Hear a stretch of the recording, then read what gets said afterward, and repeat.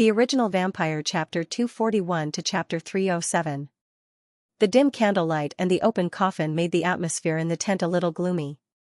Colin, Vera, and Scholar Dwayne surrounded the coffin with a dignified expression on their faces. "This is indeed not my father's body," Vera said with certainty. "There is no arcane fluctuation on it at all. It is just an ordinary stone sculpture. If it is really a petrified body, it is impossible for such a situation to occur." Colin slammed his palm on the coffin lid and said angrily, "It must be the Morrison family's doing." Vera frowned and asked doubtfully, "But why would the Morrison family do this? What is the use of stealing my father's body?" Colin hesitated for a moment, but in the end, he did not tell Vera what he had seen in the underground cave of the Butterfly Castle. After all, it was related to his biggest secret. Even if she was his wife, Colin was not willing to be honest with her. At least, not now.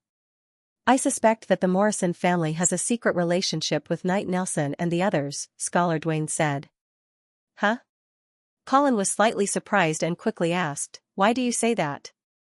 Scholar Dwayne said unhurriedly, "Lord Viscount, did you notice that when Knight Narson said that he wanted to pay his respects to the Duke's remains, it was right after you suggested that we retreat to Coldwinter?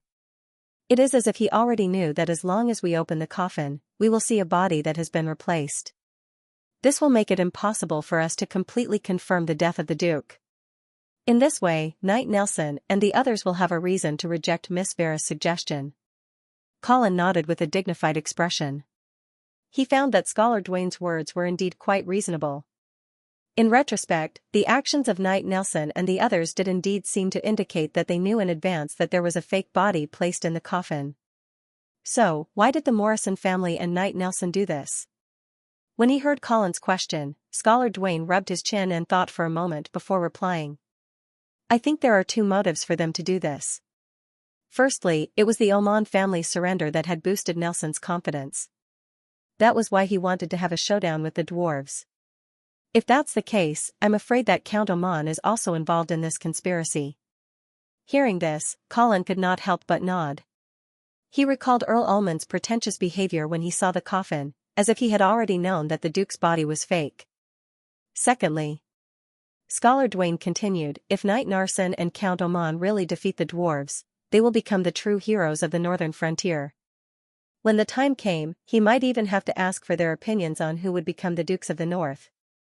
It was foreseeable that they would elect young Master Joyce as the leader of the northern frontier. After all, a child like Joyce is much easier to control, unlike Miss Vera who has her own opinions and is married to a powerful feudal lord. Hee hee. Colin suddenly laughed. He did not know if it was because of Scholar Dwayne's flattery, or because he was laughing at Knight Narson and the others for overestimating themselves. He had to admit that Scholar Dwayne had given a very good analysis of the situation. Originally, Colin had thought that the Morrison family had stolen the Duke's body because they wanted to conduct some secret research. But now, he felt that perhaps the other party's purpose was not as simple as it seemed. Moreover, the Morrison family was not the only force behind this conspiracy. At the very least, Count Oman was most likely involved. This guy had a grudge against Colin, and he definitely did not want to see Vera successfully become the leader of the Dukes of the North. Therefore, he would definitely find a way to prevent the Golden Lion Legion from falling into Vera's hands.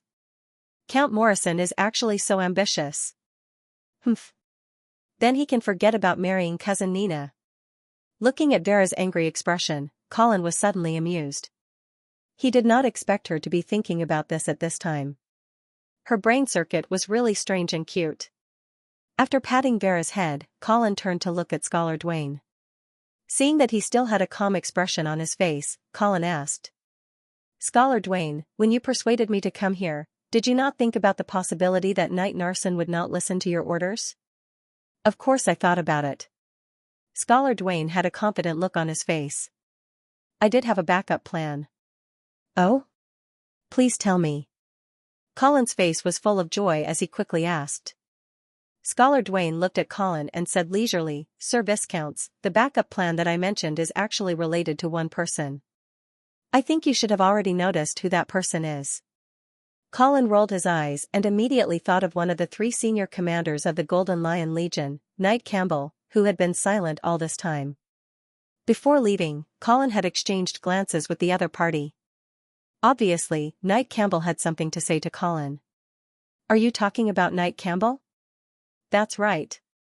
Scholar Dwayne snapped his fingers and explained, in fact, when the Duke appointed the commander of the Golden Lion Legion, he already had a plan in mind. You should also be able to see that Knight Campbell is obviously not on good terms with Knight Narsen and Knight Lewis. No, it is not as simple as that.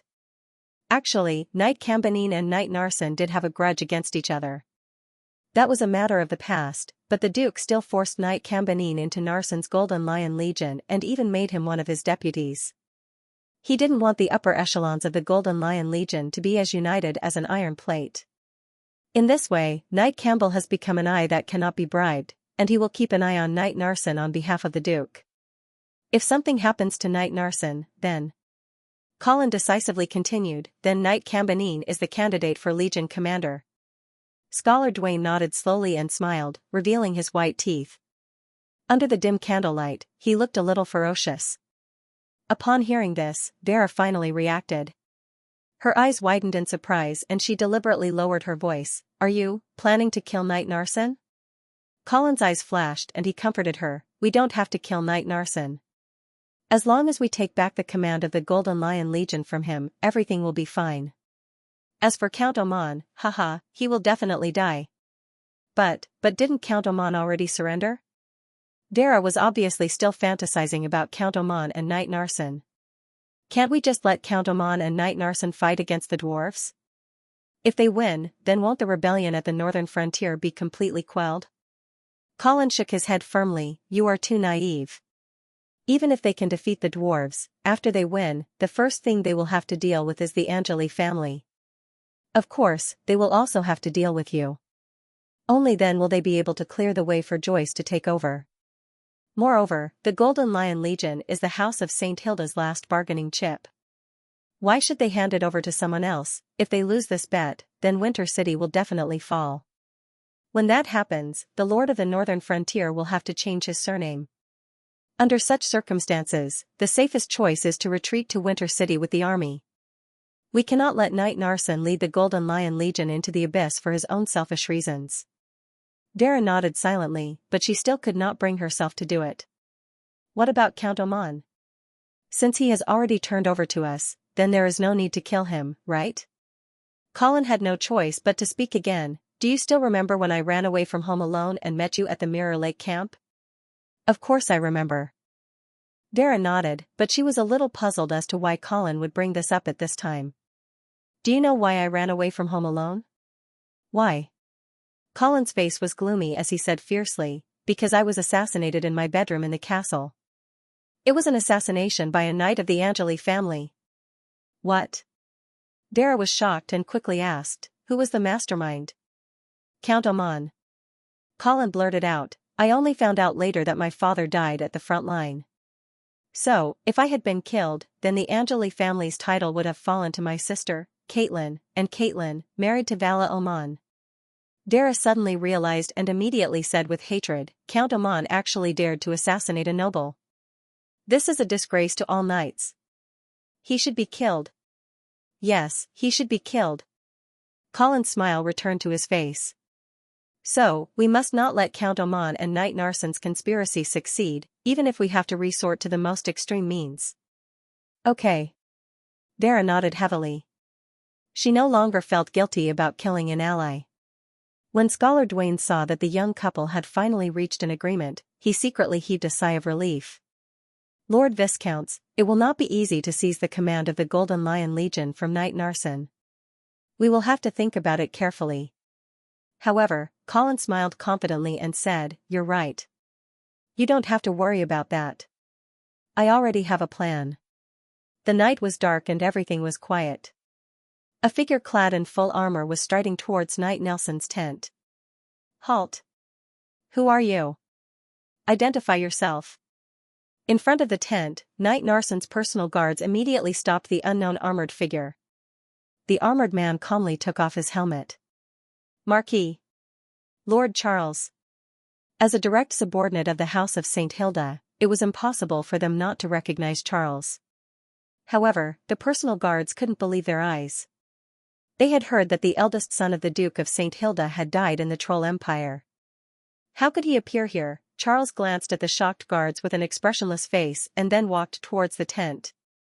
The personal guards didn't dare to stop him. In the tent, Knight Narsen heard the commotion outside. Just as he was wondering why the personal guards let someone in without informing him, he saw Charles's familiar face appear in front of him.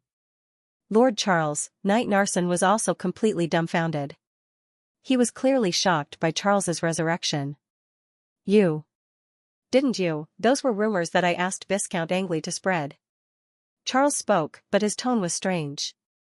It was as though he couldn't speak properly after not speaking for a long time. What's wrong with your throat? Cough, cough. My throat was injured. Colin was helpless. Even though he could control the blood thrall to speak, it took a lot of effort to do so. Moreover, his tone was very strange. Fortunately, Knight Narsen's attention wasn't on this. After hearing Charles's explanation, he didn't harp on it and hurriedly bowed. Although Charles had been stripped of his title, he had represented the Duke of St. Hilda in the Golden Lion Legion for a period of time. Therefore, Knight Narsen could be considered his old subordinate. I need you to immediately lead the army back to Chilly Winter, Charles said in a commanding tone. Knight Nelson's expression froze, and he slowly raised his head, the respect on his face gradually disappearing. Lord Charles, I don't know what Viscount Angley told you. Now, we have a chance to fight to the death with the dwarves. Why are we retreating to Winter Castle? Are you sure you can win? Charles asked expressionlessly. Knight Narsen shook his head and said, the situation on the battlefield is ever-changing. Who dares to say that victory is certain? Charles's lips curled into a stiff sneer. Then if you lose, can you bear the responsibility? If I lose, I will atone for my sins with my death.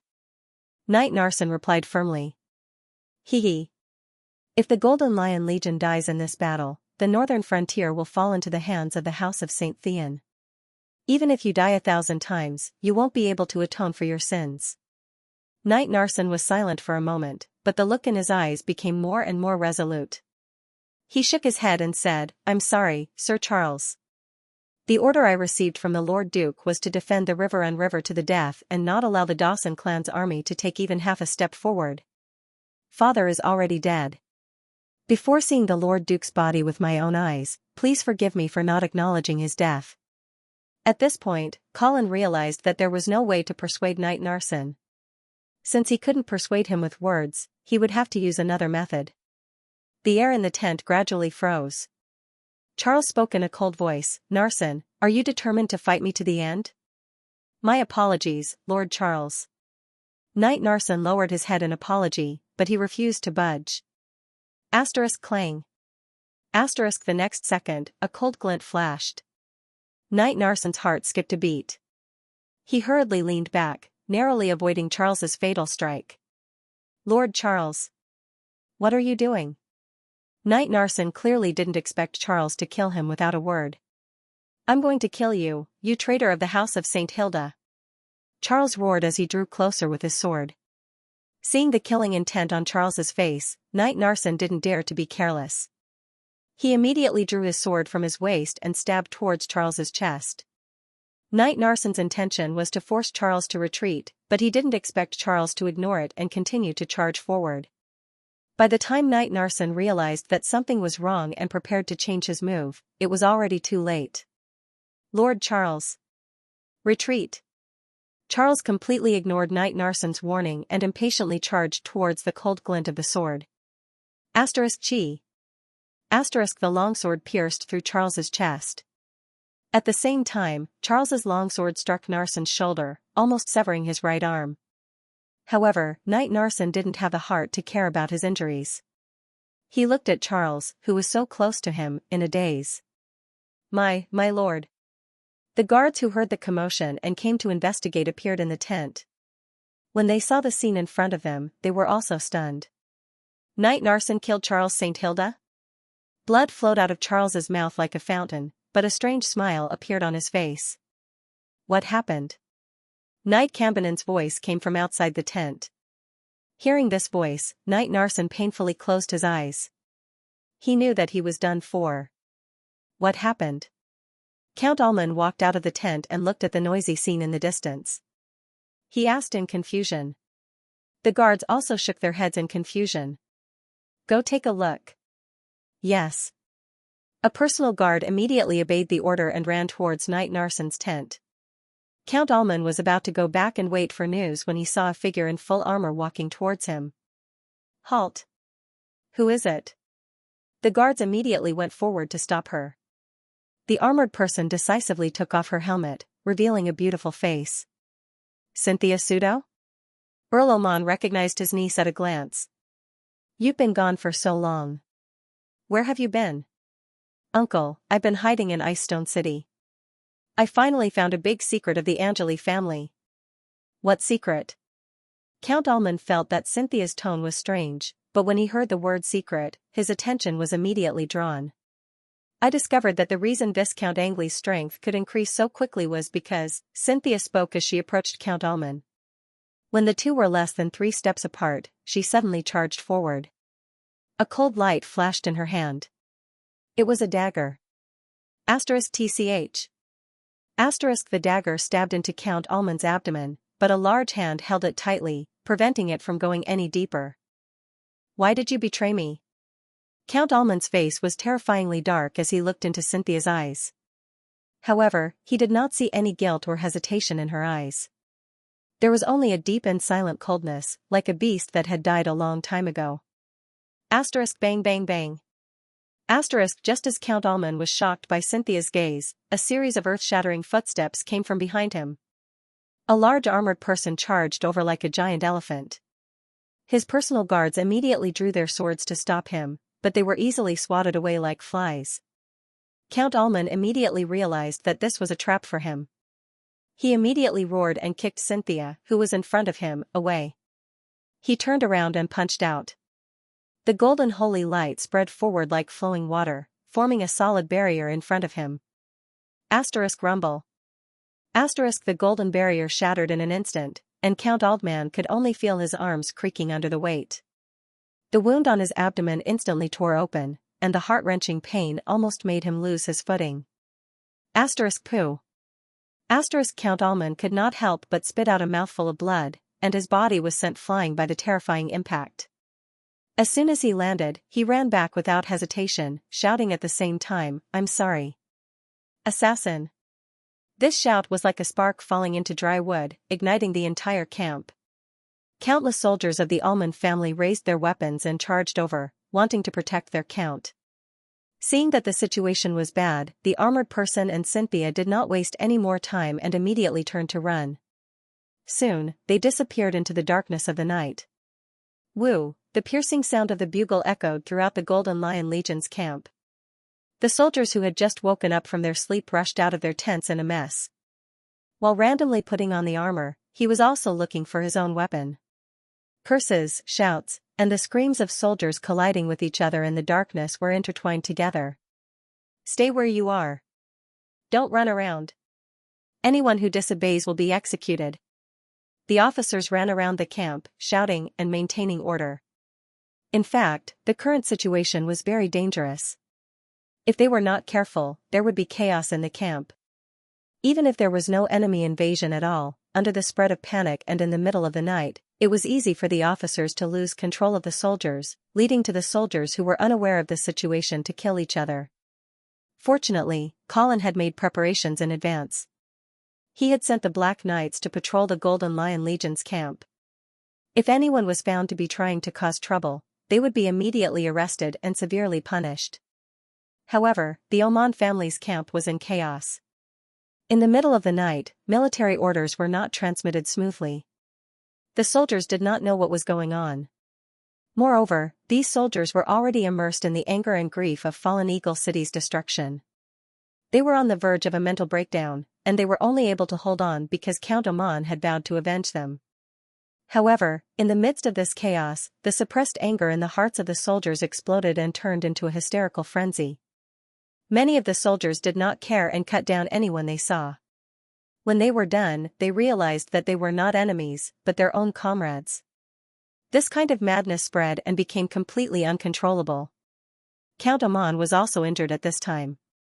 He was still wondering why his niece, Xianxia, had betrayed him and who was the one who had plotted to assassinate him. He did not stand up in time to calm the people down. By the time he realized that something was wrong, the situation in the camp had already gone out of control. "Brother Charles." In Knight Nelson's tent, Vera cried as she threw herself onto Charles's body. She never thought that her brother would come back from the dead and then die again. "Nelson! How dare you murder Sir Charles?" Colin scolded righteously. At present, Knight Nelson had already been restrained by Knight Cambanine. His eyes were lifeless as he sat on the ground. When he heard Colin's question, the corners of his mouth curled into an ugly, bitter smile. "Would you believe me if I said that I didn't want to kill him at all and that he ran into the tip of my sword on his own accord?" It was clear that everyone was looking at Knight Narsen as if he was an idiot after hearing his explanation. Knight Narsen also understood that there was no way he could explain himself in this situation. The strangeness of the whole thing was beyond his comprehension. Scholar Don's eyes flickered, and no one knew what he was thinking. When Colin told him that there was a way to deal with Knight Nelson, he never thought that the situation would turn out like this. Even though he couldn't figure out what went wrong for Knight Narsen to accidentally kill Charles, the end result was still pretty good. Nelson was done. The Golden Lion Legion was under the direct command of the House of St. Hilda. Regardless of whether it was a mid-level officer or a low-level soldier, their loyalty to the House of St. Hilda was definitely the highest in the northern frontier. Knight Narsen had actually killed the eldest son of the House of St. Hilda. This kind of evil deed meant that he had completely lost his appeal in this army. At this time, many of the soldiers of the Golden Lion Legion hated him to the bone and were looking for an opportunity to kill him to avenge Charles. At this time, the turmoil in the Oman family's camp was getting more and more serious. Screams and sounds of slaughter could even be heard here. Colin frowned as he listened for a while. Puzzled, he asked, "What's going on?" The assassination attempt on Earl Oman had failed, which made Colin rather disappointed. Count Oman was too vigilant. Even Xianxia couldn't succeed in a sneak attack. Moreover, this person's strength was indeed formidable. He was actually able to escape from the hands of the fifth-rank warrior, Prince Malvi. But after the assassination attempt failed, the blood thralls had already retreated. Why was it getting more and more chaotic over there? Scholar Dwayne listened for a while and judged, there should be a whistle in the camp. A whistle in the camp? Colin immediately trembled. He had heard of the terror of a whistle in the camp. If it wasn't handled well, the casualties caused by a whistle in the camp would be no less than a crushing defeat. Thus, Colin immediately ordered, "Knight Lewis, please immediately go and maintain order. Don't let the panic of the Oman family's army spread to the Golden Lion Legion. Remember, your mission is to guard the Golden Lion Legion's camp. If Count Oman asks for help, you must not send any troops. If any of the soldiers rush into our camp, please don't be lenient. Kill them all without mercy." Knight Lewis hesitated for a moment, but under Colin's aggressive gaze, he nodded and said, "Yes." At this time, he understood the situation clearly. Knight Narsen was completely finished. Obviously, Knight Campbell would take over the position of Legion commander, and the Golden Lion Legion would be controlled by Colin and Vera. Under such circumstances, Knight Lewis had to make a choice. And his choice was not unexpected. After Knight Lewis left the tent, Knight Narsen finally raised his head and stared at Colin. His eyes seemed to have regained some of their vitality. The knight, who was at the end of his rope, said in a deep voice, "Viscount Angley, do you still insist on withdrawing the Golden Lion Legion to Coldwinter City?" "Yes." Knight Narsen nodded when he heard this, as if he had finally accepted reality. He said frankly, "Did you know? Before you arrived here, I received a mysterious letter. The letter said that the Duke is not dead and asked me to carefully examine the Duke's body." "Oh?" Colin's expression changed, and he quickly asked, "Who sent the letter to you?" Knight Narsen slowly shook his head, there was no signature on the letter. Colin frowned. Just as he was about to ask again, Knight Narsen said, "Sir Viscounts, can you tell me if the Duke is really dead?" "Yes." Colin nodded solemnly. "I can swear on the honor of the ancestors of the Angeli family that the Duke has unfortunately passed away." Knight Narsen nodded as if he had finally let go of something. He turned to look at Vera and bowed before saying, "Miss Vera, please believe me. My loyalty to the house of St. Hilda has never changed. After saying this sentence, Knight Narsen did not wait for Vera to reply. He stood up abruptly and rushed to the back. Knight Campbell was holding his sword against Knight Narsen's back, and he was caught off guard when he realized that his sword had already pierced through Knight Narsen's chest. Knight Narsen turned to his old rival with a cruel smile on his face. "Cambanine, you've been dreaming of this day for a long time, haven't you?" After that, he turned around again and said to everyone in front of him, "Whether you believe it or not, Charles died like this." Chi, Knight Campbell pulled out his sword and Knight Narsen slowly fell to the ground. Soon, he was no longer breathing. Blood flowed in the tent and the atmosphere was almost stagnant. After a while, Colin opened his mouth and broke the suffocating silence. "Since Knight Narsen has committed suicide, the most important thing right now is to choose a new commander. Vera, as the only St. Hilda here, who do you think is the most suitable person to take on this responsibility?" Although Vera felt sorry for her brother, she knew that she needed to pull herself together at this time. As soon as she heard Knight Campbell's words, she wiped the tears off her face and looked around. Finally, she said softly, "Knight Campbell, please be in charge of the Golden Lion Legion."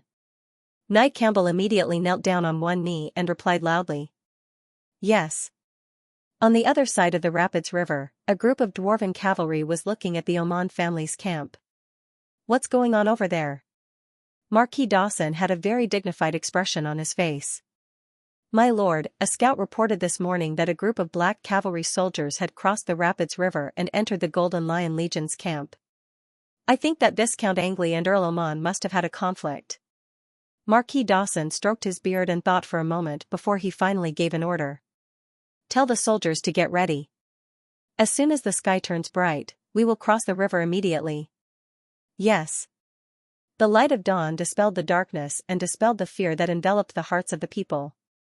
The chaos in the Oman family's camp finally subsided. However, when Colin sent out a messenger to search for Count Oman, he was nowhere to be found. "What? He ran away?" "Yes, Lord Viscounts. Not only Count Oman, but the Oman family's army is also moving towards the south." Colin sneered. This Count Oman must have been born in the year of the rabbit. How could he run so fast? However, from this, it could be seen that Count Oman was indeed extremely vigilant, and had fled very decisively. Last night's assassination, the other party probably guessed that Colin was the one who ordered it. However, how could Colin let this enemy off so easily? He immediately ordered, "Knight Cambanine, please immediately mobilize the army and chase after Count Oman." "Yes." Cambanine could tell that Vera completely followed her husband's orders.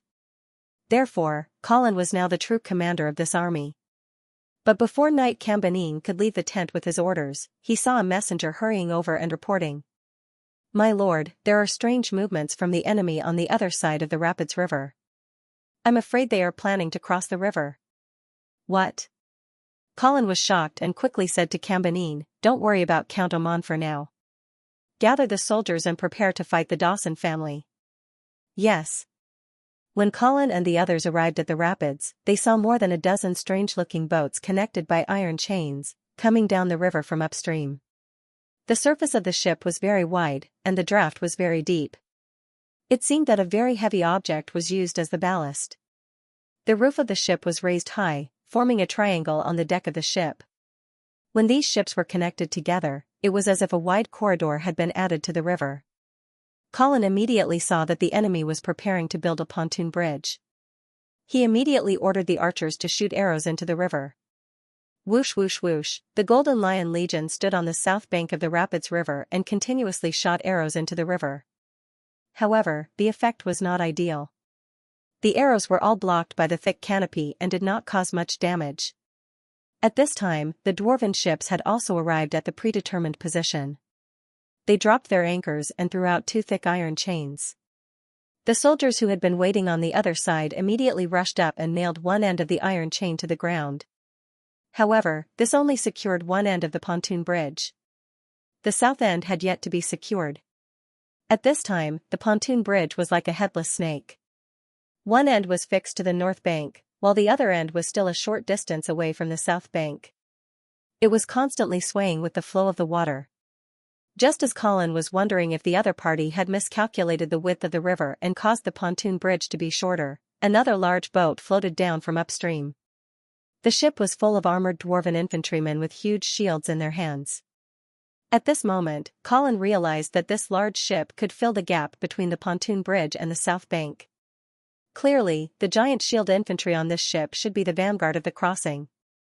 Crack crack. The large ship gradually moved into position, and the pontoon bridge was officially formed. Colin was dumbfounded. Clearly, he did not expect the dwarven craftsmen to have reached such a level. However, the dwarves were indeed talented in forging, construction, and civil engineering. At this moment, the pontoon bridge was already formed.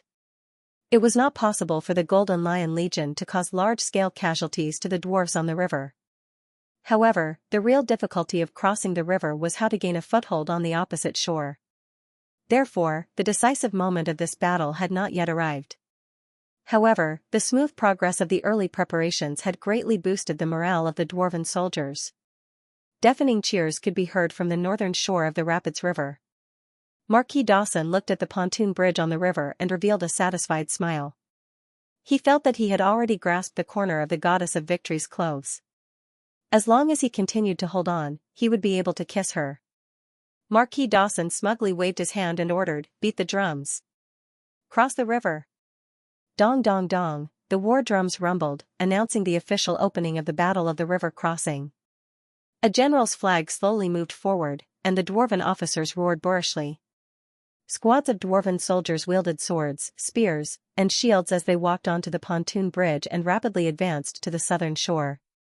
Next, it was the bloodiest and cruelest battle to land on the shore. At this moment, the archers of the Golden Lion Legion had already stopped shooting and rapidly retreated. Thousands of infantrymen obeyed the order and moved forward in formation on the riverbank. It looked like they were going to defend the riverbank to the death. To be honest, this battle was not within Colin's plan. He and Scholar Dwayne wanted to bring the Golden Lion Legion back to chilly winter and defend the tall and sturdy city walls. However, plans could not keep up with changes. The enemy would not just stand there foolishly and wait for them to attack. The previous night's whistle had caused Marquis Dawson to think that there was a problem with the Golden Lion Legion, so he wanted to take the opportunity to cross the river. Under such circumstances, Colin could not lead the army to retreat. After all, the dwarves had prepared overnight and completed the pontoon bridge early in the morning. They were already crossing the river. If the Golden Lion Legion still wanted to retreat, Marquis Dawson would definitely chase after them. When that happened, the retreat would most likely turn into a complete retreat. Moreover, Count Oman, who had escaped, was also an uncertain factor. Colin still did not know how many soldiers Count Alman could gather after last night's battle. He also did not know if Count Alman would stop the Golden Lion army midway after this incident. Hence, under such circumstances, Colin had to deal with Marquis Dawson, who was attempting to cross the river, so that he would not dare to chase after them. Only then could the Golden Lion Legion retreat with ease. At this moment, the two armies had already begun to engage in close combat. The dwarven shield-wielding infantrymen jumped down from the bow of the ship and waded along the river to set up a defense. Behind them, two dwarven craftsmen jumped down and tried to nail the metal chain into the ground to secure the pontoon bridge. Of course, the Golden Lion Legion would not allow the enemy to complete the last step so easily. Under the command of the officer, the infantrymen on the beach began to slowly advance and launch an attack. As the Golden Lion Legion moved forward, the war drums on both sides of the river intertwined, and war cries finally rang out. The two sides clashed on the beach. Swords, spears, and swords flashed. Shouts of killing filled the air. Arrows flew everywhere. Countless soldiers screamed and fell to the ground. Blood flowed freely. Soon, it dyed a large area of water near the beach red. An endless stream of dwarven soldiers crossed the pontoon bridge and joined the formation, doing their best to block the Golden Lion Legion's attack. However, they were still at a disadvantage in numbers, and the beach was soon filled with people. However, the shield-wielding infantrymen were constantly pushed back, and the dwarven soldiers behind quickly gathered together, making it even harder for the soldiers on the pontoon bridge to charge out. The Golden Lion Legion's attack was fierce, and it looked like they would push the enemy into the river in one go. It had to be said that although the dwarven craftsmen were excellent, they could not make up for the difference in combat strength. The dwarves were not weak, but the disadvantage of their height made it difficult for them to use their strength. After all, it was easier to slash down from above. They were also not like the half-elves, who did not have nimble movements or amazing archery. Therefore, the dwarves were usually at a disadvantage when fighting against human armies. Of course, there were many factors that determined victory on the battlefield, and the combat strength of the soldiers was not the only factor. Moreover, the battle had only just begun, and neither side had put in their main forces yet. This could only be considered a warm-up. However, the setback that the vanguard encountered made Marquis Dawson frown. After all, this was a general who had been following Marquis Garcia on his expeditions. He was already used to the invincible might of the Black Guards. Now that he saw that his troops were having such a hard time fighting a battle to land on the beach, he was instantly displeased. Tumu, you will personally lead the army across the river. I want to see your flag planted on the land on the other side in an hour. Yes, sir. A dark-skinned muscular dwarf immediately knocked on his breastplate with a thunderous sound. Afterwards, he led his troops onto the pontoon bridge. It was visible to the naked eye that the water level of the pontoon bridge had deepened. This was because the dwarf General Tumu was leading heavy infantry. Kill! A dwarven general clad in heavy armor jumped down from the ship. As soon as he got off, an arrow flew towards his eyes. However, he only tilted his head slightly, letting the arrow hit his helmet with a clang. Soon after, the strongest warrior of the Dawson clan let out a furious roar, smashing the hammer in his hands viciously against the ground. Boom. A violent shockwave spread out, and the soft beach immediately caved in. It was as if a giant underground beast had opened its mouth and swallowed the hundreds of Golden Lion Legion soldiers. Tuma laughed maniacally, roaring like a beast. Charge! Tear these humans to shreds! This valiant warrior of the 5th rank greeted the Golden Lion Legion in his own way as soon as he appeared. A large gap was torn open in the Golden Lion Legion's dense formation. Tuma led the charge, and the dwarven heavy infantry behind him roared as they charged into the Golden Lion Legion's formation. The Golden Lion Legion's front line was constantly pushed back by the dwarven heavy infantry. Their swords and bows were unable to break through the defense of the heavy armor. In order to cause any damage to the dwarven heavy infantry, they needed a special weapon, a warhammer. However, Knight Campbell hadn't expected the dwarves to send their most elite heavy infantry to the battlefield so quickly, so he didn't send the Warhammer Company to the front lines. In a short period of time, the Golden Lion Legion's front line was continuously pushed back. The dwarven heavy infantry were like sharp blades that stabbed into the human formation, leaving bloody trails in their wake. The valor of the elite dwarven troops was vividly displayed at this moment. More and more dwarven infantry crossed the pontoon bridge, finally gaining a foothold in the shallow waters. Knight Campbell couldn't sit still any longer. He hurriedly ordered the Warhammer Company to charge forward and send more soldiers to seize the front line. However, Colin shook his head and stopped Knight Campbell. Don't be hasty. Let the frontline troops withdraw first. The front line will be given to the dwarves. Knight Cambanine hesitated for a moment, but then he remembered that Viscount Angley was said to be Marquis Garcia's most valued general, and that he had won consecutive victories in Silvery Moon City and the Troll Empire. Of course, he wasn't a layman who didn't understand military affairs. Yes. Wizard Cusius, who had been pretending to be invisible, suddenly spoke up. Viscount Angley, if you need me, I can help you destroy the dwarf's pontoon bridge. Colin was surprised as he turned around and looked at Vera's teacher from head to toe. After a short while, he smiled and said, "What is the price that you have to pay to help me?" "There's no price." Cusius smiled and shook his head, his face full of sincerity. However, Colin thought to himself, free is the most expensive. He didn't know what Wizard Kudos was planning, but he didn't let his guard down. For now, there's no need to trouble you. The Golden Lion Legion is capable of dealing with a mere Dawson clan. In fact, Colin's plan was to let a portion of the dwarven army cross the river and then attack them halfway. In this battle of resistance, his plan was to give the Dawson clan a painful beating. This way, when the Golden Lion Legion retreated, the Dawson clan wouldn't dare to cross the river and chase after them. If Cusius destroyed the pontoon bridge or defended the front line so that the dwarfs couldn't cross the river, then they wouldn't be able to cause enough casualties to the dwarven army. Although allowing the dwarves to gain a foothold at the front line would make the following battle more difficult, this was a price that had to be paid. Scholar Dwayne had helped Colin determine the strategy of defending, but when it came time to take the initiative to attack, Colin would not hesitate. Moreover, the more you wanted to retreat, the more you wanted to make the enemy think that you wanted to fight to the death. Therefore, Colin was prepared to fight this battle as a decisive battle. As the Golden Lion Legion retreated, more and more dwarven soldiers crossed the bridge and gradually formed a formation on the south bank of the river. However, they didn't rashly chase after them. Instead, they waited for more of their allies to cross the river.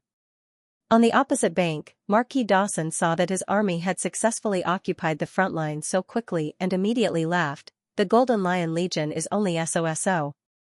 The dwarven officer on the side also laughed and said, "After all, it was chaotic last night. They're probably dozing off right now. Still, we can't let our guard down." Marquis Dawson's smile disappeared and he sternly said, "Tell Tumu to guard the front line well and not to attack rashly." "Yes." After the bloody battle at the beginning, the battlefield suddenly quieted down, as if it had entered the intermission period. More and more dwarves crossed the river. In the afternoon, the number of dwarves crossing the river had exceeded 10,000. Moreover, they began to build simple fortifications on the front line, preparing to build a bridgehead. Of course, the Golden Lion Legion wasn't idle either. Colin first let the soldiers eat their fill. Then, he arranged for some sentries to guard against any sudden attacks from the dwarves. After that, he let the main force return to the camp to catch up on sleep. After all, after the chaos last night, most of the soldiers weren't in their best condition. Colin saw that the dwarves were busy crossing the river and building fortifications, so he let his soldiers rest and recover their energy. Originally, he was worried that the dwarves would send out small groups to harass them, but until 2 or 3 o'clock in the afternoon, the dwarves still didn't have any intention of attacking. Colin immediately understood that Marquis Dawson on the opposite bank was a cautious and conservative commander. This could be guessed. After all, Marquis Dawson was mainly in charge of logistics in the Black Cavalry. Of course, he couldn't have a radical personality. Being cautious and conservative wasn't a weakness, but if he was too cautious and hesitated when seeing a suitable opportunity, then the opportunity would slip through his fingers. Moreover, in Colin's opinion, if Marquis Dawson really chose a conservative strategy, then he shouldn't have chosen to cross the river. Instead, he should have continued to wait for the Menham family's army to arrive. Once he chose to cross the river, he would be at a disadvantage strategically. This was because the Rapids River would naturally divide the dwarves' army into 2 parts. It was impossible to rely on the pontoon bridge to connect the 2 parts of the army together. Now, it seemed that the dwarves' crossing of the river was going smoothly. However, when the Golden Lion Legion launched their attack, they would taste the pain of not being able to advance and not being able to retreat. Marquis Dawson would also understand that he had missed the best opportunity to defeat the Golden Lion Legion. At 3 o'clock in the afternoon, the Golden Lion Legion had already finished their sleep and regrouped. Colin held Vera's hand as they stood on a temporarily built platform. There were 2 coffins beside them. One of them contained the body of the Duke of St. Hilda, and the other contained the body of Charles St. Hilda.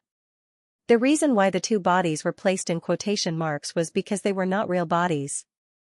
The body of the Duke of St. Hilda was a stone statue that had been swapped out, and Charles St. Hilda was not completely dead yet. "Go ahead," Colin said as he let go of Vera's hand. His eyes were full of encouragement. Vera nodded gently before she walked to the front of the platform alone. The 2 coffins were placed behind her, and the afternoon sun shone through the clouds. It seemed as though she was covered with a layer of holy halo. "My father is dead. My brother is dead as well." Vera's clear but firm voice spread throughout the wilderness through a sound amplification spell. Just these 2 sentences were enough to make the Golden Lion Legion's soldiers feel ashamed. They had always claimed to be the shield of St. Hilda, but they had never succeeded in protecting their lord. Vera continued speaking, "However, I believe that my father and my brother did not hold any grudges before they died. This is because, just like all the other St. Hildas, they swore to protect the northern frontier, they were willing to sacrifice their lives for the northern frontier, so am I. No matter how strong the rebels are, no matter how terrible the enemy is, I will never allow the people of the northern frontier to fall into endless war. I will never allow this land to be filled with evil and killing. Warriors of the Golden Lion Legion, are you willing to fight with me for the northern frontier? We swear to protect the northern frontier. Knight Campbell shouted as he stood below the platform. We swear to protect the northern frontier. We swear to protect the northern frontier. One after another, the voices gradually converged into a slogan that resounded throughout the land. The sound of the rushing river gradually became noiseless. Colin narrowed his eyes as he looked at Vera, who was receiving the cheers of tens of thousands of soldiers of the Golden Lion Legion. In a trance, he seemed to see the figure of another woman, the half-elf queen, Aisha Miller. It seemed that Vera had indeed learned a lot from her time in Silvermoon City. Colin firmly believed that with the passage of time and the richness of her experiences, Vera would gradually grow into a qualified ruler of the northern region. The sky suddenly turned gloomy. The sun seemed to have sensed the impending war and was so scared that it hid in the dark clouds. The air pressure suddenly became very low, so low that it was difficult to breathe. This kind of suffocating feeling made people want to find something to vent. At this time and place, killing people was undoubtedly a good way to vent. Dong dong dong, in the dull sound of military drums, the vanguard of the Golden Lion Legion began to approach the dwarfs' position on the river bank. Then, when they were about 500 steps away, they suddenly accelerated and charged forward. Wild howls resounded throughout the earth. Tall and strong figures wearing heavy armor and holding swords rushed towards the dwarfs' neatly arranged shield wall like monsters from the wilderness. Some of them were directly pierced by the spears, some were bounced back by the shield wall, and some broke through the wall with brute force. This decisive battle started very suddenly, but it was particularly decisive and decisive. As soon as the battle started, it was over and the bloody and cruel climax was presented in front of everyone. Vera's mobilization before the battle and the two corpses in the house of St. Hilda had completely ignited the courage in the hearts of the soldiers of the Golden Lion Legion. Therefore, as soon as the battle started, they rushed to the enemy's position like wild beasts that had broken free from their shackles and vowed to avenge the two St. Hildas. Of course, the dwarfs' counterattack was also fierce and fierce. For thousands of years, the dwarfs had been a vassal race of humans. Generation after generation, they were engaged in forging, construction, brewing, and other chores to serve and contribute to humans. They were conscientious, but they were not without complaints. Before the establishment of the Empire of Light, the dwarfs had their own independent country. However, when the Holy Knights were invincible, the dwarfs had to lower their proud heads in order to continue their race. Now, a once-in-a-lifetime opportunity had appeared in front of them. The northern frontier was in chaos, and the St. Thean family and the San Lorenzo family had reached a tacit agreement to give the dwarves a chance to establish their own country. Such an opportunity was the only relief that the dwarves of the past had been searching for. It was the only hope for them to bathe in the supreme glory of the dwarf king. Therefore, every dwarf warrior was willing to sacrifice everything for this opportunity. When enemies meet on a narrow path, the courageous would win. The two sides were like two red-eyed fighting bulls, completely entangled with each other, vowing to decide the victor. The battle cries grew louder and louder, and the battle became more and more desperate. More and more people fell, but more and more people rushed forward. Blood began to flow freely, and life was quickly fading away. Rumble, a bolt of lightning pierced through the sky, followed by the deafening sound of thunder. Not long after, raindrops began to fall. Of course, this little drizzle was unable to extinguish the intense flames of war on the southern bank of the river. At this time, both sides were completely entangled. The flowing blood and the corpses on the ground stimulated the ferocity of the soldiers, turning them into beasts that only knew how to kill. Suddenly, as if there was a cold current, the raindrops that fell on the dwarfs' position suddenly turned into sharp icicles. If there was no armor on their heads, they would immediately be smashed to pieces. When the soldiers of the Golden Lion Legion saw this, they burst into cheers and their attacks became much fiercer. This was because they knew that Miss Vera was fighting side by side with them. However, this spell didn't last for long. Vera, who was at the rear, had already begun to pant, and her blonde hair was beginning to turn white. "Well, you can rest for a while. Leave the rest to me, Colin said as he held Vera's cold hand. Vera was stunned, and then she saw that Roger had already led 1,000 black cavalry soldiers to gather behind Colin. Are you going to attack? Vera was worried and she wanted to dissuade him, but she didn't know what to say. Colin nodded with a firm expression on his face, of course. I am also a knight of the northern frontier, and it is my duty to protect the northern frontier. Vera's eyes instantly turned red, and in a trance, she felt as if she had returned to a year ago. At that time, they were also on the banks of the Rapids River, and they were being chased by the demon wolf cavalry. At that time, Colin had also taken the initiative to stand up and take the lead to rush to the front, and he had almost lost his life because of it. Then you must be careful. Vera did not try to dissuade Colin. Instead, she took the initiative to step forward, tiptoed, and gave him a deep kiss. It was a little salty. After their lips parted, Colin saw that Vera's face was covered in tears. If you die in battle, I will follow you and return to the arms of the God of Light. Colin's heart was filled with warmth as he listened to Vera's solemn promise. He believed that Vera was serious when she said this. Suddenly, Colin realized that there was a woman in this different world who was willing to sacrifice her life for him. Don't worry, Colin said with a smile. I am afraid that the person who can kill me has not been born yet. At this time, Knight Campbell seemed to be influenced by Colin's behavior, and he immediately shouted, Lord Viscounts, please allow me to fight by your side. Colin raised his eyebrows, and he was somewhat impressed by the new commander of the Golden Lion Legion that he had just promoted. It seemed that he was indeed a loyal follower of the House of St. Hilda. However, Colin slowly shook his head and said, the Golden Lion Legion needs a commander, Knight Campbell. Please let me have the glory of the Golden Lion Legion. Yes, Lord Viscounts. Knight Campbell slammed his fist on his chest and bowed respectfully to Colin. From this moment onwards, he began to truly recognize Colin. Originally, Knight Campbell had some opinions about Colin. He thought that this person was trying to control the Golden Lion Legion through Vera, but now, he suddenly felt that there was nothing wrong with the Golden Lion Legion following the orders of a knight who was willing to sacrifice himself for the northern frontier. Lord Viscounts, do you need my help to destroy the pontoon bridge on the river? At this time, the mage Xianxia stood up again. Colin turned around and looked at the white-robed mage, but he still refused with a smile. I am sorry, Sir Mage. This is a battle that belongs to the knights. The more Xianxia took the initiative to please him, the more Colin wanted to keep a distance from him.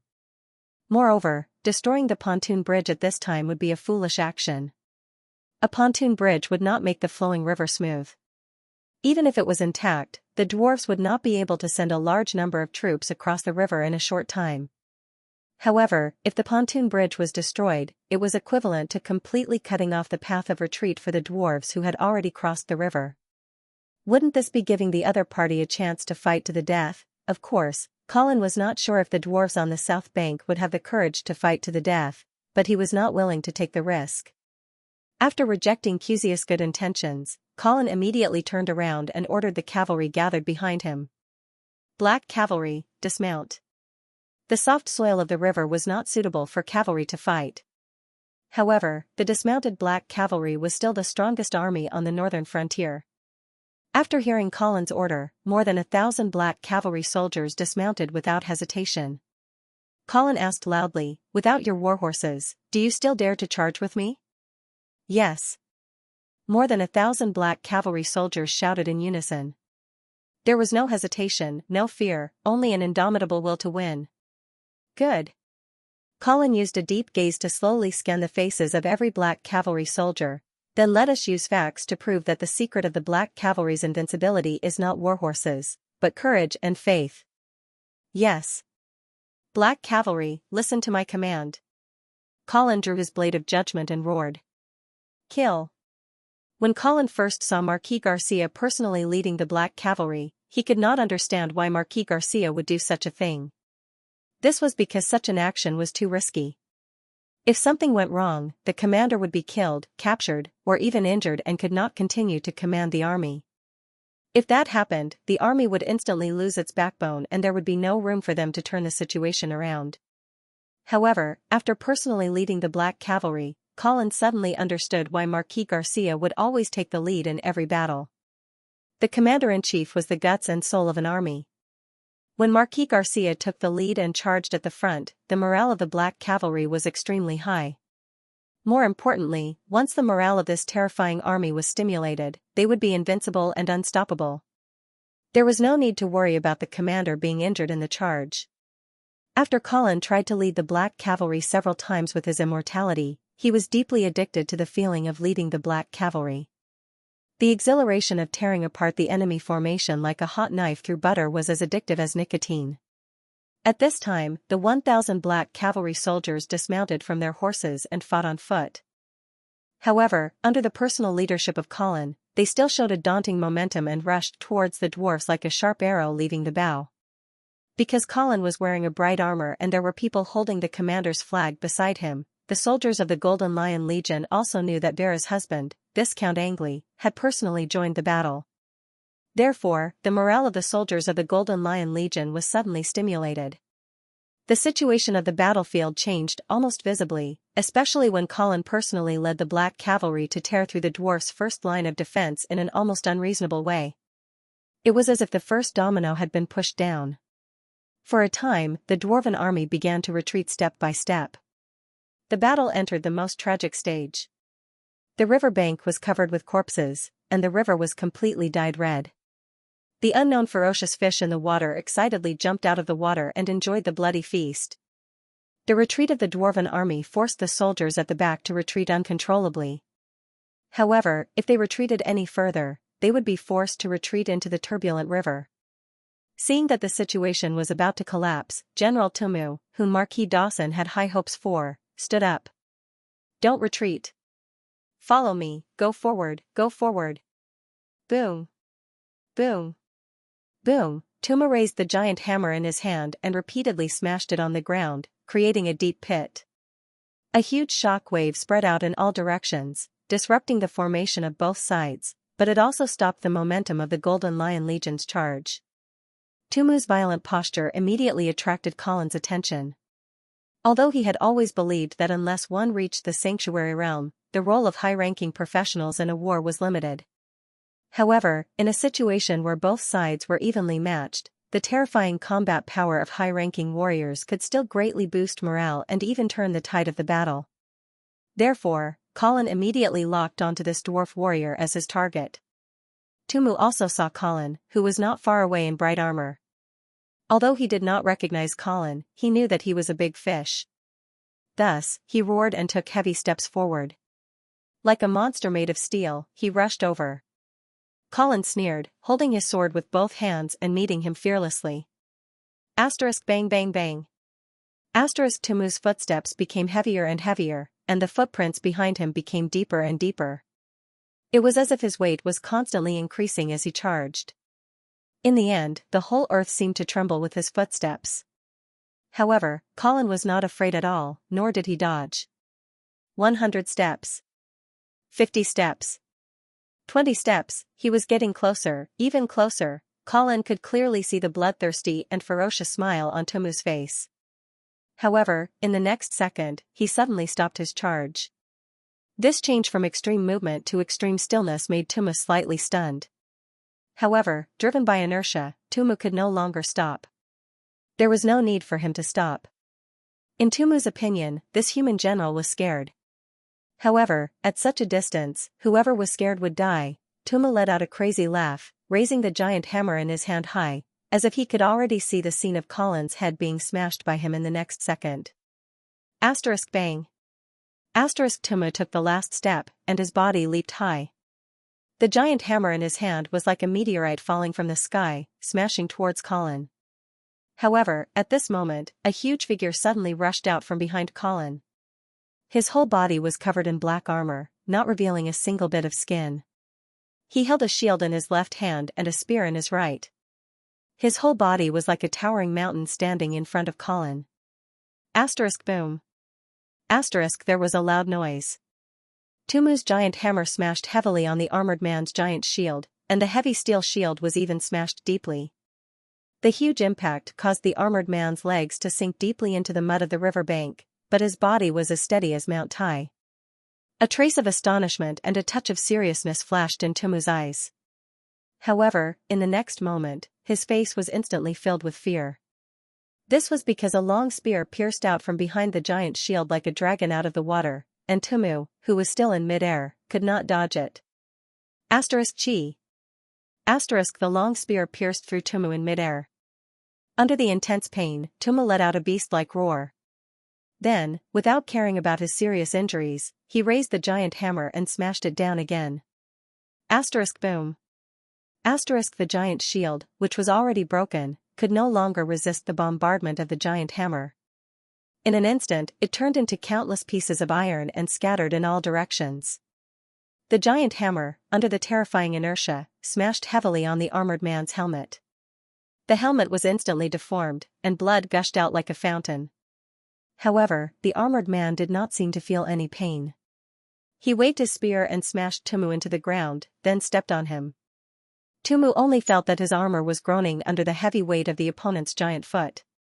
However, he just noticed that under the twisted helmet, there was a bit of dark green skin and a glimpse of ferocious fangs. The opponent was a troll warrior. Tumu was full of doubts. Why would a troll help the Golden Lion Legion? Surrender, and I'll give you face. Colin's cold voice sounded. Bah. Tumu spat out a mouthful of blood, and said disdainfully, only dead dwarven warriors don't surrender. Bang, Colin kicked Tumu's head heavily, knocking him out. Tumu's fall was a fatal blow to the dwarven army's morale. Under the circumstances where Marquis Dawson had not crossed the river, this fifth-ranked dwarf warrior was the backbone of the dwarven army on the south bank. At this moment, seeing that the incomparably valiant General Tumu had been stepped on, and it was unknown whether he was dead or alive, panic immediately began to spread among the dwarves. And when the battle reached its climax, such panic was fatal. On the Golden Lion Legion's side, their morale was greatly boosted. The soldiers fearlessly charged forward, charging forward, and charging forward again. Under the tide-like attack, the dwarves could only retreat step by step. However, this retreat only made their situation worse. This was because behind them was the turbulent flowing river. Although there were still more dwarven troops coming to the south bank along the pontoon bridge, they could not have too much of an impact on the current battle situation. This was because they had already been blocked by their allies who were trying to retreat, and they could not display their true potential as a fresh force. This would only make the riverbank more crowded and chaotic. Even worse, the dwarven army that had gathered together became living targets for the archers of the Golden Lion Legion. Arrows rained down like a storm, reaping the lives of the dwarven soldiers with great efficiency. Charge! Charge forward! We can't retreat! We can't retreat anymore! The dwarven officers roared at the top of their lungs, trying to salvage the situation.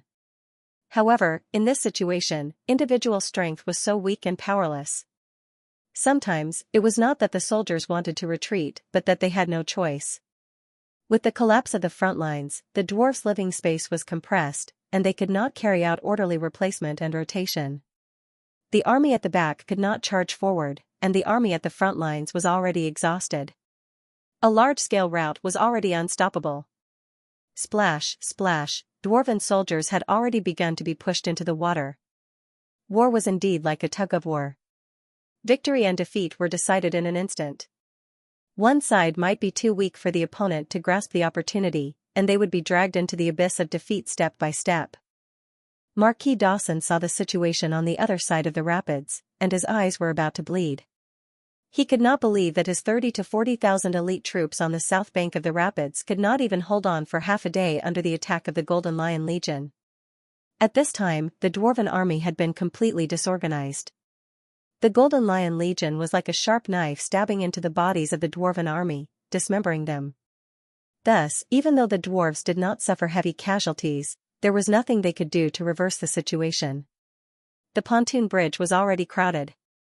The dwarves on the north bank wanted to go over and help, but the dwarves on the south bank kept trying to escape. This caused the pontoon bridge to be blocked, and there were even dwarven soldiers constantly being pushed off the bridge and into the river. Of course, even more dwarven soldiers were pushed into the river from the shore. The rapids was turbulent to begin with. If the soldiers who fell into the river were still wearing armor, they would only drown no matter how good they were at swimming. Gradually, the dwarven soldiers realized that they had lost. soldiers began to take off their armor, throw away their weapons, and jump into the water in an attempt to swim across the river. Escape was the only thought in the hearts of the dwarven soldiers at this time. Thus, even though they knew that the rapids was behind them, they had completely lost the courage to fight the enemy. They would rather risk being swallowed by the river than face the enemy's blade. Marquis Dawson had just cursed and wanted to personally lead the battle, but fortunately, he was persuaded by the officers beside him. He panted heavily and clenched his fists, his nails digging deep into his flesh. He watched as group after group of dwarves either took the initiative or were driven into the river. For a moment, the river was full of dwarven soldiers. At a glance, it was all bobbing heads and waving hands. The soldiers of the Golden Lion Legion who had rushed to the river began to take out their bows and arrows, calmly and mercilessly killing the dwarves on the river. Soon, numerous corpses appeared on the surface of the river. Marquis Dawson stared blankly at everything in front of him. The screams and shouts of killing all around him seemed to have disappeared. At this moment, he seemed to have been completely isolated from this battlefield. The dream of the dwarves for thousands of years seemed to have left him at this moment. He couldn't accept it. For the sake of this dream, he had already sacrificed too much. A heart-piercing pain caused Marquis Dawson to involuntarily open his mouth. He tried to shout, but when he opened his mouth, it was filled with the smell of blood. Lord Marquis! Lord Marquis! The dwarven officer saw Marquis Dawson spurt out blood from his mouth, and then he fell down, unconscious. In the evening, the heavy rain finally stopped. The setting sun finally peeked out from the dark clouds, sprinkling the last of its gorgeous rays onto the earth. The battle on the southern shore of Riverrun was basically over. The dwarven army could no longer organize a large-scale resistance. Only a few scattered beasts were left fighting. The pontoon bridge that connected the two sides of the Rapids River had already been set ablaze. This fire was set by the dwarfs themselves. Clearly, they wanted to prevent the Golden Lion Legion from pursuing them through the pontoon bridge to the northern shore. But in this way, the remnants of the army on the southern shore had lost all hope of escaping. More and more dwarves began to lay down their weapons and kneel down in surrender. It's a pity. If only Marquis Dawson was on the southern shore. Colin stood by the Rapids River, looking at the dwarven camp on the other side, and said with some regret. In fact, the Golden Lion Legion had already achieved a complete victory in this battle. Although the results of the battle were not out yet, Colin estimated that the number of dwarves defeated on the southern shore was at least 30,000. This kind of loss would definitely make Marquis Dawson's heart ache. The goal set before the battle could be considered to have been perfectly achieved. If the Golden Lion Legion retreated now, even if Marquis Dawson had 10 times the courage, he wouldn't dare to chase them across the river. However, Colin still felt that it wasn't perfect enough. After all, he didn't manage to catch the guy who betrayed Marquis Garcia and the Black Cavalry. Scholar Dwayne was standing beside Colin. After hearing his lament, he smiled slightly, and said, Marquis Dawson isn't famous for charging and breaking through enemy lines. It won't be that easy to catch him on the battlefield. Colin could hear the persuasion in Scholar Dwayne's words. Obviously, although his actions of leading the army to charge and break through the enemy lines had been a great success, Scholar Dwayne was still worried. However, Colin didn't explain too much. After all, he couldn't tell Dwayne that he was immortal and had a group of fearless blood shadow guards protecting him.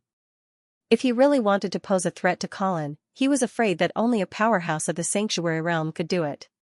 Seeing that Colin didn't say anything, Scholar Dwayne didn't dwell on this issue. He was a smart person, and knew that going too far was as bad as falling short. After a moment of silence, Scholar Dwayne spoke again, and changed the topic. Lord Viscounts, do you know why Marquis Dawson took the risk of crossing the river to attack us? Colin's eyes narrowed slightly, and he immediately became interested. Why? In fact, he had such doubts before. With the natural moat that was the rapids, the side that crossed the river would definitely be at a strategic disadvantage. This time, the Golden Lion Legion was able to completely defeat the 30,000-strong elite dwarven army in just half a day, mainly because they had the advantage of crossing the river. That was why the two sides had been at a stalemate for more than a month at the Rapids River. They had constantly sent small groups of troops back and forth to test the waters, but neither side was willing to take the initiative to cross the river to attack. However, this time, Marquis Dawson took the initiative to attack. Of course, the chaos in the Golden Lion Legion's camp last night was definitely a trigger, but that alone shouldn't be enough to make Marquis Dawson take such a risky action. Scholar Dwayne smiled, and said, "Lord Viscounts, do you know the Selinsky family?" Selinsky? Colin flipped through the memories of his predecessor, but he couldn't find anything.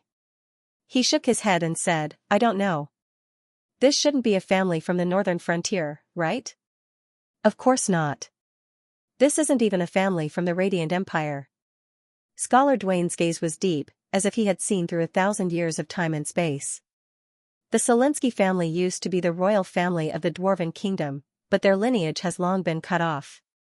Royal family of the dwarves, Colin's heart skipped a beat, and he continued to look at Scholar Dwayne, waiting for his explanation. Although the Selinsky family has become history, it occupies an extremely important position in the hearts of the dwarves. It has even evolved into a spiritual totem in the thousands of years of reminiscence and reminiscence. It has even become a belief. Therefore, if there were still a Selinsky alive, as long as he made a call, the dwarves would definitely surround him, and establishing a kingdom would be a matter of course. However, because the Selinsky family no longer has any descendants, the dwarves will face a problem when they attempt to establish a kingdom on the northern frontier. Who will be the king of the dwarves? Hearing this, Colin roughly understood Scholar Dwayne's meaning. So, Marquis Dawson chose to take the initiative to attack because he wanted to rely on his achievements in defeating the Golden Lion Legion to fight for the position of King of the Dwarfs? That's right. Scholar Dwayne nodded. Actually, in terms of title and power, Marquis Menham and Marquis Dawson are about the same. However, Marquis Dawson has a huge stain on his reputation. Colin nodded. He knew that this stain was clearly the matter of Marquis Dawson betraying the one he had pledged his loyalty to, Marquis Garcia.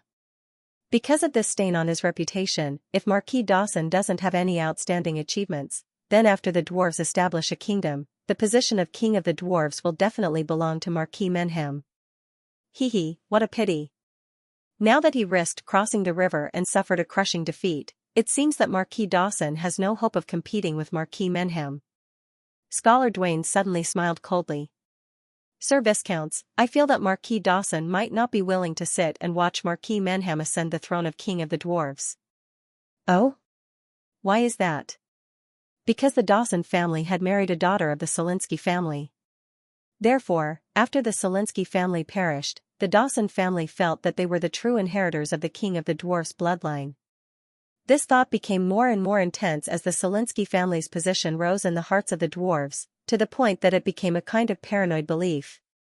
It is because of this that Marquis Dawson didn't hesitate to betray Marquis Garcia, who he was deeply indebted to, in order to create the conditions for the dwarves to establish a kingdom. It is also because of this that I feel that Marquis Dawson won't easily give up on the idea of competing with Marquis Menham for the throne of King of the Dwarves. Colin's eyes lit up. He immediately realized that if Marquis Dawson was truly unwilling, then this was an opportunity that could be exploited. Thinking of this, the two looked at each other and revealed a smile full of deep meaning. As night fell, the fire on the south bank of the river was still burning. It was the Golden Lion Legion burning the corpses. The preliminary results of the battle were already out. In this battle, the Golden Lion Legion had suffered more than 4,000 casualties. They had wiped out nearly 10,000 dwarves and captured more than 15,000 dwarves. In addition, there were also a large number of dwarves who had jumped into the river. Such a result could be said to be a great victory for the Golden Lion Legion. Marquis Dawson's threat had been greatly reduced. At the very least, if the Golden Lion Legion chose to retreat at this time, the dwarves on the other side of the river would definitely not dare to pursue them. This battle also gave Colin a more intuitive understanding of the combat effectiveness of the Golden Lion Legion. It was indeed worthy of being called the most elite unit of the House of St. Hilda. If the Black Cavalry was the best cavalry in the northern frontier, then the Golden Lion Legion could be regarded as the best infantry in the northern frontier. This also made Colin covet this army. Although cavalry was invincible in the wild, there were still many restrictions after all. For example, it would be difficult for them to exert their strength in a siege or in a harsh terrain. Therefore, Colin needed an elite infantry legion as a supplement. Originally, Colin had considered the half-elf Silvermoon Guard. However, it seemed that the Golden Lion Legion's combat effectiveness was obviously much higher than the Silvermoon Guard. Therefore, he decided to use this army instead. Therefore, even though it was late at night, Colin still followed Vera to visit the wounded soldiers and win their hearts. It had to be said that with Vera's identity, it was indeed very easy for her to do such a thing. In addition, she was also very beautiful and kind. Every soldier who had a friendly conversation with her was so excited that they burst into tears. It was as if they were willing to sacrifice their lives for her. After following them for a while, Colin realized that he was actually a little redundant. Vera's charm had completely overshadowed Colin's existence. He quickly became a small follower. After that, Colin simply handed the task of winning over the people's hearts to Vera alone. After all, they were husband and wife. Being loyal to Vera was basically equivalent to being loyal to Colin. After leaving the casualty barracks, Colin saw Knight Campbell waiting for him. It seemed like he had something to report. What happened? Lord Viscounts, the dwarven prisoners have been properly settled. May I ask, how should we deal with them? Colin frowned at the mention of captives. According to his previous 2 battles, he would not give captives a way out. However, that time in the eastern region was to avenge the Black Cavalry. That time in the Giant Demon Empire was because he was in an enemy country and couldn't settle down the captives, so he had no choice but to kill them all. However, Colin also knew that if he killed too many captives, he would definitely suffer a backlash. At the very least, once Colin's notoriety spread, the next time he encountered an enemy, they would definitely consider his reputation and not dare to surrender. They would only fight to the death. Moreover, strictly speaking, the dwarven prisoners this time were also his own people in the northern frontier. If he really killed them all, then Colin's reputation would be ruined. Does the Golden Lion Legion have enough food? We can still last for more than a month. Alright then. Keep these captives alive for now. However, control their food intake. Make sure they don't starve to death. Yes, Lord. Knight Campbell nodded and was about to leave when he heard Colin's order. By the way, pick out all the professions among the captives and send them to me. Yes. Although Knight Campbell didn't understand what Colin was planning to do, he still accepted the order and left.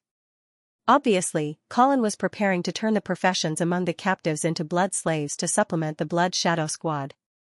Colin was looking forward to the harvest this time because he knew that there was a 5th Order warrior among the captives. In the entire Empire of Light, there were only 2 paladins and no more than 10 6th Order professions. Therefore, a 5th Order professions were definitely the top combat power. As he thought of this, Colin walked briskly back to his tent. As the night deepened, Vera finally finished her condolences to the wounded soldiers. After rubbing her sore waist, Vera also walked out of the wounded camp and prepared to return to her tent to rest. On the way back, she met Mage Kudos, who seemed to have been waiting for her for a long time. Teacher? It's already so late. Haven't you gone to bed yet? Vera's voice was a little hoarse. Obviously, she had spoken too much during her condolences. I couldn't sleep, so I came out for a walk. Kudos smiled and glanced at the guards behind Vera. Vera immediately understood what the other party meant. She turned around and said, "You can go back first. I will accompany teacher for a walk." The guards hesitated for a moment and retreated to a certain distance, but they did not go too far. Teacher, if you have anything to say, you can just say it. Kudos looked at Vera for a moment and suddenly said, I haven't seen you for more than a year and you seem to have matured a lot. Vera gently ran her fingers through her hair and said with a smile, I have to grow up. I can't be a carefree child for the rest of my life. Kudos nodded and his eyes were full of praise. Indeed, if it was a year ago, you would have probably been eager to ask me what the forbidden spell that killed your father was. Vera was silent. In fact, on the day when Kudos appeared, Vera was already prepared to ask him about this matter, but she was stopped by Colin. Moreover, Colin also told her that Wizard Cusius, who had taken the initiative to look for her, might not have had good intentions. Originally, with Vera's kind personality, she would not judge her teacher with such malicious intentions. However, after experiencing the betrayal of her adoptive father, this 19-year-old girl was no longer as trusting as she used to be. When he saw that Vera was not speaking, Kudos sighed and said, "Vera, I hope that you know that teacher will never hurt you." Vera raised her head and looked at her teacher, but she immediately lowered her head and whispered, "Well, I believe you." Kudos did not know if Vera really believed him or if she was just being perfunctory. However, he knew that his student would not be easily moved by a few words. To be honest, the reason why teacher came to the northern frontier this time is indeed because of Mr. Feng from the St. Thean family. Moreover, I am also aware of what he has done in Fallen Eagle City. Of course, I did not know that his target was your father. If I had known about this earlier, I would have definitely stopped him.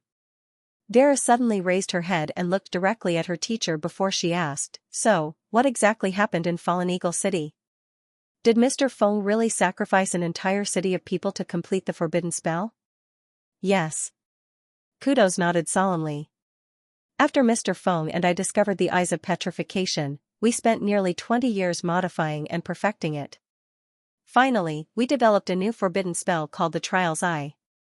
"Trial's Eye?" "Yes." Kudos took out a scroll from his robe and handed it to Vera. "This is the scroll. You can take it and study it yourself." Vera was a little stunned when she saw Kudos's honest attitude. After a long while, he took the forbidden spell casting scroll with his trembling hands. However, she did not open it to look at it. With Vera's character, she was not willing to study or even understand a spell that required the sacrifice of an entire city of people, no matter how powerful it was. However, as a mage, her curiosity made her really want to know what this terrible forbidden spell was. Kudos looked at Vera, who was in a dilemma, and smiled. "I have already given you the scroll. You can study it carefully. However, remember to keep it a secret. This forbidden spell is not only the hope for the rise of the mages, but it could also be the curse that kills us." After saying this sentence, Kudos laughed. Vera was left standing in the same place as she stared at the scroll in her hand. The lives of 300,000 civilians and an eye. Are these the materials needed for the Trial's Eye spell? Yes. In the tent, Vera was curled up in Colin's arms like a kitten. She was very resistant to the spell scroll in Colin's hand, but she still carefully explained the Elvish language on the scroll. "So, for the spellcaster, he only needs to pay the price of an eye, and the real backlash of the forbidden spell will be borne by the 300,000 civilians?" "Yes." Vera's face was full of fear and anger. "This is simply a devil spell. I really can't imagine why my teacher would want to develop such a thing." Colin patted Vera's little head to comfort her, but he did not feel much of a change in his heart. He even thought that the creation of this forbidden spell was inevitable. For a long time, it had been an eternal pain for the mages to not be able to break through the Sixth Order and enter the Sanctuary Realm. However, a forbidden spell that was as powerful as a Sanctuary Realm required the spellcaster to pay the price of his life. Such a price would obviously drive the mages to constantly look for ways to improve the forbidden spell. Even if they could not avoid the backlash of the forbidden spell, they would definitely try to find a scapegoat to help them share the burden of the backlash. Now, they had succeeded. This Trial's Eye forbidden spell was definitely a work of genius, even if one disregarded the moral issues involved. Colin could even imagine what kind of impact this forbidden spell would have on the current situation of the Empire of Light once it was spread out.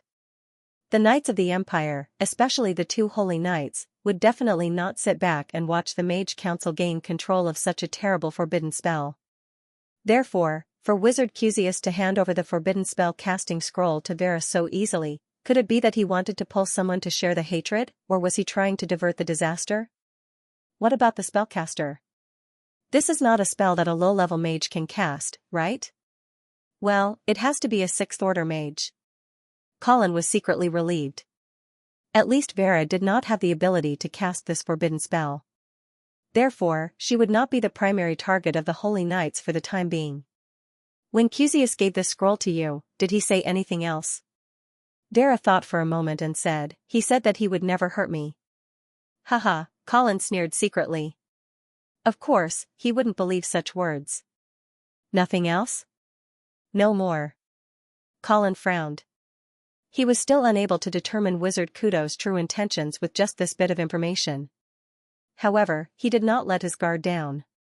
He had already sent out the newly transformed blood slave, the fifth-step warrior Tumu, to keep a close eye on Cusius. If the other party made any strange movements, he would not hesitate to give the order to kill. "Colin, this scroll, what should we do with it?" Vera asked. She really wanted to destroy this casting scroll that reeked of blood, but she could not help but want to explore the mysterious spell recorded in it. After all, this was the first forbidden spell that could allow the caster to survive, even if the method it used to transfer the backlash of the forbidden spell was extremely inhumane. It still provided a valuable train of thought that had great reference value. "Keep it for now." Colin could see the hesitation in Vera's heart, so he tried to persuade her. "It can be used as a reference. Moreover, there is definitely more than one casting scroll. Even if you destroy this scroll, you will not be able to stop the spread of the forbidden spell." After a while, Vera said in a muffled voice, "All right." Colin kissed Vera's forehead and said gently, "Well, don't think too much about it. Rest early. We will be withdrawing to Winter City tomorrow." "Is it that urgent?" "Well, the Menham family's army is only 3 or 4 days away from us. If we do not withdraw quickly, I am afraid that we will be cut off by the enemy." "Okay." Early the next morning, the Golden Lion Legion's camp on the southern bank of River Run was busy. The commotion here obviously alarmed the dwarven sentinels on the other side of the river. They thought that the Golden Lion Legion was preparing to cross the river and counterattack. They were so scared that they hurriedly went back to report. At this time, Marquis Dawson had not completely recovered from yesterday's fiasco. When he heard that the Golden Lion Legion was preparing to counterattack, his face immediately turned pale.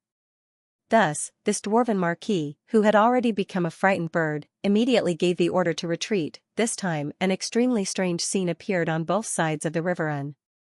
The two sides of the battle began to retreat almost at the same time, as if yesterday's battle was just a dream.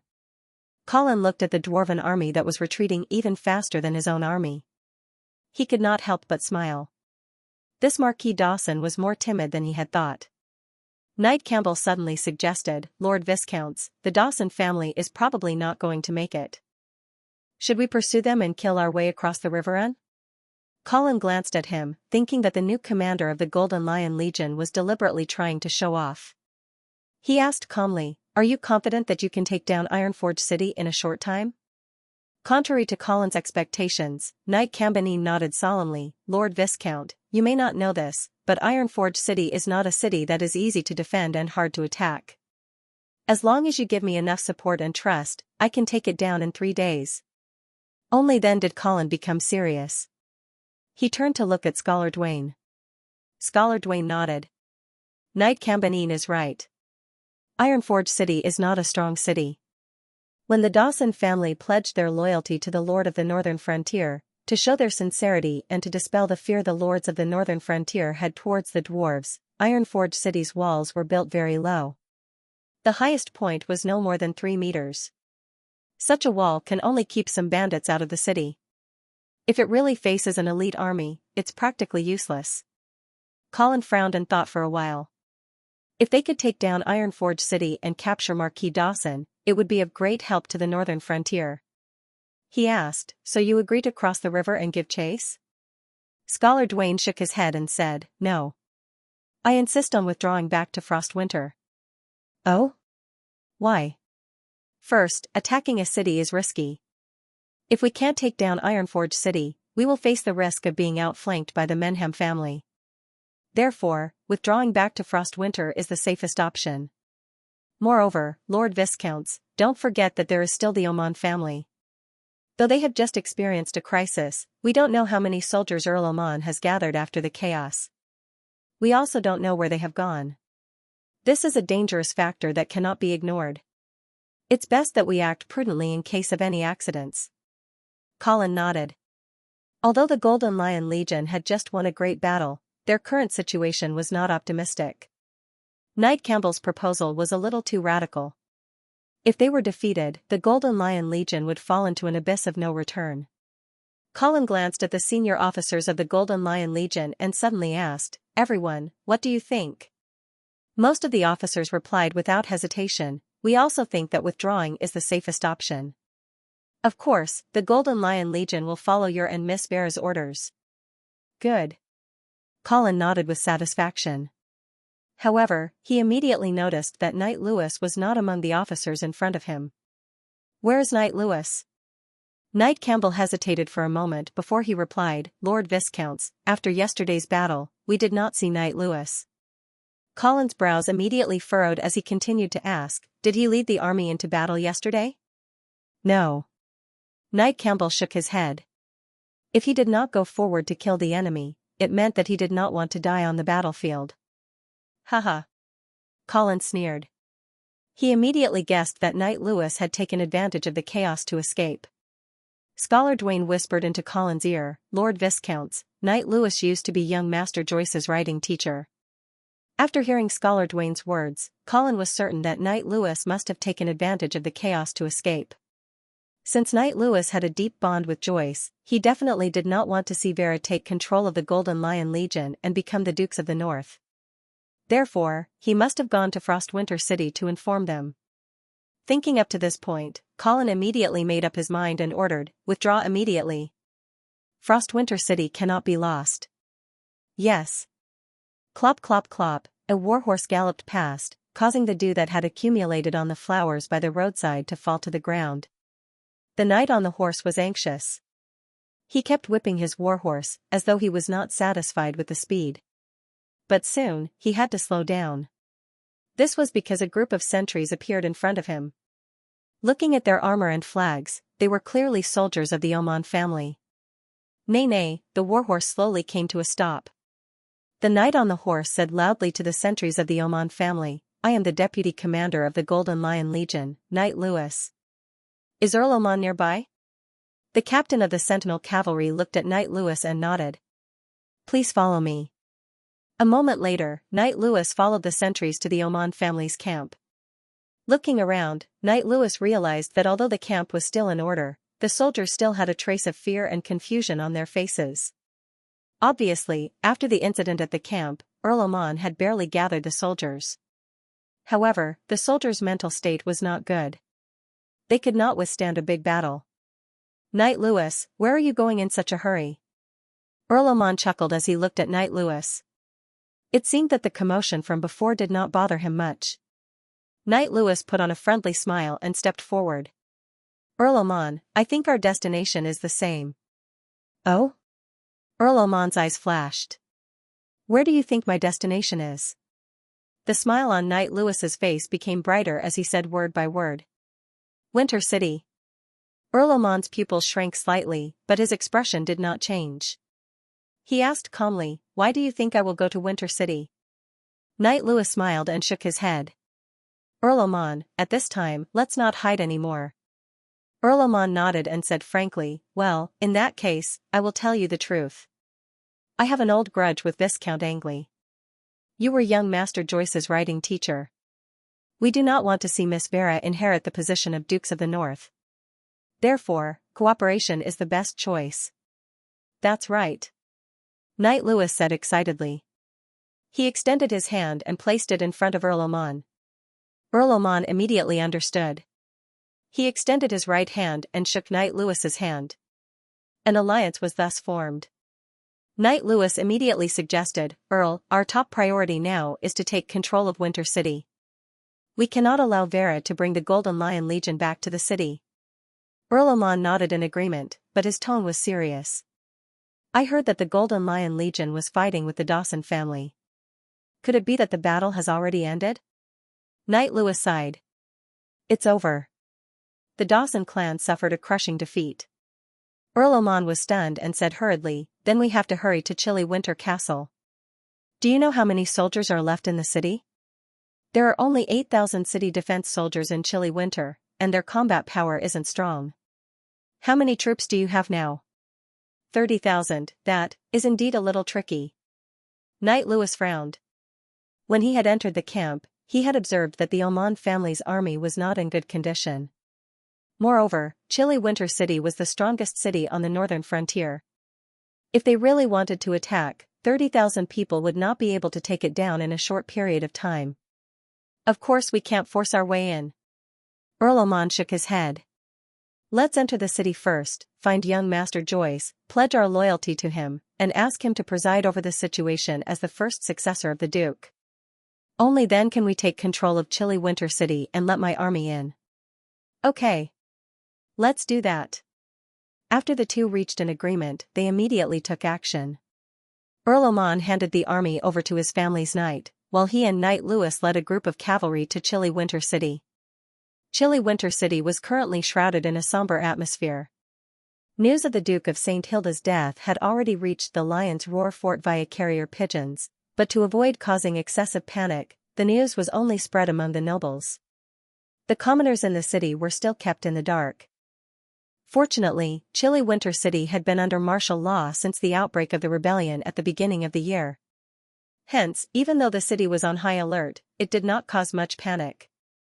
After nightfall, chilly Winter City was completely silent.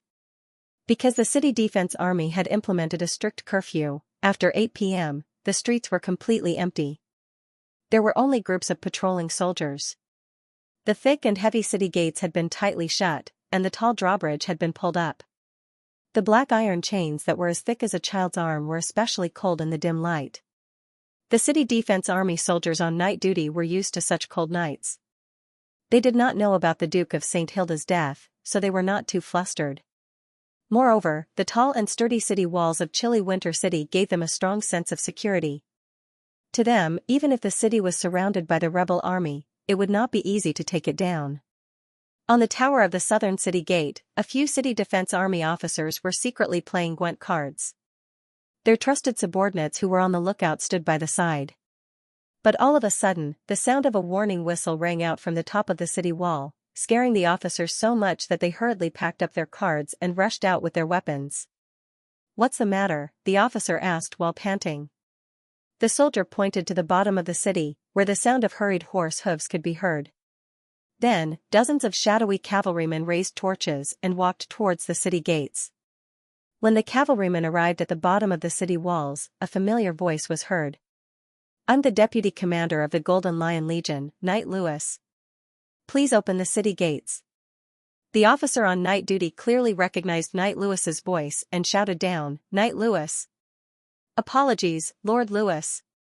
The Duke has ordered that the city gates of chilly Winter City are not to be opened at night. Hence, I'll lower a hanging basket to bring you up." 2. I have Earl Oman with me. Previously, when Earl Oman surrendered to the Golden Lion Legion, Knight Nelson had sent a messenger to chilly Winter City to deliver the heads of Penny and Lawrence. Hence, Earl Oman was no longer a traitor in the eyes of the city defense army officer. However, if Earl Oman had come alone, the officer might not have let him in. After all, he had a record of betrayal, so he would have to report to his superiors before making a decision. But because Knight Louis was personally accompanying them, the officer did not suspect anything. He ordered 2 baskets to be lowered and brought Knight Louis and Earl Oman up. After entering the city, the two of them did not stay on the tower for long. They immediately rushed to Lion's Roar Fort. When they entered the fort, they were told that young Master Joyce had fallen asleep. Knight Louis was anxious and asked the butler, Drindon, if he could wake young Master Joyce up. But the butler shook his head coldly, indicating that everything could wait until the next day. The two of them had no choice but to follow the servant to the guest room to rest. The night was dark, but Knight Louis tossed and turned, unable to fall asleep. In his frustration, he decided to take a stroll. Then, he realized that the light in Earl Oman's room was still on. It was obvious that the Earl was not asleep. So, Knight Louis knocked on Earl Oman's door. Earl Oman welcomed him in, poured 2 cups of water, and handed one to Knight Louis. He then asked, "Butler Drindon, do you know who you support?" Knight Louis took a sip of water and said hesitantly, "It should be Joyce." After all, Vera was sent by the Duke of St. Hilda to study arcana at Ewell University. She should not have much of a relationship with the butler. Maybe. Earl Oman had calmed down as well. He suddenly felt that his plan with Knight Louis was still a little crude. After thinking for a moment, Earl Oman said, "I think that we should not rush to see young Master Joyce tomorrow." "Why?" The Knight of Louis stood up from his chair in a hurry. He thought that Count Oman was afraid and hurriedly advised, "Things have already come to this point. It's too late for you to regret it. Earl Oman gestured for Knight Lewis to calm down. He then said in a low voice, "The butler's lack of cooperation made me realize that the previous plan was too rough. We have to understand the situation in the city. For example, who is in charge of the order in winter? Who is in charge of the city defense? What is their attitude? Also, there is the church. I remember that the Northern Frontier Diocese just had a new archbishop. Do you know this person?" Knight Lewis shook his head in annoyance. "If there is enough time, of course, we can do that. But don't forget that the Golden Lion Legion is retreating. If we can't control winter as soon as possible, with your army outside the city, can you really stop the Golden Lion Legion?" "You misunderstood me." Earl Oman was about to explain, but he suddenly stopped. Knight Lewis was puzzled, but he heard light footsteps outside the door. Asterisk dong dong dong. Asterisk the two of them looked at each other warily, then Earl Oman went to open the door. "Butler Drindon. It's so late. What's the matter?" The old butler of the House of St. Hilda stood outside the door expressionlessly. When he saw Earl Oman, he smiled and said, "Are the two of you still awake? It just so happens that I have something to show you." "Oh?" Earl Oman raised his eyebrows and said hurriedly, "Please come in." Butler Drindon walked into the room and nodded at Knight Lewis. He smiled and said, "Knight Lewis, you're here too." Then he took out a scroll of parchment from his pocket and said calmly, "The Duke of St. Hilda made a will. Would the two of you like to take a look?" "Will?" Earl Oman and Knight Lewis could not help but exclaim. They stared at the parchment in the old butler's hand, unable to look away. In the silence of the night, only the faint hooting of an owl could be heard. In the small guest room, the atmosphere was so tense that it was almost suffocating. Earl Oman and Knight Lewis stood there in a daze. They were caught off guard by the news from Butler Drindon. They never thought that the Duke of St. Hilda would really make a will. For a moment, thousands of thoughts flashed through the minds of the two men, but none of them were clear. Butler Drindon did not seem to mind the silence of the two men as he opened the parchment in his hands. Earl Oman and Knight Lewis's breathing suddenly became heavy. They looked at each other, then immediately turned back to the butler, as if waiting for the final judgment of fate. Drindon did not seem to sense the abnormalities of the two men. He cleared his throat and read the contents of the parchment. "I, Cyril St. Hilda, as the 17th Dukes of the North, confer the title of Marquis of the Northern Frontier to Varys St. Hilda. After my death, she will inherit the position of Dukes of the North and wield the authority of the Northern Frontier. She will inherit the glory of St. Hilda, impossible." Before Drindon could finish reading, Knight Lewis cried out loudly, his face full of disbelief and fear. Earl Oman's face was gloomy, and his eyes flashed with a dangerous light. His tone became as hard as iron. "Sir Drindon, are you mistaken? Young Master Joyce is ranked before Miss Vera." Butler Drindon said solemnly, "How could I be mistaken? This is the will written by the Duke of St. Hilda himself." "I don't believe it." Knight Lewis began to move towards the door, obviously preparing to block the exit. Earl Oman also slowly approached Butler Drindon and said in a low voice, "Can you let me see this will?" Butler Drindon did not seem to realize his situation at all. He calmly handed the will to Earl Oman. Earl Oman quickly scanned it, and then his face became completely gloomy. He recognized the handwriting of the Duke of St. Hilda. The will was real.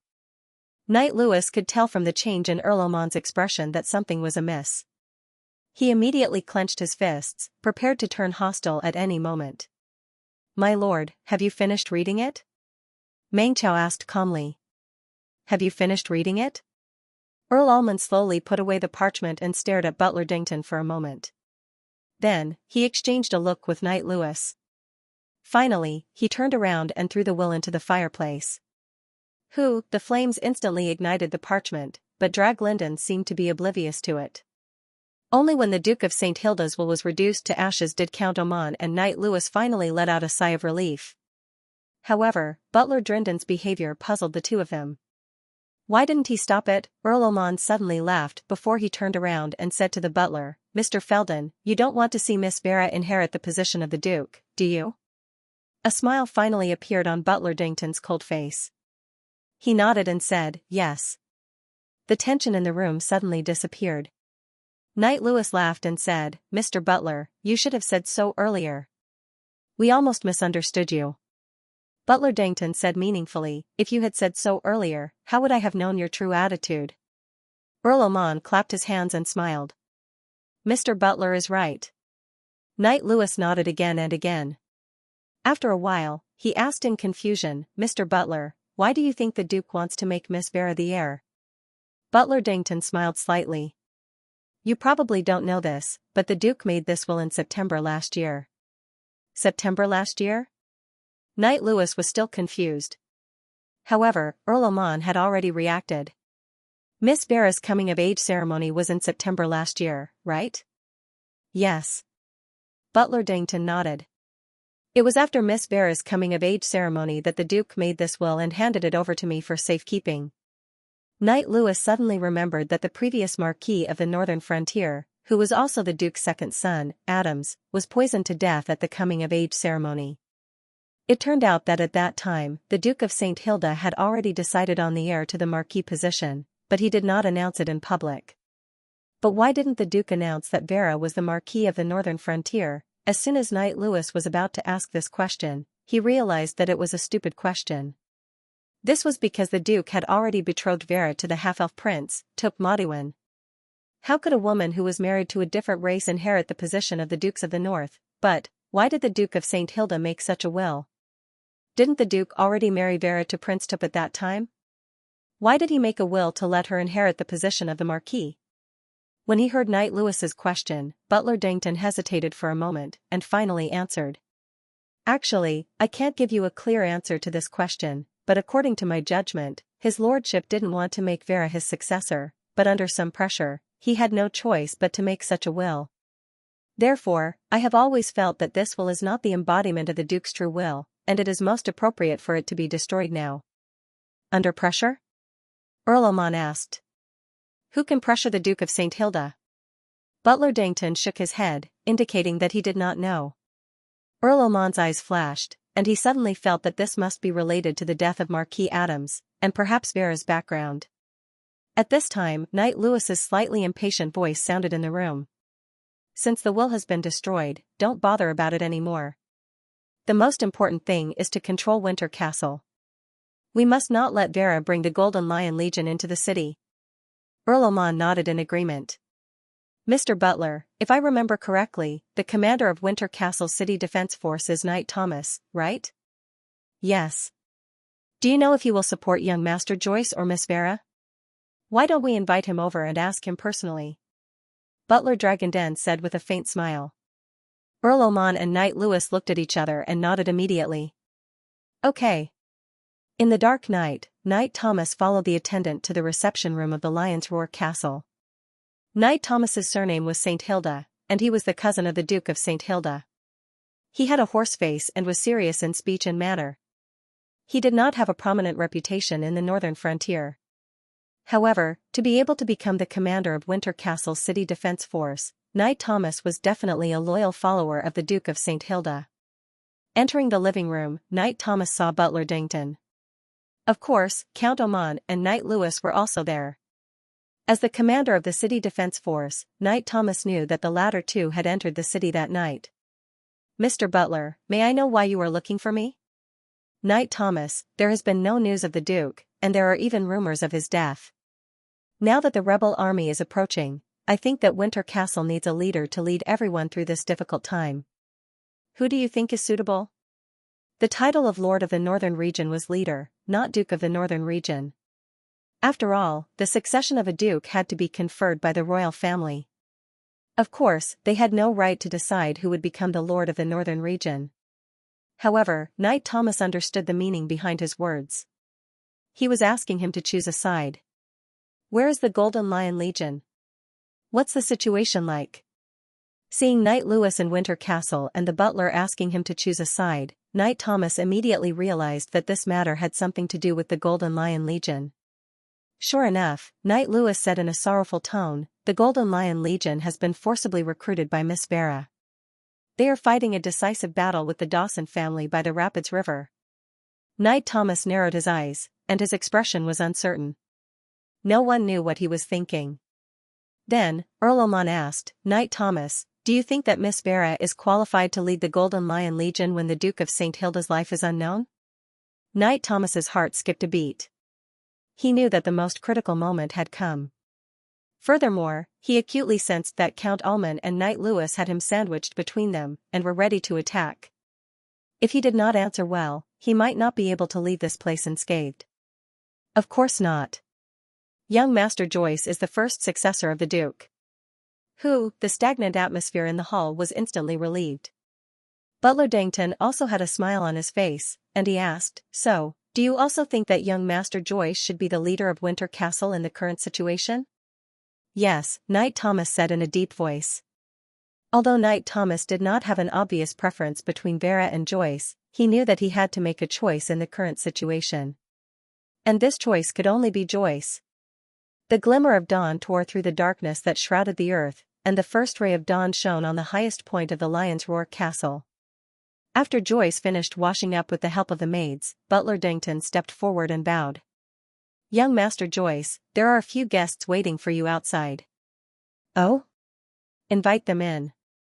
Joyce did not mind, but he was a little puzzled as to why there were guests so early in the morning. Okay. The butler went out personally and led Earl Oman and the other two in. Joyce obviously knew the three of them, and he greeted them with a smile. Good morning, Earl Oman, Uncle Thomas, Knight Lewis. Good morning, young Master Joyce. The three of them greeted him in unison. Then, they knelt on one knee in front of Joyce and raised their swords above their heads. Joyce was stunned. He understood that this was an act of swearing allegiance, but he looked at Butler de Linden and saw him giving him an encouraging look. Joyce seemed to have understood something, and a look of excitement appeared on his face. He immediately walked up to Count Ullman, took the sword, and placed it on his shoulder. I, Talas Oman, offer my unconditional loyalty to the noble descendant of the Paladin family, Joyce St. Silda. From now on, your will be my direction, and your orders will be my highest creed. Joyce took a deep breath and tried his best to imitate his father.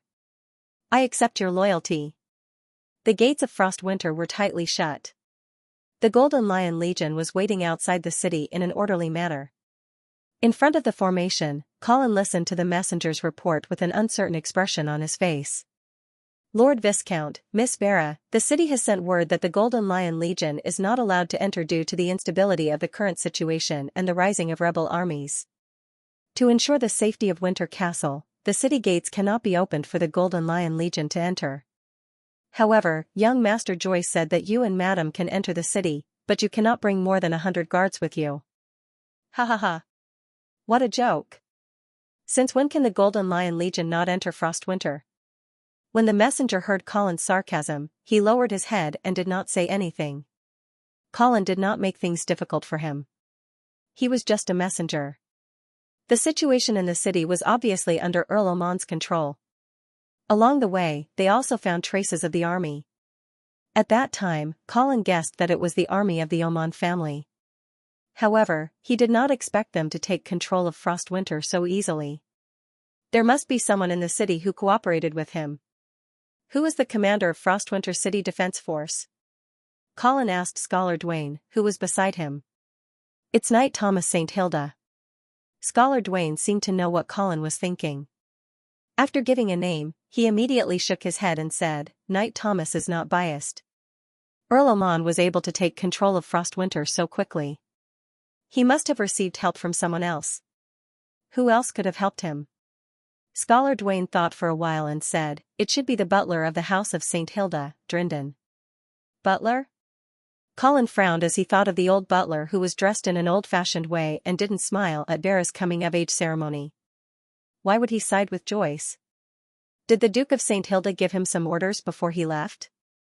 Scholar Dwayne shook his head and said, I am not sure if the Duke gave him any orders.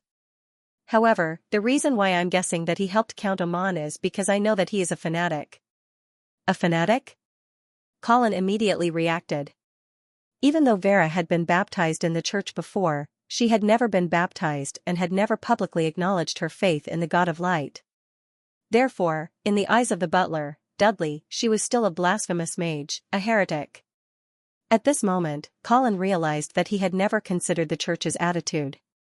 However, he could not be blamed for his lack of consideration. It was not that Scholar Duane did not mention it on purpose. It was just that the church had no say in the appointment of the Dukes of the North. The emperor needed the pope's coronation, but the duke did not. The royal family would never allow the church to influence the appointment and dismissal of their vassals. However, it was clear that the church would not just stand by and do nothing, especially when such an important title as the Dukes of the North was about to be inherited by a mage. "Do you have any good ideas now?" Colin asked Scholar Duane. The current situation was very tricky for Colin. It was impossible to take down a strong city like Winter Castle in a short period of time. The Menham family and the Dawson family had joined forces, and the dwarf army would soon catch up.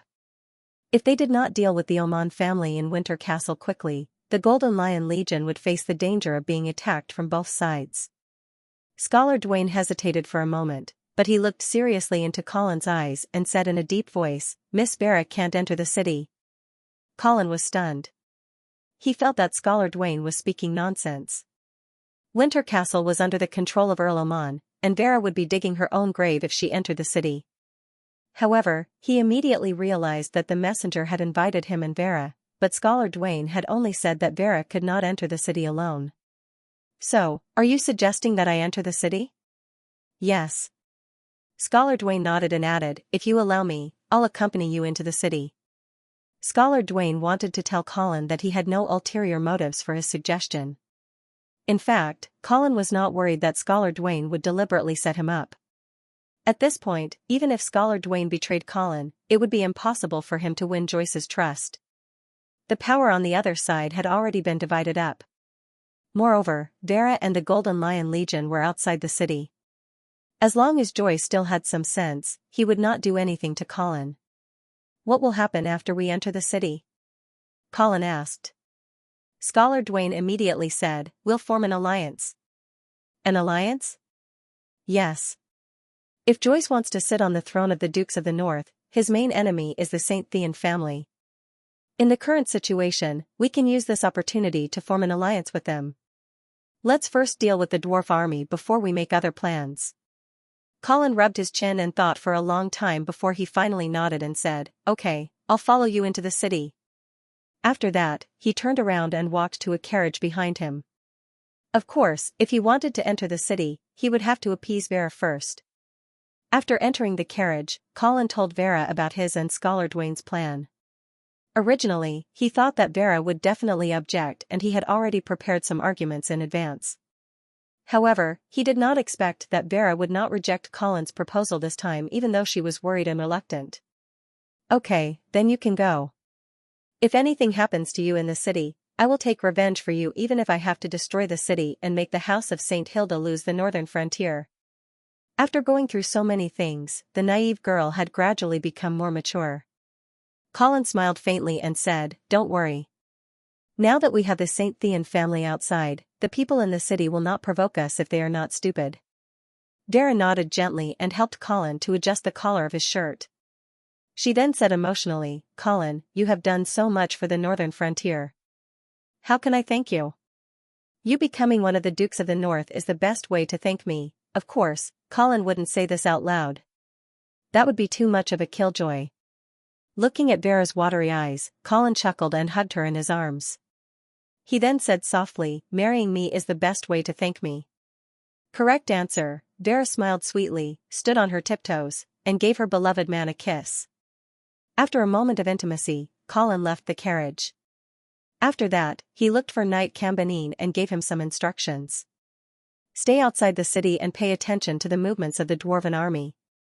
If the enemy approaches, just hold your position and don't fight easily. In addition, after I enter the city, I will send someone to deliver a message every day.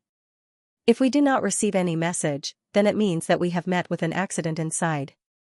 You will follow Vera's orders when the time comes." "Yes, Sir Viscounts."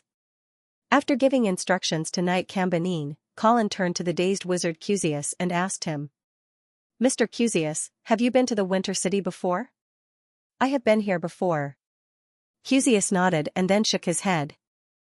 "But I have never been to the Lion's Roar Fortress." Colin laughed and invited him, "Now there is a good opportunity. Would you like to accompany me? Wizard Cusius rolled his eyes and hesitated for a moment. But in the end, he nodded and said, "It would be my pleasure." Colin didn't want to let this mage, who was a friend or foe, stay outside the city. What if he caused some trouble around Vera? So, it was better to bring him into the city. Finally, Colin said a few more words to Knight Roger and then led 100 guards to the Winter City. With a dull roar, the huge steel city gate slowly opened a small gap for one person to pass through. Colin shook his head with a smile.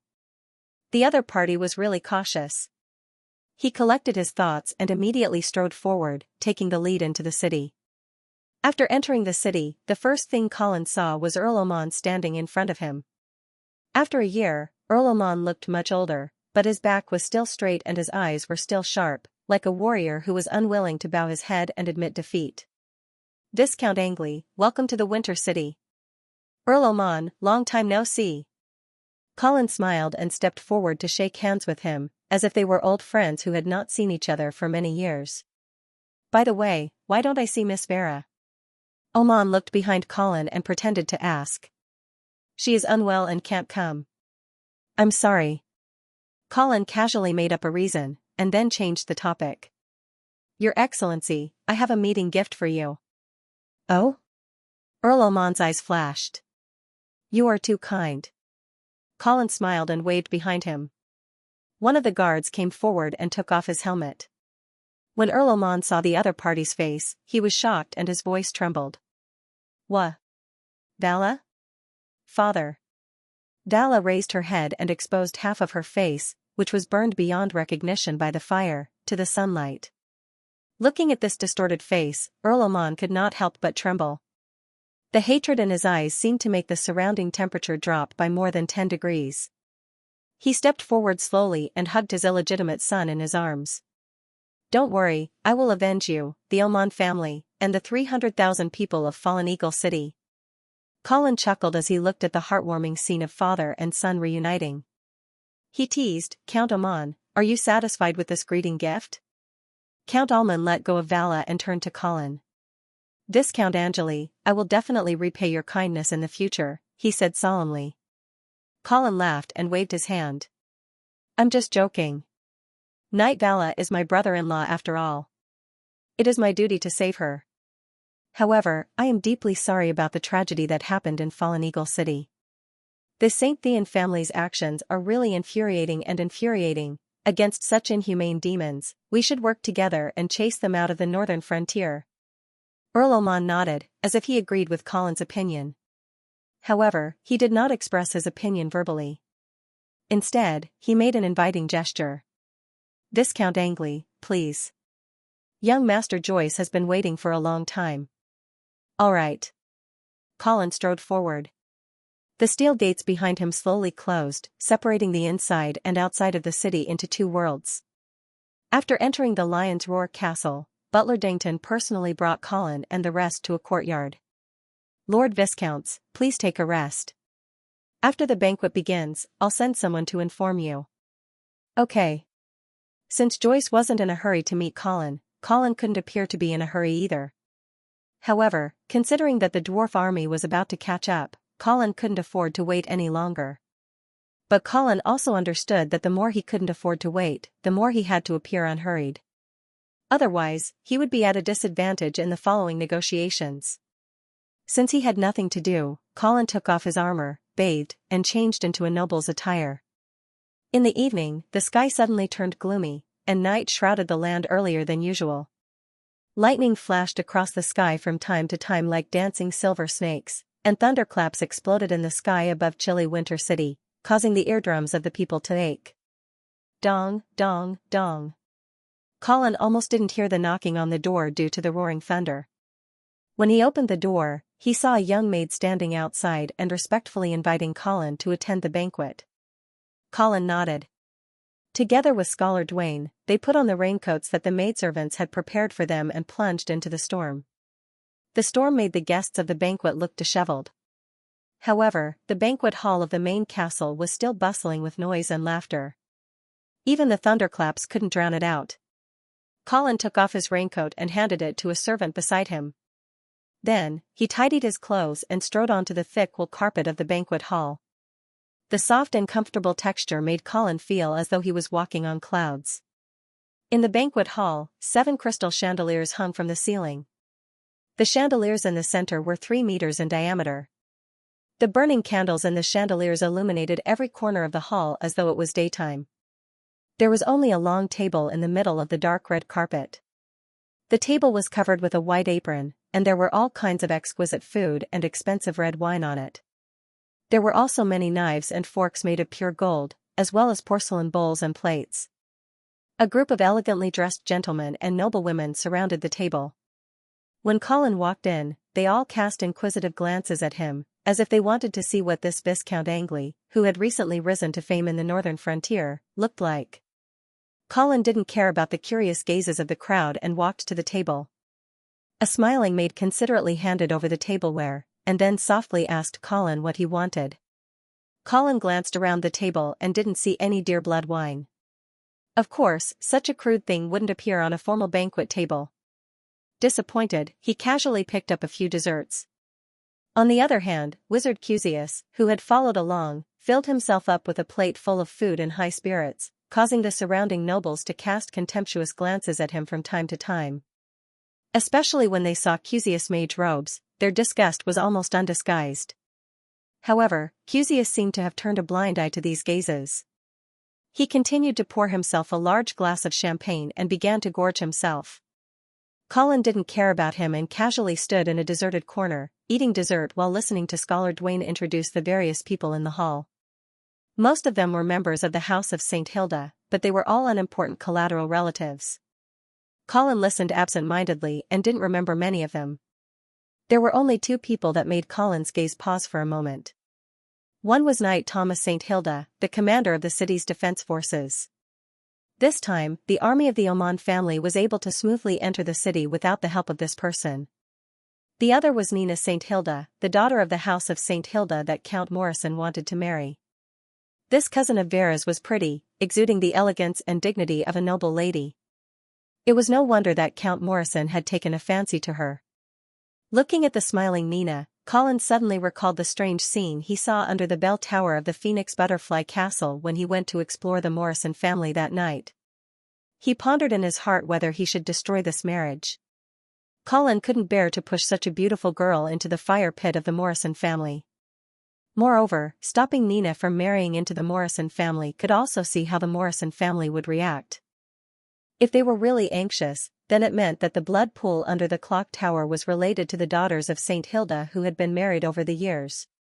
Just as Colin was plotting against the Morrison family, Count Oman walked in, followed by Vala. However, Colin was surprised to find that Vala was wearing a viscount's robe. It seemed that after breaking off relations with the St. Thean family, Count Oman was determined to restore Vala's status as a legitimate son and confirm his inheritance rights. This banquet was also a good opportunity to officially introduce Vala to the nobles of the northern frontier. As if sensing Colin's gaze, Vala glanced at Colin before immediately looking away. I didn't expect Vala to be Count Oman's true son.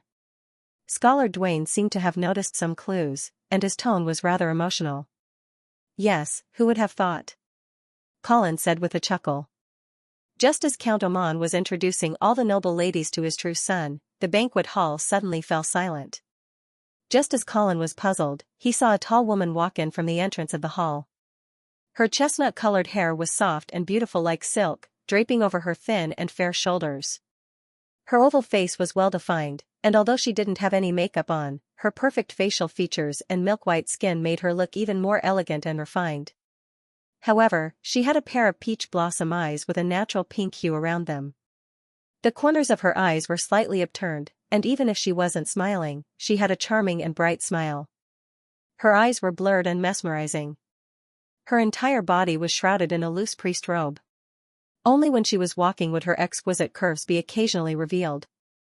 Her towering breasts, slender waist, full and round buttocks, as well as her slender legs, were faintly discernible, causing one's imagination to run wild.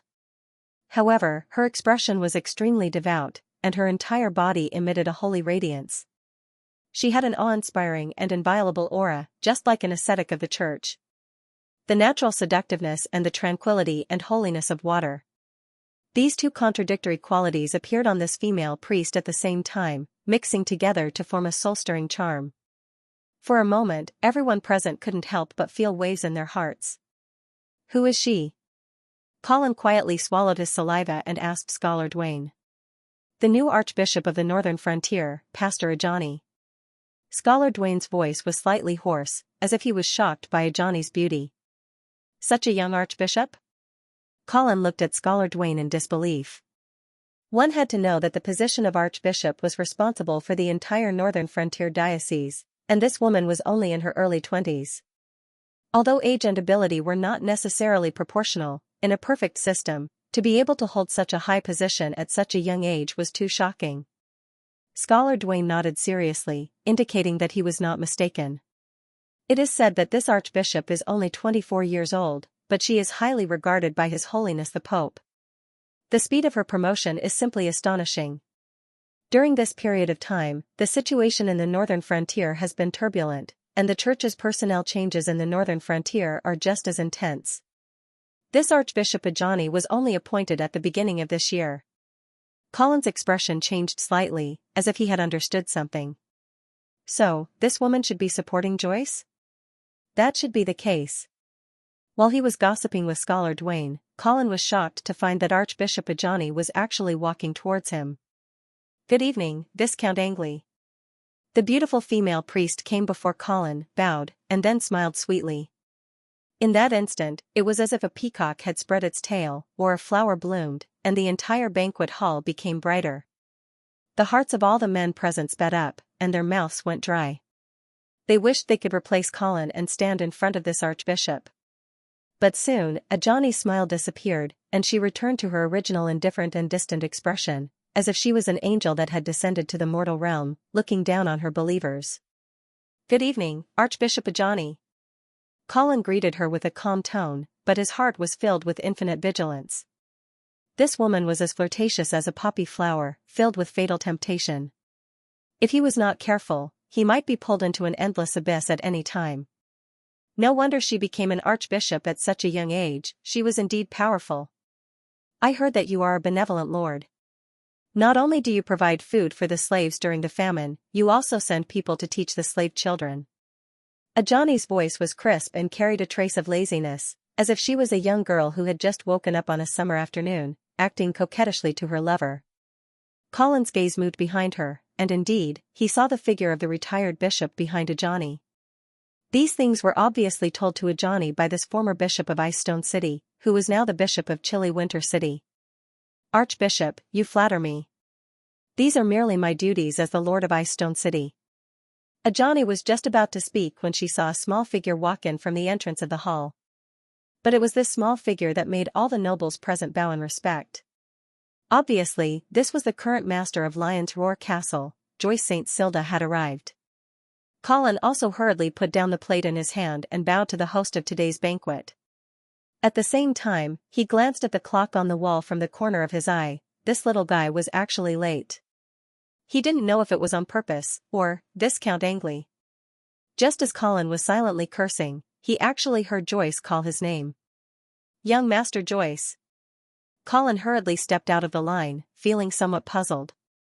Joyce raised his chin and said angrily, "You are too much." Colin's heart suddenly trembled. So exciting just from the beginning?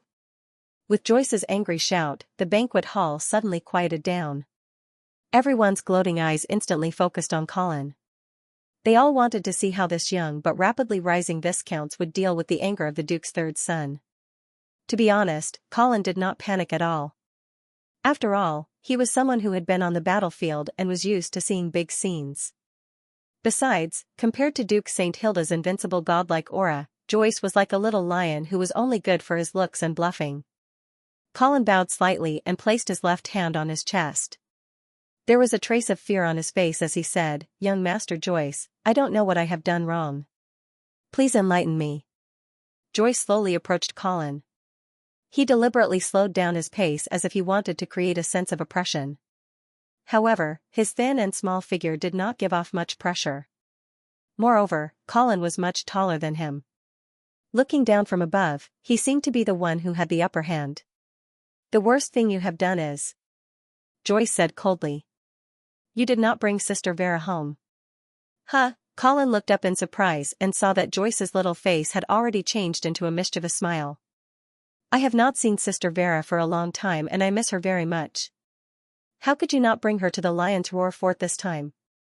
Looking at the seemingly innocent little face in front of him, Colin suddenly felt that this third son of the Duke was a little interesting. Relying on his natural advantage as a child, he asked a very sharp question, giving Colin a show of strength. Although everyone knew the answer to this question, they all tacitly avoided answering it. As long as the Golden Lion Legion could not enter the city, then Vera would definitely not come in and walk right into the trap. This was something that everyone understood. However, at this time, Joyce's innocent question made Colin feel a little embarrassed. Was this little guy really talented or did someone teach him in advance? "Young Master Joyce, the reason why Vera could not enter the city is because she has a more important mission outside the city." "What mission?" Joyce pressed on, as if he was waiting for Colin to come up with an unreliable reason to counterattack. The corners of Colin's lips curled up as he said righteously, "Protect the body of the Duke of St. Hilda." "Father." A hint of panic flashed in Joyce's eyes, and he subconsciously turned to look at Butler Dington. It seemed like the butler had taught him in advance. Colin felt slightly relieved. That would be much easier to deal with. Joyce seemed to realize that his behavior was inappropriate, so he immediately turned around and continued to question, "Then why didn't you let my sister bring Father's body into the city?" The smile on Colin's face grew brighter as he asked in an innocent tone, "Young Master Joyce, do you know how I entered the city?" "How did you get in?" The young Joyce did not know that he was gradually walking into Colin's trap, and he was still in a daze as he tried to help him pass on the message. "When I was standing outside the city gate was only slightly open." Colin made a gesture with an indignant look on his face. "It was barely enough for one person to pass through." "Young Master Joyce, are you sure you want to let the Duke of St. Hilda's coffin enter the city in this way?" Joyce was a little flustered. Butler Dington was about to interrupt when he saw the situation, but Colin did not give him the chance to do so. "The body of the former lord of the northern frontier is right outside the city. Shouldn't you open the city gate and personally lead the people of the House of St. Hilda out of the city to welcome him?" Joyce's forehead was already covered in cold sweat. He did not expect that he would be the one questioning Vera about why she did not dare to enter the city. How did Viscount Angley end up questioning him about why he did not dare to leave the city? Butler Dington sighed. He knew that he had underestimated the young Viscounts. Joyce was no match for him. Therefore, he had no choice but to step forward to resolve the situation personally. "Viscount Angley, why did I hear that there was something wrong with the body of the Duke outside the city?" Colin laughed and asked, "Mr. Butler, who did you hear this from?" "Knight Lewis," Butler Dington said. Then, Knight Lewis stepped out from the crowd. He first bowed to Joyce, then looked at Colin with a provocative gaze. His words were sharp as he said, "I saw the coffin brought by Viscount Angley with my own eyes, but there was only an ordinary stone statue placed inside. It was not the body of the Duke at all." As soon as he said this, there was another round of exclamations. Everyone began to turn around and whisper to each other. Colin seemed to have expected this and did not panic at all. He calmly explained, "That is because the Duke was petrified by a forbidden spell. That is why he looked like a stone statue." "Humph. This is just your side of the story." Knight Lewis was obviously determined to fight Colin to the end. "What about this evidence?" Colin smiled and took out a scroll from his arms. "This is the casting scroll for the forbidden spell. Do you want to show it to everyone?" "What?" Everyone saw that Colin really took out a casting scroll and their expressions changed. "How did you get the casting scroll for the forbidden spell?" Knight Lewis screamed again. Colin shrugged and pointed to Wizard Cusius, who was leisurely eating and drinking at the side. "Of course, it was given to me by Wizard Cusius, the deputy chairman of the Yule Mage Council." Cusius looked helplessly at Colin, as if blaming him for selling him out. Colin looked at Cusius with a smile, as if to say, "Didn't you want to find more people to help you share the burden? Great, I will make it public now." Actually, Colin had thought it through carefully before making this move. Although the forbidden spell trials I targeted at paladins was extremely terrifying, the conditions to release it were equally harsh. Not to mention the requirement of a rank 6 wizard, there was also the sacrifice of 300,000 lives. This kind of sacrifice was not easy to carry out. If not for the fact that Count Amon was leading his troops in battle and Fallen Eagle City was under the control of Penny and Mr. Chong, as well as the fact that they had taken advantage of the Tulip Merchant Guild's repairs to bury a large amount of coal in the city, Mr. Chong would never have been able to create such a terrifying scene. Just the burning of Fallen Eagle City alone would require the expenditure of a forbidden spell without the help of the coal laid in advance. Therefore, as long as the conditions to release trials I were made public, it would greatly weaken the deterrence of the spell. After all, the major cities of the Radiant Empire were controlled by the nobles. Once they knew of this terrifying forbidden spell, they would definitely take precautions to prevent their cities from being sacrificed by the wizards. Facing the burning gazes of the nobles, Wizard Xianxia could only nod and say, "Yes, this Trials I scroll was indeed given to Viscount Angley by me. I am also very sorry about what happened in Fallen Eagle City and apologize to everyone here. But please believe that the Yule Mage Council abhors this kind of inhumane forbidden spell. I guarantee that this kind of thing will never happen again."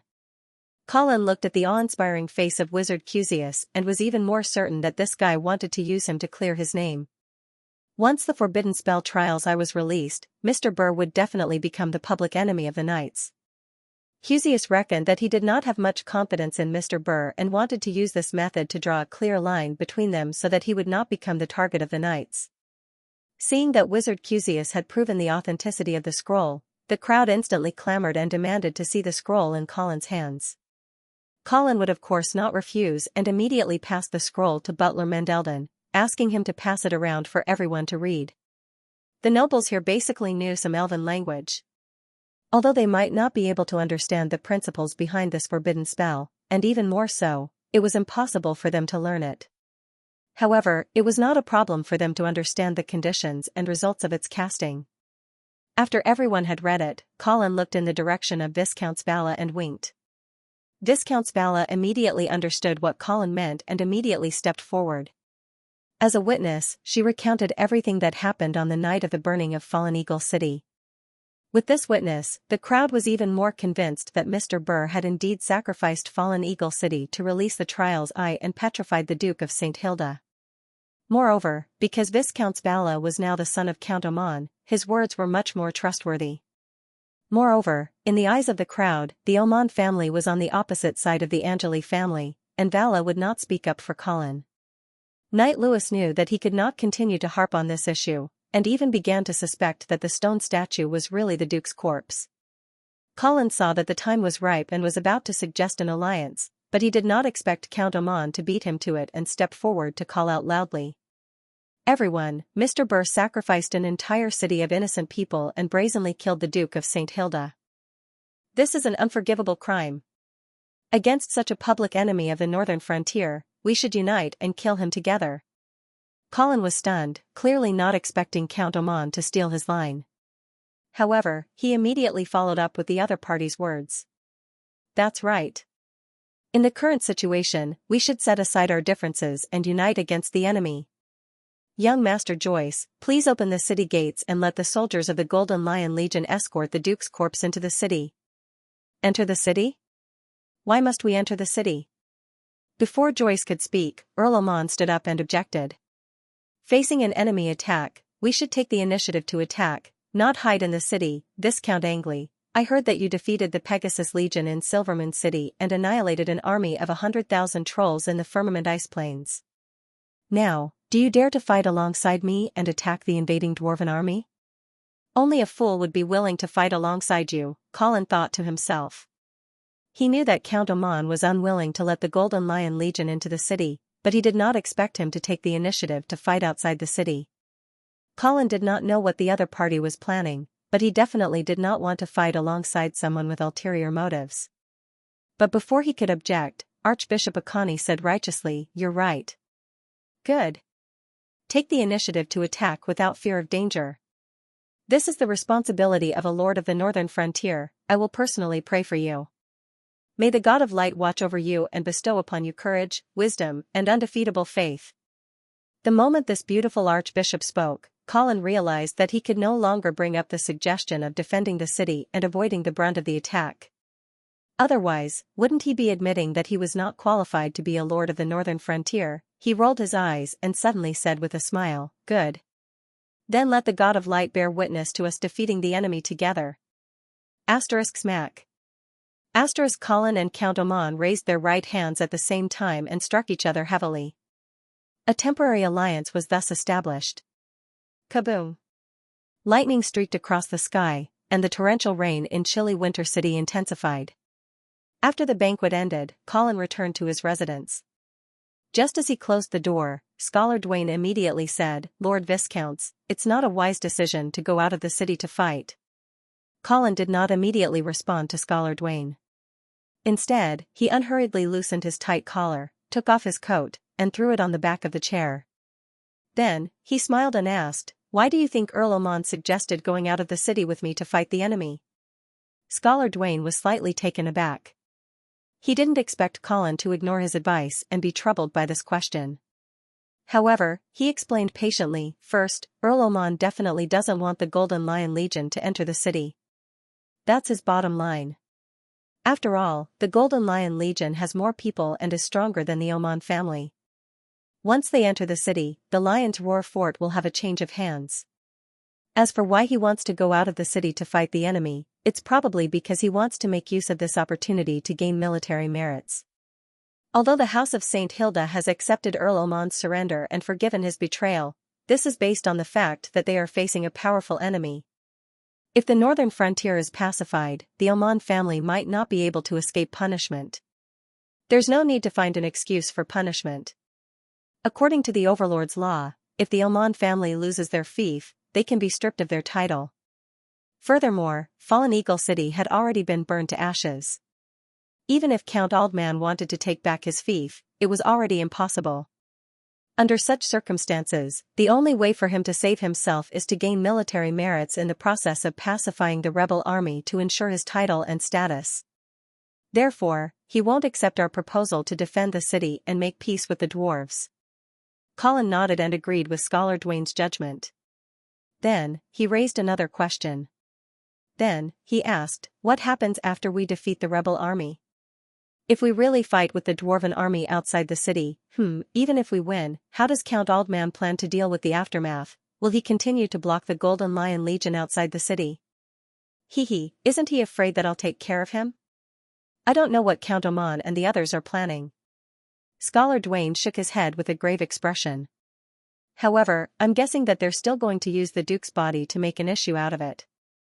Colin also narrowed his eyes, realizing that this should be the biggest flaw on his side. Scholar Dwayne continued his analysis. "The matter of the Duke's body being swapped is full of doubts. I even suspect that the Morrison family has already pledged their loyalty to Joyce in advance. Of course, it was also possible that the church was the middleman. This Archbishop Ajani. I can't quite see through her. Think about it. If Adjiani suddenly questions the authenticity of the Duke's body during his funeral in the future, it will be a fatal blow to both Vera's and your reputation." Colin rubbed his chin and felt that there was indeed such a possibility. After thinking for a moment, he asked again, "Then can Archbishop Ajani be roped in?" Scholar Don shook his head with a heavy expression. Colin asked curiously, "Why? Doesn't the church just want to see an obedient Dukes of the North? Whatever Joyce can give, Vera can give as well. Moreover, I can also persuade Vera to publicly announce her belief in the God of Light. If a mage converts to the God of Light, won't the church be tempted by such a publicity stunt?" Scholar Don shook his head and asked, "Lord Viscounts, do you know why the church sent such a young and beautiful archbishop to the northern frontier?" "Why?" Scholar Don did not answer directly. Instead, he asked again, "Do you know Lady Kate?" "Who?" Colin was confused. "She is the wife of the Earl of the Eastern Region. At the same time, she is also a priest and the Archbishop of the Eastern Region." Colin instantly understood what Scholar Don meant. The church was actually using a honey trap. So, the real purpose of Archbishop Ajani is to marry Joyce and become the Lady of the Dukes of the North? Scholar Dawn nodded and said, yes, because of Lady Kate, the church has a very deep influence in the eastern region. They can even influence some of the decisions of the Duke of the Eastern region. After tasting the sweetness in the eastern region, the church has been trying to use the same method to expand their influence in the secular world. This time Archbishop Ajani's target should be Joyce. Colin could not help but laugh. The church was really trying to use a honey trap on a 10-year-old boy. However, this trick might be useful. With Ajani's charm, it would be very easy for her to control a little boy. In retrospect, Colin found that Joyce had indeed been constantly looking at Ajani during the banquet. Apparently, he had been attracted to her. In this way, between Vera and Joyce, the church would definitely choose the latter. How could a converted mage be more attractive than the Duchess? Phew. Colin let out a long breath and returned to the main topic. So, what good idea do you have now? Scholar Dawn's spirit was lifted and he quickly said, Lord Viscounts, the strategy we set at the beginning cannot be changed. Not only will we not win if we go out to meet the enemy, but even if we win, I'm afraid that Joyce will take away the fruits of our labor. So, we must adhere to the original principles. We must not confront the rebels directly and defend Chilly Winter. Then, we can slowly divide and conquer the rebels. Colin spread out his hands and said helplessly, but now, they will not agree to let the Golden Lion Legion enter the city. Scholar Dawn's eyes flashed and he said fiercely, Lord Viscounts, then we must take extreme measures. Oh? What extraordinary means? Colin's interest was piqued. Scholar Dawn said word by word, force your way into the city. How? You can't just attack, right? No. Scholar Dawn shook his head. Scholar Dawn shook his head. Currently, Chilly Winter's gate is still controlled by the City Defense Army. As long as we persuade Knight Thomas, we can open the gate and let the Golden Lion Legion enter the city. As long as the Golden Lion Legion enters the city, Earl Oman will obediently give up his dominance and try to reconcile with us. Of course, even if he wants to fight to the death, we will not be afraid with the Golden Lion Legion and the City Defense Army. Colin leaned forward slightly and asked eagerly, Are you confident that you can persuade Knight Thomas? Scholar Dawn nodded confidently. I have already noticed during the banquet that Knight Thomas is not very close to Earl Oman and the others. He must have been forced to board the ship. Colin frowned, but since he has already boarded the ship, it will be difficult for you to get him to come down. Scholar Dawn smiled mysteriously. At this time, we will have to rely on Miss Vera's background. What do you mean? Colin's eyes flashed as he suddenly realized something. Do you know who Vera's biological father is? Colin looked at the mysterious Scholar Dwayne and suddenly burst into laughter. Scholar Dawn was stunned for a moment before he reacted and laughed. Sir Viscounts, it seems that you already know. Colin nodded. I found out about it from Marquis Garcia. How did you find out? The Duke of St. Hilda told me. Colin was a little surprised. It seemed that the Duke really trusted Scholar Dawn. He even told him such a secret. Then, do you know who Vera's biological mother is? Colin suddenly asked curiously. Unfortunately, Scholar Dawn shook his head, indicating that he did not know. Colin was a little disappointed, and then he asked in confusion, Vera's biological father is Marquis Garcia. What does she have to do with Knight Thomas? Scholar Dawn smiled and said, Sir Viscounts, you may not know this but Knight Thomas used to be a member of the Black Cavalry. He followed Marquis Garcia and fought in the Blue Ice Field for more than 10 years. Therefore, if he knows that Vera is Marquis Garcia's biological daughter, then he will definitely help us. Colin suddenly realized that Scholar Dawn was a fan of Marquis Garcia. However, when he thought about it, it was normal. With Marquis Garcia's prestige in the army, it would be strange if he did not have any fans. Well, then you can go and find him now. Yes, Sir Viscounts. Please wait for my good news. Scholar Dawn smiled confidently, then he went out, picked up his raincoat, and rushed into the rain. Chilly Winter Castle was pitch black as a storm engulfed the area. From time to time, lightning would pierce through the sky, leaving shocking marks on the night sky, followed by deafening thunder. The Lion's Roar Castle, which was located at the top of the mountain, was in the eye of the storm. The violent storm was about to turn the magnificent castle into ashes. Scholar Dwayne put on a raincoat and walked out of the Lion's Roar Castle toward the north gate. He had just arrived at Knight Thomas's residence when he was informed by a servant that after the banquet, Knight Thomas didn't return to his room to rest. Instead, he was on duty at the North Gate. Scholar Dwayne had no choice but to brave the heavy rain and rush to the North Gate in the pitch-black night. Because of the curfew and the heavy rain, the streets were empty. Even the taverns that were usually lively had closed their doors early. Along the way, he encountered a few patrolling soldiers. After revealing his identity, Scholar Dwayne wasn't harassed. But in front of the church of Chilly Winter Castle, Scholar Dwayne stopped in his tracks. The church was brightly lit, and faint sounds of prayers could be heard. A group of soldiers was guarding the door. Scholar Dwayne recognized them with the help of the lights in the church. They were the personal guards of Knight Thomas. Scholar Dwayne's heart sank. He hesitated for a while, but he still walked over and asked, "Is Knight Thomas in the church?" The leader of the personal guards recognized Scholar Dwayne and nodded. "Yes, Scholar Dwayne. Lord Thomas is inside." "Good." Scholar Dwayne suppressed the uneasiness in his heart and walked into the church. "Amazing grace, how sweet. My sins have been forgiven. Such grace fills me with reverence and comfort. Praise me with joy. Before my Father, lead me home." The choir was singing hymns. The melodious singing had a soothing power, and it seemed to cover the sound of the storm outside. The structure of the church's main hall had been specially designed. The singing reverberated and brewed inside as if it was the voice of heaven. Scholar Dwayne squinted his eyes and searched the crowd, but he didn't see Knight Thomas. "Good evening, Scholar Dwayne." Scholar Dwayne turned his head and saw the Bishop Emeritus standing behind him with a smile. The Bishop Emeritus looked at him calmly. "Good evening, Bishop Emeritus." "Scholar Dwayne, are you here to pray?" Scholar Dwayne smiled and nodded. "Yes, I'm restless at night and can't sleep. So I'm here to bathe in the glory of the Lord, hoping to obtain a moment of peace." The Bishop Emeritus said warmly, "May the Lord's gaze upon you and soothe your restless heart." Seeing that the Emeritus Bishop was about to leave, Scholar Dwayne hurriedly asked, "By the way, when I came in, I saw Knight Thomas's personal guard at the door. Is he here too?" The Bishop Emeritus nodded. "Knight Thomas Dwayne. And confess. Do you have matters? Dwayne.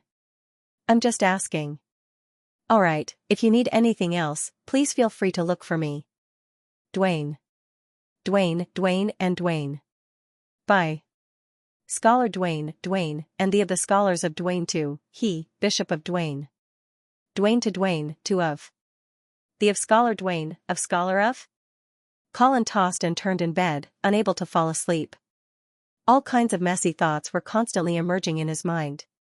He was worried about Vera's safety outside the city. He was also thinking about Queen Xianxia, whom he had not seen for a long time. He was also thinking about the banquet that had just ended. He was thinking about the beautiful but holy priestess. Even the mature and beautiful Queen Medela somehow got into Colin's mind. "Bah! Beast," Colin scolded himself and then began to compare which beauty had the longest legs. After a long time, the sound of rain outside the window suddenly became a lot lighter. Colin, who could not sleep, got up and went out of the door. It was dark outside the house, and only a few sentries in the castle flickered sporadically. The most violent storm seemed to have passed, and now there was only the end of the rain. Colin walked casually along the dimly lit corridor. He could not help but began to worry about Scholar Dwayne. He did not know if he could persuade Knight Thomas. Although Marquis Garcia used to be the god of war on the northern frontier, he was now a prisoner of the eastern region. Would Knight Thomas still respect and worship him like before? Thinking of Marquis Garcia, Colin suddenly realized that the date of exchange of prisoners was approaching. At that time, the reason why he had delayed the exchange of prisoners was because of the rebellion in the northern region, which made it impossible for him to escape. He thought that 3 months would be enough to stabilize the situation on the northern frontier, but now it seemed that he had underestimated the complexity of the situation. According to this situation, he was afraid that the exchange of prisoners would be delayed again. The Duke of the Eastern region was eager for Marquis Garcia to return to the northern frontier later. After all, the more chaos there was, the more they would gloat. While his thoughts were running wild, Colin suddenly smelled a familiar fragrance. It was like a rose after the summer rain, mixed with the vegetation in the forest in the early morning, and then gently crushed, releasing a scent that refreshed the heart and refreshed the mind. Turning a corner, Colin saw the owner of the fragrance. It was Archbishop Ajani. "Good evening, Your Excellency Archbishop." Colin slightly bowed and performed a gentleman's salute. "Good evening, Viscount Angley." Ajani was still wearing her white priest robe. Her big eyes seemed to be able to speak as she stared straight at Colin. Colin's mouth was dry from the other side's examining and charming gaze. He had to deliberately find a topic to talk about. "You didn't go back to the church tonight?" "I was delayed by the rainstorm and was now preparing to go back." Ajani's tone was cold. She waved the book in her hand and added, "Just now I had nothing to do, so I explained a section of the Book of Radiance to Master Joyce." Colin did not know why, but he suddenly felt a little jealous of that little brat. Ajani did not seem to be in a hurry to leave. Instead, she stood there and asked, "Viscounts, what about you? It's so late, why aren't you sleeping?" Colin casually said, "The thunder just now was too loud. I couldn't sleep." Ajani smiled in surprise and said softly, "Your heart is in a mess." Saying so, she used her right hand to make a praying gesture in front of her chest. She then took a few steps forward and extended her index finger to lightly touch Colin's forehead. At this moment, the two of them were very close. Colin could already feel Ajani's warm and moist breath lightly hitting his face. Her dark red lips seemed to carry an endless temptation, making Colin almost unable to control himself and take a bite. But when Ajani's index finger touched Colin's forehead, a calm and peaceful emotion instantly calmed all the restlessness in his heart and body. In a daze, the Ajani in front of him seemed to emit a holy radiance, making Colin have an impulse to prostrate himself in worship. Ajani's index finger left Colin's forehead, but she did not back away. The upper bodies of the two were almost touching, their breaths mingling, their gazes moving. But at this moment, Colin did not have any evil thoughts in his heart, as if it was blasphemy to the woman in front of him. "Are you feeling better?" Ajani asked softly, the concern in her eyes intoxicating. "Yes, much better." Colin smiled and thanked her. Ajani stretched out her hand to tidy her hair, suddenly praising, "Viscount Angley, you are the knight with the most potential I have ever seen." "Is that so?" Colin raised his eyebrows. He did not know if this archbishop was praising him from the bottom of her heart, or out of politeness, or because of some unspeakable conspiracy. Ajani nodded solemnly, "I can feel the holy light's favor and closeness to you. I presume that your faith in the God of light must be abnormally firm and devout." "What the hell?" A certain non-believer was suddenly speechless. Thinking of how he had even used the name of the God of light to deceive his blood descendants, Colin could not help but doubt the effectiveness of the Church's method of identifying heresy. Of course, on the surface, Colin must have had a sincere expression, "Yes, ever since I was baptized and became a knight, I swore to serve the God of light for life, to sweep away all evil for him." Ajani seemed to be very satisfied with Colin's declaration. She leaned forward slightly, closing the distance between the two. Her tone also had a hint of charm. "Then, are you willing to be a little closer to the God of light?" Colin's heart raced again, his mouth dry as he asked, "How do I get closer?" "The Knights Templar, I can recommend you to join." Knights Templar. Colin suddenly felt a chill, blood rushing back to his brain, reason taking over the high ground once again. He immediately said resolutely, "I appreciate your kindness, but I am not ready to abandon everything and serve the God."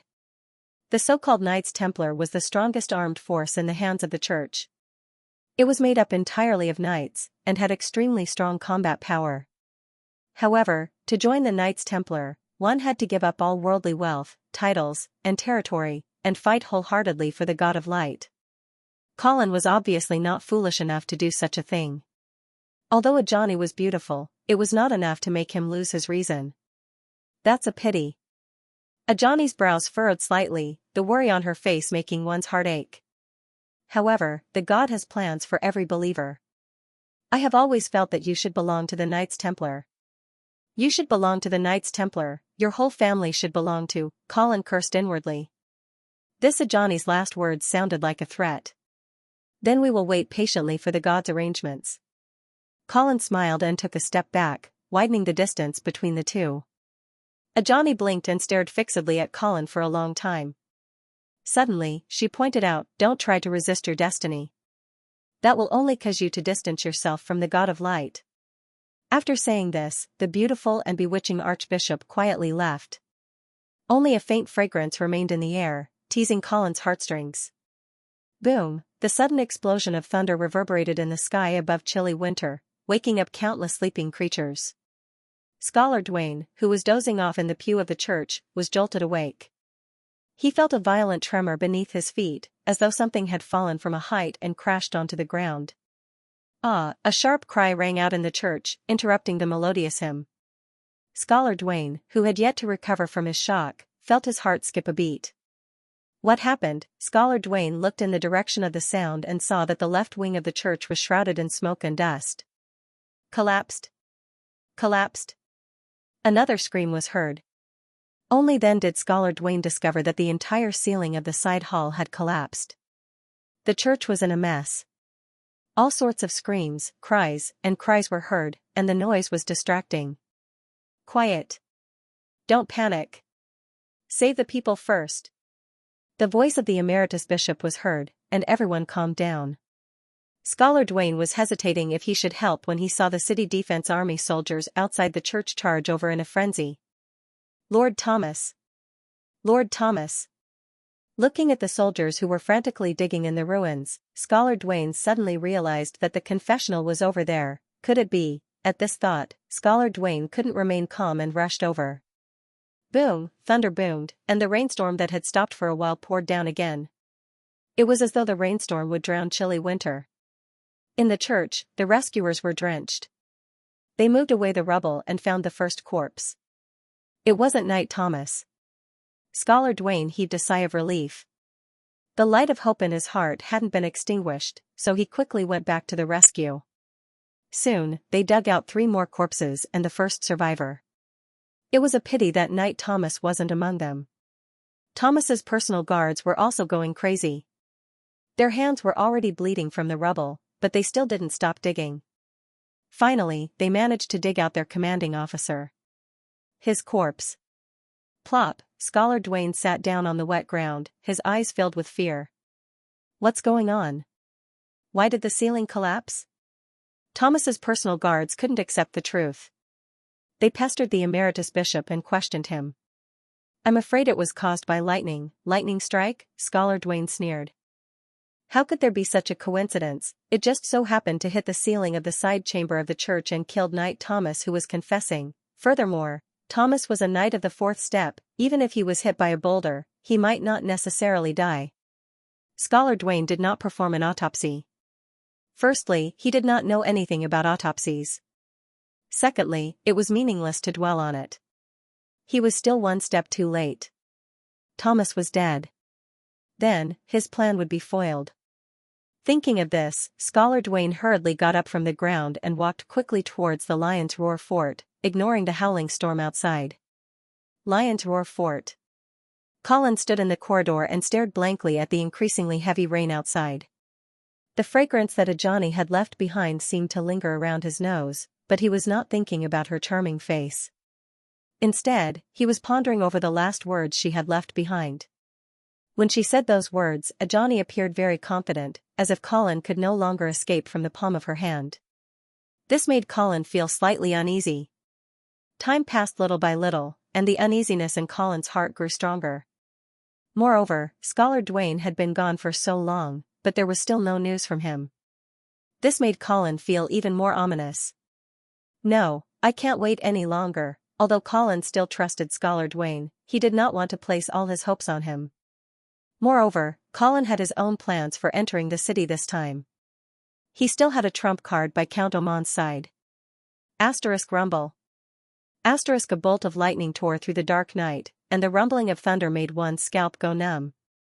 Faintly, Colin seemed to hear some noise coming from outside the castle. At this time, he was no longer in the mood to pay attention to these things. After making up his mind, he left with large strides. Asterisk boom. Asterisk a violent gust of wind rushed through the corridor, as if something had suddenly charged into the rain. Sir Count, I just received news that the side chamber of the Radiant Church collapsed. crushing more than 10 people to death. Among them was Knight Thomas. I understand. Count Amon nodded, his face calm, as if he had already expected Knight Thomas's death. Putting on his coat, Count Amon left his residence. He had only taken a few steps when he saw Viscount Svala walking over. Father. Count Amon nodded with a smile. It's already so late, and you're still awake? The thunder tonight is too loud, I can't sleep. Father, are you preparing to go out? Count Amon nodded, and then said, since you can't sleep, come with me to see young Master Joyce. Viscount Svala was stunned, and said hesitantly, Father, it's so late, to disturb young Master Joyce, isn't too good, right? Count Amon sighed, and said helplessly, there's no choice. The church collapsed just now, and Knight Thomas was unfortunately killed. We have to let young Master Joyce know about this, and appoint a new commander for the city guards. Knight Thomas was killed? Vala was shocked, and only came back to her senses after a while. She carefully approached Count Amon, and whispered, Father, this shouldn't be an accident, right? Count Amon smiled mysteriously, and patted his son's shoulder, but did not give a clear answer. At this moment, a huge figure suddenly appeared at the corner of the corridor. His entire body was covered in thick blue armor, and gave off a strong sense of oppression. But strangely, his footsteps were extremely light, as if he had suddenly appeared there like a ghost. Count Amon frowned, as if it was strange that there was no such person among the guards of the house of St. Hilda.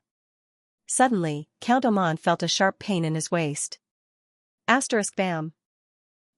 He sent the ambusher flying with a kick, but Count Amon's face was filled with confusion and shock. Vala, why? Count Amon's body trembled uncontrollably, but not because of his injuries, but because of the greater pain in his heart. He could not understand why he had been assassinated one after another, and the assassins were all people he trusted. Lawrence, Penny, Cynthia, and now even his own son, Vala, wanted to kill him. For a moment, Count Amon felt as if everyone had betrayed him, as if the entire world wanted to be his enemy. But he quickly calmed down, and even guessed the mastermind behind this assassination. Vala was a meeting gift from Colin, and it was obvious that this assassination was ordered by Colin.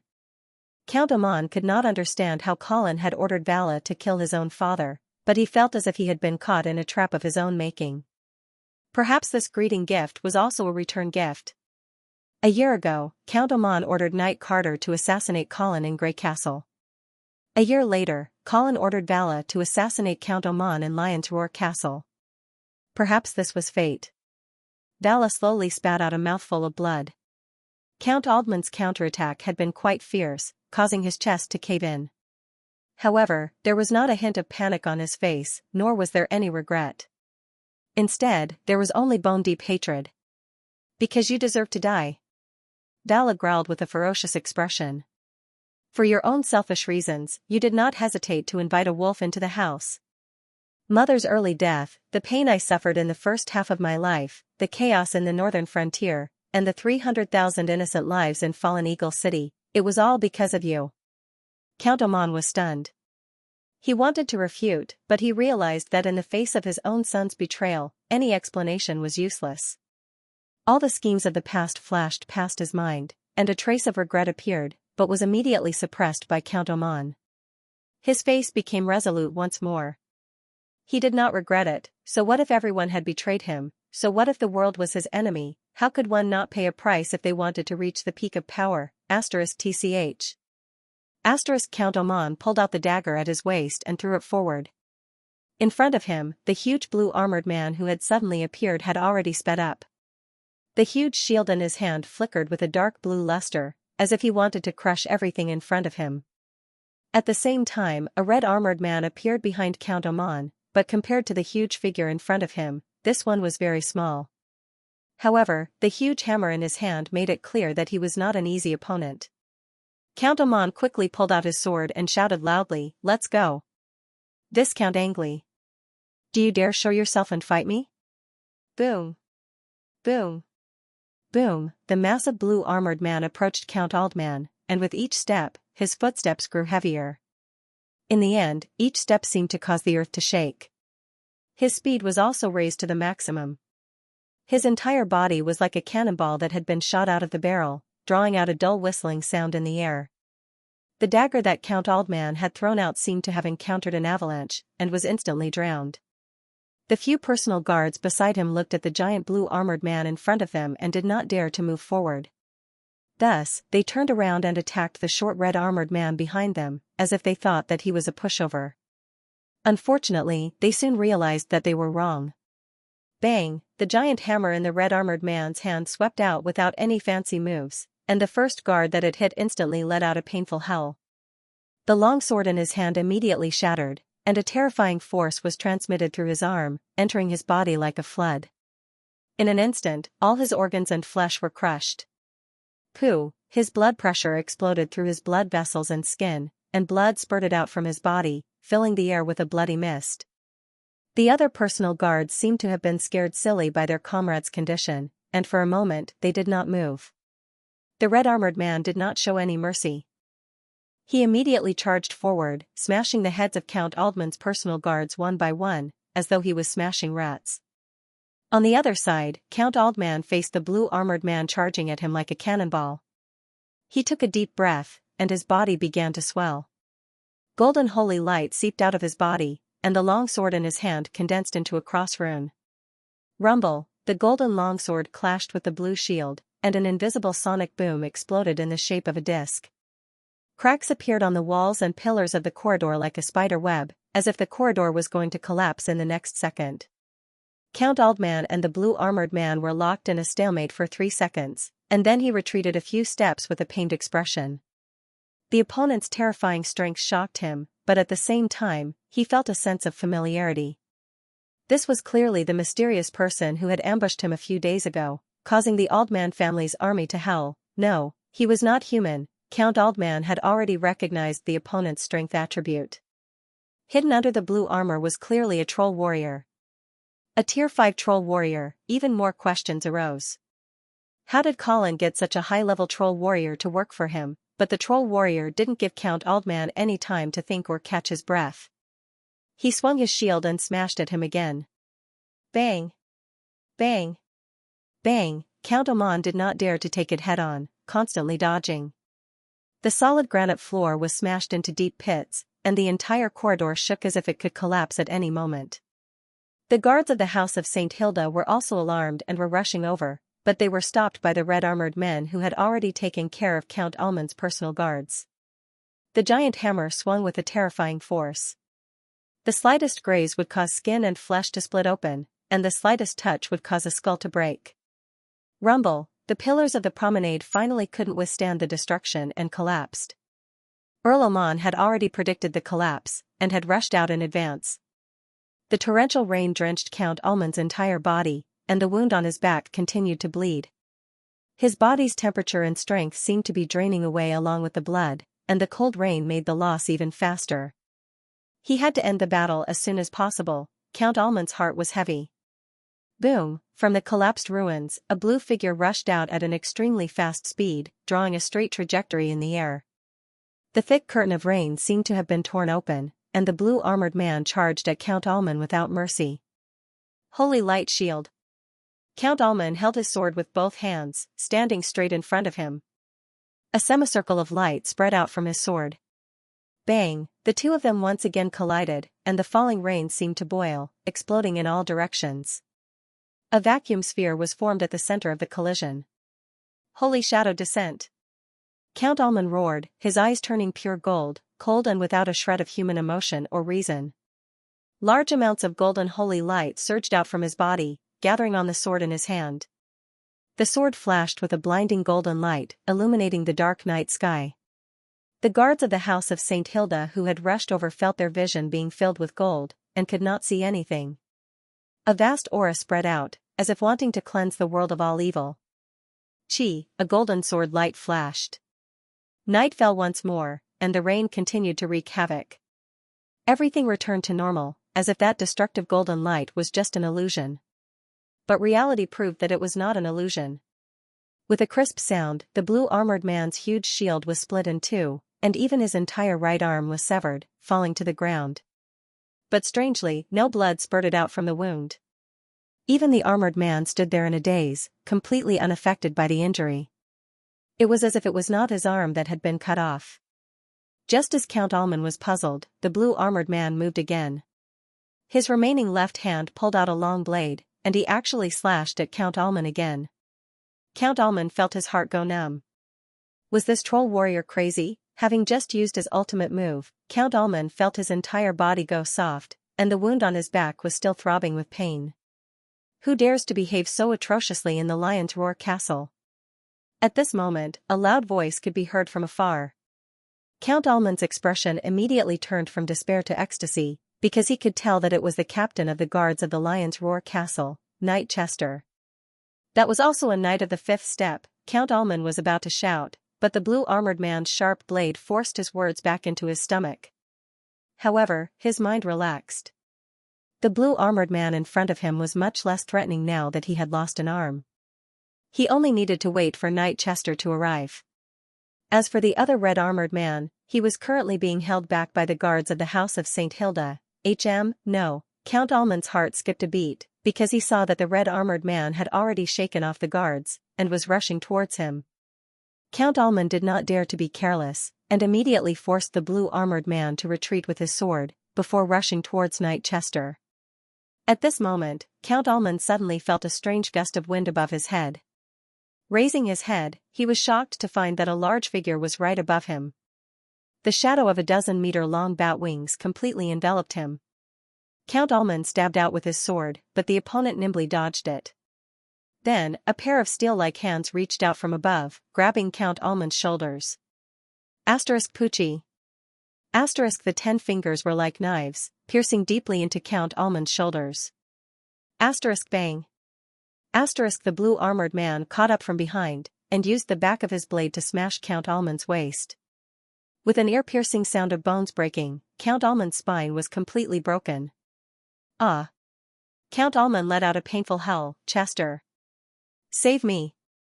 Stop. Put him down. Knight Chester held his spear, and like a golden lightning bolt, he pierced through the rain, charging towards Count Alman. Bang. The large bat wing stirred up a violent gust of wind, and Colin immediately brought Count Alman into the air. Knight Chester also stomped heavily on the ground, and his entire body flew up as well. However, the red armored man's large hammer blocked his way. Clang. The spear and the hammer collided, and in an instant, a gust of wind blew, piercing the ears. Knight Chester landed firmly on the ground, but his eyes became extremely serious. At this moment, Colin had already brought Count Alman into the air, disappearing into the night. The blue armored man calmly turned around to pick up the broken arm on the ground, and together with the red armored man, they quickly retreated out of the castle. Knight Chester's expression changed. He wanted to give chase, but he was hesitant. Count Alman had already been taken away by that strange flying man, and the remaining 2 were of the 5th step. They were clearly not easy to deal with, and Knight Chester did not want to risk his life for no reason. The 2 armored men in front of him were about to go further and further away when there was a sudden commotion in the ruins. Dalla crawled out pathetically, crying out pitifully. Father! Lord Chester, please save my father. Knight Chester sighed helplessly, but did not move. Seeing that the captain of the guards did not move, the guards of the House of St. Hilda who had rushed over naturally stopped as well. Very quickly, the 2 figures, one red and one blue, completely disappeared into the pitch-black night. The torrential rain continued to fall, and very quickly, the blood on the ground was washed clean, as if the massacre had never happened. At the darkest moment before dawn, the torrential rain that had engulfed Winter Castle finally stopped. In an abandoned warehouse that was so dark that he couldn't even see his own fingers, Count Alman was panting with difficulty. Every time he breathed, he would bleed. His broken spine made him unable to feel his lower body, but the pain in his upper body was enough to make him faint. But Earl Alman forced himself not to faint. He was still trying his best to find a glimmer of hope. Colin, I know it's you, right? Count Alman's eyes were fixed on the figure in front of him. Even though he could not see the face hidden in the darkness, even though this person's figure was completely different from Colin's, Count Alman was certain that this person was Colin Angeli. Colin half squatted in front of Earl Alman and chuckled. Why are you so sure it's me? This question basically confirmed Count Almond's guess. Earl Oman's eyes flashed. He tried his best to remain calm and replied, "Now, in Winter Castle, the only person who wants me dead is you. I could be Colin's subordinate too? If you were Colin's subordinate, you would kill me without hesitation, and not like this, watching me struggle on the verge of death and enjoying the thrill of revenge." Colin laughed and nodded. "Earl Oman, it's been hard on you to maintain a clear head in this situation." "That's admirable." Earl Oman ignored Colin's teasing and continued in a hoarse voice, "Colin, it was indeed my fault for sending people to Grey Castle to assassinate you. But you've already tried to assassinate me twice, Cynthia once, Bella once, although I don't know how you persuaded them to kill me. I think we're even. After all, you didn't die back then." "Even?" Colin chuckled, his face full of mockery. "Do you really think I'll let you go?" "Why not?" Earl Oman said anxiously, "I can pledge my loyalty to you and let you command the Oman family's army, hee." Colin sneered again, "Your loyalty? Didn't you pledge your loyalty to the Duke of St. Hilda? But that didn't stop you from secretly colluding with St. Thean? If you don't believe in your pledge of loyalty, how about using benefits to bind you?" Earl Oman spoke again, "As you know, Vala is my son. I've already made him my official successor. Your sister is married to him, so we're in-laws. Colin, believe me, I can give you advice. I'll fight for you. As long as you give me a chance. The current situation in the northern region is still unstable. The House of St. Thean is still a huge threat, and I have an irreconcilable blood feud with them. As long as you let me go, we can work together to defeat the St. Thean's family's conspiracy. Also, Miss Vera is the most suitable candidate to inherit the title of Duke of the Northern Region. As for Joyce, I have a way to make him lose the title of Duke completely." In order to survive, Earl Oman had no bottom line. No matter what Colin proposed, he was willing to accept it. Colin smiled as he looked at Earl Oman, who was begging for mercy in front of him. His heart was filled with the joy of revenge. However, he did not pay attention to Earl Oman's pleas. Instead, he began the interrogation. "When Vera and I rushed to the Golden Lion Legion's camp at the Rapids River, the Legion commander, Knight Nelson, said that they had received a letter in advance. The letter said that the Duke's body would be fake. Did you write this letter?" Earl Oman immediately denied it. "This matter has absolutely nothing to do with me." "Is that so?" Colin frowned. He had originally guessed that the Oman family and the Morrison family were secretly in cahoots. That was why they had swapped the Duke's body in Floral City in an attempt to stop Vera from taking over the command of the Golden Lion Legion.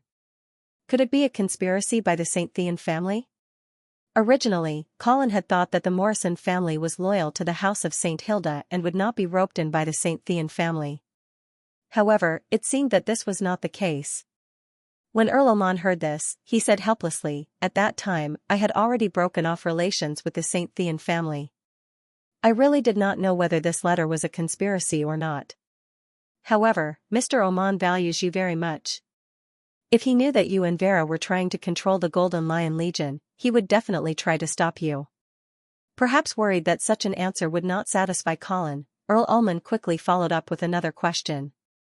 "Also, I can guess who Mr. Oman ordered to steal the Duke's body." "Who?"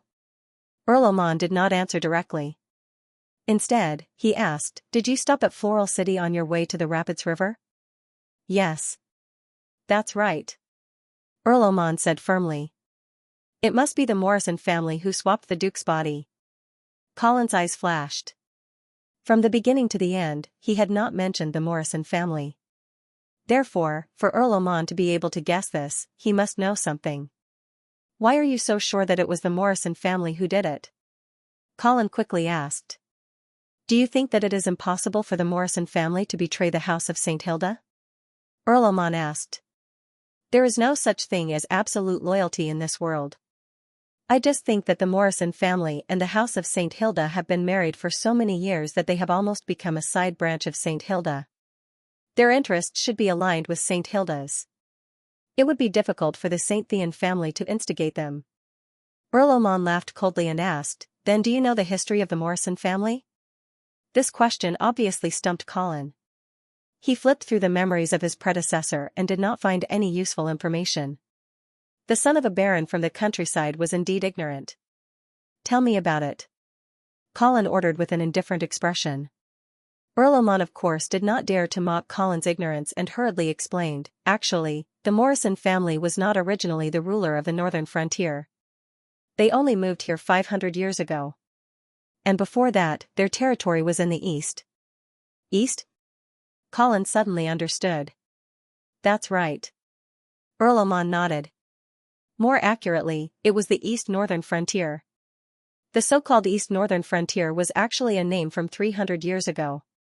At that time, the east was still divided into two territories, the south and the north, the east northern frontier and the southeast. The ruler of the southeast was the House of Saint Prospero, the current ruler of the east. And the ruler of the east northern frontier was the House of Saint Theon. So, 500 years ago, the Morrison family was a vassal of the House of Saint Theon? Yes, and at that time, they madly chased after the daughter of the House of Saint Theon, trying to purify her bloodline and give birth to a holy knight. Unfortunately, they did not succeed. Perhaps they felt that the bloodline of the House of Saint Theon and the Morrison family was not very compatible, and wanted to try another holy knight family. So, the Morrison family made a move to the northern frontier, swore allegiance to the Dukes of the North, and then began to madly chase after the daughter of the House of St. Hilda. Haha, what a bunch of stubborn lunatics. Colin was also somewhat speechless. This Morrison family was really strange. However, this does not mean that the Morrison family is still colluding with the House of St. Theon. After all, 500 years have passed, and the Morrison family has long been bound to the House of St. Hilda. Would they still care about old ties? Earl Oman shook his head. No, I do not think that the Morrison family is colluding with the House of St. Theon because of old ties. Then what is the reason?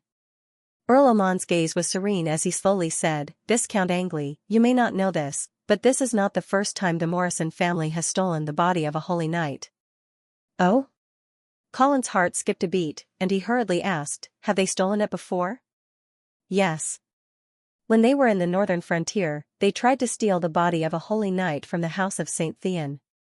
However, they were discovered by the House of St. Theon.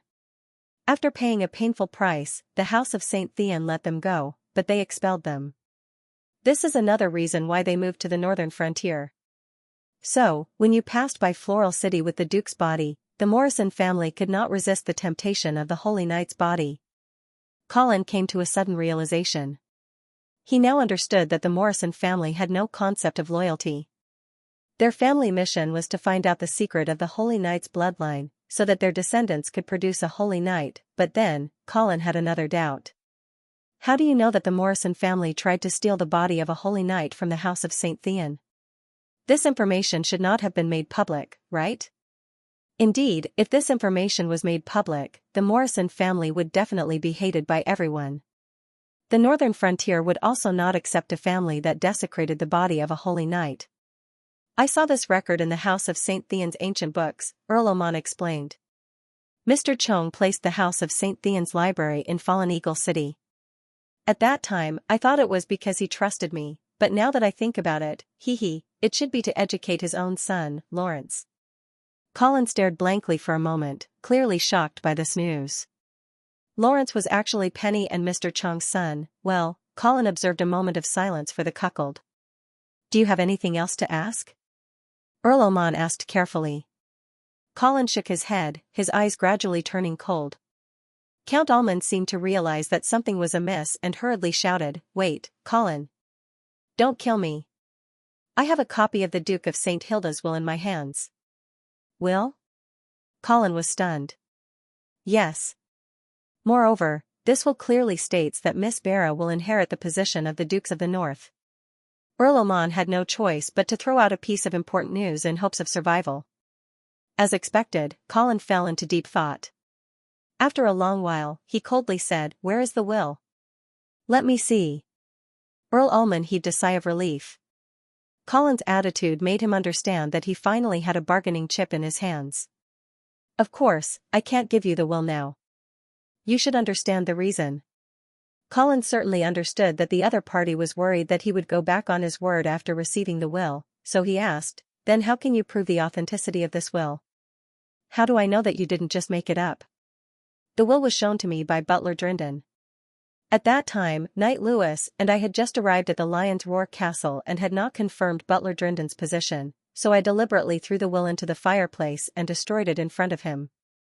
I did not expect Butler Drindon not to stop me. Instead, he was happy to see it happen. Only then did I understand that he also supported young Master Joyce to inherit the title of Duke. Colin was speechless. He then said angrily, "Since you have already thrown the will into the fireplace and burned it, then why are you still telling me this?"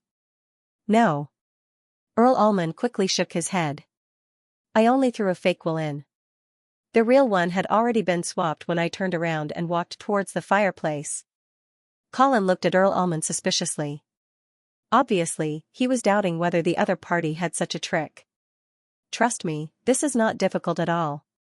At that time, all their attention was focused on the fake will that was thrown into the fireplace. They did not know that I had already secretly hidden the real will. Colin shrugged.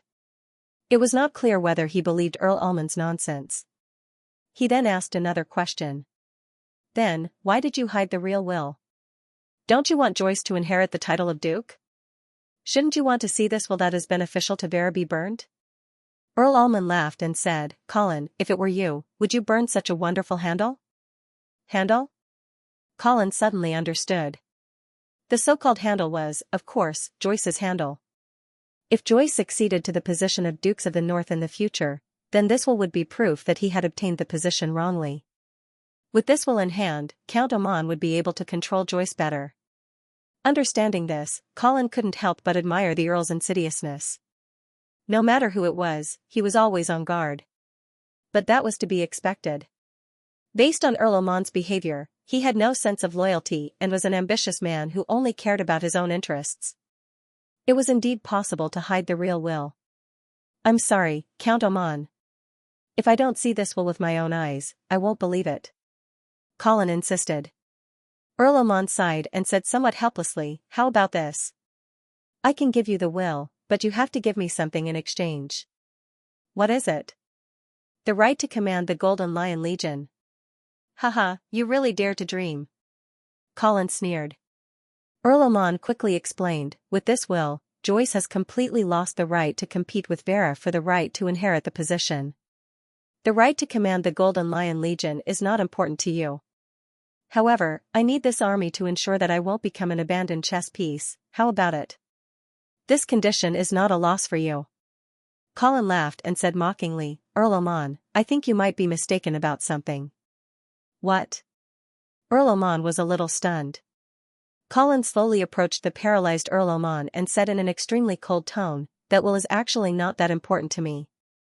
"What do you mean?" Earl Oman was a little flustered. "Don't you want to see Vera inherit the position of Duke?" "Of course I do. However, I already have a way. As for that will, haha, it is at most the icing on the cake, but you want to sell it at the price of charcoal in the snow. Moreover, I've been waiting for almost 2 years to avenge the assassination attempt back then. It has been 2 years. Do you think I will let you go so easily?" Earl Oman could no longer maintain his calm and shouted anxiously, "Colin, listen to me. Letting me live is definitely more valuable than killing me. I can help."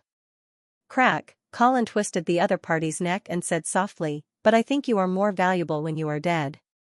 After saying that, he opened his mouth, revealed his sharp fangs, and bit down.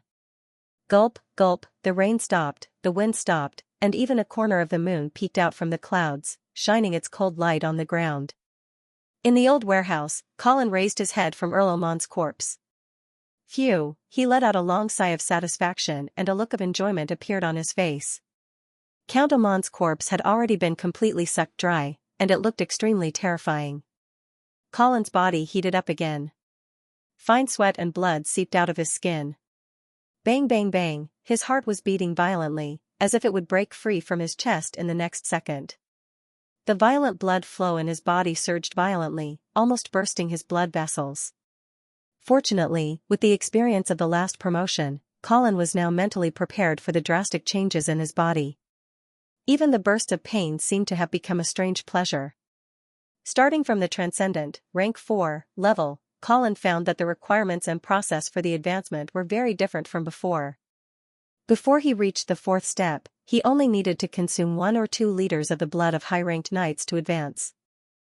Moreover, during the advancement process, his body would only heat up slightly, and there would be no pain. But from the 4th rank onwards, he found that he had to completely suck the blood of a high-level knight to complete the requirements for promotion. Moreover, the promotion process became extremely intense and painful.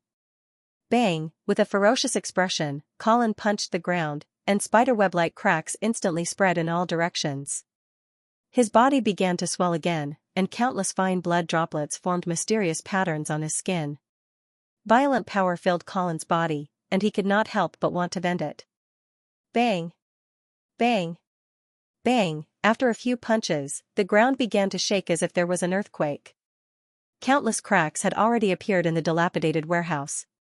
Finally, it could no longer support the weight and collapsed with a loud crash. Lord, the tremors came from here. We heard thumping sounds and a few inhuman howls. When we came to take a look, we found that the buildings here had collapsed. A group of city guards led by a few residents of chilly winter city appeared outside the dilapidated warehouse. The captain looked at the collapsed ruins in front of him, and his heart sank. He had just heard that the cathedral had collapsed and killed Lord Thomas. Now, this place had collapsed as well. This time, would it kill any important figures? Where was this place? Did anyone live here? This is a dilapidated warehouse filled with unwanted items.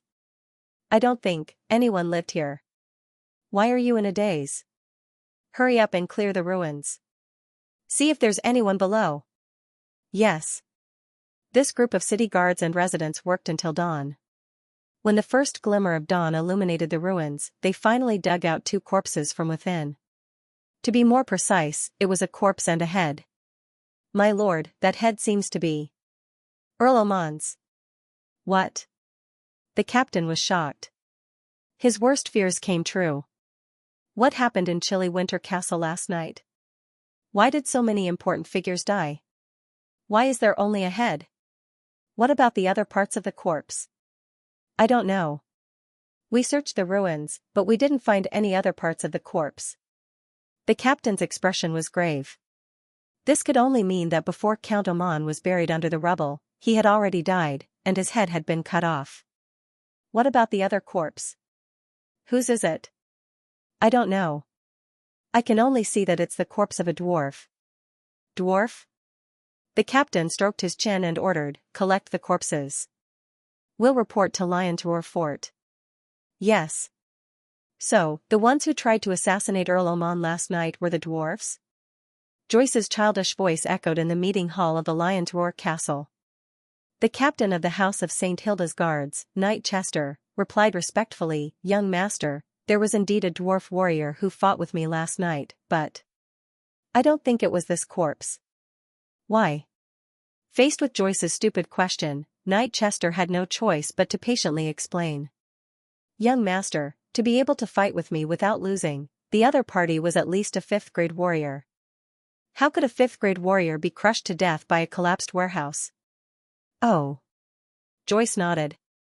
Then, he had a flash of inspiration and asked, what about a 4th-grade warrior? I don't think so. Joyce's eyes lit up when he heard this answer. It was as if he had discovered something incredible. So, as a 4th-grade knight, Thomas shouldn't have been crushed to death by the ceiling of the church, right? He must have died in the confessional before that, right? Ahem. That's possible.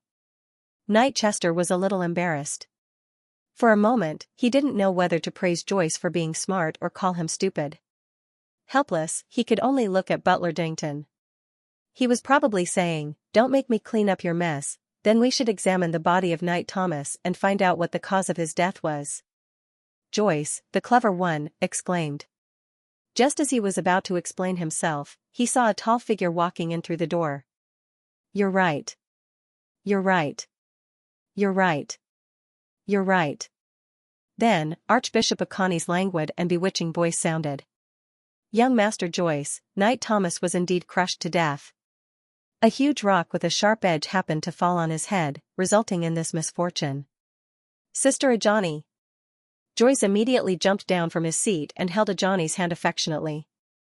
Seeing this, the Knight of Chester frowned. In fact, the captain of the House of St. Hilda was well aware of the current power struggle in the Lion's Roar castle. However, he did not have any bias. Whether it was Joyce or Vera inheriting the title of Duke, he did not have any opinion. But now, looking at Joyce who was trying to please Ajani, Knight Chester felt a sense of disgust rise from the bottom of his heart. How could the Dukes of the North be people who would wag their tails and act cute in front of the church? At this moment, Joyce was indeed like a puppy trying to please its owner in front of Ajani. He had originally suspected that there was something fishy about Knight Thomas's death, but after Ajani's explanation, he completely believed that Thomas had been killed by the collapsing ceiling of the church. As for why the ceiling of the church suddenly collapsed, well, of course, it was caused by a lightning strike. Knight Chester, who had always been neutral, was speechless at how easy it was to pass the test. However, when he saw Earl Oman's head, he sneered in his heart. Vera's people were not simple either. There would be a good show to watch next. Young Master Joyce, the most important thing now is to appoint a new commander of the City Defense Army. In addition, the Oman family's army also needs a new commander so that it will not cause chaos. Joyce certainly would not refuse Ajani's suggestion. He nodded and said, "Okay. Archbishop, do you have any suggestions for the commander of the City Defense Army?" Ajani smiled gently and shook her head. The secular world belongs to the Lord, and the faith belongs to the gods. Young Master Joyce, the appointment of the commander of the City Defense Army is not up to me to decide. Well, you have some shame. Knight Chester secretly cursed. However, he also knew that Ajani was just pretending to refuse. The real candidate must have been discussed long ago. How could she rely on a 10-year-old child like Joyce to make the decision? Sure enough, Joyce could not make up his mind at all. He turned to Butler Durden and asked, "Durden, who do you think is more suitable?" The old butler smiled reservedly and suggested, "Young master, I think Knight Lewis is a good choice. He is the deputy commander of the Golden Lion Legion and has experience in leading troops. He is also brave in battle and loyal to the House of St. Hilda. He will definitely be a qualified commander of the City Defense Army." Joyce did not think much and immediately nodded. "Okay, then let Knight Lewis take over the City Defense Army." Knight Lewis stepped forward and knelt down on one knee in front of Joyce, saying loudly, "Thank you for your trust, young Master Joyce." Immediately, Butler Dangton drafted a letter of appointment and handed it to Joyce. Joyce signed it excitedly, as if he had really become one of the Dukes of the North at this moment. This feeling of being able to dictate the fate of others made Joyce feel a strange emotion. Perhaps he did not understand what it was called, but he was already uncontrollably addicted to it. Joyce suddenly understood why his father was always busy but never complained. In fact, he even enjoyed it. He used to be glad that he wasn't his father's eldest son, so he didn't have to worry about these tedious government affairs in the future. But now, he could finally understand his father's happiness. After signing the letter of appointment and handing it to Knight Lewis, Joyce looked around with his head held high, enjoying the feeling of being the focus of everyone's attention. Especially Archbishop Ajani's gaze, which was as cold as water but had a surging charm. Joyce could no longer suppress the possessiveness in his heart. He really wanted to ask the butler if it was necessary to wait until after the coming-of-age ceremony to get married. "Young master? Young master? Yes? What's wrong?" Joyce was awakened by the butler's call and hurriedly retracted his greedy gaze from Ajani with a guilty conscience. However, the youth's adoration was already seen by everyone present.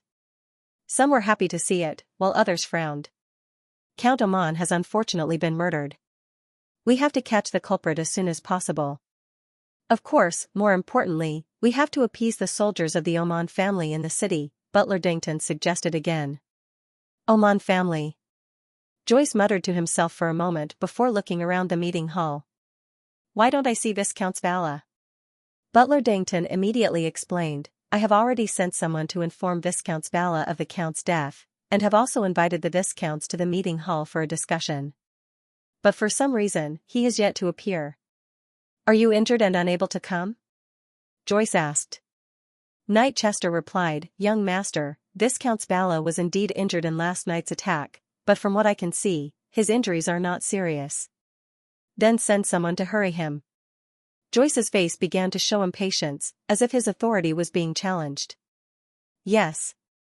Butler Dangton immediately replied and sent someone to inform Viscount Svala. Joyce spoke again, then what about Count Oman's murderer? Knight Chester, you said that the dwarf's corpse that was found together with Count Oman's head isn't the murderer? I don't think so. Knight Chester explained patiently, as I said, the one I fought was a grade 5 dwarf warrior. He couldn't have been killed by a collapsed warehouse. The dwarf's corpse we found should only be a scapegoat. Furthermore, we only found Count Oman's head, but the rest of his body is missing. I'm guessing that the real murderer took it away. Then why did the murderer take Count Oman's body and leave only his head behind? Joyce asked curiously. I'm guessing that he wanted to hide something. Hide what? Joyce looked like he wouldn't give up until he got to the bottom of this. Knight Chester felt a headache coming on. From his point of view, Joyce was acting like a typical child, constantly asking about unimportant things while ignoring the important ones. Fortunately, Archbishop Akani spoke up and brought the topic back on track. Young Master Joyce, the reason why the murderer took Count Oman's body isn't the main point. What we should be more concerned about is who planned the assassination of Count Oman. Joyce nodded. Then what do you think, Archbishop? Akani looked at Knight Chester and asked, Knight Chester, you said that there were 3 assassins last night, a large blue armored man, a short red armored man, and a strange man with huge wings? Yes. Akani's eyes flashed, and she suddenly laughed. It's not easy to guess the identities of those 2 armored men, but it's not the first time people with wings have appeared. Is that so? Joyce asked curiously, can people really grow wings? Seeing that Joyce's focus had shifted again, Akani smiled faintly and pulled the topic back. I'm not sure about that either. However, I know that during the coup in Silvery Moon City last year, a winged knight appeared. It's said to be a knight with huge wings. It should be the same person who appeared in Lion's Roar Castle this time. Winged knight? Joyce's eyes flashed with yearning, and he asked anxiously, then do you know his true identity, Archbishop? Archbishop Akani did not speak, but turned to look at the door of the conference hall. There, a valiant figure appeared. Viscount Angley, are you lazing in bed? Joyce teased as he saw Colin walk in. Colin bowed, then chuckled, my apologies, young Master Joyce. I was disturbed by the thunder last night and did not sleep well. I did wake up late today. Joyce laughed for a while, then waved his hand to show his magnanimity. Akani looked at Colin with sparkling eyes and suddenly laughed. Viscount Angley, so many things happened last night. Don't you know anything? Colin's face was filled with sorrow and regret. He sighed, I heard about it just now. I did not expect Count Oman and Knight Thomas to meet with misfortune. It's really... Sigh. The few old foxes present looked at the pretentious Colin and cursed in their hearts. They obviously knew that Colin was the prime suspect in Oman's death, but there was no evidence to prove that he was Count Oman's murderer. Viscount Angley. Akani's footsteps were light as she slowly approached Colin. Her deep blue eyes looked at him as she asked softly, have you heard of the Winged Knight? I have. Colin's expression did not change. Back in Silvery Moon City, it was this guy who killed the previous half-elven king. Why are you suddenly asking about this? Because one of the people who participated in Count Oman's assassination last night was this Winged Knight. Is that so? Colin looked surprised, then pointed at the dwarf's corpse in the middle of the hall. So this Winged Knight belongs to the dwarfs? Akani looked at Colin for a while, but could not see anything. She could not help but feel disappointed, and said calmly, perhaps. Although she guessed that the Winged Knight was most likely the secret weapon of the Angeli family, she did not have any concrete evidence, so she could only guess. Originally, Ajani had wanted to continue probing Colin about the Winged Knights, but all of a sudden, the Archbishop's expression changed, his eyes filled with disbelief and shock. Archbishop Akani, what's wrong?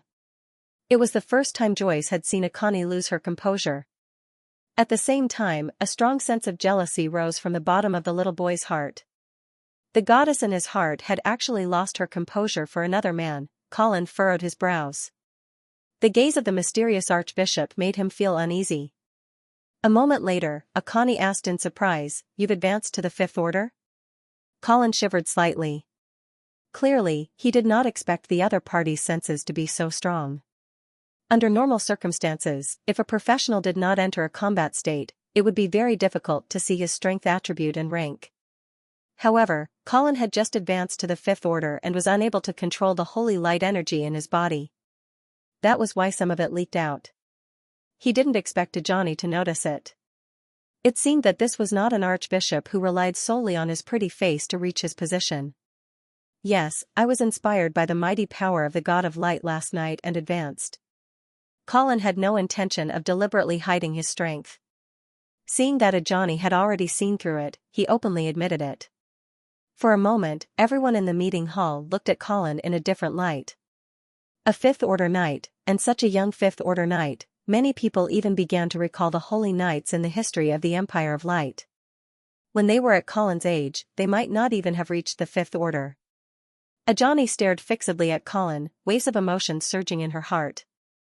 At this moment, she suddenly felt that she should make some changes to her previous plan. So what if I'm a Fifth Order knight? In another 10 years, I can also become a Fifth Order knight.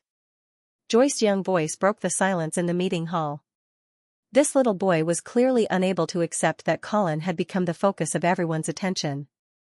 The acid in his stomach was about to overflow. Colin chuckled and nodded. Yes, young Master Joyce, you will definitely become a great knight of the northern frontier. Joyce nodded in satisfaction, and then tried to lead the conversation. Then, let's continue to discuss who killed Count Oman. Everyone present exchanged glances, but no one said a word. Even Archbishop Johnny remained silent, as if she had suddenly lost interest in the topic of winged knights.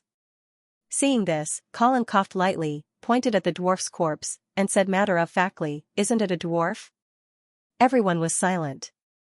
To be honest, this method of framing was a little crude. Joyce furrowed his brows, and was about to speak when he heard a voice from outside the hall. Other than those dirty and despicable dwarves, who else could it be? Everyone looked towards the door, and saw Viscount Bala striding in. He first bowed to Joyce, and then explained, "Apologies, young Master Joyce. The reason I'm late is that I was discussing with my family's knight about avenging my father." Joyce was slightly shocked, and hurriedly comforted him. "Viscount Bala, I can understand your feelings, but we still haven't determined who killed Count Oman. I hope you won't be rash." "Young Master Joyce, I think you're overcomplicating things," Colin said loudly. A dwarf's corpse was found beside Count Oman's head, and there was indeed a dwarf warrior who fought with Knight Chester last night. Moreover, the dwarven army is approaching cold winter, and I'm afraid they want to assassinate an important person on our side before the battle starts, and disrupt our morale. So, with the corpse as evidence and the motive for the assassination, can't we confirm Count Oman's murderer under these circumstances? Discount Angeli, there were 3 assassins last night and only one of them was a dwarf. Why are you so sure that the dwarfs are the ones behind the assassination? Dragon Dan raised his eyebrows and retorted in a cold tone, "Viscount Angeli, there were 3 assassins last night and one of them was a dwarf. Moreover, the dwarf's corpse was found under the ruins of the warehouse, and it's too obvious that it was planted. On the contrary, I feel that the mastermind behind Count Oman's murder isn't a dwarf at all." Colin chuckled, and took a few steps forward, approaching Steward Doring. He asked in a low voice, "Then, who do you think is the mastermind?" The aura of a grade 5 knight gradually spread out, and the air suddenly became stagnant. Steward Doring felt as if he was being stared at by an extremely dangerous beast. His entire body tensed up, and his heart raced, as if it would jump out of his chest in the next second. However, he gritted his teeth, and did not take a step back. Steward Doring knew that Colin was deliberately putting pressure on him, but he definitely wouldn't dare to make a move. However, in the face of a real threat of death, Steward Doring still cowered. He didn't dare to voice his suspicions, and could only lower his head under Colin's sharp gaze. This requires further investigation. Colin didn't intend to let Doring off so easily.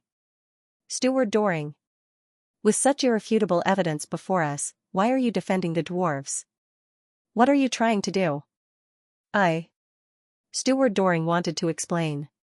However, Colin didn't give him the chance, and immediately cut him off. "I'm beginning to suspect that you're a spy for the dwarves." Steward Doring's expression immediately changed, and he said angrily, "Viscount Angeli, how can you?" Viscount Vala suddenly questioned, "That's right, Steward Doring. Why are you always defending the dwarves? They're clearly a rebel force, an enemy." Steward Doring was really panicking this time, not because he was being framed by Colin, but because Vala Oman was actually speaking up for Colin. Colin's attitude was within his expectations, but Vala, as Count Almond's newly acknowledged son and first successor, Vala was actually helping Colin to accuse one of her own.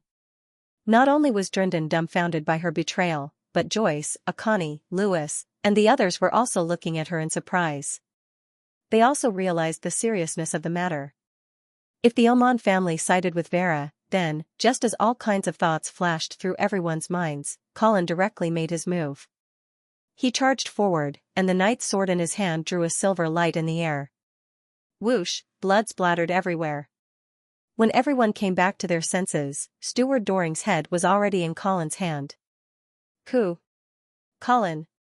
You, what are you doing?" Joyce was so frightened that he kept retreating, screaming in shock. Colin smiled faintly, stabbed the knight's sword into the ground, and bowed slightly. "Young Master Joyce, I'm just helping you get rid of a traitor from the House of St. Hilda." "Traitor? You, what nonsense are you talking about? How can the old steward be a traitor?" Colin said unhurriedly, "That's right. Since I dared to kill him, I naturally have evidence." Asterisk bang. Asterisk another coffin appeared in the meeting hall of the Lion's Roar fort. The guard carrying the coffin reported loudly, "Young Master Joyce, we found this corpse in Butler Dington's room." Viscount Vala stepped forward to examine the coffin and said with a sorrowful expression, "That's right, this is indeed my father's body." "Framing! This is framing!" Joyce shrieked, his little face full of anger and fear, "You are framing the butler." Looking at Joyce, who had lost his composure, Colin smiled faintly, "Young Master Joyce, you can't slander an upright knight for no reason."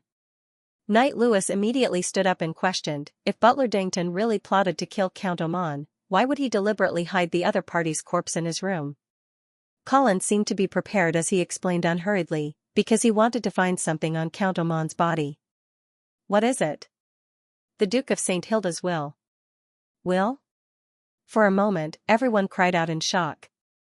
Knight Lewis also looked at Colin in bewilderment, various thoughts flashing through his mind. He did not dare to speak for a moment. The Duke of St. Hilda left behind a will? It seemed to be the first time Akani knew of the existence of this will, her beautiful eyes staring unblinkingly at Colin. "Of course." Colin pointed at Viscount Vala, indicating for her to explain. Viscount Vala immediately took out a scroll of parchment and said in a deep voice, "I just found this will in my father's room. It was also this will that caused my father's death." With that, Viscount Vala handed the will to Akani and said respectfully, "Your Eminence, please read the Duke's will." Akani took the parchment. Although she looked calm on the surface, her heart was in turmoil.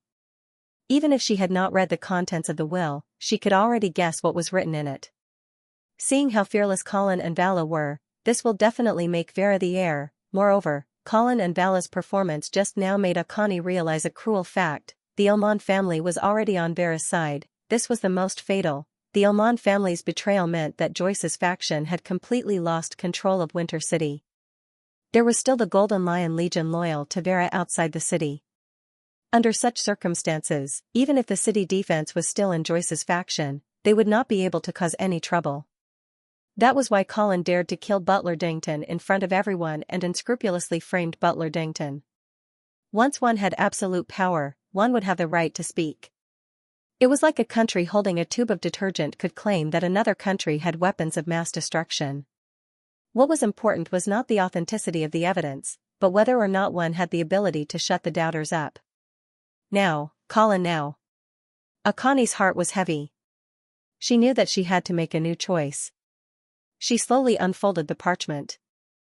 Under everyone's expectant gaze, she opened her red lips and read aloud, "I, Cyril St. Hilda, as the 17th Dukes of the North, confer on Vera St. Hilda the title of Marquess of the Northern Frontier.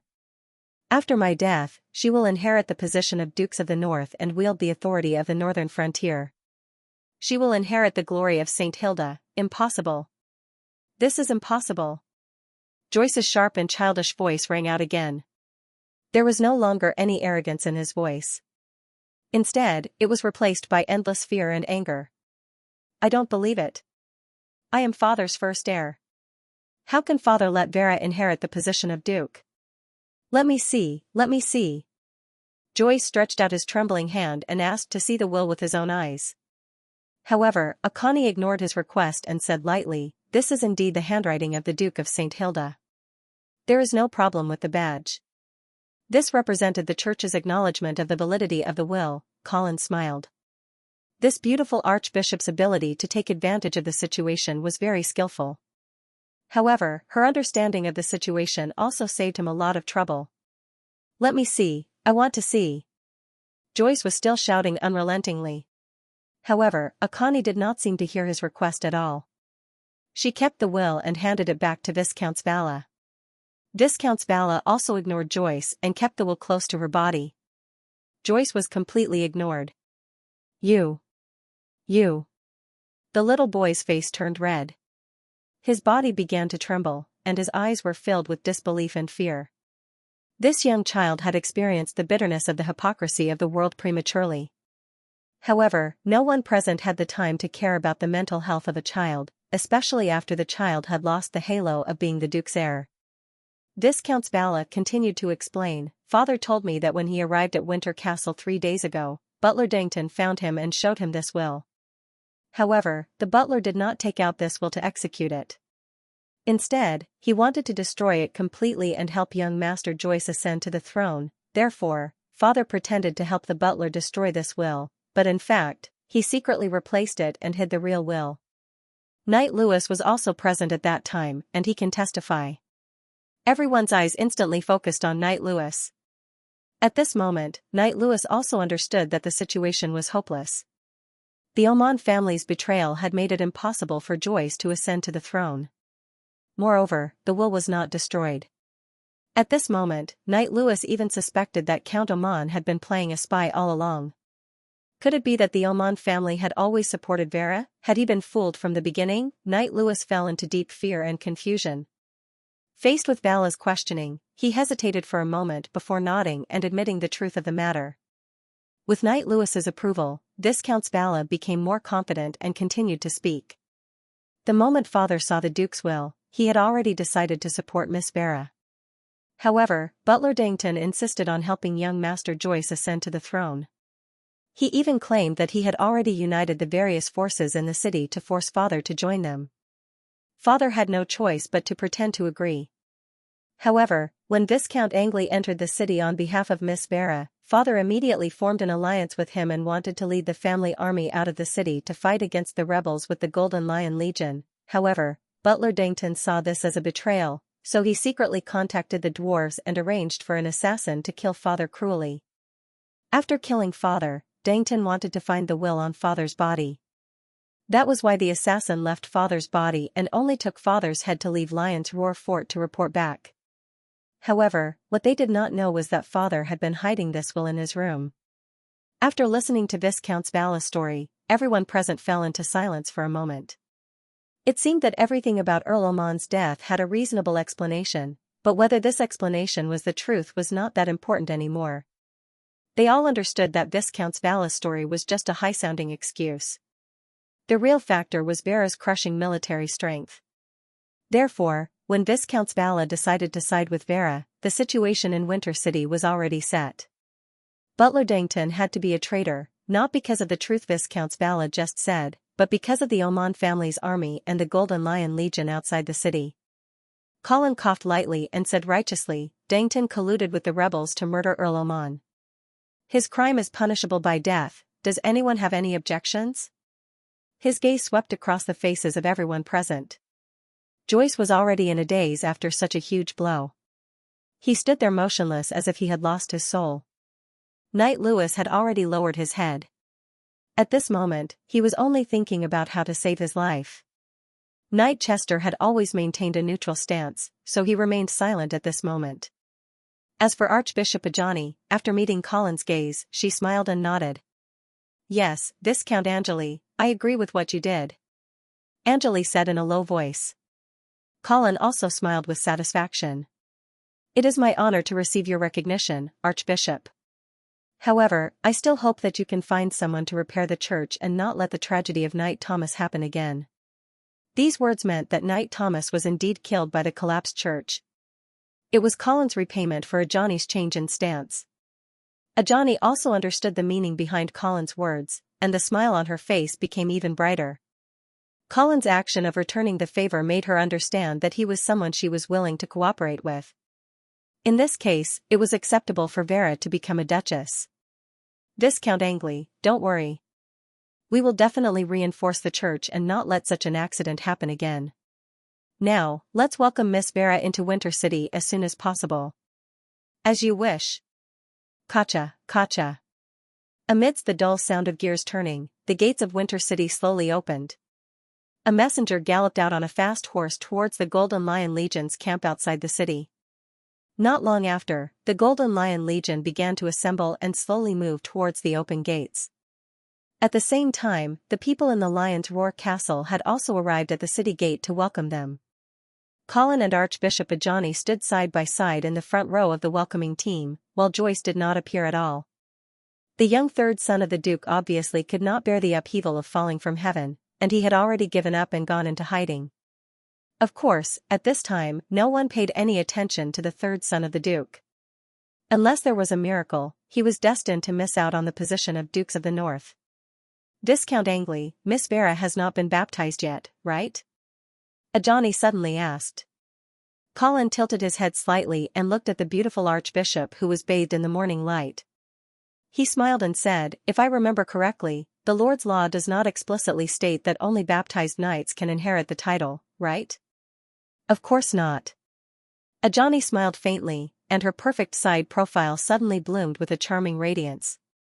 I just feel that as the future Dukes of the North, how can she not have the guidance of the God of Light? Colin turned his head and did not answer Ajani's words. Instead, he looked at the Golden Lion Legion that was slowly approaching the city. As a mage, if Vera accepted the baptism ceremony of the church, she would officially declare her conversion to the God of Light. This would definitely provoke the Yule Mage Council. However, if Vera did not accept the baptism, it would also bring a lot of trouble to her rule of the northern frontier. Of course, it was not difficult for ordinary mages and Dukes of the North to make this choice. Colin had long been prepared to let Vera publicly convert to the God of Light after she succeeded the throne. Even if the Mage Council had any objections, they would not dare to do anything to a Duke of the Empire. Except for the lunatic Mr. Wang, however, according to Wizard Kudos, Mr. Chong was severely injured after releasing the trials to kill the Duke of St. Hilda. He probably wouldn't be able to cause too much trouble in a short period of time. Furthermore, even if he wanted to cast the forbidden spell Trials again, it would be very difficult for him to find a city to sacrifice as easily as the first time. However, Colin was not prepared to agree to Archbishop Ajani's request so easily.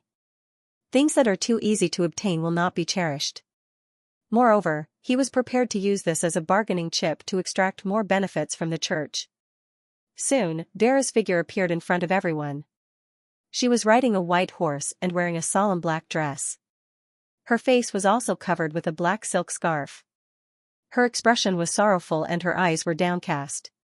Behind her was a carriage with the coffin of the Duke of St. Hilda on it, surrounded by 8 northern frontier knights. Colin and Ajani immediately led everyone forward to welcome her. After a round of greetings, Colin and Vera walked side by side at the front, escorting the coffin of the Duke of St. Hilda into chilly winter. A large number of citizens had already gathered on the streets of the city. Although there were rumors of the Duke's death in the city, the Lion's Roar fort didn't express their stance, and the Duke's body was never seen. Therefore, the citizens of Chilly Winter were still doubtful of the authenticity of the news. But now, when the hearse slowly drove into Chilly Winter, the news of the Duke's death was confirmed. Chilly Winter was instantly shrouded in grief and anger. The citizens on both sides of the street knelt on the ground. Some of them cried out loud, some prayed silently, and some had red eyes and were indignant. It had to be said that the Duke of St. Hilda was very important in the hearts of the lower-class citizens. He ruled the northern frontier for more than 30 years, killed a troll emperor, and was a powerful sacred knight, even though he had been criticized for the invasion of the trolls and the famine in the past 2 years. In the hearts of the citizens of the northern frontier, especially the citizens of Chilly Winter, the Duke of St. Hilda was still the guarantee of peace and stability in the northern frontier. But now, this stabilizing figure had fallen. Panic and bewilderment shrouded the citizens of Chilly Winter, and they could only cry to vent their uneasiness. Amidst the cries of thousands of citizens, the hearse slowly drove into the Lion's Roar fort. The Duke's body was temporarily placed in the backyard of the fort, waiting for a suitable burial date. Then, everyone returned to the meeting hall. The corpses had been removed, and the blood on the ground had been cleaned up. But the faint smell of blood still lingered in the air, reminding everyone that there had been an intense and cruel political battle here. Now that the loser had left dejectedly, the winner was still a little confused. Vera whispered to Colin, "Why didn't I see Joyce?" Colin shook his head slightly and said, "Maybe he wasn't feeling well, so he went back to rest." Vera seemed to understand something, and she no longer cared about her brother. Instead, she turned around and stood on the high platform in the meeting hall. She looked around and said loudly, "According to the information from the scouts, the Menham family and the Dawson family have joined forces and are heading towards Chilly Winter. They will arrive in 3 days. What do you think?" Faced with the question of the future Dukes of the North, everyone turned to look at Colin at the same time. Obviously, everyone knew who would be in charge of the northern frontier in the future. Colin said, "I think we should first defend the city and wait for the rebel army's morale to drop. Then, we will find an opportunity to take the initiative to attack." Akani frowned and asked, Viscount Angley, "Didn't you think we should take the initiative to leave the city and fight to the death with the rebel army? Why are you making such a conservative strategy now? This is not in line with your heroic image as a northern frontier knight." Colin pursed his lips slightly, wondering if the Archbishop really did not understand military affairs or if he had other motives. "Your Excellency, I'm not afraid of war. I just feel that we shouldn't let the soldiers of the northern frontier make unnecessary sacrifices. Since we have a strong city like Chilly Winter as a barrier, why should we give up our advantage and fight the rebel army?" Akani glanced at the silent Viscount Vala and spoke again, "You're right. Viscount Angley, I'm not doubting your strategy, but I feel that the dwarf rebel army has humiliated us and even sent an assassin to kill Earl Amon. With such hatred, if we hide in the city, won't some of the soldiers be dissatisfied?" Before Colin could respond, Viscount Vala spoke first, "Don't worry, Your Excellency. Don't worry, Archbishop. Although the soldiers of the Oman family want nothing more than to avenge my father, we will definitely follow Miss Vera's orders." A look of surprise appeared on Akani's face. She really couldn't understand why the son of Earl Oman would be so cooperative with Colin, completely unaffected by her provocation. After this round of probing, Akani knew that there was nothing she could do. Vera and Colin had complete control of Chilly Winter, and no one could influence their decisions. Although the city defense army was still in the hands of Knight Lewis, it was impossible to change the situation with that little military strength. Furthermore, this knight, who was not very firm in his stance, might have decided to completely rely on Vera. Akani did not say anything else when she thought of this. Colin scanned the room and saw that no one had any objections. He could not help but feel a sense of satisfaction. Then, he spoke again in a clear voice, "Please, everyone, rest assured. I have already sent a letter back to Icestone City and ordered Knight Xiar to lead the Black Cavalry down south. They will probably reach Chilly Winter in a few days. Moreover, Duke Modwin of the Half-Elven Kingdom will also lead the Silvermoon Guard down south to attack the dwarf rebel army. When they arrive, it will be the best time for us to take the initiative and quell the rebellion at the northern frontier." Colin's words finally caused the eyes of everyone in the meeting hall to light up. It was only now that they realized that the Angeli family actually had a fresh army in Icestone City. At this time, no one raised any objections to Colin's strategy. Moreover, their confidence in quelling the rebellion at the northern frontier was unprecedentedly high. Vera and Colin exchanged glances and then announced proudly, "Let's go. Everyone, the peace and stability of the Empire's northern frontier requires your protection. I swear in the name of the holy ancestors of the House of St. Hilda that I will go through thick and thin with you, the storm will eventually pass, and evil will be defeated, may the God of light grant us courage and bear witness to our dedication." The young girl's clear and powerful voice echoed in the meeting room, and she already had the aura of a ruler of the northern frontier. Colin immediately knelt down on one knee and responded loudly, "For the northern frontier." Then, all the knights in the hall knelt down and saluted. Archbishop Akani's eyes flashed, and she finally bent down and bowed to Vera. For the northern frontier. Time passed, and it was already June. The short spring in the northern frontier was coming to an end, and the smell of summer was approaching. But before the arrival of summer, Winter Castle welcomed the dwarf army. The combined forces of the Menham family and the Dawson family had a total of 150,000 soldiers, and they had arrived at Winter Castle. The army came in a meandering manner. Their banners were bright, and their weapons were in great numbers. They were orderly, and their morale was high. At a glance, they were undoubtedly a strong army. The elites of the dwarf clan had basically gathered here. When the army arrived, they surrounded Winter Castle and started to set up camp. It was as though they were preparing for a long-term attack. In the temporary command post of the dwarf army, the atmosphere was quiet and solemn. Marquis Menham was praying devoutly. This Marquis Menham was a devout believer of the Radiant Lord. On the surface, he was very devout. As a vassal race of the humans, the dwarfs had long abandoned their beliefs and chose to serve the Radiant Lord. But it was a pity that the dwarfs were unable to become knights. It was unknown whether it was because they weren't sincere enough or because they couldn't cross the racial gap. From this point, there was an unresolvable gap between the dwarfs and the humans. It was said that the believers of Mother Earth, the deity that the dwarfs once served, were secretly spreading their beliefs. Of course, as dwarven nobles, they had to convert to the Radiant Lord. Otherwise, there wouldn't be a place for them in the Radiant Empire. After finishing his prayer, Marquis Menham lifted his head and scanned the command post. Although the last princess of the dwarven royal family, the Solinsky family, had married into the Dawson family, in reality, the Menham family was the true leader of the dwarves, whether it was in terms of military strength or prestige among the dwarves. However, not all dwarven nobles recognized the leadership of the Menham family. At least, the Dawson family didn't.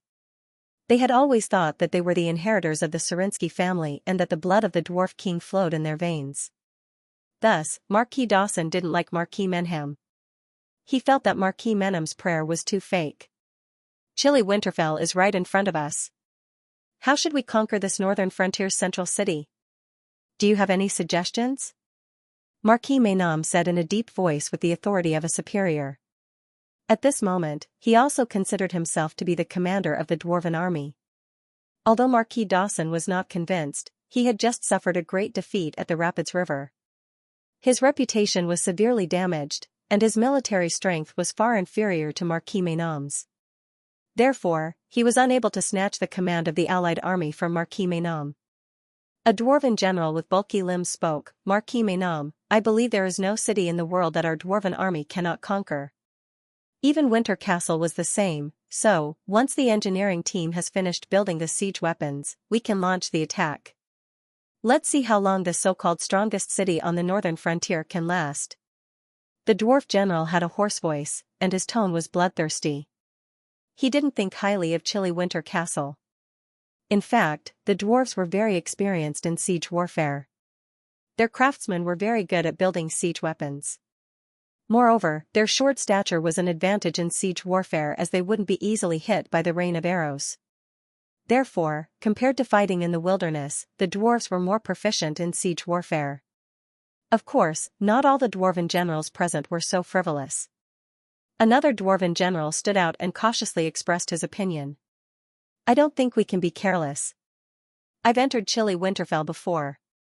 I know how sturdy the walls are and how ingenious the design is. If we attack forcefully, we'll have to pay a heavy price." "I think so too," Marquis Dawson, who had been silent, suddenly said. Marquis Menham frowned slightly. His eyes were fixed on Marquis Dawson as if he was waiting for a further explanation. Marquis Dawson looked calm as he said, "As a noble of the northern frontier, I've studied the defense system of chilly Winterfell. First, this is a Winterfell built on a high mountain. If we want to attack, we have to attack from above. The enemy has the high ground and has the advantage of terrain. Secondly, the walls of chilly Winterfell are made of the hardest rock, which has been carefully cut and piled up. They are 5 meters thick, and our siege hammers won't be able to shake them. Moreover, the walls of chilly Winterfell are double-layered. Behind the outer wall is an inner wall. The distance between the two walls is 20 meters, and there are 96 towers. Even if we break through the two walls, don't forget that there's still the Lion's Roar fort at the top of the mountain. If we want to attack by force, I'm afraid we'll have to send in all the elite warriors of the dwarf race. As soon as Marquis Dawson's voice faded, a general of the Menham family shouted, "Sir Marquis Dawson, the war hasn't even started yet. Why are you boasting for the enemy? Are you afraid?" "Humph. I just don't want some people to die in vain." "Enough. Stop arguing." Marquis Menon waved his hand and dissuaded them. After everyone quietened down, Marquis Menon said to Marquis Dawson, "Marquis Dawson, since you don't want to attack, do you have a better suggestion?" Marquis Dawson stroked his big beard and said calmly, "I think the best method is to surround the Winterfell without attacking." "Oh? Why?" Marquis Menon asked again. "The famine at the northern frontier is fierce. Even the House of St. Hilda didn't have enough time to stock up on rations. Moreover, I've investigated and found out that chilly Winterfell is suffering from a shortage of rations. As long as we surround the Winterfell and cut off all connections, it won't be long before the Winterfell falls due to the shortage of rations. That will be our best chance." Marquis Menon's eyes flickered, and he was tempted. While he was pondering over Marquis Dawson's suggestion, he saw a tall and thin figure walk into the command post. Marquis Menon's eyes focused as he recognized the person. "Mr. Grimm, is that you?" The person was covered in a large magician's robe, and his face was hidden in a hood. It was unknown how he walked into the command post of the dwarven army. "It's me," Mr. Grimm answered succinctly. His voice was gloomy and hoarse, as though he was an old man who had one foot in the grave. Marquis Menon smelled a strong rotting stench, like the stench of a corpse that had been left for a long time. "Are you all right?" Marquis Menon asked carefully. Mr. Grimm didn't answer the question. He said calmly, "Two things. First, the Black Cavalry and Silvermoon Guard of Icestone City have set off and are heading towards chilly Winterfell. You have to be careful of your backs. Second, the Oman family's army is in chilly Winterfell. Earl Oman and Viscount Angley have a grudge against each other. You can use this to sow discord between them and weaken chilly Winterfell." Mr. Grimm suddenly stopped talking. The dwarves looked at each other, not knowing what had happened. Finally, Marquis Menon asked, "Mr. Grimm? Mr. Grimm?" Mr. Grimm didn't speak, as though he was stuck. He was like a wooden sculpture that stood motionless on the spot.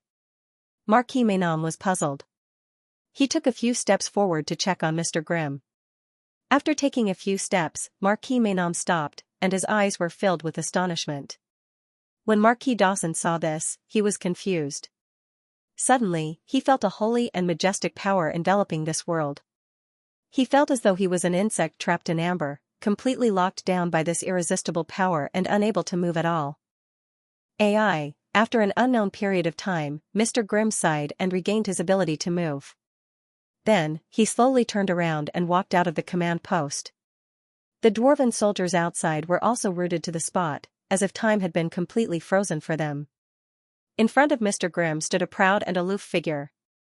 It was just a figure, but it emitted a dazzling radiance that made everything else in the world pale in comparison. Mr. Grimm slowly took off his hood, revealing a terrifying face. The left side of his face had completely rotted, and his black skull could be seen.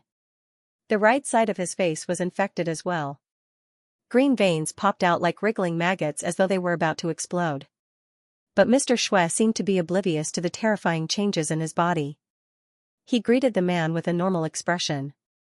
He looked at the dwarven soldier and said, "Prince Rich, I didn't expect to see you here. You're so ugly."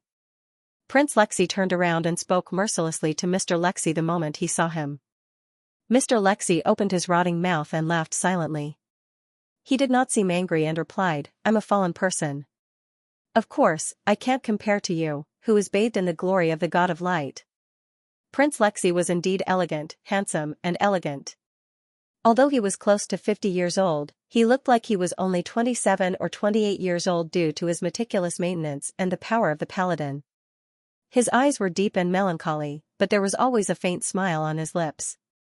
He exuded an irresistible charm. But under this charm, there was an extreme danger.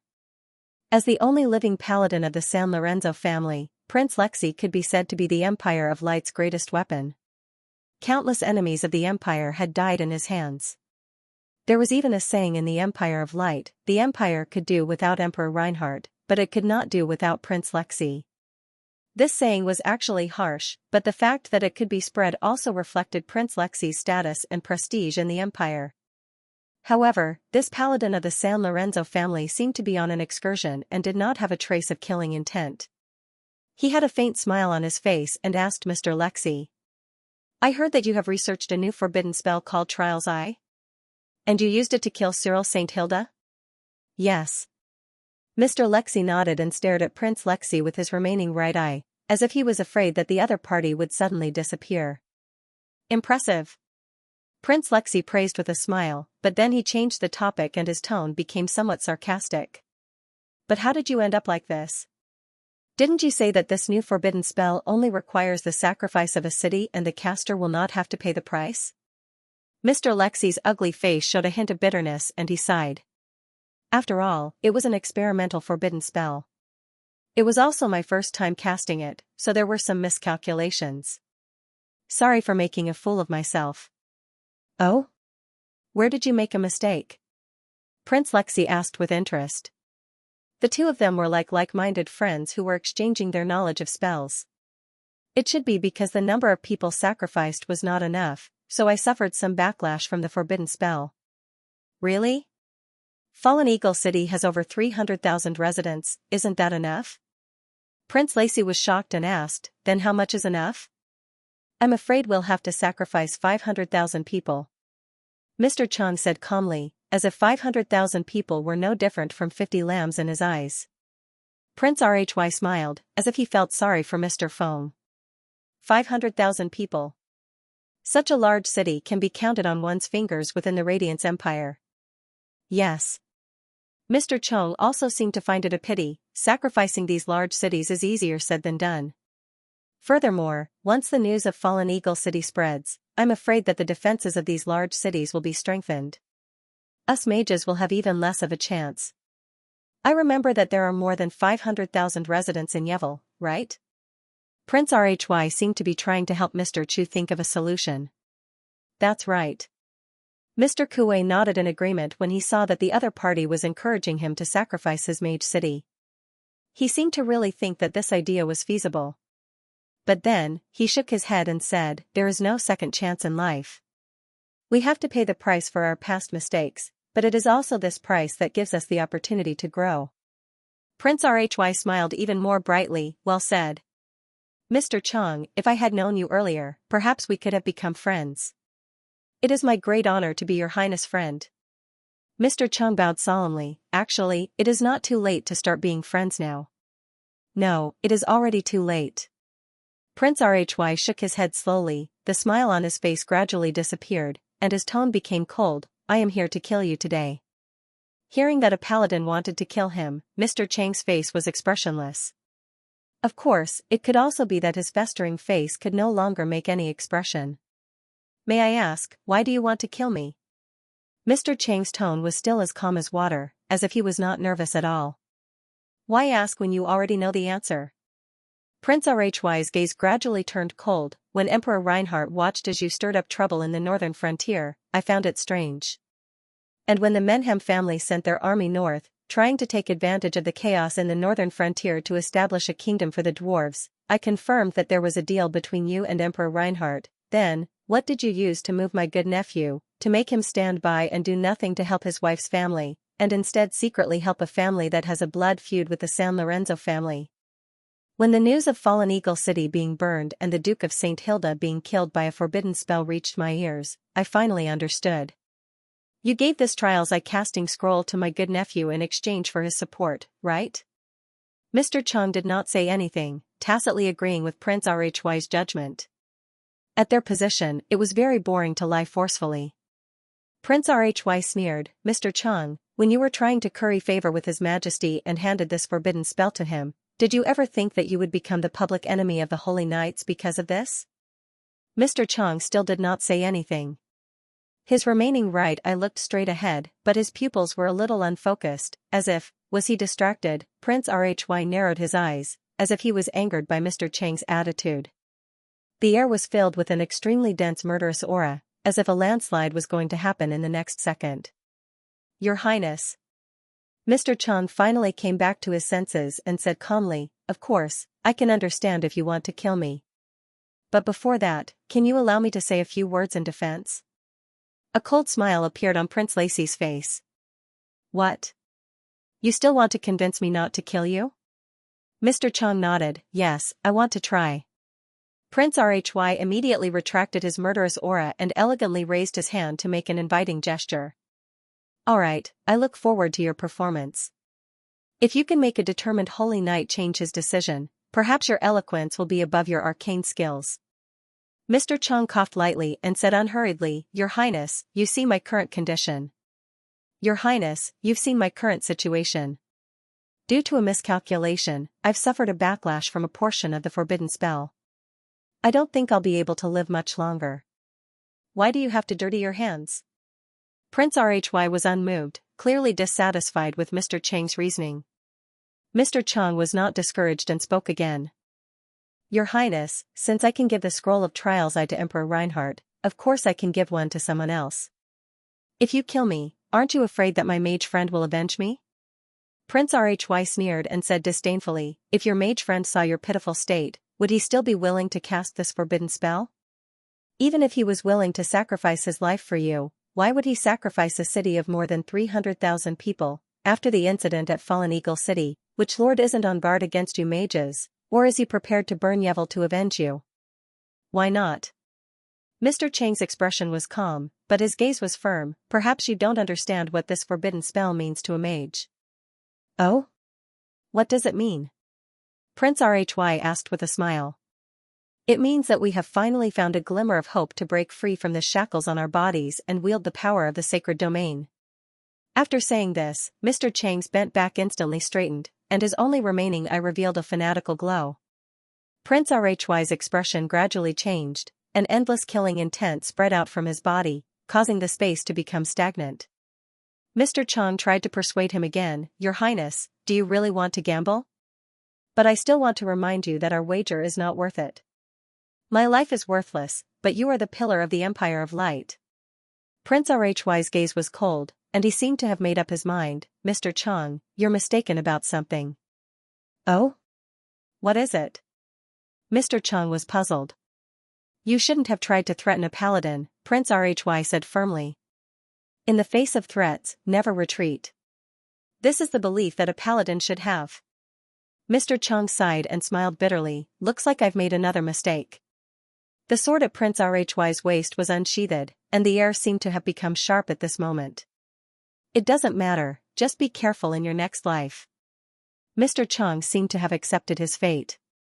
He looked at Prince Rhy calmly and said, Before I die, can I have one last request? Speak. Mr. Chang raised the magic staff inlaid with a fiery ruby in front of him and said in a clear voice, I want to see your strongest attack. My strongest attack? Prince Rhy was enveloped in a blinding holy light. At this moment, he seemed to be more dazzling than the sun in the sky. Yes. Mr. Chang closed his only eye, as if he could no longer bear the gaze of his opponent. But his expression was solemn, his back was straight, and his hands were even waving his staff, as if he was preparing some kind of spell. Good. Prince Rhy agreed to Mr. Chang's last request, you are worthy of this attack. As soon as he finished speaking, Prince Rhy's eyes turned completely dark gold. Mysterious and complicated golden patterns crawled all over his face, as if he was wearing a golden mask. The knight's sword was erected in the air in front of him, and the tip of the sword suddenly exploded with a whirlpool of holy light. In an instant, countless golden threads gathered at the whirlpool, as if something terrifying was surging out from within. This sword is called Judgment. Prince Rhy spoke, his voice did not have a trace of human emotion, as if he was a god that was about to destroy the world. But, he did not swing his sword. Because, he realized that Mr. Chang was not waiting for his death, but was also preparing his own spell. The air became hot and dry, and the temperature rose by more than 10 degrees. Mr. Chang's hands turned red, and even made a buzzing sound, as if he was holding on to something extremely hot. The huge ruby inlaid at the top of the staff actually had fine cracks on it. Bang! In the next second, the ruby completely shattered, and countless threads suddenly exploded. A blinding red light slowly rose in front of Mr. Chong. In order to release the spell, Mr. Chong seemed to be draining his life. His face was rotting at a speed visible to the naked eye, and in the blink of an eye, there was not a single piece of intact flesh on his face. His originally straight back bent down again, as if some kind of heavy burden was weighing down on his shoulders. His grey mage robe was already stained red with blood, and it was obvious that Mr. Chong's body was rapidly disintegrating. But, he was still stubbornly chanting the Elvish language, as if he was going to completely burn his life to release this spell. Prince Rhy silently watched his opponent, but the long sword in his hand did not strike. He was waiting. Waiting for Mr. Chong's spell to be completed. In fact, if a mage were to fight a knight one-on-one, the mage would naturally be at a disadvantage. This was because the greater the power of a mage's spell, the more complicated the preparation work needed to be done. On the other hand, knights had already integrated the power of holy light into their bodies and could unleash great power with just a wave of their hands. Like now, Prince Rhy could kill him 1,000 times over before the spell was complete. But strangely, Prince Rhy did not make a move. It was as if he was deliberately waiting for Mr. Jean to complete the spell. Then, he crushed it with his sword. This was the pride of a paladin. It was Prince Lacey's conceit. Even though the spell that Mr. Chong was preparing might be a forbidden spell, Prince Rhy seemed to be prepared to wait. He wanted to see just how beautiful the final song of this respectable opponent would be at the last moment of his life. Boom! Balls of purple flames suddenly rose up and surrounded Mr. Chong. At this moment, Mr. Feng was almost a skeleton. His flesh and blood were rapidly melting away in the demonic purple fire. On his head, his left eye was empty, while his remaining right eye suddenly emitted a beam of green light. Bang! The green light exploded. His only right eye had also disappeared. But Mr. Chong's indifferent voice was heard. Mohasa Kadura. Prince Rhy was stunned. Previously, Mr. Chong's spell was in Elvish, so he could understand most of it. But now, it was actually Kunya. This was the special language of the High Elves, but it had been lost for thousands of years. A whirlpool of purple flames suddenly appeared in front of Mr. Chong's chest. It seemed to reflect another world. Prince Rhy felt a strong sense of threat. Ever since he became a paladin, he had never felt such a threat. Destroy. Prince Rhy did not hesitate and slowly swung the knight sword in his hand. The speed of his sword was extremely slow, but the world seemed to have slowed down. The wind stopped, the flames stopped dancing, and even Mr. Chong's thoughts suddenly froze at this moment. A golden shadow seemed to have transcended the constraints of space and time. It instantly appeared in front of Mr. Chong, slowly tearing apart the whirlpool of purple flames in front of him and crashing into his chest. Bang! It was as if something had shattered. Mr. Chong's body instantly stiffened, and he completely stopped moving. It's over. Prince Rhy sighed in disappointment and was about to withdraw his longsword. But at this moment, the demonic purple flames that were gradually extinguishing suddenly reignited. Boom! The purple flames climbed up Mr. Chong's body and instantly engulfed him. Prince Rhy narrowed his eyes and stared closely at the strange phenomenon in front of him. His heart was filled with shock and vigilance. Holy light gathered at the tip of his sword again. The huge energy seemed to distort the surrounding space. Judgment. Prince Rhy swung his sword again. The golden sword light sank into the purple flames. It seemed to have become fuel, causing the purple flames to surge even more fiercely. Interesting. Prince Rhy's aura suddenly rose. His expression became extremely sincere and determined. Golden patterns instantly crawled all over his body. My heart is the Holy Spirit, my heart is the light. When my heart is fearless, the light can illuminate everything. The prayer seemed to have caused some kind of resonance between heaven and earth. Behind Prince Lacey, a huge shadow slowly gathered. Whoosh! Behind the silhouette, 4 pairs of huge golden wings suddenly spread out, enveloping the entire area within. Judgment of light. A grand and indifferent voice seemed to have come from the shadow behind Prince Rhy. In an instant, light enveloped everything. But when the light reached the extreme, it became darkness. Everyone in the camp only felt a darkness that seemed to have surged out from the depths of their souls and drowned their consciousness. They could not see, hear, or feel anything. But Prince Rhy could still see. He saw that the demonic purple flames were instantly extinguished under the light. But the next moment, it reignited again. And it burned even more fiercely. A crack gradually appeared where Mr. Chung's shattered heart was. Hiss, the crack suddenly opened and swallowed the purple flames. At this moment, Prince Rhy saw that there seemed to be another world hidden behind the crack. It was a boundless green ocean. The surface of the ocean burned with purple flames that seemed to never be extinguished. In the sky above the purple flames, a huge green eye hung high up in the sky. Prince Rhy looked at the huge green eye and felt that it was extremely familiar. A grand and distant voice came from that strange world. When the final judgment arrives, the punished will fall into hell, and the blessed will be reborn. Boom, the crack suddenly closed up. That strange world completely disappeared, as if it had never appeared. Mr. Chung's body suddenly lost its support and collapsed like a building whose foundation was destroyed. Prince Rhy's face was solemn. The night sword in his hand was still unsheathed. But he could not feel Mr. Chung's aura. Dead, Prince Rhy slowly approached and found that Mr. Chung did not have any signs of life.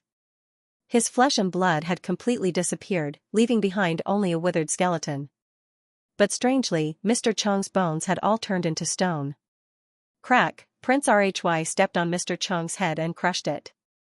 It was really stone. Prince Lacy stood there in shock and bewilderment for a long time. He did not know what kind of spell Mr. Chung had released, and why it was so strange, but it did not have any offensive power. It was as if Mr. Chung did not burn his life force to counterattack. And Prince Rhy felt that he had been used by the other party. The 3 slashes he made seemed to have become part of the other party's spell. No. Impossible. Immediately, Prince Rhy shook his head. He felt that this idea was too ridiculous. But, that world of purple flames made this holy night feel uneasy. That huge green eyeball. After pondering for a long time, Prince Rhy finally sheathed his sword. A light breeze blew past, and the camp returned to normal. Prince Rhy's figure was nowhere to be seen. Only the shattered stones and the grey mage robe were left. Is he gone? In the temporary command post, Marquis Dawson asked with lingering fear. He should be gone. Marquis Mainam said softly, as if he was afraid of alarming that terrifying existence. Then, Mr. Chung was killed? Should be. In the command post, there was silence again. A group of dwarf nobles lowered their heads, as if thinking about the future of their race. After a long time, Marquis Mainam finally stood up and walked out with a heavy expression. Marquis Dawson and the others looked at each other and quickly followed. Looking at the rubble on the ground, Marquis Mainam's face twitched slightly. He suddenly understood that the phrase obliterated wasn't an exaggeration. Cough, cough. Collect Mr. Kai's corpse and bury it. Yes. Then Marquis Manham turned to look at Marquis Dawson and asked seriously, what do we do next? What do you think? Marquis Dawson shrugged his shoulders and said helplessly, Mr. Kai is dead, so there's no need to attack Winter Castle. Indeed, the dwarves attacked Winter Castle with the hope of pushing Mr. Kai to the position of Dukes of the North so that the dwarves could establish their kingdom on the northern frontier. But now, Mr. Kai was obliterated, so there was no need to attack. Even if they conquered Winter Castle, would the dwarves dare to occupy the position of Lord of the Northern Frontier? Marquis Manham sighed and looked worried as he asked, what about the establishment of the kingdom? The establishment of the kingdom can be discussed with the House of St. Hilda, Marquis Dawson said in a deep voice, but his tone was lacking in confidence. Will St. Hilda agree? Marquis Manham stroked his beard and looked anxious. We have to try. Marquis Dawson wasn't confident either. Yes, weren't you discussing with the dungeon lords of the northern frontier about the relocation of their territories? How many families agreed? Besides the Angeli family, almost all of them agreed. The situation at the northern frontier was deteriorating, and these families were eager to escape. That's much easier. Marquis Dawson became excited again. You can continue with the relocation of territories. As for the Angeli family, if they don't agree, don't force them. You can find other nearby families. In short, the Menham family will move to the northern frontier. Then, we'll join forces and use peace talks to force the House of St. Hilda to agree to the establishment of the kingdom. If that doesn't work, we can ask Emperor Reinhardt for help. Didn't Emperor Reinhardt promise you? Marquis Menham pondered for a long time before he finally made up his mind. Alright, let's test the House of St. Hilda's attitude. With that, he beckoned to a young dwarf beside him. Anka, go to Winter City and see what's going on there. Yes, father. Huayu City. Wind and clouds suddenly surged in the sky above the Phoenix Butterfly Castle. Then, a huge green eye suddenly appeared in the clouds. He suddenly opened his eyes. Time seemed to have stopped for a second before everything returned to normal. Everyone from the Phoenix Butterfly Castle raised their heads in a daze, yet they couldn't see anything unusual. It was as if the pressure that caused one's heart to palpitate was just an illusion. Father. That was. Count Morrison ran into the room sweating profusely, his words full of unconcealable panic. Knight Franco was sitting in a wheelchair, quietly looking at the sea of tulips outside the window, lost in thought. Seeing that Franco did not respond, Count Morrison whispered again, Father? After a long time, Franco opened his mouth and said, Don't ask too much about things that you can't understand or grasp. Count Morrison could only nod and suppress the doubts in his heart. Franco stopped talking and looked deeply in the direction of the bell tower in the distance. At the top of the bell tower, the ancient bell that had experienced 100 years of wind and rain, had unknowingly stopped turning. In the cave below the bell tower, a figure wearing a red mage robe was standing beside the blood pool. His body was rather large, but he had a severe hunchback. His limbs were also abnormally thick. His face was rough, his cheekbones protruding, his mouth was crooked, and his eyes were one big and one small. He looked very ugly. However, this malformed red-robed mage was currently emitting a terrifying aura that caused one's heart to palpitate. Low murmurs that sounded like sleep talk constantly came from the red-robed mage's mouth. The voice seemed to get louder and louder, causing the entire underground cave to shake. Ripples spread out from the center of the blood pool, stirring along with the red-robed mage's hand gestures. The fine ripples gradually became violent, and finally, they set off waves of blood. In the spiderweb above the blood pool, the living people in the cocoon seemed to have been stimulated by something, and immediately began to struggle madly. Boom, the waves of blood surged and engulfed the spiderweb. When the blood pool regained its tranquility, the cocoons were all empty, and the living people inside had completely disappeared. The red-robed mage stopped casting and stared fixedly at the center of the blood pool, as if waiting for something to appear there. After an unknown amount of time, a figure slowly emerged from the blood pool. When the viscous blood slowly slid down, the face of the figure could finally be seen clearly. It was the Duke of St. Hilda, the Duke of St. Hilda, who had been petrified, actually recovered from his petrified state at this moment. Then, he opened his eyes. For a moment, it was as if lightning flashed in the cave, and it was as if a red sun had fallen into it. The red-robed mage seemed to be unable to bear the light and had no choice but to close his eyes. Ha ha ha. We did it, we did it. Ha ha ha. The red-robed mage laughed loudly. He was extremely excited, and even a little deranged. He let out an incomprehensible roar from his mouth, and waved his arms and legs wildly, venting the joy in his heart. After a moment, the light dissipated. The red-robed mage also gradually recovered from his madness. He opened his eyes again, and revealed an ugly smile to the Duke of St. Hilda, who had come back from the dead. Mr. Chi, we did it. The Duke of St. Hilda also revealed a smile, and said, Horace, we did it. His smile was a little strange, as if he was still unable to perfectly control the muscles on his face, and his speech was not very clear. However, this scene made one's hair stand on end. Mr. Chi, who should have been killed by Prince Lehigh, had instead used the corpse of the Duke of St. Hilda to come back from the dead. How does the Holy Knight's body feel? The red-robed mage, Horace, asked anxiously. He looked at the body of the Duke of St. Hilda, his eyes full of envy. The Duke of St. Hilda, no, it should be Mr. Chi, stretched this body. He faced the sky, took a deep breath, and closed his eyes in enjoyment. He said with a satisfied expression, as expected of the strongest individual of the human race, the Holy Knight. I can feel that this body is filled with explosive power, moreover, this is the feeling of breaking free from the shackles. Then, Mr. Qi raised his right hand, and a red light flashed in his eyes. He did not seem to be chanting any spells, but a ball of purple fire rose from his hand. The purple fire danced continuously, and a boundless pressure filled the underground cavern. Even the blood pool became turbulent once again. Hey! Be careful, don't collapse this place. Horace shouted loudly. Then, he pointed at Mr. Qi's body, and reminded him, don't collapse this holy knight's body, which was obtained with great difficulty. Mr. Qi retracted his spell and looked down. He saw that there were small cracks on his new body, and golden blood was seeping out from them. It was a horrifying sight. But the most horrifying thing was the terrifying scar on the Duke of St. Hilda's chest that almost split him in two. Mr. Qi knew that this was the wound that the Holy Knight of the Troll Empire, Prince Otto, had left on the Duke of St. Hilda. After this torment, this wound had become even more serious, as if it would completely collapse in the next moment. Mr. Qi smiled faintly, and did not panic. It seems that the first thing we need to do is to repair this body. Horace stroked his chin and frowned. This is really troublesome.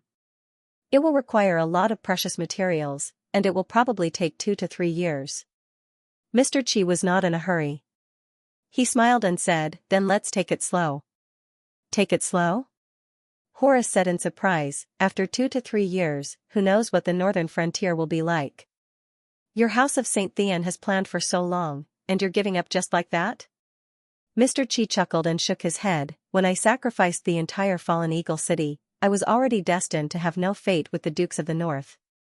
The people of the northern frontier will never accept a demon, a madman, as their ruler. Horace seemed to have understood something and said, so, this resurrection plan was not your last resort at all. Instead, it was your real goal from the very beginning. Mr. Qi nodded, that's right. From the beginning, I did not expect to use this method to seize the northern frontier.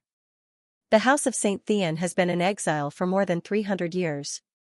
Without their own army and vassal knights, they would not be able to secure their position as the ruler of the northern frontier. So, my true goal has always been this holy knight's body. Only by occupying this body can I break through the limits of the Saint Realm. Horace's expression changed slightly, and he said in a low voice, aren't you afraid that something will go wrong with the forbidden spell you developed? I admit that Trials I and Final Judgment, these two interrelated forbidden spells, are indeed genius ideas. However, they are new forbidden spells that have just been developed. If something goes wrong, won't you? Mr. Qi looked indifferent, and said faintly, if I don't even dare to take this risk, how can I resist the false god?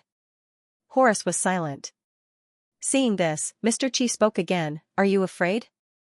Horace raised his eyebrows and laughed loudly, what am I afraid of? You even dared to try such a dangerous forbidden spell, of course I won't back down. Good. Mr. Qi nodded with satisfaction, his eyes deep, the shackles that have been binding us mages for thousands of years, it's time to completely smash them.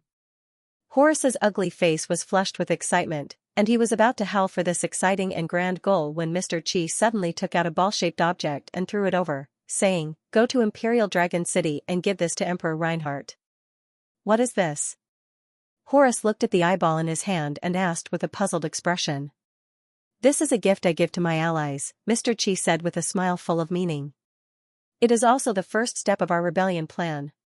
End of Volume 3. The majestic Lion's Roar Castle looked even more desolate under the afterglow of the setting sun. Colin and Vera were standing side by side on the balcony of the main castle as they enjoyed the beautiful scenery of the sunset.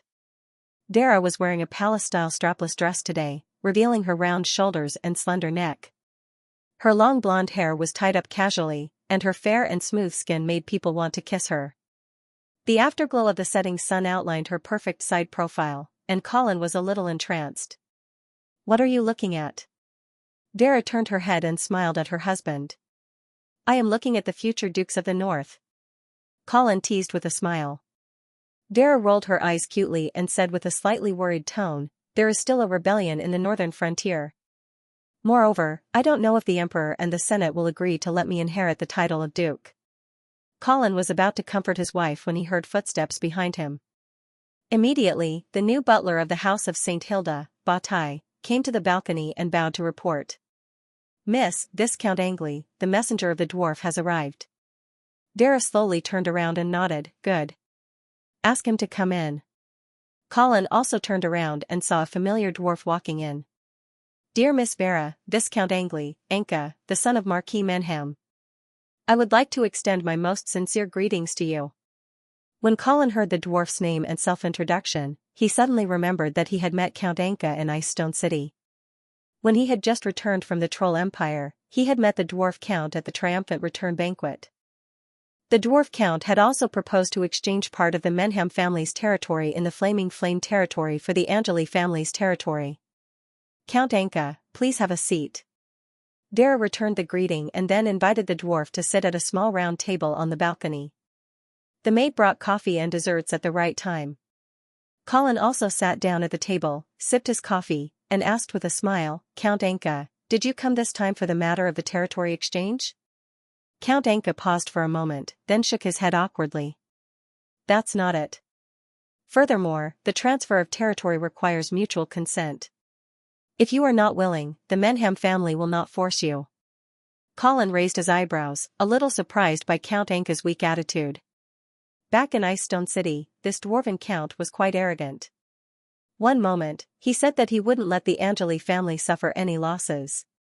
The next moment, he said that the Menham family's army was about to arrive at the northern frontier. He almost forced Colin's hand to sign. There had to be a reason for Count Anka's change in attitude.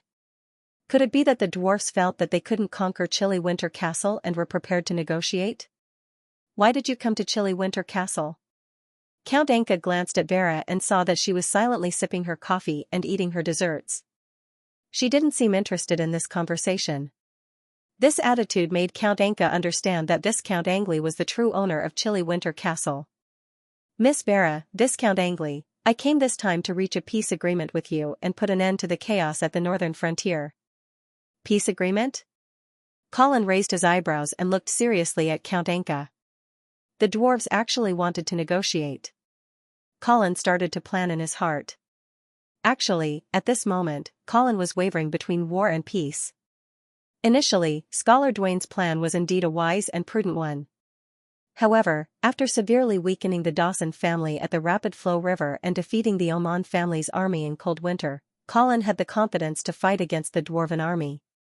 That was why he wrote a letter to Icestone City and asked the main forces of the Black Cavalry and the Silvermoon Guard to rush over. However, he didn't expect that just as he was about to fight to the death with the dwarves would suddenly cower. This made Colin feel as though he had punched the air. Tell me your conditions. Colin decided to observe the situation first. Count Anka was energized and immediately said, Your Excellency Viscounts, the Menham family has no intention of becoming enemies with the House of St. Hilda. We are also very willing to see a peaceful northern frontier, therefore, as long as you agree to our request to establish an independent kingdom, the dwarven army outside the city will immediately retreat. The House of St. Hilda will also obtain the eternal friendship and gratitude of the dwarves. Colin stroked his chin. He wasn't surprised by this condition. Wasn't this group of dwarfs causing trouble with Mr. Roland for such a long time for this goal? However, why would they give up on the St. Thean family and turn to cooperate with the House of St. Hilda? Colin immediately realized that something must have happened in the other party's camp. Otherwise, the dwarves wouldn't have planned to negotiate for peace without even trying to attack the city.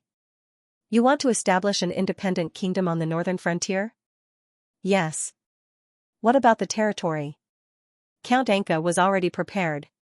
When he heard this, he immediately took out a map from his bosom and spread it out on the table, introducing it. Miss Vera, Viscount Angley, please take a look. This is the territory of the Dwarven Kingdom in our plan.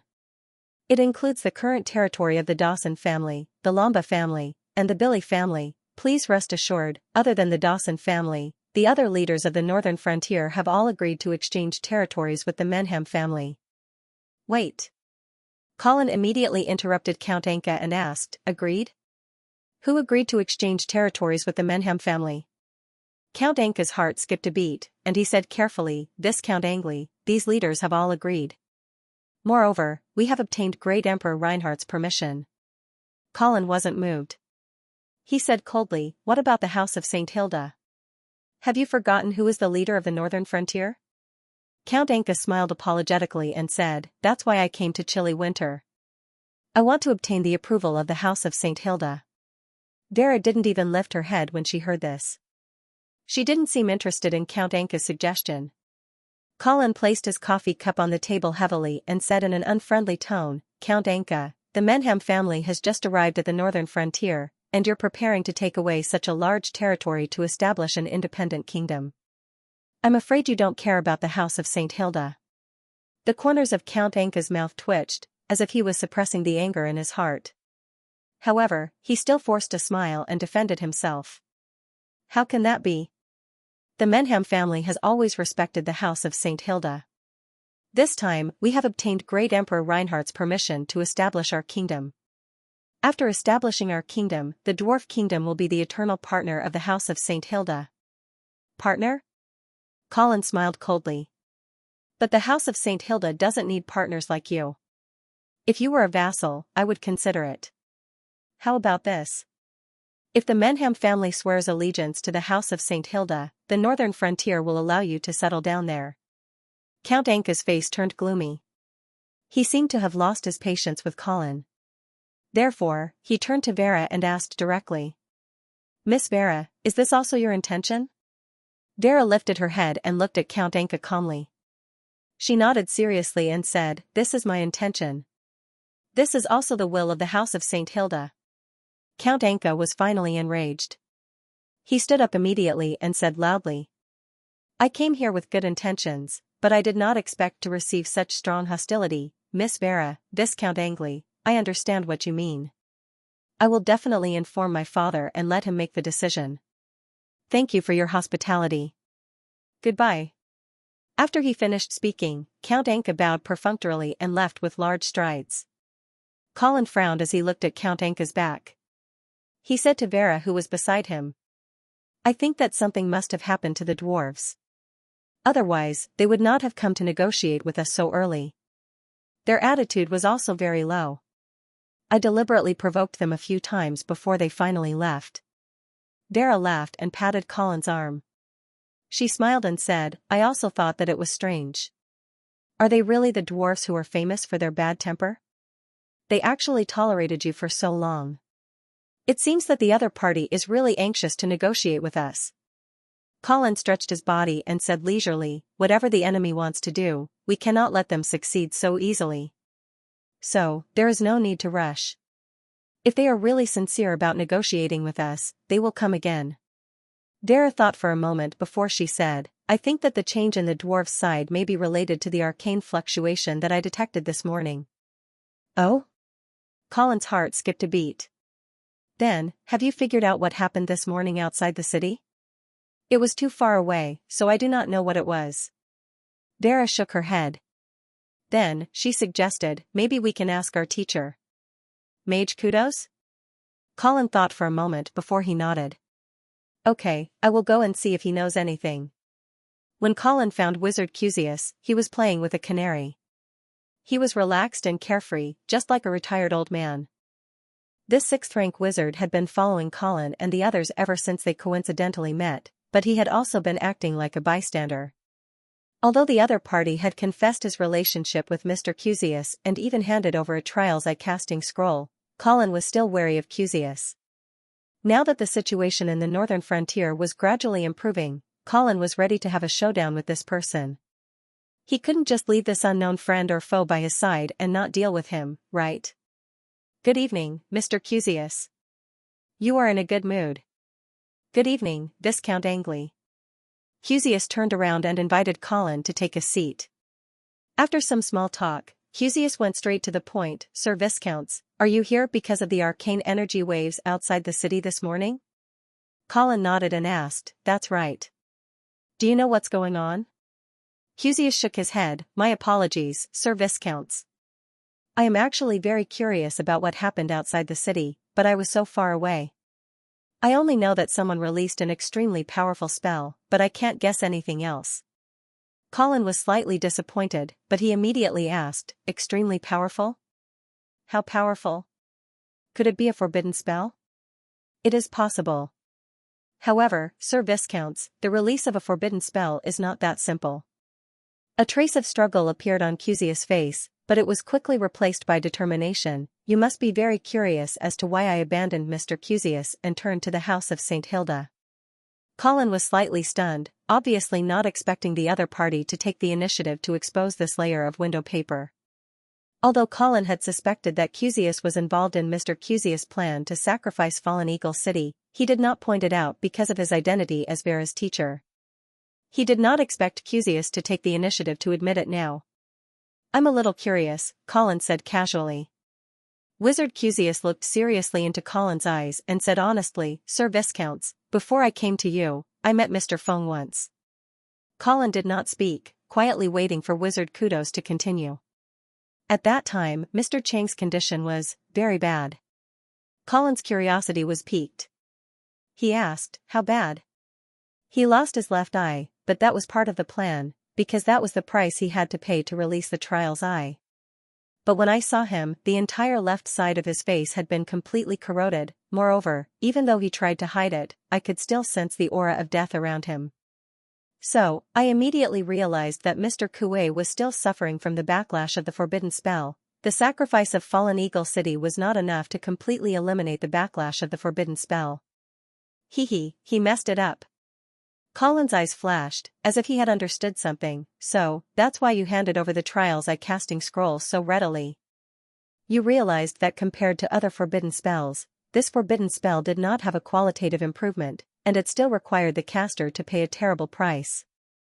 Xianxia nodded, but then shook his head. Mr. Xianxia's state at that time really surprised me, but if you say that the trial's eye did not have a qualitative improvement, then you are underestimating Mr. Xianxia. You must know that to be able to kill a holy knight, Trial's Eye is already a true 8th rank forbidden spell. If a forbidden spell of this level were to be cast using normal methods, I'm afraid that 7 or 8 6th rank mages would have to work together to cast it, sacrificing their own lives. But for Mr. Xianxia to be able to cast the spell with his own strength and not die on the spot, this is already a great success. Hearing this, Colin laughed coldly and retorted, his own strength? Have you forgotten the 300,000 citizens of Fallen Eagle City? Xianxia's expression was somewhat awkward. He coughed lightly and immediately apologized. My apologies, Lord Viscounts, I did not intentionally leave out those innocent lives, it's just that. Cough cough, from an academic point of view, the forbidden spell that Mr. Xianxia researched is indeed an extremely important breakthrough. The coldness in Colin's eyes did not decrease in the slightest. Xianxia's perfunctory attitude made him understand that he was just like Mr. Xianxia, a demon without a bottom line in his heart. If the trial's eye really did not have a negative effect on the caster, this guy would definitely not hesitate to use it when he had the chance. However, although he had already sentenced Xianxia to death in his heart, on the surface, Colin did not continue to pester him. Seeing this, Xianxia relaxed. Perhaps in his eyes, those lowly commoners were no more than insignificant ants in the eyes of a noble like Colin. Thus, Xianxia continued, if you understand Mr. Xianxia, you will understand that he is definitely an arcane genius. That year, he became a 6th level mage at the age of 27, directly creating a historical record in Yevil. However, because mages are unable to become saints, Mr. Xianxia also faced a desperate situation where he had nowhere to go. Thus, he began to research various forbidden spells, which led to the creation of the Trial's Eye, which could be said to have changed the course of arcane history. Colin looked at the fanatical Xianxia and laughed coldly in his heart. Yes, Mr. Xianxia had created the sacrificial forbidden spell. However, whether this was a path to glory or a prelude to depravity for mages, that was hard to say. Xianxia continued. Even if there were some mistakes, it was actually unavoidable. After all, this was the first time such a brand new forbidden spell was released, but this has already opened up a new path of arcane research that is full of hope. Since you admire Mr. Xianxia so much, why did you betray him? Colin interrupted the other party's flattery. Xianxia smiled bitterly, because I feel that Mr. Xianxia's fate will be very tragic. Oh? Why?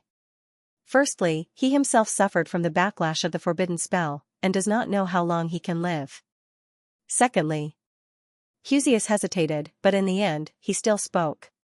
On the day of the sacrificial ritual in Fallen Eagle City, I was actually outside the city. Mr. Cusius asked me to help him block any possible disturbances. At that time, I was rather curious as to who Mr. Cusius was guarding against. Later, I found out that the chairman of the Yevil Mage Council, Mage Ernest, had actually appeared outside Fallen Eagle City. Obviously, someone had informed Ernest of Mr. Cusius' plan, and this person is most likely Emperor Reinhardt. Colin listened quietly, without any expression. Cusius continued, I'm guessing that Emperor Reinhardt is actually quite wary of Mr. Chong. Since he obtained the trial's eye-casting scroll and verified its effectiveness, Mr. Chong shouldn't be of much use to him. Therefore, although he is bound by his promise and will not personally send people to kill Mr. Cusius, it is very likely that he will reveal Mr. Cusius' whereabouts to others. Due to the terrifying power of the trial's eye, there must be many people who want to kill Mr. Cusius. For example, Ernest, Prince Rhy. Outside Fallen Eagle City, I helped Mr. Cusius block Ernest, but Prince Rhy. Haha, I don't think Mr. Cusius can escape his pursuit. Colin's eyes flashed, and he said, You think that the arcane spell explosion this morning could be caused by Prince Rhy's arrival? There is such a possibility. Cusius shrugged, the last time we met, I also asked Mr. Cusius if he had a way to deal with Prince Rhy's pursuit. But he did not say anything. Either he does not trust me enough, or he himself has not thought of a way to deal with it. No matter what the situation is, I feel that there is no need for me to follow him down this path to the end. Seeing that Colin was deep in thought, Cusius coughed lightly, and said with a slightly flattering tone, Viscount Angley, I have already told you everything I know. Please believe me, when I assisted Mr. Cusius, it was only to understand the true effects of the trial's eye forbidden spell. It was purely academic research, and I had no other intentions. Even at that time, I did not know that Mr. Cusius' target was actually the Duke of St. Hilda. Colin glanced at Cusius, not knowing if he believed his nonsense. Cusius was a little nervous, but he continued, with my relationship with Vera, of course, I would not deliberately harm the Duke of St. Hilda. If I had known that Mr. Cusius' target was the Duke of St. Hilda, I would have stopped him with all my might, cough cough. I am also very sorry about the death of the Duke. So, to make up for it, I am willing to become the magic consultant of the House of St. Hilda. Colin sneered in his heart. This guy probably saw that the situation at the northern frontier was gradually becoming clearer, and that the House of St. Hilda was not in danger of collapsing, so he shamelessly came forward to become a magic consultant. However, this was probably the best way out for Cusius at the moment. First, he offended the chairman of the Mage Council, Ernest. Then, when he saw that the future of Mr. Cusius' side was bleak, he had no choice but to completely turn to the House of St. Hilda. I will pass on your request to Vera. Colin suppressed the disgust in his heart and smiled perfunctorily. After that, the two of them chatted briefly before Colin took his leave. Walking along the dim corridor, Colin suddenly smelled a familiar fragrance. After turning a corner, Colin suddenly realized that Archbishop Ajani was walking towards him. Good evening, Viscount Angley. Ajani smiled sweetly, like 100 flowers blooming together. Good evening, Your Excellency. Colin felt that the scene now was somewhat familiar. 2 days ago, they seemed to have met like this by chance. I just received a piece of good news. Would you like to hear it? Ajani slowly walked towards Colin. Under the dim light, her beautiful face flickered between light and darkness, exuding a fatal charm. Oh? What good news? Tell me about it. Colin stopped in his tracks.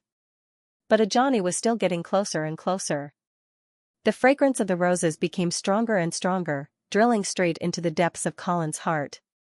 Finally, Ajani stood less than half a meter away from Colin. She raised her head slightly, and her watery peach blossom eyes stared fixedly at Colin. Her red lips opened slightly, and a piece of news shook Colin's heart. Mr. Cusius is dead. How did he die? Although Colin had already guessed this possibility, he still couldn't help but be greatly shocked when the news really came out from Ajani's mouth. Prince Rhy killed him. Akani stared into Colin's eyes, as if trying to find something. This morning, in the dwarf army's camp outside the city. As expected, Colin looked calm on the surface, but in his heart, he was in a state of shock. Prince Rhy, a holy knight at his peak, was indeed terrifying. He entered an army of tens of thousands and killed a level 6 wizard as easily as crushing an ant. No wonder Emperor Reinhardt was so wary of this prince, to the extent that he was willing to betray his wife's family to obtain a bargaining chip that could keep him in check. However, Prince RHY's response was domineering. He found Mr. RHY and killed him without hesitation. This was probably a warning to Emperor Reinhardt. However, to the House of St. Hilda, Prince RHY was a great help. With Mr. RHY dead, the northern frontier could no longer be overturned. Apart from Mr. RHY, the House of St. Thean did not have any other outstanding figures. With the fall of this pillar, even if there were still some powerful figures, they would probably be so scared that they would go into hiding, not daring to show their faces again. Without the House of St. Thean, the rebellion at the northern frontier would lose its source.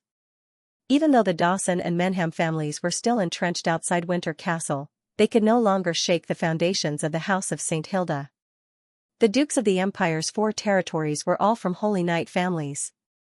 There had never been an exception. If the dwarves wanted to be an exception, their fate would be extremely miserable. They were now thinking of how to persuade the House of St. Hilda to allow the dwarves to establish their own country. It was no wonder that the dwarven messenger, Count Xianxia, was so humble. Moreover, Colin was even more certain that even if they didn't come to an agreement, the dwarves would send another messenger. The initiative was now back in the hands of the House of St. Hilda. Viscount Angley, what are you thinking about? Colin came back to his senses and saw that Agiani was looking at him with bright eyes, her deep blue eyes full of probing. I'm thinking about how to deal with the remaining rebels. Have you made up your mind? Colin smiled and asked, Your Excellency, how do you think we should deal with those dwarven rebels? Akani's expression was indifferent, a dreamy color floating in her beautiful big eyes.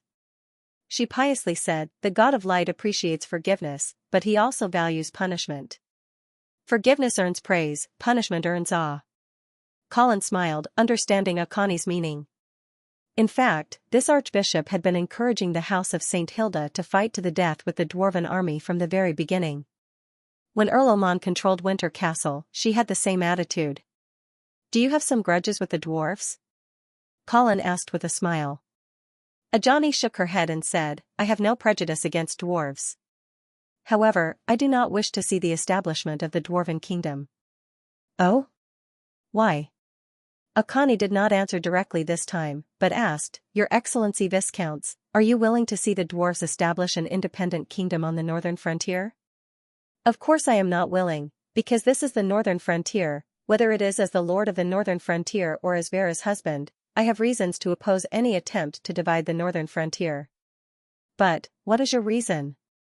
In the face of Colin's doubts, Akani's eyes flashed and she said softly, As the Archbishop of the Northern Frontier Diocese, I certainly do not wish to see the northern frontier divided. I see. Colin nodded slowly, understanding Akani's motive. Then we are allies. Of course. Akani nodded, once again blooming with a perfect smile. Colin's mouth was dry, but he quickly calmed himself down and maintained his vigilance. He asked again, What's the matter? He asked again, then, as an ally, should I also do my part to prevent the dwarfs from establishing an independent kingdom? The smile on Akani's face became even more brilliant, coupled with a strong holy aura around her body, she appeared even more charming. Your Excellency Viscounts, how do you want me to do my part? Colin took a deep breath, his nose filled with the strong scent of a mature woman. You were able to find out about Prince Leahy killing Mr. Roland so quickly because you have spies in the dwarven army, right? Akani was slightly stunned, but she quickly regained her composure and said lightly, The God of Light has loyal believers in every corner of the world. This should be considered as an admission. However, Colin was indeed quite impressed by the Church of Light's ability to gather information. He had experienced it once in Ice Stone City because of Vera. He did not expect that they would also have fanatics in the dwarven army who would inform the church. This pervasive method of infiltration was indeed unsolvable. Especially among the dwarves, this was even more rare. Although the dwarves had always believed in the God of Light had not given them the glory they deserved, they could not be baptized into knights. Therefore, the proportion of fanatics among the dwarves was definitely not high. But even so, the dwarven army outside the city was like taking off their clothes in front of the church, with no secrets to speak of. "I need to borrow this loyal believer of yours," Colin suggested with a smile. Akani looked hesitant and said, "What do you want to do?" "You must know that this believer has already taken a great risk in order to pass on information to the church. I cannot let him be sacrificed so casually." It was not that he could not be sacrificed, but that he could not be sacrificed casually. Colin understood what she meant. She was worried that his method was not reliable. "Please rest assured, of course I will not let a loyal believer of the God of Light die." "Then what is your plan?" Colin smiled and suddenly leaned close to Akani's ear. The beautiful archbishop was shocked. Just as she was about to back away, she heard Colin whispering in her ear, and immediately froze on the spot. However, her small and delicate ears were turning pink at a speed visible to the naked eye. Colin laughed coldly in his heart. "Who asked you to keep provoking me? Now it's my turn to fight back." Moreover, this archbishop who had always maintained a pure and pious attitude was not really as calm as still water, without a trace of mortal desires. After explaining his plan, Colin once again pulled away from the two of them, and gave the rosy Akani what he thought was the most gentlemanly smile. But in Akani's eyes, this smile was especially hateful. Akani seemed to be angry at her loss of composure just now, and glared fiercely at Colin. However, she didn't know how alluring this glance was. "How confident are you that you can succeed?" Colin crossed his arms and smiled confidently. "Since I dare to make such a suggestion, I naturally have enough confidence." "Your Excellency Archbishop, do you not have confidence in me?" Akani stared at Colin for a moment, and finally nodded. "Of course I have confidence in you." "Good." Colin stretched out his hand. "To a happy cooperation." "To a happy cooperation." Akani did not hesitate, and stretched out her hand to shake Colin's. The warm and soft touch made Colin's heart beat faster. Unfortunately, Akani only shook Colin's hand lightly, and then immediately withdrew her delicate hand. Colin was disappointed, and when he saw that the other party was about to turn and leave, he opened his mouth again. "By the way, Your Excellency Archbishop, the Duke's body has been delayed for too long, Vera, and I hope that you can hold his funeral as soon as possible." Akani immediately stopped in her tracks, her large blue eyes staring at Colin once more. When the Duke's body had just entered the city, she had already felt that something was wrong. Moreover, she had also heard from Earl Oman that the Duke's body had been swapped, so Colin's intention was very obvious. This was because he was worried that the problem with the body would be discovered, and he wanted to bury the body as soon as possible, so that the news of the Duke's death could be concluded. Colin did not seem to be guilty, and looked at Akani openly, as if he did not have any selfish motives, and only hoped that the Duke of St. Hilda could be buried as soon as possible. Finally, a smile bloomed on Akani's pretty face again, and she nodded. "Good. After dealing with the dwarf rebels, I will hold the funeral for the Duke of St. Hilda." As Colin expected, the next day, the dwarves sent a messenger to Winter Castle. It was an old acquaintance, Earl Xianxia. Both times, the Menham family came to Winter Castle to negotiate. This showed that Marquis Dawson had been marginalized in the dwarf army. This time, Vera and Colin met Earl Xianxia in the greenhouse. Of course, the one who led the negotiations was Colin. Vera was concentrating on the blood rose that she had recently planted.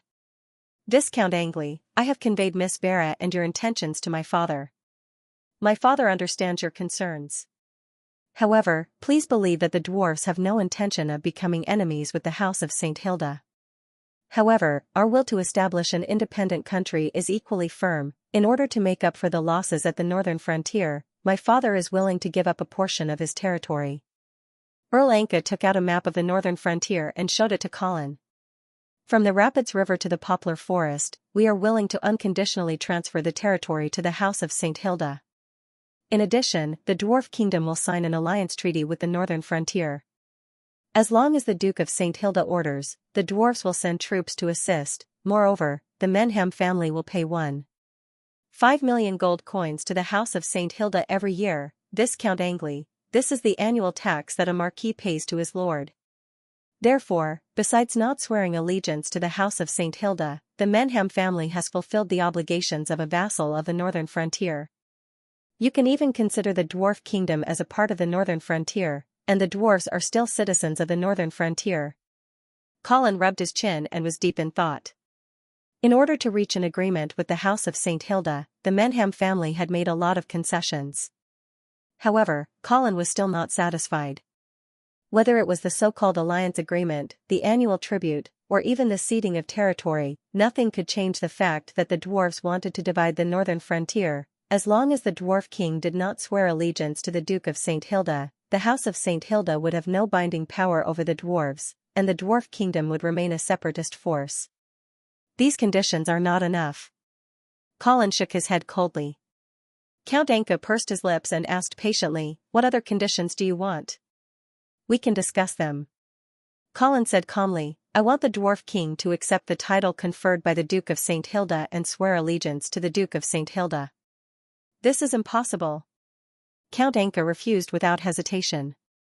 "The dwarf king will only swear loyalty to Emperor Reinhardt." Colin shrugged and spread his hands. "Then there's nothing to discuss."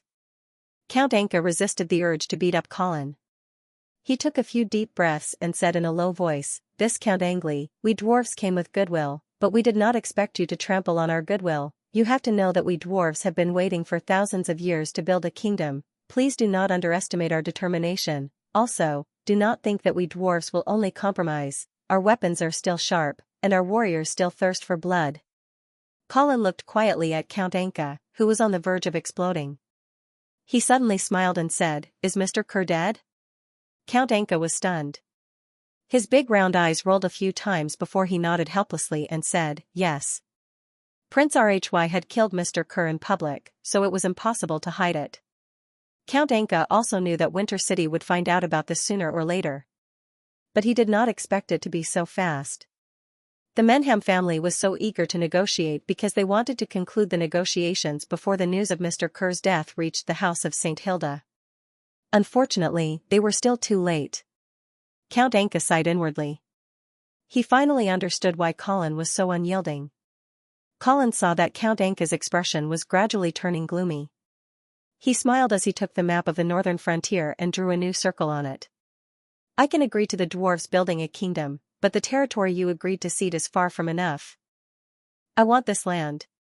Count Anka hurriedly looked over, but then he frowned and said hesitantly, "Viscount Angley, the land you drew is the marquee territory of the Dawson family, right?"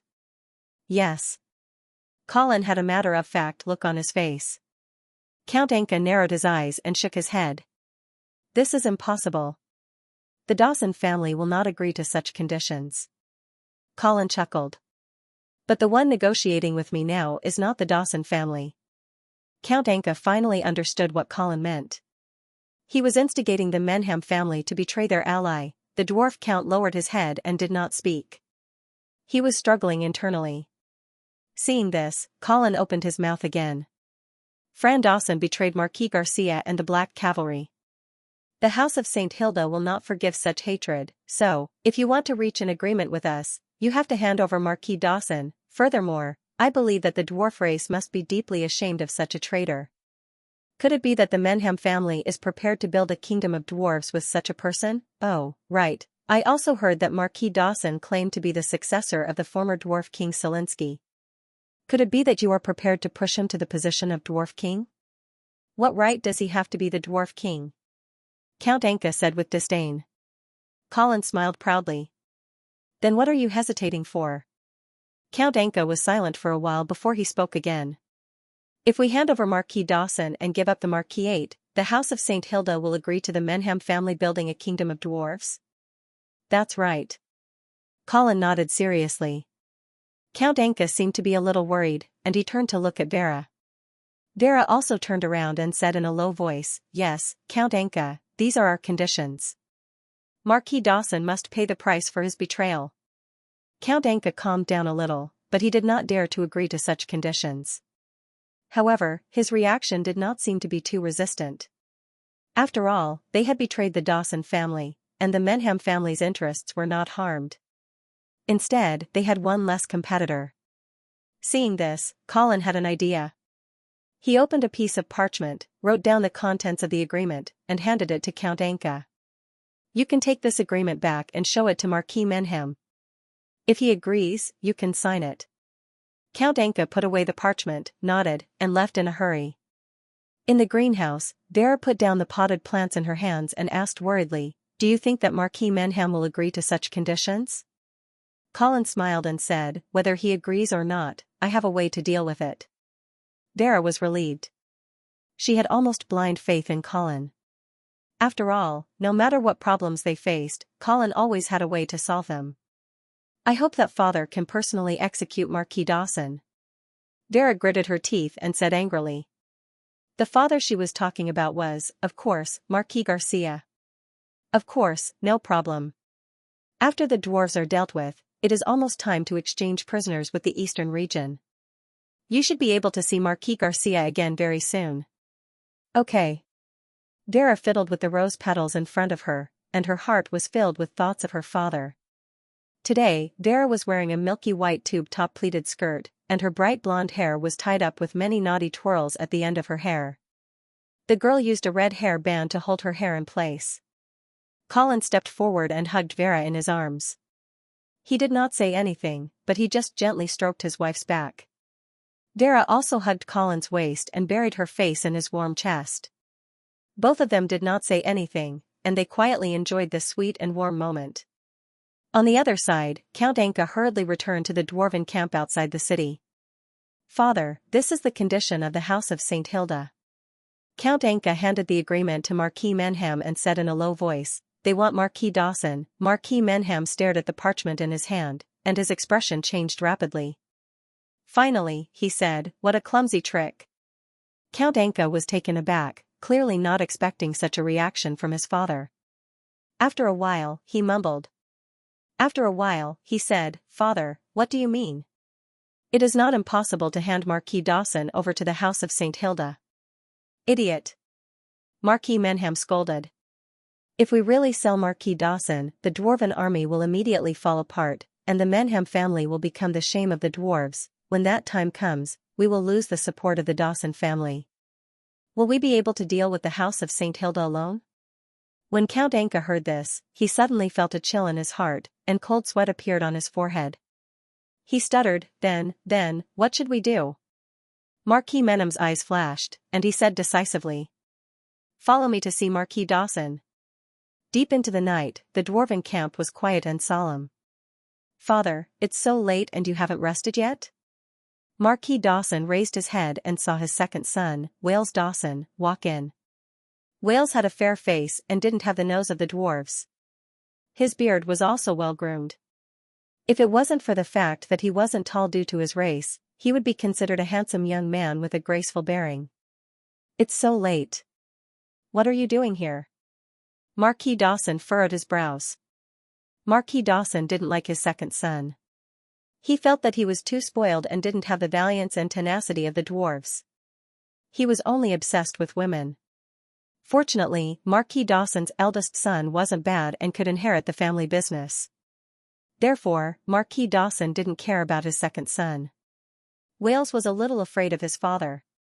He carefully moved closer and said mysteriously, "Father, I just received a shocking piece of news." "What news?" Marquis Dawson didn't care and buried his head in the pile of documents. Wales was a little depressed at his father's perfunctory attitude. He knew that he wasn't valued by his father, but he was unwilling to accept it. Now, he felt that his chance to turn things around was here. "Father, this is news that can determine the survival of the Dawson family." "Speak." Marquis Dawson was a little impatient. Wales' face flashed with a trace of resentment and he said in a low voice, "Father, I heard that Marquis Menam is preparing to give you to the House of St. Hilda in exchange for their agreement to establish the dwarves." The quill in Marquis Dawson's hand finally stopped. He raised his head and looked at his second son with a burning gaze and asked in a deep voice, "Where did you hear this news?" Wales avoided his gaze and said hesitantly, "Father, shouldn't you be worried about the betrayal of the Menam family first?" Marquis Dawson glared and shouted angrily, "Less nonsense. Answer my question." It's Archbishop Ajani who sent someone to inform me." "How did she inform you?" "Why did she inform you?" I. Looking at his father's increasingly ferocious gaze, Wales was so scared that he was tongue-tied and couldn't speak. "Idiot." Marquis Dawson's hair and beard fluttered, making him look like an exposed lion. He kicked Wales to the ground and pounced on him. He grabbed his collar and asked fiercely, "What are you doing? Are you secretly contacting people from the church? Am I right?" Wales nodded while trembling. Then, his father punched him until he had a panda eye. Wales screamed exaggeratedly. His voice even attracted the guards on duty outside the tent. However, after seeing that it was a scene of a father beating his son, the guard quietly slipped out again, as if he was already used to it. "Father, don't hit me," Wales cried. "I really didn't betray any military secrets." "There really isn't." Marquis Dawson didn't believe such nonsense. He knew his son very well. As he beat him, he scolded him. "Brainless idiot. How many times have I told you that Agiani is a beautiful snake that eats people? You actually dared to secretly court her at this time. Who was she? Is this something you, a dwarf without the right to inherit a title, can hope for? She's just using you. After a long while, Marquis Dawson seemed to be tired of beating his son and stopped. Wales was paralyzed on the ground, half dead. He screamed weakly from time to time. "Speak." Marquis Dawson kicked his son again. "What did she say to you?" Wales hugged his bruised body and suddenly felt very wronged. "You didn't let me contact Agiani, so why do you want to know what she said to me?" Of course, Wales only dared to criticize in his heart. She said, "The Menham family has already reached an agreement with the House of St. Hilda. As long as you are handed over, the House of St. Hilda will agree to the peace talks and allow the dwarves to build a kingdom on the northern frontier." Marquis Dawson didn't seem to be worried about his situation at all. Instead, he asked, "Why did Agiani tell you this?" "Father, the situation in chilly Winter City is very tense now. Although on the surface, Vera and Colin seem to have the upper hand with the help of the Golden Lion Legion. In fact, Master Joyce also has a lot of supporters. These supporters of course don't want to see Vera solve the rebellion on the northern frontier smoothly and inherit the title of Duke. Archbishop Agiani is one of Master Joyce's supporters." Marquis Dawson looked at his son expressionlessly and asked, "So she wants to destroy the peace talks?" "Yes." Wales nodded. "She hopes to join hands with the Dawson family. This is a letter she wrote to you personally." As he spoke, he took out a letter and handed it to Marquis Dawson. Marquis Dawson didn't read the letter. Instead, he continued to look at Wales with cold eyes and asked, "Did you tell the church about our situation here?" Wales wanted to shake his head, but when he saw his father's sharp eyes, he could only stutter and say, "Yes, I did say some, but it's not any military secrets, I swear." "What did you say?" Marquis Dawson's eyes became colder and colder. "I only told them that Prince Rhy killed Mr. Dawson. That's all. There were so many witnesses. Even if I didn't say anything, the church would find out sooner or later." Marquis Dawson sighed in his heart. His son was really too stupid. He actually revealed such crucial information to the church. It was no wonder that the Menham family's emissary was obstructed when he wanted to negotiate. This was because the other party knew that the dwarf's most important bargaining chip was gone. However, it seemed that the Menham family would really betray the Dawson family in order to reach an agreement with the House of St. Hilda. While Marquis Dawson was deep in thought, Wales was still rambling on to defend himself. "Father, actually, Archbishop Agiani is a trustworthy person. The relationship between me and her isn't what you think. I only have boundless reverence for a pure and pious priest like the Archbishop. I don't dare to blaspheme her. Moreover, I can see that the Archbishop's current situation in chilly Winter Castle isn't good. Vera and Colin are using the Golden Lion Legion to suppress the resistance in Lion's Roar Castle. They are trying to push a mage's adopted daughter to the position of Dukes of the North. This is too ridiculous. Although young Master Joyce is being suppressed, you have to believe that there are many righteous northern frontier knights in the city. They won't allow." "Shut up." Marquis Dawson interrupted Wales impatiently. Wales shrunk his head and didn't dare to speak again. "You're only a chess piece in their hands. Do you really think that you're favored by Agiani? Moreover, the information provided by the other party might not be true. Even if it's true, it might be a scheme by the House of St. Hilda to sow discord. Only an idiot like you, whose brain is filled with wine and beauties, would be deceived and deceived. Wales opened his mouth. He wanted to defend the goddess in his heart, but when he saw his father's fierce eyes, he didn't dare to refute. He could only cower and hug his knees like a quail in the rain. Marquis Dawson saw his cowardly appearance and became angry. In the end, he could only sigh and wave his hand helplessly. He scolded, "Go back to sleep." "Yes." Wales grimaced as he got up from the ground and walked out carefully. Marquis Dawson's unfriendly voice came from behind him, "Remember, if I find out that you're secretly contacting the church, I'll break your legs." "Yes." Wales hastened his steps and ran away as if he was escaping. Marquis Dawson sighed desolately and shook his head. He seemed to have given up on his son. Afterwards, he picked up the letter that Wales had just handed to him, ready to see what kind of pie Archbishop Aggiani had painted for the Dawson family. After opening the letter, Marquis Dawson's brows immediately furrowed. This letter? Why is it like this? Before Marquis Dawson could understand it, footsteps could be heard from outside the tent, followed by the voice of a personal guard. "Master, Marquis Maynam requests an audience." "Let him in." "Marquis Dawson, I hope I didn't disturb your rest?" As soon as he entered, Marquis Maynam greeted him with a smile. Behind him was Count Xianxia. Marquis Dawson smiled as usual and said, "Of course not." After inviting the two of them to take a seat, Marquis Dawson ordered his guards to serve tea. He wasn't in a hurry as he quietly sipped his tea while waiting for Marquis Menham to explain his intentions. Before long, Marquis Menham said, "Marquis Dawson, I'm sure you know that Xianxia has just returned from chilly Winter City." Marquis Dawson glanced at Count Xianxia and laughed as he asked, "How was the diplomatic mission? Did the House of St. Hilda agree to the peace talks?" "The House of St. Hilda's attitude is worse than we expected." Marquis Menham sighed. Count Xianxia interrupted and said, "I discovered that the House of St. Hilda already knows about Mr. Xing's death. This is beyond my expectations. Moreover, this makes the peace talks extremely difficult." Marquis Menham's expression was gloomy as he said coldly, "I reckon that someone on our side secretly leaked the information to the city. Otherwise, the House of St. Hilda wouldn't have known about Mr. Xing's death so quickly."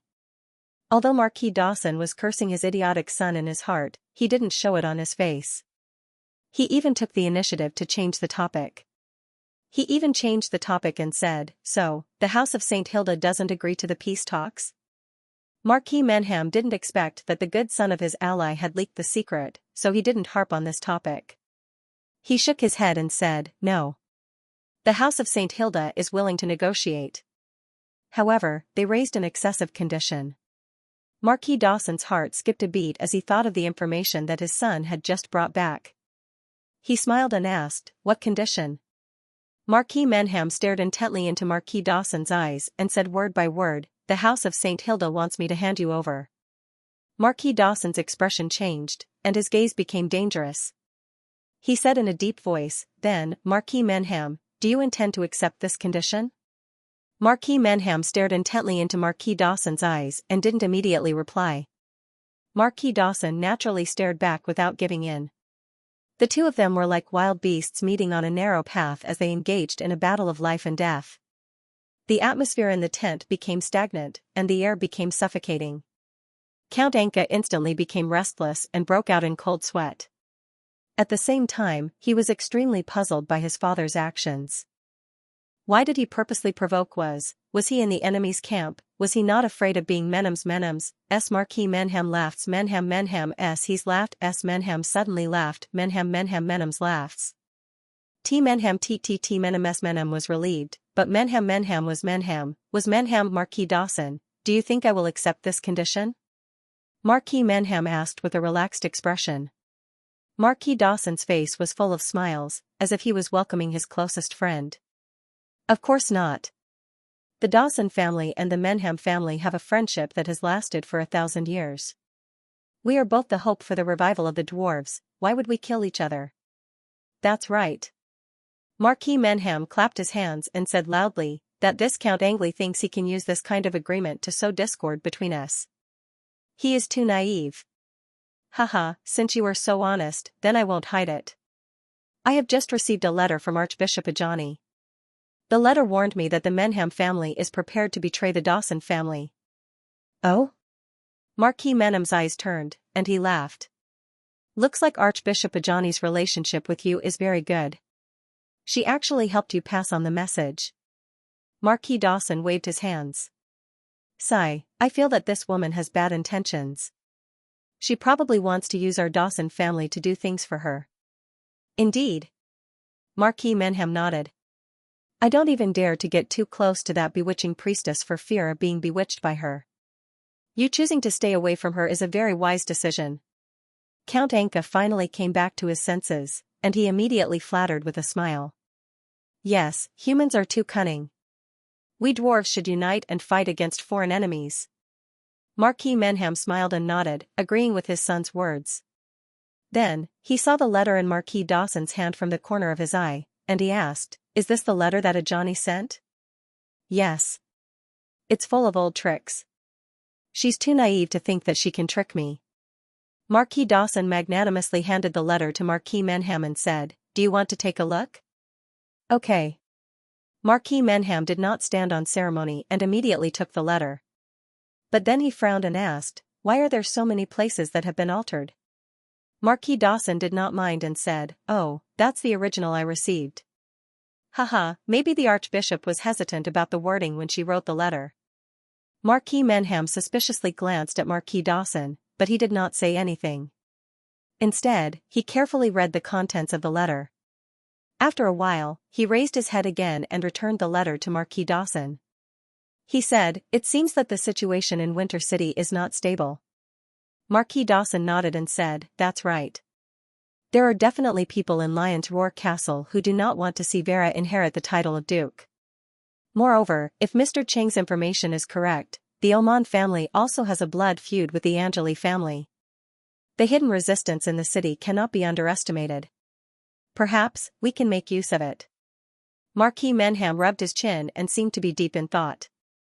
After a while, he nodded and said, This is indeed a feasible method, but how do we contact the people in the city? Marquis Dawson coughed awkwardly and said, I have a way to contact Archbishop Ajani, but I don't think she is trustworthy. Marquis Menham smiled and said, Then you don't have to trust her. We and the church are just using each other. You can pretend to agree to her request first and see what she has in mind for you. Marquis Dawson seemed to be moved. After thinking for a while, he nodded and said, Okay, I can think of a way to contact the people in the city and see if we can win over those who are dissatisfied with Vera. Good. Thank you for your hard work. You are welcome. Marquis Menham immediately stood up and said goodbye to Marquis Dawson. It was late at night outside the tent. There was no moon in the sky, only a little bit of starlight. Marquis Menham and his son walked quietly. When they returned to their own camp, Marquis Menham suddenly asked, Do you think Marquis Dawson lied? Huh?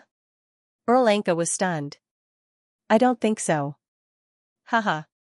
Marquis Menham sneered and said, Did you see the letter? It is full of traces of alteration. Marquis Dawson said that it was originally like this, but I think that he deliberately altered the important information after receiving the letter. Earl Anka thought for a while and nodded. That is indeed possible. Marquis Menham continued, Also, did you notice the handwriting on the letter? Earl Anka suddenly felt a little awkward because he did not notice the handwriting. Don't you feel that it is familiar? Marquis Menham asked. Earl Anka thought carefully and suddenly had a flash of inspiration. He took out the peace negotiation agreement and said in surprise, The handwriting on the letter is the same as the handwriting on the agreement. Marquis Menham nodded and asked, I remember you saying that this agreement was written by Viscount Angley on the spot. That's right. I saw him write it with my own eyes. Earl Anka finally understood. So, that letter was not written by Ajani to Marquis Dawson, but by Viscount Angley. Yes, Marquis Dawson must be lying. Marquis Menham's face was gloomy as he said, Moreover, this is not the first lie that he has told. He is hiding other things? Earl Anka was shocked. Do you remember his reaction when I told him that someone in the camp leaked the news of Mr. Dusk's death to Winter City? Earl Anka thought for a while and said in shock, he did not react. Instead, he changed the topic. Yes. Marquis Menham sneered. Don't you think it is strange that he is not concerned about something as important as a spy in the camp? Count Xianxia immediately said, unless he was the one who arranged for the traitor. Yes. Marquis Menham sighed and suddenly stopped in his tracks. He turned back to look in the direction of the Dawson family's camp. Farron Dawson, how do you expect me to trust you? The dwarven messengers arrived at Winter City. This was the third time that Count Xianxia had been sent to Winter City, but this time, he was not alone. Marquis Dawson's eldest son, Count Falco Dawson, accompanied him. Count Falco was different from the unreliable Wales. As the eldest son of Marquis Dawson, he had the demeanor of an heir of the Dawson family. Furthermore, he was calm and steady, and he was highly valued by Marquis Dawson. It was obvious that the Dawson family did not want to let the Menham family negotiate with the House of St. Hilda alone. Of course, this could also be seen as the close relationship between the Menham family and the Dawson family, and it was clear that they had foiled the enemy's plan. As for what the two dwarven families were thinking, only the people involved knew. However, Colin decided to hide with Vera and let Scholar Dwayne deal with the dwarven messengers. He knew that there was no way to make any progress with the Dawson family and the Menham family present at the same time. Therefore, Scholar Dwayne and the two dwarven counts talked for the whole day. It seemed like they were arguing with each other, but in the end, they realized that there was no consensus at all. Count Xianxia and Count Falco were angry, but there was nothing they could do.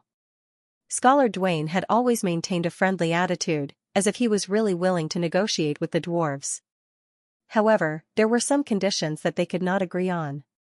During the banquet, Angeli and his wife, who had disappeared for the whole day, finally appeared. Count Xianxia and Count Falco went to talk to them for a while, but they did not get any meaningful answers. Colin just said, "You can talk to Scholar Dwayne. He can completely represent the House of St. Hilda."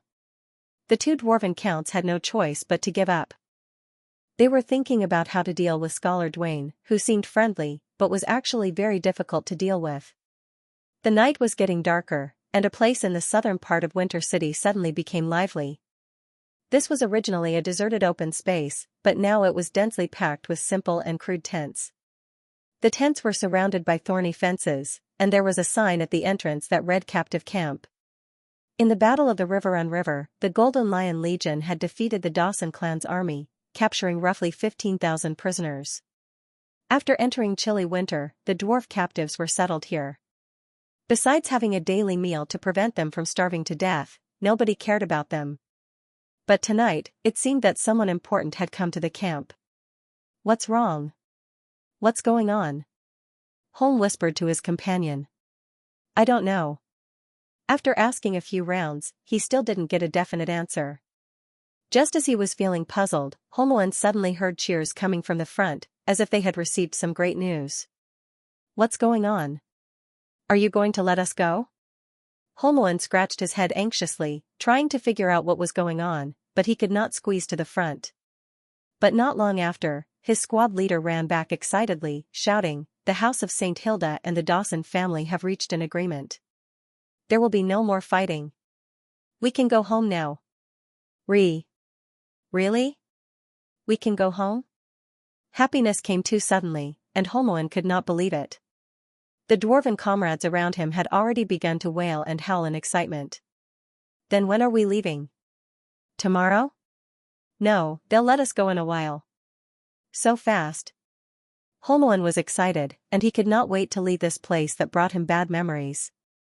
Indeed, not long after, the door of the captive camp was completely opened. The dwarves lined up neatly under the orders of the officers, and slowly walked out. Along the way, Holmoen saw General Tumu. As a rank 5 warrior, General Tumu was highly respected in the Dawson clan's army. But after being captured, he had mysteriously disappeared, and no one knew where he went. But now that he had reappeared, the captives felt much more at ease. Even though they had not had enough to eat, the dwarf captives were still spirited, and they followed the orders of the Golden Lion Legion in an orderly manner. Holmoen was in the formation, and he looked around as he walked. Half an hour later, he realized that he had arrived at the city gate. The open city gate looked eerie under the night sky, but in the eyes of the dwarf captives, it was the door to hope. After walking out of chilly winter castle, Holmoen was finally sure that he was saved, outside the city gate, there was a place for weapons. Every dwarf captive that passed through there would be given a weapon. Holmoen also received a long sword. Even though he would not be able to get back his leather armor and bow, a long sword made him feel more at ease. The atmosphere in the formation became more lively, and some of the dwarf captives even sang war songs to celebrate their new life. That night, the stars were sparse, and the boundless darkness shrouded the land. In this pitch-black night, no one knew what was waiting for the dwarf captives. Holmoen also sang along with his comrades, and his footsteps were light. Even the hunger that had been plaguing him all this time had temporarily disappeared. Suddenly, the formation in front stopped. In the darkness, military orders were not transmitted smoothly, and the dwarf captives were in chaos, but they were quickly suppressed by the officers. "What's the matter?" Holmoen was anxious again. "We encountered the sentries of the Menham family," the captain comforted him. Holmoen heaved a sigh of relief, and then he became excited. This meant that they were very close to the dwarf camp. Perhaps they would be able to eat piping hot food soon. Just as Holmoen was immersed in the fantasy of food and was drooling, there was another commotion in front. "What's the matter now?" "I'll go ahead and take a look." "Stay where you are and don't run around," the captain instructed before he went ahead to investigate the situation. Holmoen could only wait patiently, but the hunger that had disappeared suddenly appeared again. It was much more intense than before, and Holmoen almost lost control of himself. As time passed, the dwarf captives did not receive any orders to advance. Meanwhile, the patience of Holmsen and the others was wearing thin in this endless wait. Anxiety and anger gradually spread among the captives. "Why aren't we allowed to return? Why aren't we allowed to return?" Suddenly, there was a commotion in front. Holmoen was on the verge of exploding when he saw the captain running back angrily. "Captain, what's going on in front? The Menham family doesn't allow us to enter their camp." "Why?" "They said that they didn't receive any news of the release of the captives. They also said that the family emissary is still in Chilly Winter Castle. They didn't reach an agreement with the House of St. Hilda." "Nonsense. We're back. How can they not reach an agreement? If they don't reach an agreement, will the Golden Lion Legion release us?" While Holmoen was feeling indignant, the commotion in front escalated. Intense fighting sounds and screams could be heard. "We want to go home. We're not enemies. We want to see Marquis Dawson." It was unknown who instigated it, but the dwarf captives confronted the Menham family. Their words became more and more intense, and they were on the verge of losing control. Rumble, the ground suddenly quaked. General Tumu smashed his large hammer heavily on the ground and roared, "Who dares to stop me?" After saying that, he took the lead and rushed into the Menham family's formation. His actions were like a spark falling into hot oil, instantly igniting a raging inferno. The dwarf captives, who had become extremely anxious from the long wait and hunger, exploded. Under General Tumu's lead, they charged towards the Menham family's camp. The night was dark, but the massacre had begun. What? Winter Castle released the captives? After hearing the news of the captives, Marquis Dawson wasn't happy. Instead, he was shocked. His son, Count Falco, was still in Winter Castle. Why would the Golden Lion Legion suddenly release the captives? Moreover, even if the terms were agreed upon, Count Falco and Count Anka wouldn't sign a contract with the House of St. Hilda privately. Hence, this was definitely a conspiracy. Yes, Lord Marquis. But, the captives seemed to have a conflict with the Menham family. After hearing the report, Marquis Dawson's uneasiness grew. After thinking for a while, he decisively ran towards the Menham family's camp. When he entered the Menham family's territory, he was surrounded by a group of guards. "Bring me to see Marquis Menham." "Okay, Marquis Menham wants to see you." Marquis Dawson felt a tinge of anger as he looked at the group of fully armed and cold-faced soldiers. What did Marquis Menham mean? If he didn't come forward, was he going to capture him? Marquis Dawson suppressed his anger and came to the center of the Menham family's camp. "Marquis Menham, what do you mean by this?" Marquis Dawson asked angrily. "I want to ask you, Marquis Dawson. Why did Winter Castle suddenly release the captives of your family?" "I don't know, but I feel that this might be a conspiracy of the House of St. Hilda." "Conspiracy? What conspiracy?" Marquis Menham wasn't moved. He looked at Marquis Dawson with suspicion. Sowing discord? Marquis Dawson said in a deep voice, "From the start, the House of St. Hilda has been trying to sow discord between us. Could it be that you've forgotten about the peace agreement that required you to hand me over? They know that we can't trust each other, so they used this point to try to break us apart. The captives might be part of their conspiracy, hence, at such times, we have to trust each other and be honest with each other. If I wanted to betray you, I wouldn't have come forward to explain myself." Hearing this, Marquis Menham's expression softened. He seemed to believe Marquis Dawson's words. After a moment of silence, he asked, "Then what do you think we should do now?" Marquis Dawson heaved a sigh of relief. Marquis Menham's attitude made him feel that there was still room for negotiation. "I think that the first thing we should do is to appease the captives who have been released. We can't let the brave warriors who have shed their blood for the dwarfs feel disappointed. Then, we can interrogate the captives and find out why the Golden Lion Legion released them. On the other hand, we need to contact Xianxia and Falco as soon as possible." While Marquis Dawson was actively cooperating with Marquis Menham in an attempt to eliminate the negative impact of the sudden release of the captives, the situation was rapidly deteriorating in an unpredictable direction. The news of the captives being released quickly spread throughout the Dawson clan's camp. Unlike the Menham clan's resistance and suspicion, the Dawson clan's people were very willing to accept these captives. After all, those captives were their comrades and even their relatives. But when the news of the conflict between the captives and the Menham clan's army spread, the Dawson clan's officers were immediately filled with suspicion and anger. They all gathered outside Marquis Dawson's tent and wanted to ask what had happened. Why did the Menham clan attack their captives? But at this moment, Marquis Dawson had gone to meet Marquis Menham and wasn't in the camp. Without a leader, the Dawson clan's officers started arguing. Some wanted to rescue the captives, some wanted to clarify the situation, and some wanted to wait for Marquis Dawson's return before discussing. In short, the Dawson clan's camp was in a mess. At this moment, Wales was pushed out by the officers who were arguing endlessly. As the second son of Marquis Dawson, he didn't have much prestige in the army. But now, Marquis Dawson's whereabouts were unknown. Marquis Dawson's eldest son, Count Falco, had yet to return from chilly Winter City. Therefore, Wales became the most qualified person to lead the Dawson clan's army. Although everyone knew that Wales wasn't reliable, a mediocre leader was better than no leader at all.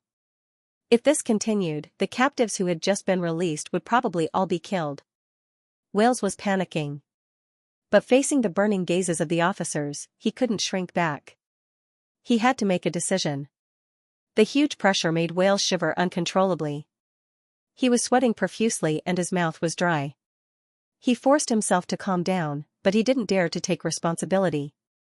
He just said, "I think, we have to find father first." Marquis Dawson went to the Menham clan. "We've already sent people to find him, but there's no response." An officer shouted. Wales was even more panicked. But then, a thought flashed through his mind and he blurted out. "Not good. Marquis Menham wants to detain father and hand him over to the House of St. Hilda in exchange for their forgiveness." What? This sentence caused the Dawson clan officers to explode. It was the first time they heard such news. Then, the scene became even more chaotic. But more and more people began to request for the army to be dispatched to retrieve Marquis Dawson and the released captives. Wales felt that he had understood the whole story. The reason why his father hadn't returned for so long was because he had been detained. At this moment, the glory of the Dawson clan made him change his cowardly personality.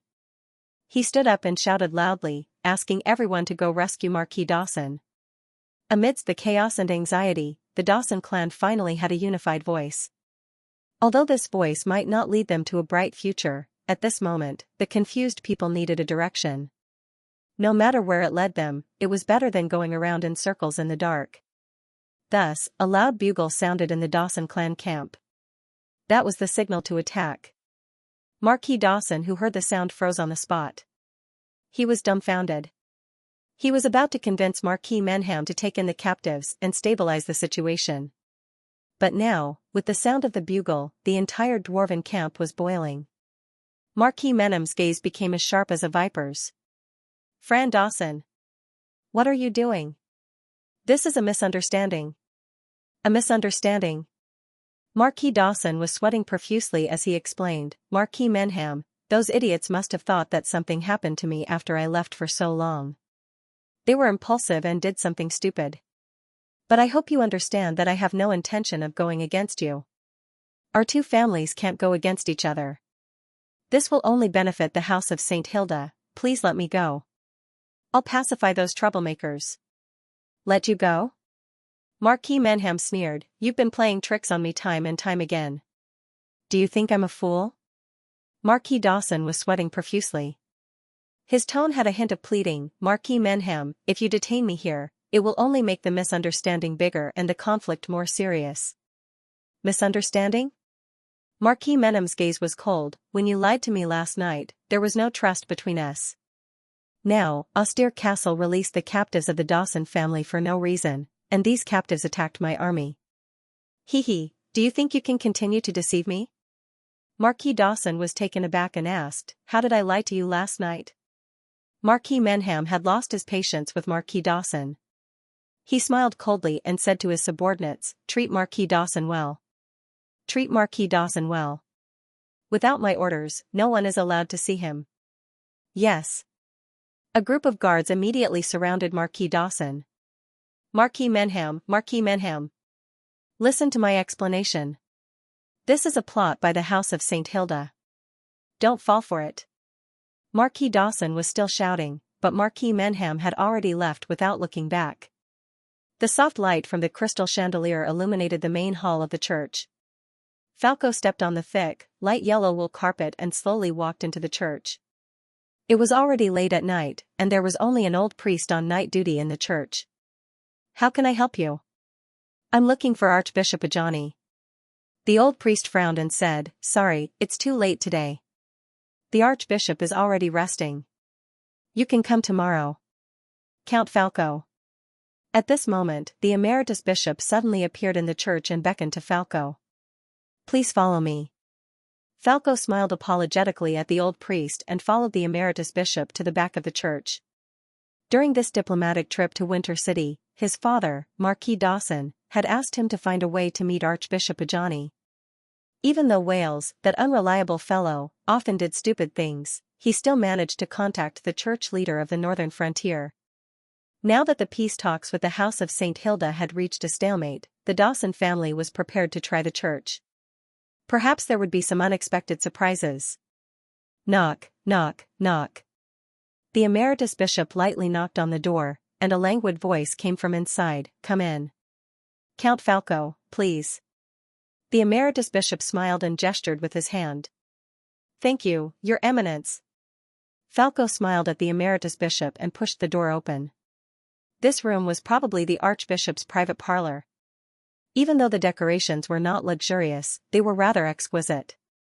Falco had just entered when he saw Archbishop Ajani's back. She was standing quietly in front of the window, overlooking the dark night sky. Perhaps because it was not a public occasion, the archbishop did not wear a priest's robe tonight. Instead, she wore a purple dress. The dark color of the dress formed a strong contrast with her white skin, accentuating her otherworldly temperament. She was like a descending angel. On the windowsill beside Ajani, there was a crystal vase half filled with water. There was a bunch of purple irises in the water, matching the color of Ajani's dress. The night breeze outside the window blew the petals of the irises, spreading an intoxicating fragrance into the room. Good evening, Count Falco.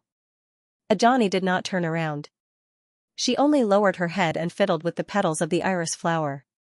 Just the sight of his back was enough to make Falco's heart race and his mouth dry up. He finally understood why his younger brother was so obsessed with this woman. Good evening, Your Excellency. I hope I didn't disturb your rest. Ajani turned to the side and pointed at a small round table in the room. She said softly, don't be so nervous. Sit down and drink something. Falco thanked him and sat down at the table. He picked up his teacup and took a sip. Falco's spirit was slightly shaken by the bitter taste. He saw Akani staring out of the window in a daze and spoke again. Your Excellency, I've come to find you this time mainly to thank you on behalf of my father for the news you delivered last time. Even though Marquis Manon wasn't tricked by the House of St. Hilda, the Dawson family still thanks you for your kind reminder. Really? The relationship between the Menham clan and the Dawson clan really surprises me. Because Johnny's back was facing Falco, he couldn't see her expression. He nodded with a smile. Don't worry, we dwarves have been fighting for this common goal for 1,000 years. It's not something that can be easily sowed discord between us. At this moment, a faint clamor came from outside the window. Johnny's expression became very interesting. Even though Falco was curious about the clamor, he couldn't go to the window to take a look. That would be too impolite. He could only suppress his curiosity and continue.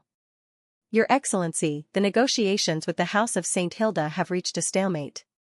So I was wondering if you could exert some pressure on the House of St. Hilda to facilitate this negotiation. In return, the Dawson family is willing to support your actions on the northern frontier, including, the issue of the inheritance of the Dukes of the North. Hearing this, Johnny finally turned around. She had a faint smile on her delicate oval face, and her limpid eyes were fixated on Count Falco. Her gaze was filled with charm. Falco only felt a nameless flame rising in his lower abdomen, making his whole body hot and dry. He was almost unable to control himself. Count Falco, what do you think my position on the issue of the inheritance of the Dukes of the North is? Johnny's languid and slightly hoarse voice was like a swan feather, constantly stirring Falco's restless heart. Falco's breathing was heavy, his face flushed. His eyes were fixed on Johnny, as if he wanted to use his gaze to completely melt her. You what? With a slight twist of her right wrist, a purple whip flew out and lashed Count Falco's shoulder with a swoosh. Ah! Falco screamed miserably. He didn't understand why Johnny suddenly turned hostile, but what was more shocking was that he, a rank 4 warrior, couldn't evade the attack of a priest. One had to know that a priest was a support class, and wasn't proficient in combat. Moreover, that whip wasn't fast. If it was under normal circumstances, Falco felt that he could completely evade it. But now, he felt as if his legs were filled with lead. His whole body felt like it was on fire, and his brain was filled with all kinds of chaotic thoughts. He couldn't keep calm. Count Falco, what are you trying to say? The smile on Johnny's face grew sweeter and sweeter. Her voice was as gentle as a wife greeting her husband who had just returned home. But at the same time, the whip in her hand lashed out mercilessly and Count Falco fell to the ground. There was a problem with the tea, Falco finally reacted, but his consciousness was already on the verge of collapse. In his eyes, Johnny had completely turned from an angel into a demon, although he didn't know why she did this. The noise outside the window grew louder and louder. At the same time, bursts of fire gradually lit up, dispelling the darkness that enveloped the land. Johnny took one last look at the commotion outside the city, put away her whip, and strolled towards the door. At the door, she placed one hand on the door handle, but turned her head to look at Falco who was struggling on the ground, as if she was expecting something. A moment later, Count Falco finally raised his head and let out an unusual roar. His eyes had already turned scarlet, as if he had completely lost his mind.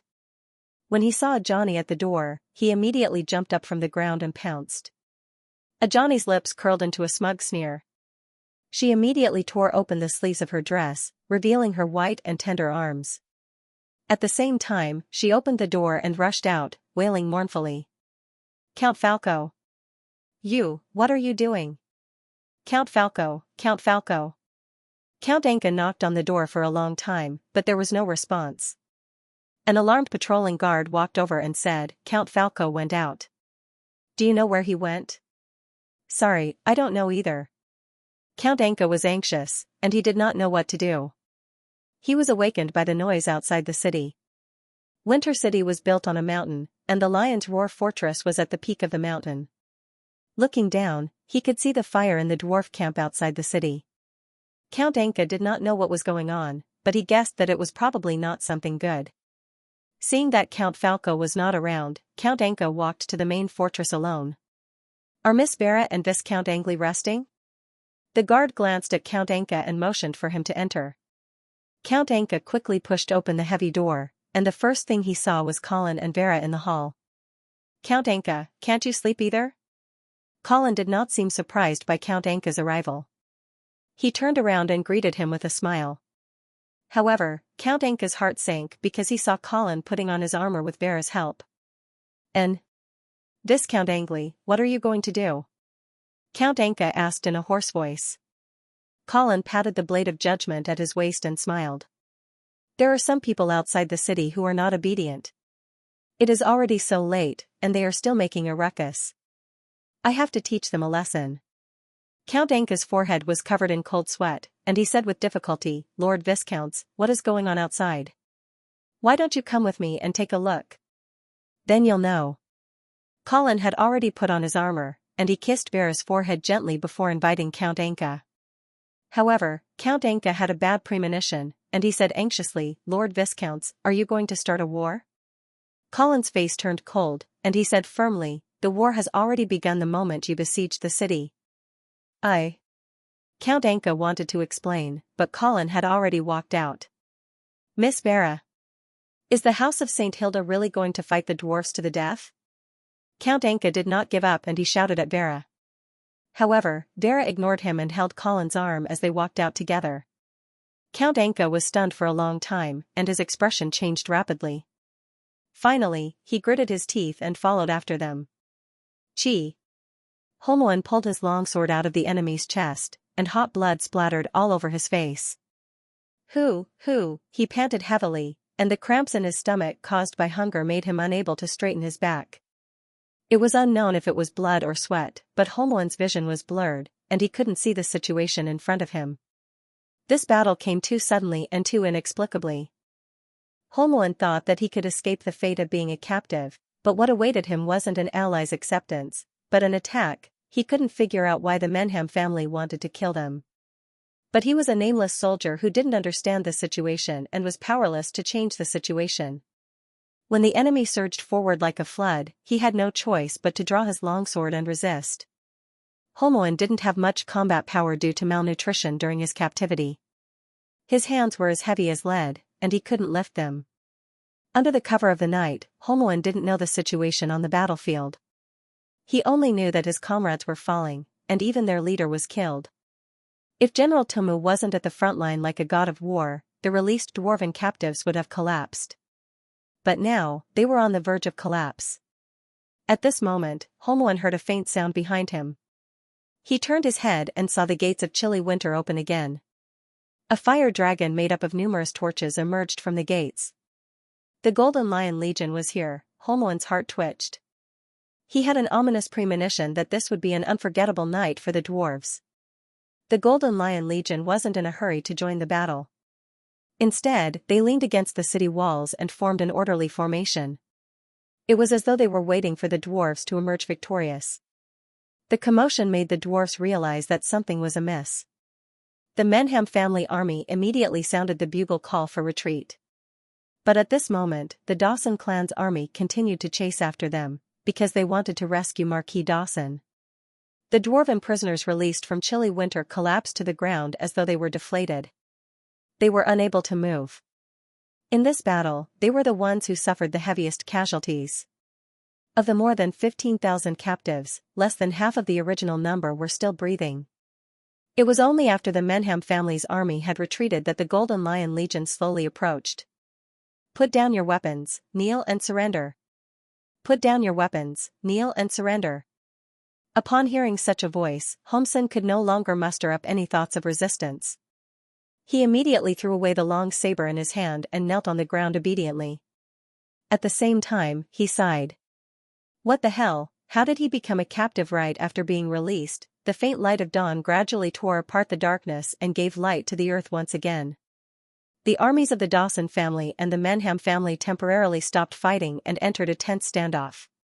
In fact, Marquis Menham regretted his decision the moment he saw the Golden Lion Legion leave the city. Although he didn't want to admit it, he understood that he had been fooled. Thus, he led his army away from Coldwinter City and slowly retreated. At the same time, he sent an envoy to the Dawson family's army to request for reconciliation. At this moment, the commander of the Dawson clan's army, Wales Dawson, immediately made a request. The only possibility for reconciliation was for the Menham clan to immediately release Marquis Dawson and compensate the Dawson clan for their losses. However, at this moment, Marquis Maenam had other thoughts. He was clear that after a night of chaotic battle, the relationship between the Dawson family and the Menham family was completely broken. Even if he followed Whale's request to release Marquis Dawson and compensate the Dawson clan for their losses, the relationship between the two families couldn't be restored. The seed of distrust had been deeply planted, and it would be extremely difficult to eliminate it. Once the two dwarven families couldn't work together, they wouldn't be able to gain the upper hand against the House of St. Hilda. After a night of chaotic battle, the exhausted dwarven allied army might not be a match for the Golden Lion Legion. At this moment, Marquis Maenam was thinking of how to resolve the situation. The peace terms proposed by the House of St. Hilda weren't unacceptable to him. Marquis Dawson seemed to have noticed something from Marquis Maenam's gloomy expression. Marquis Maenam immediately said, "If you want to hand me over in exchange for the forgiveness of the House of St. Hilda, you're courting death." Marquis Maenam's heart skipped a beat, and he asked in a deep voice, "Why?" Marquis Dawson sneered, "You still don't understand? The House of St. Hilda didn't intend to negotiate with us from the start.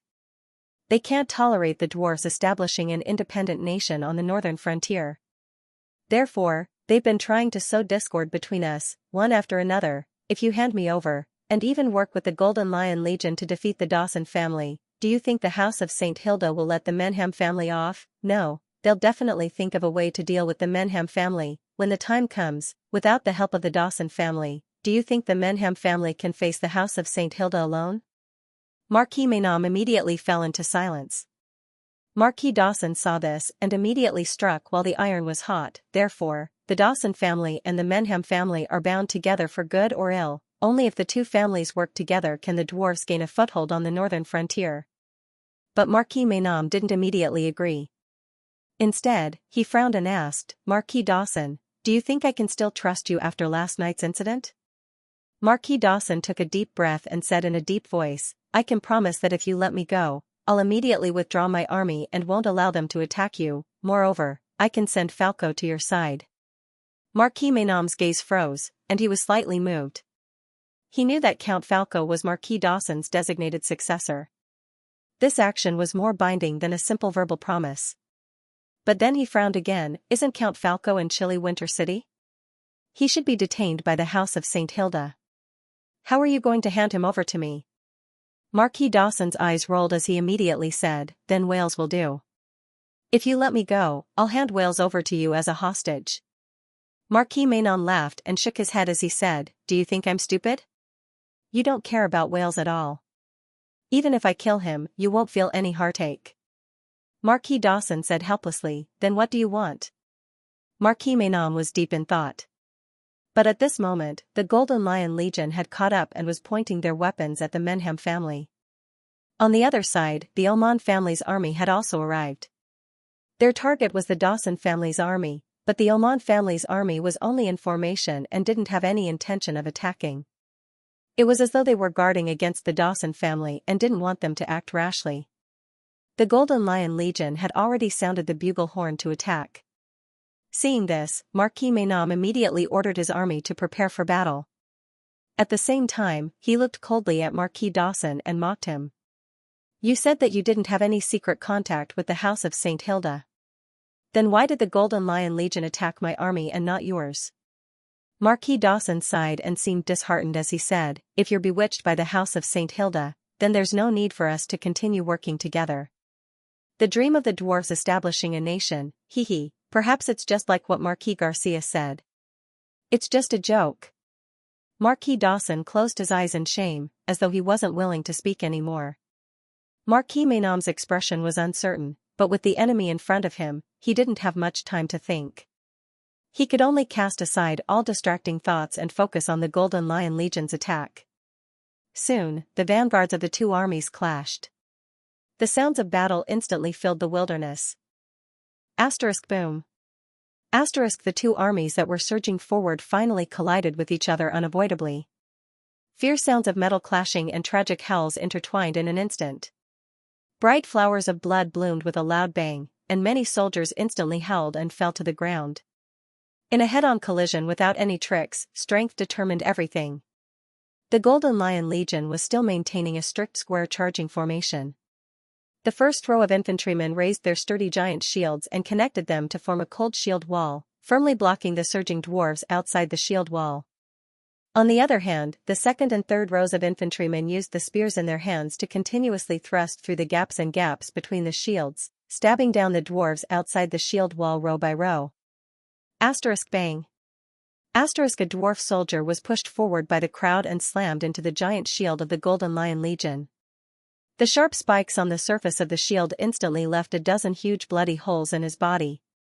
The dwarf soldier held the shield with both hands and roared as he struggled to pull his body out of the shield.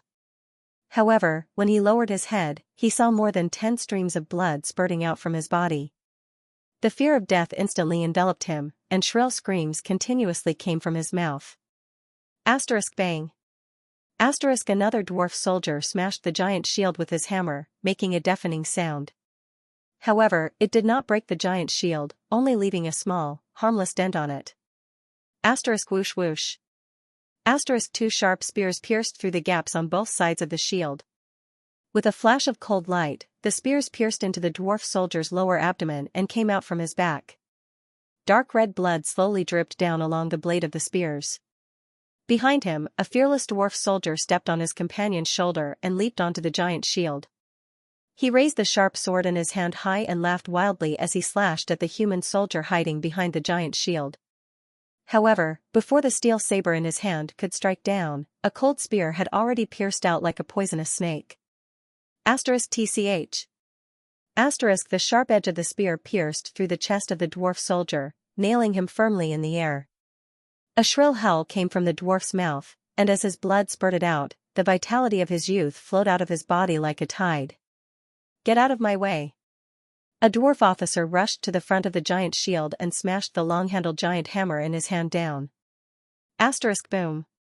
Amidst the violent impact, a sturdy steel shield was instantly torn apart, unable to block the might of the dwarf's hammer. The human soldier hiding behind the shield was shocked as if he had been struck by lightning. Blood flowed out of his orifices and he fell to the ground, his body twitching. However, almost as soon as this person fell to the ground, another human soldier carrying a giant shield came up to fill the gap that the dwarf had just smashed open, so that the formation of the vanguard was still intact. Whoosh whoosh whoosh. 3 sharp spears stabbed out from 3 different angles at the same time, the blades flashing with cold light aimed at the dwarf officer. Clang clang.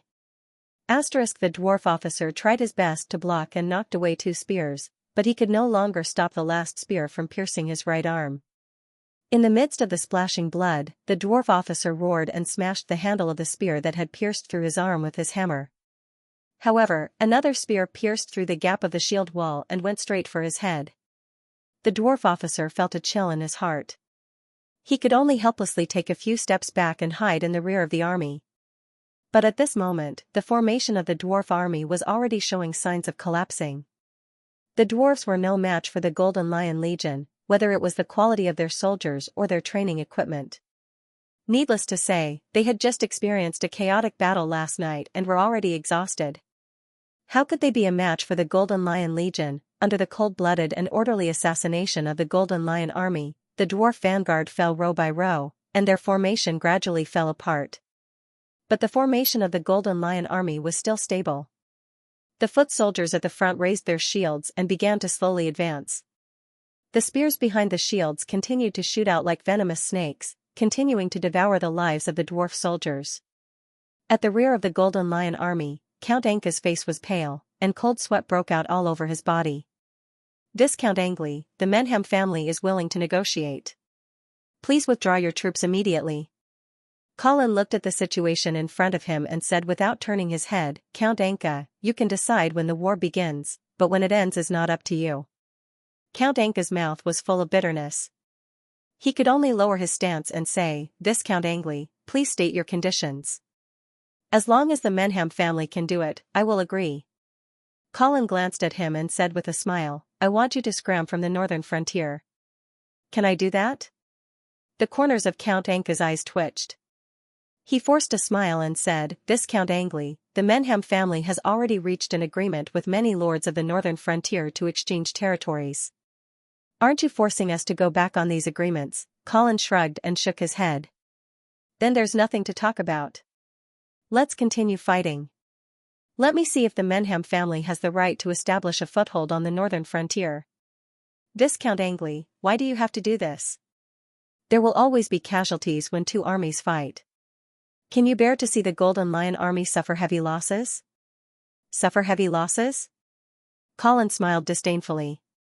Does the Menham family have the ability to do so? Count Anka was so agitated that his face turned red. His tone became impolite. Viscount Angley, have you not heard of the Menham family's heavy armored infantry? I have. Moreover, I would like to see it with my own eyes. Colin had a nonchalant look on his face, but then his eyes focused. He smiled and pointed in the direction of the battlefield. The opportunity is here. Count Anka hurriedly turned to look in front of him. He saw a flood of red steel emerging from the Menham family's formation. It was as if lava was gushing out, surging toward the front lines of the battlefield. That was the 8,000 heavy armored infantry that the Menham family was most proud of. Count Anka took a deep breath. He knew that his father had already thrown all of his family's resources into the battlefield. It looked like he was prepared to fight to the death. Thus, he stopped trying to persuade him. He was prepared to let Colin experience the Menham family's strength and make him suffer a little. This way, perhaps the House of St. Hilda would be willing to return to the negotiation table. It had to be said that the heavy-armored dwarven infantry army's battle prowess was indeed shocking. The moment they joined the battle, the situation on the battlefield suddenly changed. The Golden Lion army's giant shield and spear formation seemed to have collided with a towering mountain. Their forward momentum was immediately suppressed. The sharp spears were unable to pose a threat to the heavy-armored infantry. They could only let them shout in unison and wave their warhammers as they pushed back. Count Anka was excited, and a smug smile appeared on his face. However, when he turned to look at Colin, he did not find any trace of panic on his face. Count Anka thought that Colin was only pretending to be calm and felt disdain in his heart. He turned his gaze back to the battlefield, prepared to persuade him when the Golden Lion army's formation completely crumbled. At that time, Colin's attitude would definitely not be as unyielding as before. However, after observing for a while, Count Anka realized to his surprise that even though the Golden Lion army's formation was continuously retreating, it was still orderly and showed no signs of collapsing. As the heavy-armored dwarven infantry continued to press forward, the distance between them and the army behind them had unknowingly increased. At this moment, a distant bugle call suddenly sounded from behind the dwarven army. Following that, faint shouts could be heard. At this moment, the dwarves still did not know what was happening, but the shouts were getting closer and closer. At the same time, the dense sound of horse hooves could be heard. It was as if countless giants were beating on the ground, causing the entire field to tremble. Count Anka's heart skipped a beat. Looking into the distance, he saw a thin black line appear on the field behind the Menham family. This black line grew larger and wider until it finally formed a black sea that spread toward the battlefield. In this black sea, the Black Lion flag and the Angeli family's roaring white bear flag fluttered in the wind. They surged forward like giant waves in a tropical storm, or like a flood that had broken through a dam. Everywhere they went, everything was drowned by this black flood. It was a chilling sight. Black cavalry. Count Anka's voice changed. He immediately realized that this was a trap set up by Colin. At that moment, the Menham family's most elite heavy-armored infantry regiment was already entangled with the Golden Lion Legion. They were completely separated from the main army at the rear. The Shadow Guards seized this perfect opportunity and suddenly charged out from the rear. They were like dragons emerging from the water as they attacked the core of the Menham family's formation. It's over. Even though the Black Cavalry had yet to arrive, Count Anka could already foresee what would happen next. And this foresight made him feel as if he had fallen into an icy cavern. Thus, he no longer dared to hesitate. He immediately turned to Colin and begged for mercy. Viscount Angley. We admit defeat. As long as you are willing to stop the war, the Menham family will immediately withdraw from the northern frontier. The matter of the dwarves establishing a kingdom will never be mentioned again. Colin chuckled and said coldly, I've already told you this before. I've already said that you can decide when this war will begin, but when it will end, you'll have to ask for my opinion. Then what is your opinion? Colin did not reply. Instead, a bloodthirsty smile appeared on his face. Boom! In an instant, the black cavalry had already charged into the rear of the Menham family's army like a violent wave. Blood splattered everywhere, and dismembered corpses flew everywhere. Wales and the officers of the Dawson family could only watch helplessly as the black cavalry broke through the Menham family's central army formation like wolves and tigers. They couldn't help but feel a sense of sympathy for the loss of the rabbit. The Menham family was finished. That was the only thing they could agree on. Even though the Golden Lion Legion was actually at a disadvantage on the battlefield and was forced to retreat step by the heavy infantry regiment, when the black cavalry suddenly attacked from the rear and cut down the commander's flag, the Menham family's elite vanguard inevitably fell into chaos. Even if the vanguard wanted to retreat, it would be too late. Moreover, the Golden Lion Legion wouldn't let them go so easily. Moreover, once the central army and rear army collapsed, the Menham family's army would become a headless snake. Without a unified command, they could only fight on their own and would be defeated one by one. "Young master, should we go and support them?" a Dawson family officer asked Wales. Wales resisted the urge to curse and glared fiercely at the person who asked the question, but didn't answer. Support my ass, the Dawson family had just fought a life-and-death battle with the Menham family. How could they go and support them now? Moreover, the Ormond family was eyeing them covetously. Wales was almost certain that if they dared to act rashly, the Ormond family would definitely launch a large-scale attack. Seeing the Menham family's miserable state, Wales didn't want the Dawson family to follow in their footsteps. "Let's just retreat," Wales suggested hesitantly. But such a shameful suggestion made the officers of the Dawson family lower their heads. Everyone's reaction made Wales realize that he had said something stupid.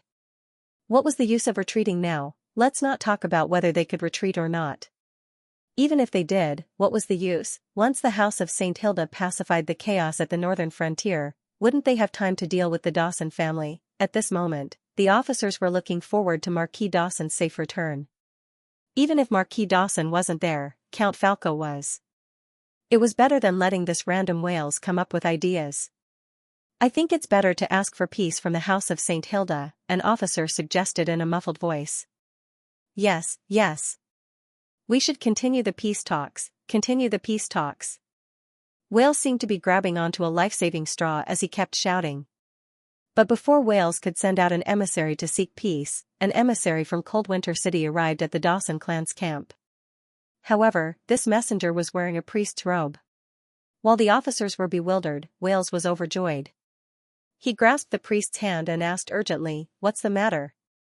Did the archbishop send you here?" The priest smiled and nodded, then pulled his hand out without a trace. "Praise the God of light." Wales was so emotional that he sounded like he was about to cry. "I knew the archbishop wouldn't give up on her most devout believer."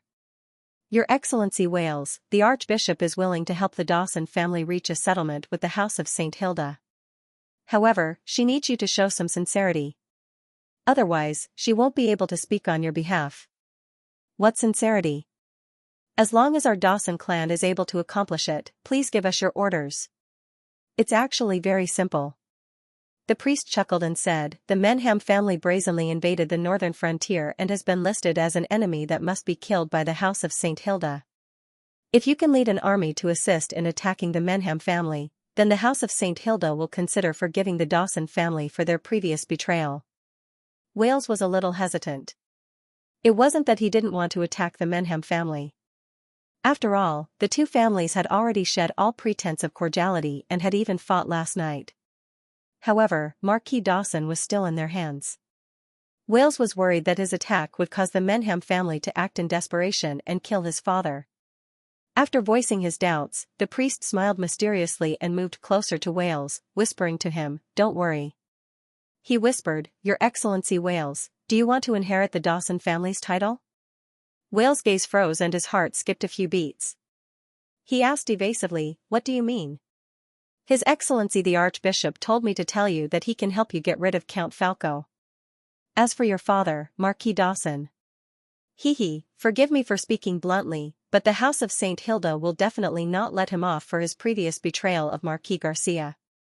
Therefore, even if he can survive from the Menham family, he will definitely not be able to escape the judgment of the House of St. Hilda. Then, Do you really want the Dawson family to be implicated along with him? Whale's heart was thumping. He really wanted to ask what happened to his brother, Count Falco, but he didn't dare to do so when the words reached his mouth. After pondering for a long time, he finally raised his head again. His eyes were now filled with ambition. All right, I'm willing to listen to the Archbishop's suggestion. I also hope that the Archbishop can help the Dawson family fight for a decent ending. The mage chuckled and nodded, of course. The Archbishop will never give up on his devout believers. After receiving the Archbishop's promise, Wales immediately felt that he had a backer. His dispirited state was swept away as he immediately reorganized his army and began to attack the Menham family's left flank. At this moment, the Menham family's army was already on the verge of collapse. The Golden Lion Legion had already pressed forward from the front, while the Black Cavalry attacked from the back. Galloping unhindered, they continuously cut up the Menham family's army, making it impossible for them to regroup. The addition of the Dawson family was the last straw that broke the camel's back. More and more Menham family soldiers threw away their weapons in the face of cruel reality and chose to surrender. Of course, the Menham family didn't lack brave warriors who didn't fear death. But their stubborn resistance was like moths to a flame in the face of such a magnificent situation.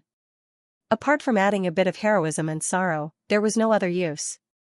The moment Marquis Menham saw the appearance of the Black Cavalry, he already knew that this battle boded ill rather than well. When the Dawson family's army turned against him, he fell into complete despair. The furious Marquis Menham immediately drew his sword from his waist and turned around to stab at Marquis Dawson. Marquis Dawson faced the incoming sword and didn't dodge. Instead, a look of relief appeared on his face. Chi. The longsword pierced through his chest. Marquis Dawson looked at his dwarven compatriot in front of him, his lips curling into a sneer as he hissed, "I'll be waiting for you in heaven." This attitude caused the already furious Marquis Menham to fall into madness. He roared as he chopped off Marquis Dawson's head and chopped his corpse into 7 or 8 pieces before stopping. Afterwards, Marquis Menham raised the bloody head and ordered, "White flag. Raise the white flag and surrender." The afternoon sun was very strong, shining on the blood-stained ground. Flocks of vultures circled in the air, ready to dive down and feast at any time. "Father." When Marquis Menham was escorted in front of Colin, Count Ank immediately rushed forward. Marquis Menham's eyes were empty and he ignored his son who ran over. He just knelt in front of Vera and Colin and placed Marquis Dawson's head in front of him. After that, he didn't say a word as he waited quietly for his sentence. Vera turned around and looked at Colin. Obviously, she didn't know how to deal with Marquis Menham. Colin didn't hold back either. He immediately stepped forward and announced his sentence. "Marquis Menham, you and your family are not welcome at the northern frontier. Therefore, after this battle, please return to the Flaming Flame territory immediately. Unless you have the permission of the House of St. Hilda, you are not allowed to set foot on the northern frontier again. In order to compensate for the harm your family has caused to the people of the northern frontier, your family's army will remain in the northern frontier as slaves. They will work for the northern frontier until they die. At the same time, the Menham family will have to pay the House of St. Hilda a total of 8 million gold coins as war reparations. The reparations will be paid off over 5 years. Are you willing to accept these conditions?" Marquis Menham's heart was bleeding, but he knew that there was no room for negotiation. If this had happened before the battle, he might have been able to ask for the entire army to retreat from the northern frontier. However, now, he would be lucky if he could keep the Menham family alive. Of course, he also knew that Colin didn't kill him because he wanted to save the face of the royal family. The Menham family had lost all of their army and they were burdened with heavy debts. Naturally, they wouldn't be able to threaten the House of St. Hilda anymore. As time passed, they would slowly sink and never regain their former glory. The dream of the dwarves establishing their own country would also become an unattainable dream. Marquis Menham couldn't help but feel sad when he thought of this. I am willing to accept." At this time, Colin finally revealed a satisfied smile. Not far away, Wales Dawson was accompanied by a priest as he walked towards Colin. When Wales saw his father's head, his eyes narrowed slightly, but the expression on his face was very strange. There was sadness and fear on his face, but there was also joy and joy. Dear Miss Vera, dear Viscount Angley. Your most loyal servant, the Dawson family, begs for your forgiveness. Looking at Wales, who was crawling on the ground, and then looking at the priest beside him, Colin chuckled as if he had understood something. Colin rubbed his chin as he smiled at Wales. Wales, your attitude of begging for forgiveness doesn't seem to be sincere enough. Hearing that, Wales immediately understood and nodded. He then crawled to Vera on all fours and kissed her toes while saying loudly, I'm sorry, Vera. Dear Miss Vera, the Dawson family begs for your forgiveness.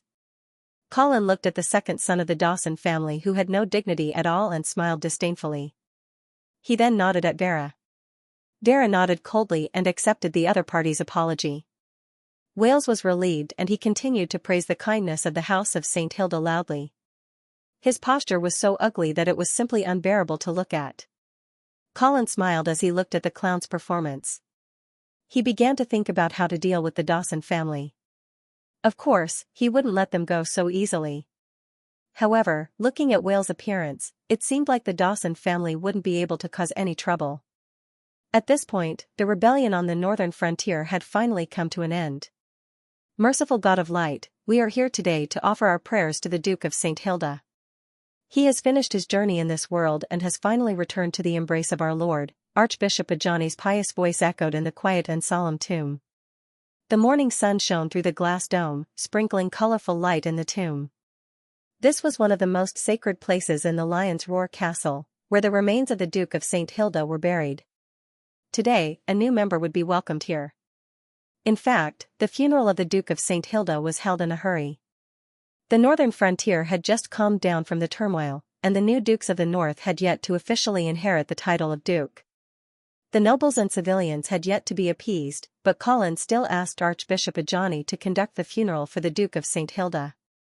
After all, Colin felt uneasy as long as the body of the Duke was not buried. He always felt that something might happen, and the situation that had just been stabilized would become turbulent again. Moreover, Colin was also prepared to take this opportunity to summon all the lords of the northern frontier to Winter City and let them know that the Duke had made Vera the first heir in his will. Of course, in order for Vera to officially become one of the Dukes of the North, she still needed to be conferred by Emperor Reinhardt. However, now that she had the Duke of St. Hilda's will, Vera had a decisive advantage. Moreover, Scholar Dowan had already prepared a plan to deal with Emperor Reinhardt and the Senate. Come from the dust, return to the dust, may your soul rest in peace in the Lord's temple. After Ajani finished reciting the prayer, 4 knights of the House of St. Hilda stepped forward, slowly lifted the Duke's coffin, and walked towards the center of the tomb. As he was a paladin, the Duke of St. Hilda was qualified to be buried in the centermost shrine of the tomb. After the coffin was slowly pushed into the shrine, Vera and Joy stepped forward and sprinkled a handful of soil on it. At this point, the funeral was over. Colin heaved a sigh of relief. Although he had a tacit understanding with Archbishop Ajani beforehand, Colin could only be sure that she would not go back on her words after the funeral. Of course, there were conditions for Ajani's cooperation.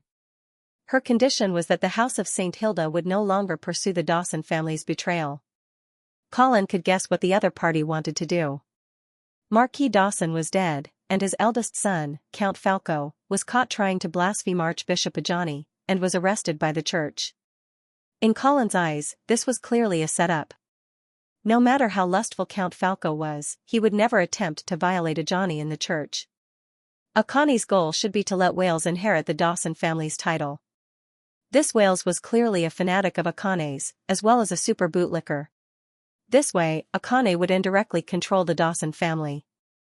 Of course, Colin was very unhappy with this act of poaching the northern frontier, but because he needed to cooperate with the church, he could only pinch his nose and tolerate Ajani's little tricks. In fact, forgiving the Dawson family now was a good thing for the House of St. Hilda. Because what the northern frontier needed the most now was stability. This storm of rebellion caused by the St. Thean family had a wide range of implications.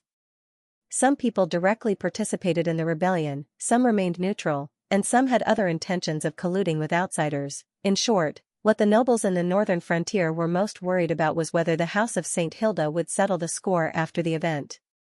Forgiving the Dawson family would dispel everyone's concerns. Even the Dawson family, who directly participated in the rebellion, was forgiven.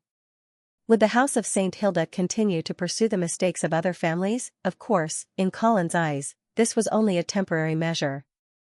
The northern region was too weak now and could not afford another upheaval. Therefore, he did not intend to start another war. However, after a period of rest and recuperation, and after the northern frontier recovered, he would definitely clean up the northern frontier. For example, the Dawson family, or the Morrison family. Thinking of this, Colin found the figure of Earl Morrison in the crowd of people who came to watch the ceremony. The young Earl's expression was as usual, and there was nothing unusual about him except for the grief that should be there. However, Colin knew that the theft of the Duke's body was most likely the work of this family. Originally, Colin had already prepared a plan to deal with the other party's sudden attack at the funeral, but he did not expect that Earl Morrison did not do anything at all.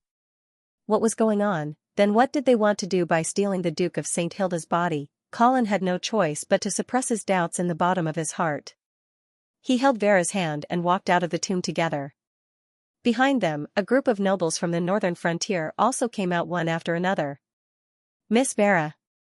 Vera stopped in her tracks, only to see Count Morrison catching up to her. Viscount Angley. Earl Morrison nodded to Colin again. Colin smiled and did not speak, but he was constantly guessing what the other party wanted to do. Earl Morrison, what can I do for you? Vera asked softly. It's like this. Earl Morrison seemed to be a little embarrassed. I have admired Miss Nina for a long time, so I would like to ask Miss Vera to marry her to me. Sure enough. Colin's heart skipped a beat. Earl Morrison was really here to propose. But he was too anxious. The Duke of St. Hilda had just been buried, and it was too rash of him to propose a marriage alliance right away. Moreover, Vera had not officially inherited the title of Duke yet. Strictly speaking, she was not qualified to marry Nina to Earl Morrison. I'm sorry, Earl Morrison. Vera frowned and said, I am not the master of the Lion's Roar fort yet, and I cannot influence cousin Nina's marriage. Earl Morrison quickly apologized and said, Of course, I understand. So, I am just expressing my feelings to you this time. It will not be too late to arrange a marriage alliance after you inherit the title of Duke. Well, I will think about it, and I will also ask for cousin Nina's opinion. Vera did not directly agree. However, Earl Morrison did not know if he misunderstood Vera's meaning or if he was very confident in himself, but he thanked her again, and then left with satisfaction. Colin, do you think I should marry cousin Nina to Earl Morrison? Vera asked hesitantly. You can ask Nina's opinion first. Colin smiled and said, Moreover, you are not in a hurry. It will not be too late to talk about it after you officially inherit the title of Duke. Okay. Vera nodded. Then, when are we leaving for Imperial Dragon City? Vera officially inherited the title of Duke, and she needed to go to Imperial Dragon City to accept the Emperor's conferment. Colin thought for a while and said, After I complete the prisoner exchange with the Eastern region and bring back Marquis Garcia, we will go to Imperial Dragon City. Otherwise, I will not be at ease if there is no reliable person at the northern frontier. Vera's eyes lit up and she said in surprise, Have you made an appointment with the Eastern region to exchange the prisoners? Can I go with you? We made an appointment 3 months ago. I thought it would be postponed again, but I didn't expect the time to be just right. Colin patted Vera's little hand, knowing that she was worried about her father, but he still shook his head and said, I will go by myself if you want to exchange the prisoners. You need to stay in Winter City. Now that the northern frontier has just been settled, we need someone who can make decisions to stabilize the situation. Vera was a little disappointed, but at the same time, she was also a little scared. If I am alone, will I be able to stabilize the situation? Colin smiled and encouraged her, You need to have confidence in yourself. You are St. Hilda, and you are also the first successor appointed by the previous Duke himself. Of course, you will not have any problems. What's more, you still have Scholar Dwayne with you. If you have any political problems, you can discuss them with him. As for military matters, you can absolutely trust Knight Charles and Viscounts Vala. Vera nodded, and she was a little confused. What about Knight Nelson? Can't I trust him completely? Of course, you can trust Knight Nelson, but I am just saying that if the worst happens, you can only entrust your life to Knight Charles and Viscount Vala. Colin certainly could not tell Vera that Knight Charles and Viscount Vala were his blood descendants, and there was no possibility of them betraying him. As for the others, well, it was hard to say. Vera nodded, indicating that she had remembered it. Don't worry, I will be back soon. Well, be careful. Alfalfa City was located at the southernmost tip of the half-elf kingdom. The Crystal River and the Raging Water River intersected here, forming a Y shape that divided the city into 3 areas. It was shaped like a 3-leaf clover, hence the name Alfalfa City. The importance of Alfalfa City's geographical location was needless to say, but the strange thing was that this city was a typical 3 ungoverned area. In fact, if one thought about it carefully, such a situation was not difficult to understand. It was precisely because its geographical location was too important that although the northern frontier and the eastern region wanted to bring it under their rule, they were worried about provoking the other party. Therefore, they tacitly threw it to the half-elf kingdom as a neutral buffer area that no one could touch. For the half-elf kingdom, it was a hot potato that they did not dare to take care of. As a result, Alfalfa City was particularly awkward. There was no lord, no city defense army, and no order. This place gradually became a paradise for adventurers, a gathering place for refugees, and a carnival for anarchists. Strength became the only pass in Alfalfa City. However, Alfalfa City was suddenly quiet today. Even some of the big shots with some influence were obediently dormant. At the same time, they sternly warned their subordinates not to cause trouble for the next few days. This was because several armies had suddenly entered the city, including the famous Black Cavalry. Although there were a lot of lawless bandits and murderers in Alfalfa City, they were at most cockroaches and rats in the shadows. Once they saw a real lion or tiger, they still had to be careful and hide. Otherwise, it was very likely that they would be annihilated. The most majestic building in the north of the city was the Radiance Church. In such a chaotic city, the Radiance Church was one of the few peaceful places. Don't think that evil people did not have faith. In fact, it was the opposite. People who licked blood from their blades every day and did not know when they would die on the streets needed spiritual sustenance more so that they would not go crazy. When Colin walked into the main hall of the church, he saw the figure that had always been on his mind, Queen Xianxia. The queen was standing in front of the statue of the Radiance God with her head lowered and eyes closed, praying devoutly. Slightly quickening his pace, Colin came to the side of Queen Xianxia. After not seeing her for half a year, Queen Aisha's belly was already bulging. A faintly discernible motherly aura emanated from her body. Coupled with the noble and elegant aura of a queen, she appeared even more alluring. Noticing Colin's arrival, Queen Xianxia ended her prayers, turned her head, and revealed a charming smile. I thought you would be late. Knowing that you were waiting for me, of course I would travel day and night. Moreover, don't underestimate the speed of the Black Cavalry.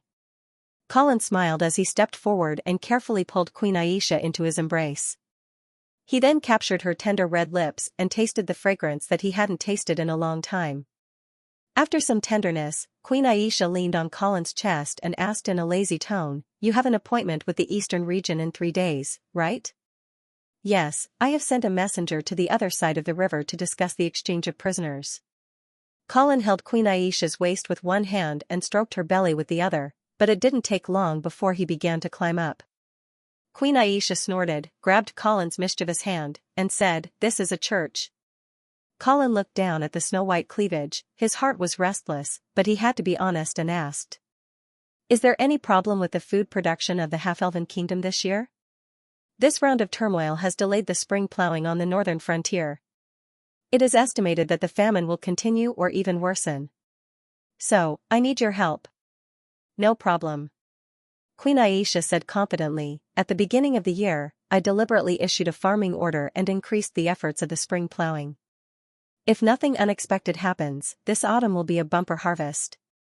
"That's good." Colin let out a sigh of relief. As long as we can last through this year, the northern frontier will be able to catch a breather, and everything will slowly get back on track. "But, when you send people to buy food this autumn, it's best to bring the army." Queen Xianxia's eyes flashed with a hint of sternness. "What's wrong? Is someone not being honest?" "Yes. At the end of last year, you forcefully bought food from Silvermoon City at a low price to aid the northern frontier. This has already made many half-elven merchants and nobles unhappy. If it happens again this year, I'm afraid that some people will overestimate themselves and do something stupid. Colin narrowed his eyes, and his tone became serious. I understand. After I go back this time, I will let Duke Modouin lead the Silvermoon Guard back to the half-elven kingdom to help you stabilize the situation in the country. Queen Aisha shook her head gently and said, "There's no rush. I can still stabilize the situation in the half-elven kingdom. Leave the Silvermoon Guard at the northern frontier, you need it more. After the autumn harvest, it won't be too late to let Duke Modouin come back." Although Colin was still a little worried, he didn't want to refuse Queen Aisha's good intentions. He also didn't want her to think that he doubted her ability to control the situation in the country. "All right.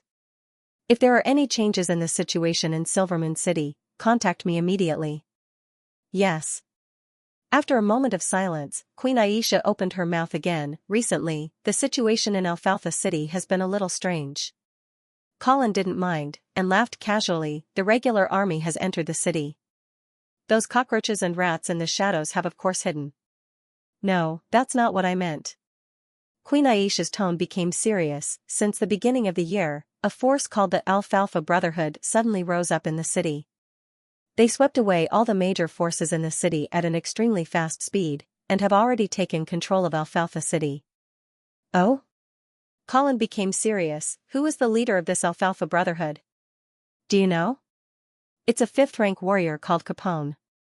He was wanted by the Eastern region because he resisted the Lord's conscription order, and later fled to Alfalfa City.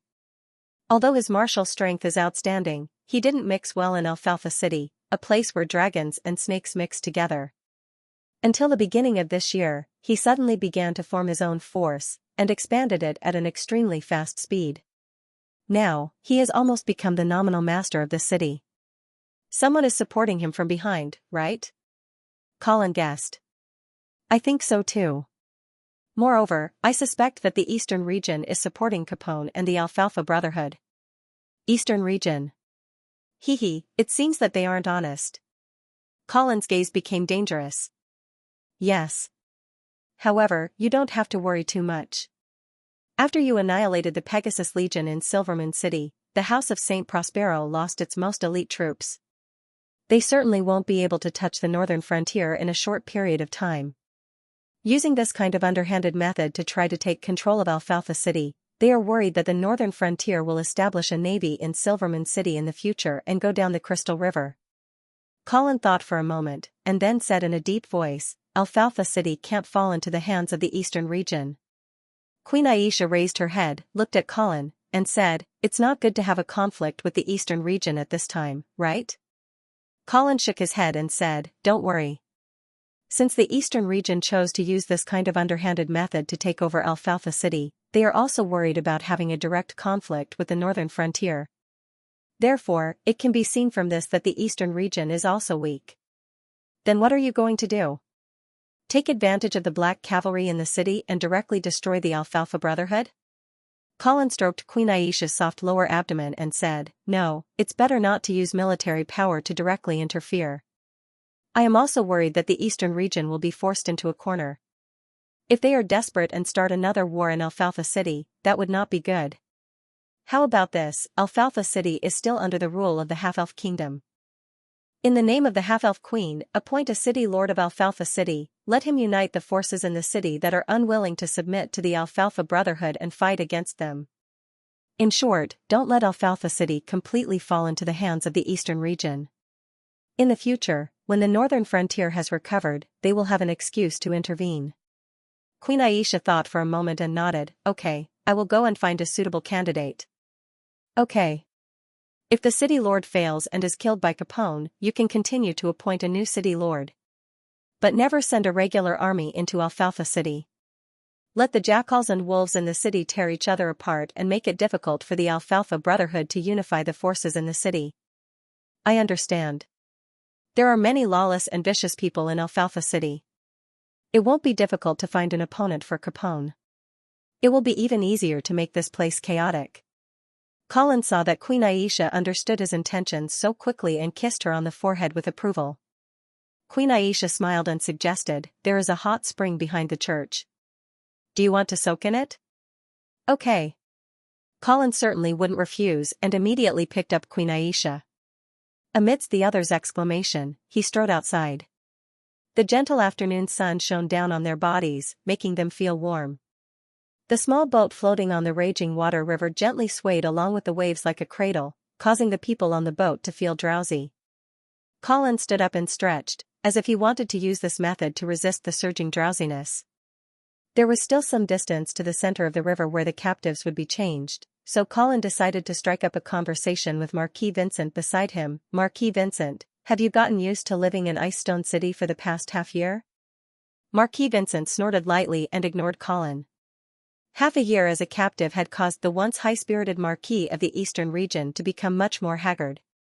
However, Colin truly didn't abuse him, he wasn't that bored.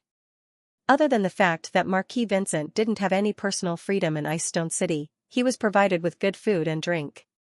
Every week, he would even find some skilled women to help him with his physiological needs. At first, Marquis Vincent thought that Colin was humiliating him. He was a Marquis of the Eastern region, the son of a noble holy knight family. How could he touch those lowly women? However, not long after, this noble Marquis of the Eastern region was controlled by his own surging desires and succumbed to the pomegranate skirts of those skilled women. He deeply demonstrated what it meant to say, "You say no, but your body is honest." However, although his physiological needs were satisfied, the mental humiliation caused Marquis Vincent to become thinner and thinner. There was never a moment when he didn't hope to leave that hellish place, Ice Stone City. Now, light had finally appeared.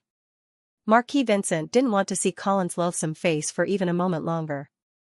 Facing Marquis Vincent's undisguised loathing, Colin didn't get angry.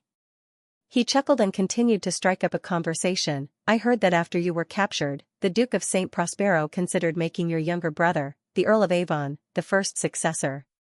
"Impossible." Hearing this, Marquis Vincent finally opened his mouth. What Colin said was his biggest nightmare after he was captured. Seeing that the other party had finally responded, Colin chuckled and continued, "I've met the Earl of Avon once. He's a smart man. If I were the Duke of St. Prospero, I would also consider changing my successor." Marquis Vincent gnashed his teeth in anger. He glared at Colin with undisguised hatred and cursed, "If I were your father, I would definitely strangle you to death in your cradle." His defense was broken. Colin shook his head. "Marquis Vincent, you've lost your composure." Marquis Vincent snorted and turned his head away, as if he didn't want to talk to Colin anymore. However, Colin opened his mouth again. "To be honest, I don't like your younger brother either. When we were in Silvermoon City, he stirred up trouble. Now, he has extended his hand into Alfalfa City. He's really a loathsome guy." Yes, after a few days of investigation, Colin already knew that the backer behind the Alfalfa Brotherhood was the Earl of Avon. Hearing this, Marquis Vincent's expression finally eased a little. He seemed to feel that he and Colin finally shared a common language. He coldly asked, "What are you trying to say?" Colin sat down opposite Marquis Vincent and smiled. "I also don't want to see your brother become the Marquis of the Eastern region. On this point, our interests are the same. So, why don't we cooperate?" Marquis Vincent sneered and disdainfully said, "Cooperation? Have you forgotten the deep hatred between us? You actually want to cooperate with me?" Colin shrugged and innocently said, "We have a grudge on the battlefield, but after all, it was an open confrontation between two armies. There's no selfless enmity between us. But your younger brother always uses insidious tricks. He's really annoying. He's simply a disgrace to the aristocracy." Marquis Vincent's expression eased a little. He stared at Colin for a long time and said, "My younger brother is indeed annoying. But if you want to stir up the conflict between us and cause the Eastern region to fall into civil strife, I advise you not to waste your energy." Colin still had a smile on his face. He didn't seem to be discouraged by the other party seeing through his scheme. Instead, he gently patted Marquis Vincent's shoulder and affectionately said, "Don't be in such a hurry to refuse. I really don't want to see a sinister and cunning guy who always causes trouble for me inherit the position of Duke of the Eastern region. So, you should think about it again. If you need anything in the future, you can contact me at any time. You should also know my current identity. Vera is about to inherit the position of Dukes of the North, and I am her husband. Don't you want to have a strong foreign aid? Marquis Vincent bowed his head in silence. It was unknown whether he was convinced or not. Colin continued, whether you believe it or not, I am a peace-loving person and Vera is not an ambitious person. Of course, we would prefer a neighbor who is also peace-loving. Marquis Vincent seemed to be finally convinced and whispered, I also don't want to be an enemy of the northern frontier. Colin smiled slightly as he knew that the other party was convinced. However, he didn't continue to persuade him. Too much is as bad as too little.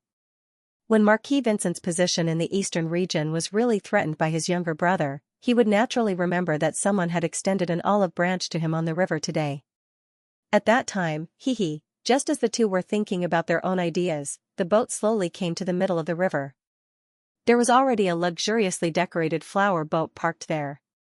The familiar fragrance of the blood rose filled the air. Apparently, it was Queen Aisha's boat. As the nominal ruler of Alfalfa City, Queen Aisha was the host of this captive exchange ceremony.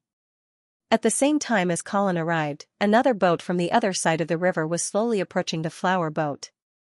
Thump, the gangway was lowered, and Colin and Marquis Vincent boarded the flower boat one after another. As soon as Colin stood on the deck, he saw the Earl of Avon and Marquis Garcia on the other side. After not seeing him for a long time, Marquis Garcia's hair was already white and he was also leaning on crutches. Apparently, the fiasco left him with injuries that were difficult to recover from. Although his eyes were still sharp, he no longer had the invincible momentum that he used to have. Colin sighed inwardly and then went forward to exchange greetings. Marquis Garcia had an indifferent expression as he greeted Colin and even nodded to his enemy, Marquis Vincent, as if he had forgotten everything. Marquis Vincent was also stunned. He obviously didn't expect Marquis Garcia to be so kind to him. In contrast, he and his younger brother, the Earl of Avon, had a strong smell of gunpowder between them. Queen Aisha leisurely walked in front of everyone and said with a smile, "The Lord once said that all hatred, resentment, and malice should be removed from your hearts. Only by treating each other with kindness, compassion, and forgiveness can you be redeemed." After saying that, she asked the maid to bring 5 glasses of wine and handed them to everyone. When everyone raised their glasses one after another, Queen Aisha continued, "Let us drink this glass together, in order to forgive each other, in order to redeem the Lord." Colin and the others followed suit and drained their cups in one gulp. The atmosphere eased slightly. The Earl of Avon looked at Colin and said with a smile, "Viscount Angley, I heard that the chaos at the northern frontier has been resolved." "Congratulations." Colin also replied with a smile, "Thank you for your concern. In the end, evil can't defeat justice." Count Elvin nodded solemnly and said in an extremely sincere tone, "Don't worry. You're right. The House of St. Thean has forgotten their mission and honor. They actually did the evil thing of sacrificing a city. Their sin is unforgivable. If Prince Rhy hadn't killed Mr. Qi, the House of St. Prospero would have sent people to assist the House of St. Hilda in getting rid of this evil wizard." Colin smiled politely and didn't say anything. He obviously wouldn't take the other party's words seriously. The Earl of Avon's eyes moved slightly and continued, "Although Mr. Qi has received his due trial, as far as I know, the House of St. Thean still has some fish that escaped the net." Hearing this, Colin's interest was piqued. He asked, "Oh? Who are the remaining members of the House of St. Thean? Where are they hiding now?" "Mr. Qi's whereabouts are very secretive. It's very difficult to find out who the House of St. Thean still have. However, I do know the whereabouts of one of his sons." "Where?" The Earl of Avon pointed to the shore and said, "In Alfalfa City." Colin narrowed his eyes and asked, "What's his name?" The Earl of Avon spread his hands and said, "I didn't find out." Colin sneered in his heart. He obviously didn't believe this nonsense. It seemed that the Earl of Avon didn't want to say. However, Colin didn't intend to pursue the matter. With Mr. Qi's death, the House of St. Thean was nothing to be afraid of in Colin's view.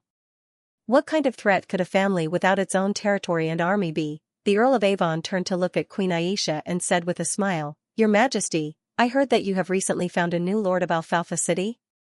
"Yes." Queen Aisha nodded gently. The Earl of Avon had a mysterious smile on his face and said to Colin, "Viscount Angley, if you want to find the remaining member of the House of St. Thean, shouldn't you seek the help of the Lord of Alfalfa City?" Colin nodded lightly and said, "I will." However, the Earl of Avon's mysterious smile made Colin start to have wild thoughts. Could it be that the Lord of Alfalfa City that Queen Aisha had found was the remaining member of the House of St. Thean? "Then I wish you good luck." The Earl of Avon immediately took his leave and left the boat with Marquis Vincent. Colin glanced at Marquis Garcia and asked respectfully, "Lord Marquis, shall we go back?" "Yes." Marquis Garcia nodded and stared at the water, seemingly not in the mood to talk.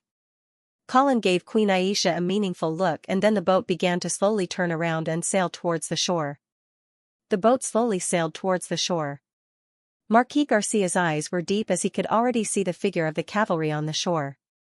Although Marquis Garcia's complexion was still as calm as before, Colin could still see the other party's clenched fists. In order to ease the current awkward atmosphere, Colin took the initiative to talk about the changes that had happened in the northern frontier in the past 6 months. Marquis Garcia listened silently without any reaction. It wasn't until Colin had finished speaking that he commented faintly, "You did a good job." Colin couldn't help but stick out his chest, as if he was a student who had been praised by his teacher. But then, Marquis Garcia's next sentence made him fall from the clouds. "Her Majesty is pregnant with your child, right?" Colin immediately stiffened. He felt as if he had been caught red-handed by his father-in-law. For a moment, he didn't know whether to tell a lie or to admit it honestly. Fortunately, Queen Aisha whispered, "Your Excellency Marquis, I am pregnant with the child of the Miller family." Marquis Garcia understood the meaning of the Queen's words. This child would not become Colin's heir, and she would never threaten Vera's position. Therefore, Marquis Garcia once again looked at the other side of the shore and no longer spoke. Colin heaved a sigh of relief. However, he also reacted. In the culture of this world, the existence of aristocratic lovers was very tolerant. Most of the aristocrats had lovers and illegitimate children. Of course, the premise was that she would not threaten the position of the main wife. Otherwise, Marquis Garcia would not let Queen Aisha go so easily. Colin turned his head and quietly gave Queen Aisha a thumbs up. Queen Aisha responded with a charming smile. Seeing that Marquis Garcia did not have any desire to talk, and his whole body was exuding an isolated and indifferent aura, Colin did not dare to disturb him too much. He went to Queen Aisha's side and whispered, "Have you already decided on the candidate for the city lord of Alfalfa City?" "Yes." Queen Aisha nodded. She understood that Colin remembered what the Earl of Avon had said before he left. She then explained, "He shouldn't be a descendant of the House of St. Thean." "Oh? Why are you so sure?" Queen Aisha nodded and said a name that Colin was familiar with, Ron Lute. "Someone from the Lute family?" Colin remembered that the half-elf queen consort before Aisha was from the Lute family, and the Duke of Lute was the commander of the Silvermoon Guard. However, under the instigation of Sith Savoy, this person started a coup d'état. Of course, it was mercilessly extinguished in the end. As a result, the Lute family was stripped of their title and land by Queen Aisha, and they were banished from Silvermoon City. "Yes." Queen Aisha explained, "This Ron is the nephew of the Duke of Lute. He is a third-rank knight and has some talent. He has gathered a group of people from the Lute family around him. Therefore, I gave him this opportunity.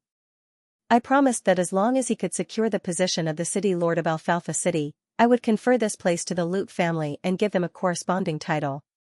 Colin nodded and agreed with Queen Aisha's decision. First of all, since this Ron had a name and a surname, and his background could be investigated, then he couldn't be a descendant of the House of St. Thean. Moreover, as a former top family of the half-elves, Ron's ability, connections, and prestige were all guaranteed. It was better than having a fugitive as the city lord. "Tell him to pay attention to whether there are any suspicious people." "I know." After Colin gave a simple explanation, he didn't say anything else. At present, he didn't have the time to play hide-and-seek with the descendant of the House of St. Thean in Alfalfa City. He didn't even have the time to care about the ownership of this city. His top priority was to return to the northern frontier as soon as possible and take Vera to Imperial Dragon City to meet Emperor Reinhardt. He wanted to completely finalize the succession of the Dukes of the North. After that, he would be able to free up his hands and solve these messy problems. However, he really didn't pay attention to the descendant of the House of St. Theon. After all, even Mr. Luo was dead. What could the House of St. Theon do? Moreover, Colin also suspected that the descendant of the House of St. Theon didn't exist at all. Could it be that the Earl of Avon deliberately scattered a smoke bomb? While his thoughts were running wild, the boat slowly approached the shore. Before Marquis Garcia got off the boat, he saw the black cavalry kneeling on the shore. Knight Roger yelled at the top of his voice. The black cavalry welcomes the return of Lord Marquis. The black cavalry welcomes the return of Lord Marquis. The voices of the nearly 10,000 black cavalry soldiers resounded through the New River, and a somber atmosphere began to slowly gather. Colin silently looked at the scene in front of him with deep eyes. He had no doubt that as long as Marquis Garcia gave the order, the black cavalry would immediately cross the river to avenge him. They didn't even care if the northern frontier could support another war at this time, and they didn't care if the 10,000 black cavalry soldiers could sweep the eastern region. Where one person pointed, the whole army would follow. This was the prestige of Marquis Garcia in the black cavalry. Even if Colin had already led this army to several great victories, even if Knight Roger had already led the black cavalry soldiers to swear allegiance to Colin under the command of Marquis Garcia, he still couldn't erase the imprint that Marquis Garcia had firmly engraved in the souls of this army. At this time, Colin couldn't help but worry that the black cavalry would leave him. Marquis Garcia's deep eyes slowly swept across the black cavalry soldiers on the shore. Everywhere he looked, every black cavalry soldier couldn't help but straighten their chests, accepting the inspection of the person they believed in. Perhaps it was because they saw Marquis Garcia's white hair and the walking stick in his hand, but the breathing of the black cavalry soldiers gradually became heavier, and their eyes seemed to have flames dancing. The northern wind whimpered, and under the reflection of the setting sun, the river of wrath looked like blood surging. But just as this momentum rose to its peak, Marquis Garcia suddenly opened his mouth. I don't have the qualifications to be your commander. Knight Roger was just about to speak, but he was forced to retreat by Marquis Garcia's cold gaze. I trusted the wrong person, which led to the crushing defeat in Shadow Canyon. I was unwilling to accept the fact that I couldn't abide by the promise to live and die with the black cavalry. I was also unable to see through the enemy's conspiracy, which led to the northern frontier falling into chaos and suffering. I don't ask for your forgiveness, but I also don't have the face to lead you. Marquis Garcia raised his finger and pointed at Colin, saying in a clear voice, you need a new commander. Colin's heart was in turmoil. He turned his head and saw Marquis Garcia's deep gaze. In this gaze, there was guilt, relief, and ardent expectation. Colin understood that Marquis Garcia was officially handing over the black cavalry to him. Although this was the scene he yearned for day and night, when it came to it, Colin was still moved. At the same time, he was also shocked by this heavy responsibility. Marquis Garcia smiled slightly, and his tone was full of encouragement. From now on, the black cavalry will become history. Viscount Angley, give this army that belongs to you a new name. Colin's mind turned quickly, knowing that this was a once-in-a-lifetime opportunity. If he missed this opportunity, he didn't know when he would be able to truly subdue the strongest army in the northern frontier. Let's call it the Blood Cavalry. Colin said in a clear voice, originated from the black cavalry, reborn in blood, and will grow in the blood of the enemy. Marquis Garcia whispered the name of the Blood Cavalry several times, with a satisfied smile on his face. Then, he slowly stepped back a few steps, highlighting Colin's position. Colin also took the responsibility and said in a clear voice, Blood Cavalry, listen to my order. Bang! Knight Roger's left hand heavily hit the armor on his chest, and his eyes moved from Marquis Garcia to Colin. Then, a series of knocks resounded through the sky, converging into a unified voice.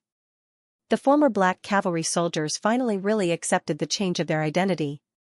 Colin's heart was surging, and he ordered, escort Marquis Garcia back to the northern frontier.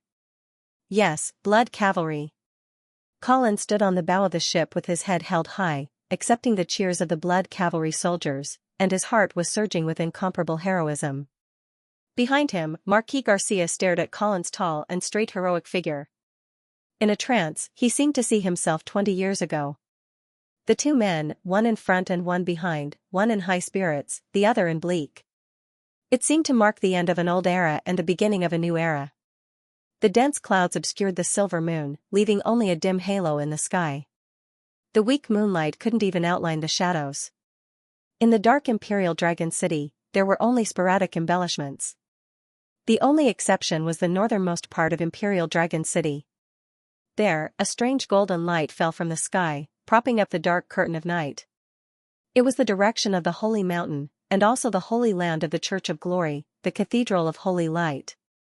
This inextinguishable pillar of holy light was like an eternal lighthouse, illuminating the lost people in the deep darkness with hope and direction. It was like this tonight, and every night. In the crisp sound of horse hooves, a four-wheeled carriage pulled by 3 tall horses slowly moved towards the Cathedral of Holy Light. The guards on night duty didn't stop the carriage. Instead, they stood with their heads held high and lined up to welcome the distinguished guests. Those who were qualified to ride a four-wheeled carriage to the peak of the Holy Mountain must be important people of noble status. In the middle of the carriage's side wall, there was a purifying scarlet flame pattern. Obviously, the visitor must be a core member of the imperial family. The carriage slowly stopped in front of the steps of the Cathedral of Holy Light. A knight with a sword jumped down from the open-air seat at the back of the carriage, ignoring the church guards who came forward to inquire. He held a crystal lamp in one hand and placed a golden step in the other at the door of the carriage. Then the door opened, and a tall and slender woman stepped out of the carriage. She wore a slightly simple prayer dress, but her beautiful face made the church guards' hearts tremble. They didn't dare to look at her, and quickly bowed their heads and saluted. "Your Highness." Empress Medela nodded gently in greeting, then walked up the steps towards the church. The unique rhythm of her walk accentuated her peerless beauty, and under the illumination of the holy light that descended from the sky, there was a hint of holiness. The prayer hall of the church was extremely large. Dozens of limestone pillars supported the 24-meter-high dome, giving people a feeling of insignificance. In addition, there were 4 huge statues of sword-wielding angels, which made people feel even more awe-inspiring. The dome of the prayer hall was made of a special crystal. The inextinguishable holy light passed through the dome, plating everything in the hall with a layer of gold, showing a sense of holiness and solemnity. Empress Medela stood in front of the statue of the God of Light, her hands clasped together in prayer. A faint chanting sound echoed in the prayer hall. It sounded like someone was singing a hymn, but it also sounded like an echo from heaven. Tranquility, serenity, and a soothing power filled the air. After an unknown period of time, Empress Medela finished her prayer. She raised her head and looked at the holy light that seemed to lead to heaven. A hint of mockery appeared on her face. "Are you really listening?" Medela asked in a voice as soft as a mosquito's. The holy light was still as dazzling as before, as if it had not changed at all because of the Empress' disrespectful questioning. The mockery on Queen Medela's face deepened. "Perhaps it's as he said, you're already dead." There was still no response. Empress Medela shook her head, seemingly losing her patience. She slowly turned around and saw a bald old priest standing behind her. She didn't know how long he had been standing there, or if he had heard what the Empress had said. The purple priest's robe he wore indicated his noble identity, the Pope. The priest's robe of the Church of Light could be white, gray, or black. These colors could be worn by archbishops to ordinary priests, but there were 2 special colors that they could not wear, red and purple. The red priest's robe was worn by the 3 cardinals. They were the 3 people with the highest status in the church other than the Pope. Because of the color of the priest's robe, they were also called cardinals. As for the purple priest's robe, only the Pope himself could wear it. "Good evening, Your Holiness Gregory." Empress Medela did not panic at all, as if she did not care if the Pope had heard her muttering just now. "Good evening, Your Highness." Pope Gregory had a kind face, and his smile had a natural affinity, as if all the sufferings in the world could be dispelled by his smile. "Is His Majesty's illness better?" Empress Medela sighed, a hint of worry appearing on her exquisite face. She shook her head and said, "Not yet. He woke up for a while this morning, but soon fell into a deep sleep again." The smile on Pope Gregory's face also disappeared, and he seemed to be very surprised. "Even Tournan was unable to improve His Majesty's condition?" Empress Medela looked sorrowful. Cardinal Tournan is still unable to find the cause of His Majesty's illness, so I'm afraid it's a little tricky. Pope Gregory sighed and comforted her. Then I'll personally go to Phoenix Palace tomorrow. The God of Light will not give up on his devout shepherd. Please rest assured. Empress Medela hurriedly bowed and thanked him, then took her leave. Watching the graceful figure of the Empress disappear at the entrance of the prayer hall, the Pope looked up at the holy light descending from the sky with a complicated expression in his eyes. Not long after, an attendant quickly came to Pope Gregory's side and reported softly, "Your Holiness, Archbishop Ajani is back." Pope Gregory raised his eyebrows and thought for a moment. "Let her wait for me in the confessional at the lowest level of the side hall." "Yes." Then, Pope Gregory came to the statue of the God of Light and stood still. He put his palms together and lowered his head in prayer, perhaps praying for the emperor who had suddenly become seriously ill.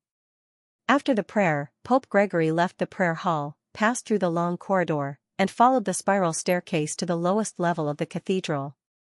Facing him was a smooth stone wall with a huge oak door installed on the wall. Pope Gregory pushed the door open and entered. The furnishings in the room were simple, with only a table and 2 chairs. On the table was a scripture of light and a row of silver candlesticks. In the soft candlelight, Ajani, dressed in a white robe, immediately stood up and bowed to the Pope. Gregory still had a compassionate smile on his face, but the words that came out of his mouth were not polite at all. "You disappoint me." Ajani's heart trembled as she defended herself. "Your Holiness, there have been too many unforeseen events on the northern frontier. I can't. Am I looking for an excuse?" Gregory interrupted. Ajani immediately shut her mouth, as if realizing something. She asked softly in a slightly trembling voice, "Are you going to punish me? Anyone who has done wrong should be punished." Hearing this, Ajani's breathing suddenly quickened, her watery peach blossom eyes instantly filled with fear. But under Gregory's forceful gaze, she silently turned around and knelt on the ground, her arms crossed and her eyes closed, waiting for the impending punishment. At some point, a long whip had appeared in Gregory's hand. The whip was covered with spikes, and one could even smell the thick stench of blood. Crack. The long whip lashed against Ajani's back, leaving a bloody whip mark on her back. A suppressed cry of pain came from Ajani's mouth. Her body was like a fragile flower in a storm, trembling. A satisfied smile appeared on Gregory's face, but he did not stop swinging the whip. Crack. The long whips fell like a storm, tearing the sorcerer robe behind Ajani to shreds. Bloody whip marks appeared one after another, forming a shocking contrast with her snow-white and flawless skin. It actually had a sad and cruel beauty to it. Ajani couldn't help but let out a series of painful moans. And this sound of ecstasy only made the perpetrator even more excited. The smile on Gregory's face became more and more brilliant, his eyes flashing with a perverted light, as if he had obtained great satisfaction from torturing a beautiful girl. This satisfaction of dominating and suppressing a beauty was very similar to sexual pleasure, and even more so. Generally, the priests of the Church of Radiance did not abstain from sexual desires. Marrying and having children did not hinder them from serving the God of Radiance. But if this priest had lofty ambitions, vainly thinking that he could one day reach the peak of the holy mountain, wear the crown of thorns and become the Pope, then he had to maintain a pure body. The reason was very simple. Legend had it that the Church of Radiance had a divine weapon that could communicate with heaven, the golden horn, which had been wielded by successive popes. But to blow the golden horn, this person had to dedicate himself wholeheartedly to the God of Radiance, and could not be tainted by the affairs of men and women. Therefore, there were many ascetics in the church who abstained from sexual desires, and this Gregory who could ascend to the position of Pope was of course even more so. Between beauty and power, Gregory naturally knew which to choose. But as long as one was human, there would always be desires and desires that needed to be dispelled. But he did not expect Gregory's method of dispelling to be so perverted and cruel. After a long time, Gregory finally finished venting. At this time, Ajani was already lying on the ground weakly, gasping for breath with difficulty. Her entire back was covered with ferocious crisscrossing whip scars, dripping with blood. It was a tragic sight. Gregory threw away the long whip, and took out an exquisite little bottle, dripping the holy water from the bottle onto Ajani's back. Ajani's body could not help but tremble and twitch. It was obvious that the process was not pleasant. God has mercy on the world, the Lord heals all living beings. Gregory cast a healing spell on Ajani, and a compassionate smile once again appeared on his face. In an instant, he had returned to being the sanctimonious Pope. It had to be said that the healing spell cast by the Pope himself was indeed powerful. Combined with the holy water, the scars on Ajani's back healed at a speed visible to the naked eye, and soon disappeared. Ajani finally got up, and slowly sat up from the ground. Her mage robe had long been damaged by the whip, and now it had completely slipped off, revealing her infinitely beautiful upper body. Ajani did not even try to hide it, and it was unknown whether it was because she did not dare to, or because she was deliberately provoking the man in front of her. Gregory looked away as if he had been electrocuted, as if he was afraid that if he looked at her a few more times, he would not be able to control himself, and the results of most of his life's hard work would be destroyed. Ajani seemed to have seen this scene, and she lowered her head, but the corners of her mouth were slightly raised, as if she was disdainful, but also as if she was happy that she had succeeded in her revenge. Gregory coughed a few times and ordered, "Vera St. Hilda will arrive at Imperial Dragon City soon. At this time, the northern frontier has no leader, so you should immediately rush back to Winter City and see if you can take the opportunity to win over more lords." "Yes," Ajani replied obediently. Gregory took one last greedy look at Ajani's exquisite curves, and then he turned around, pushed the door open, and walked out. The confessional was quiet again. Ajani was stunned for a long time, and then she picked up the bloody long whip from the ground, and looked at it carefully, as if she wanted to see some mystery in it. A moment later, she pressed the long whip against her chest, and let the blood on it wet her snow-white skin again. She slowly tightened her hand, and the barbs on the long whip immediately pierced her chest, and blood oozed out again. Ajani groaned softly, and it was a little painful. But then, her tightly knitted brows slowly relaxed, and a look of enjoyment appeared on her face. Ajani looked up, and her deep eyes seemed to penetrate the layers of obstacles, and rose to the sky along the holy light. "The omnipotent God of light, the lost lamb needs guidance, please listen to her confession. Do you think there are still dragons in this world?" Colin suddenly asked with a smile as he looked at the tall and majestic walls of Imperial Dragon City. Vera was riding on the same horse as him. At this time, she was curled up in her husband's warm embrace. She replied in a lazy tone, "Dragons are extinct. Of course there are no dragons left." Colin seemed to be a little unwilling to give up. He said stubbornly, "Maybe there are some surviving dragons hiding in some dark corner?" Vera pursed her lips and smiled.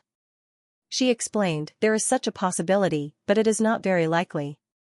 According to the records, the High Elves created a wonderful spell called the Dragon Search Spell. It can locate the approximate location of the dragons in the world. Therefore, if there are still dragons in the world, the High Elves will definitely know." However, the conclusion that the dragons are extinct was made by the High Elves. "I think they said that because they are confident." Colin nodded. Only then did he understand. But then he sighed with some regret. "That's really a pity. I still want to see the glory of a giant dragon." Scholar Dwayne interrupted, "The dragons should be extinct, but there is still a dragon egg in the Phoenix Palace. If Lord Viscounts is interested, you can go and take a look." "Oh? Dragon egg? It did not hatch?"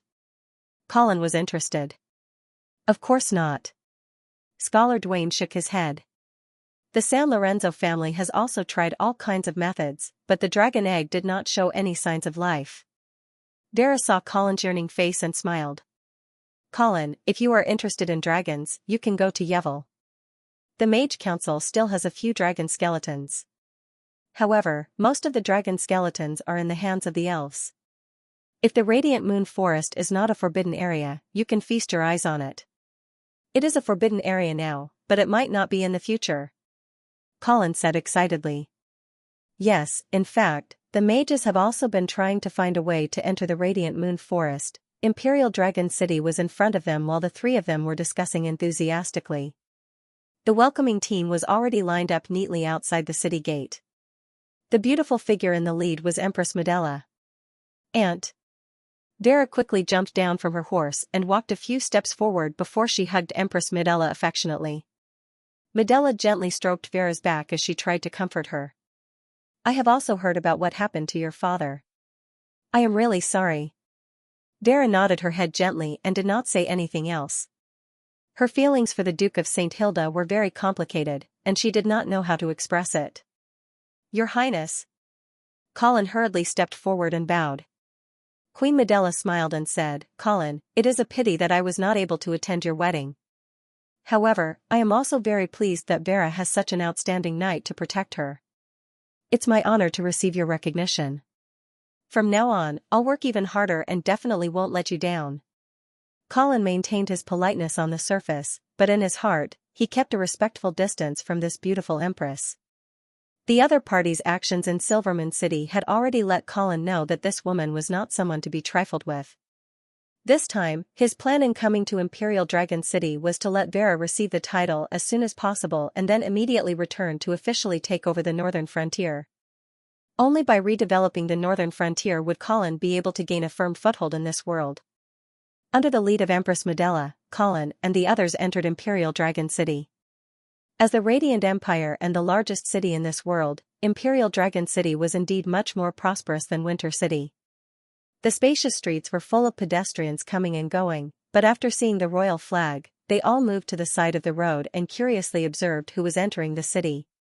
In order to avoid unnecessary disturbances, Colin and Vera both got into the Empress carriage so that outsiders could not see them. However, there were still some smart people who recognized the team of the House of St. Hilda from the Golden Lion badge, and they knew that it should be the successor of the Dukes of the North who had come to receive the title of the Emperor. All the way to the Phoenix Palace, Colin jumped out of the carriage first and then helped Vera and Empress Medela out of the carriage in a very gentlemanly manner. The palace maids who were waiting for them took out colorful petals from their baskets and sprinkled them in the air, and soon the road leading to the Phoenix Palace was covered with petals. Vera held onto Colin's arm, stepped on the stairs covered with flowers, and walked towards the magnificent Phoenix Palace. Originally, Colin thought that Emperor Reinhardt would welcome them in the palace, but unexpectedly, he did not see the Emperor of the Radiant Empire.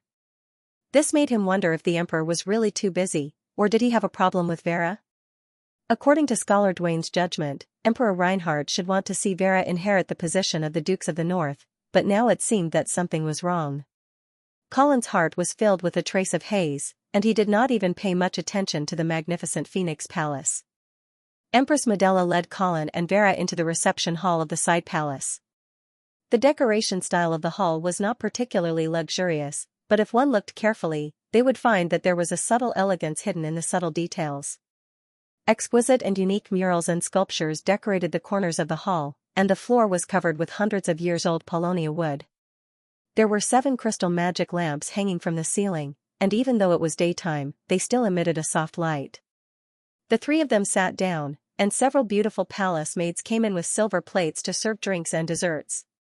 Out of courtesy, Vera looked at the murals on the wall. At this time, Colin wisely kept his mouth shut. As the son of the Baron in the countryside, his artistic skills were limited, and he did not want to make a fool of himself. Fortunately, Empress Medela was also a member of the House of St. Hilda, and the atmosphere quickly became casual and cordial. However, Colin was a little absent-minded. He was wondering when Emperor Reinhardt was going to appear. However, from the beginning to the end, they did not see the ruler of the empire. Instead, they saw the son and daughter of the Empress. Colin had already met Prince Harrison in Silverman City. Perhaps Colin had left a deep impression on the prince, but when he saw Colin again, he was a little afraid. When he greeted Colin, he was obviously avoiding eye contact. As for Princess Judy, this was the first time that Colin had seen her. She was slightly younger than Prince Harrison and wore a cute floral pleated dress. Her hair was tied up in 2 ponytails, and she wore a pair of silver crystal shoes. She looked very much like Empress Medela. She was a beauty, but there was still some baby fat on her face, which made her even more lovable. Moreover, she seemed to know how to play to her advantage. As soon as they met, she called Sister Vera and Brother Colin very sweetly. Vera's heart was quickly captured, and she held Judy in her arms and did not want to let go. The atmosphere in the hall suddenly became warmer, and the topic of conversation became the children's story. Vera and Colin's trip to the imperial capital seemed to have become a visit to their relatives. However, until the end of the meeting, Empress Medela did not mention anything about the Duke's conferment, nor did she say when Emperor Reinhardt would meet Vera. Since the other party did not mention it, Colin did not dare to ask. When Empress Medela got up and sent Vera and Colin to rest, only Prince Harrison and Princess Judy were left in the living room. Judy was still eating the remaining dessert with relish, while Harrison was staring blankly at the ground. No one knew what he was thinking.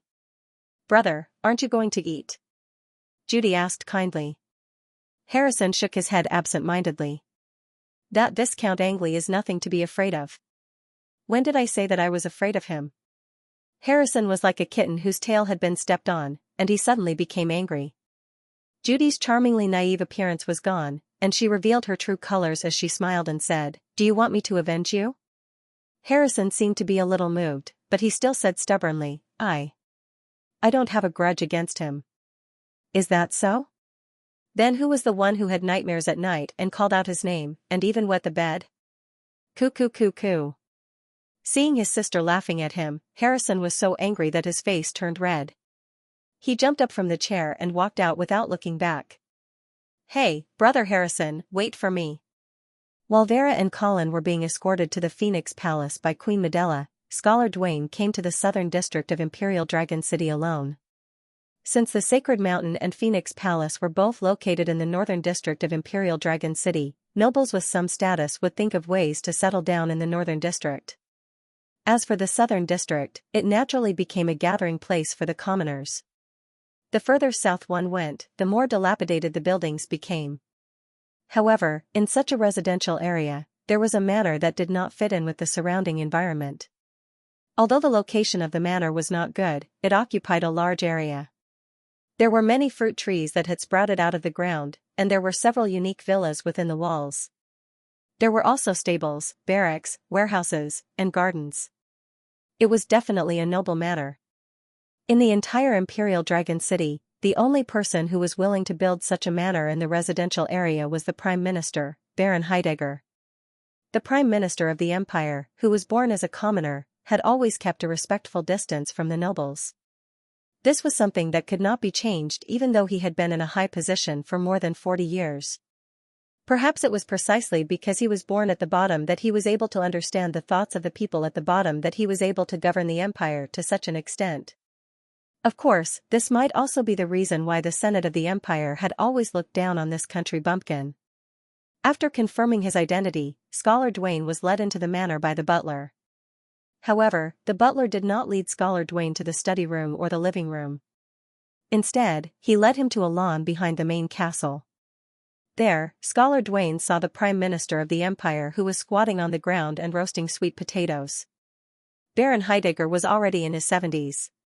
His hair was white, but he was still hale and hearty. He was wearing a slightly old but tidy casual outfit, and he looked like an ordinary old man.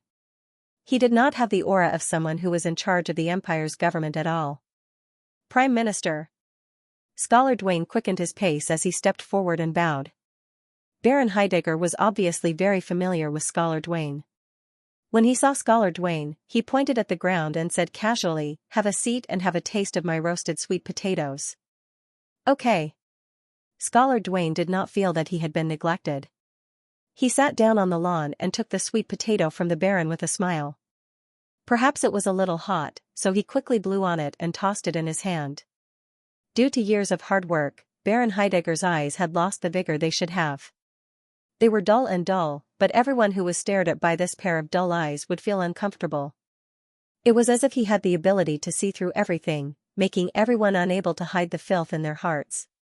Scholar Dwayne, on the other hand, maintained his leisurely demeanor under such gazes. He carefully peeled the sweet potato in his hand and ate it with relish. Seeing how the other party was enjoying himself, a smile appeared on Baron Heidegger's face, and he asked, "Is there any problem with the food supply in the northern frontier this year? Viscount Angley has received great support from the half-elven kingdom, so he should be able to survive this year. It's just that the commoners will have a hard time." At this point, Scholar Dwayne raised his head and looked at Baron Heidegger with hopeful eyes. He asked, if the central government of the empire can provide some food, then the situation in the northern frontier will be much better. Baron Heidegger shook his head and refused. It's not that I don't want to help you, but I'm afraid that there will be some problems with the food supply in the Flame territory this year. What's wrong? Scholar Dwayne was rather puzzled. There haven't been any disasters in the Flame territory in recent years, right? Baron Heidegger's face became a little solemn. The situation in the western region is a little bad. The St. Gerian family has sent letters to the central government of the empire several times, asking for support. However, His Majesty and the Senate have not agreed to send troops. They only agreed to provide food and material support. Scholar Dwayne also frowned. He asked, is the orcs putting so much pressure on us? Yes. According to the letter from the St. Gerian family, an orc force called the Battlecry tribe is rising at an extremely terrifying speed. The western region has no choice but to send an expeditionary force over the Broken Sky mountain range to carry out military intervention to prevent the Battlecry tribe from taking advantage of the situation and even unifying the orcs to establish the Third Orc Empire. The Third Orc Empire? Scholar Dwayne was horrified. The Radiant Empire established by the humans occupied the most fertile area in the central part of the continent, but it was inevitable that there would be other races coveting it.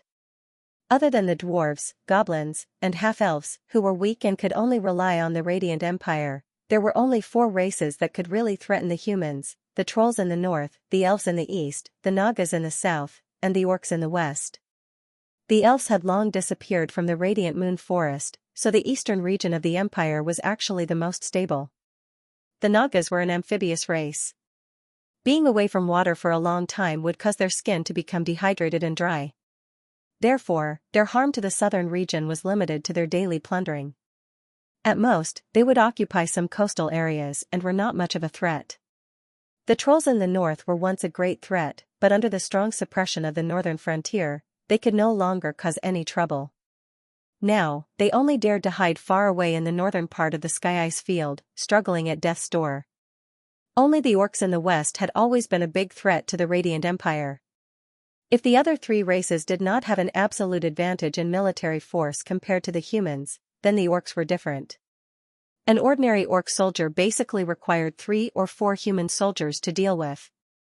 In terms of professionals, the orcs believed in the god of destruction, and their divine profession was Skull Crusher. Their strength was far beyond that of human knights of the same level, and they were completely invincible. Fortunately, although the orcs were superior in military force, they were lacking in intelligence. Therefore, the development of the orc civilization could be said to be at the bottom of the 5 races. Until now, they were still in a loose tribal form, fighting with each other, and it was difficult to form a joint force. But there were exceptions to everything. In the history of the orcs, there were also many talented heroes. Under their efforts, the orcs had 2 short periods of unification. That was the so-called First Orc Empire and Second Orc Empire. Once the orcs were unified, the orc army they formed would definitely be the most terrifying existence on this continent. After the establishment of the Second Orc Empire last time, the orc army marched straight into the western region. It only took them 3 months to break through the western region, annihilate the main army of the Flaming Flame territory, and besiege the Imperial Dragon City. If it were not for the fact that the Imperial Dragon City could not be taken down for a long time, and the internal contradictions of the Second Orc Empire gradually became apparent, causing the human race to seize the opportunity and plot to make the Second Orc Empire fall apart, the ruler of this continent would have changed. But after that, the Radiant Empire had always been on guard against the orcs, fearing that the orcs would unite again and even establish a Third Orc Empire. Therefore, this time, when the Battlecry tribe rose strongly and showed signs of unifying the orcs, the western region immediately sent an expeditionary force to cross the Sky-Broken mountain range in an attempt to intervene with military force and nip the danger in the bud.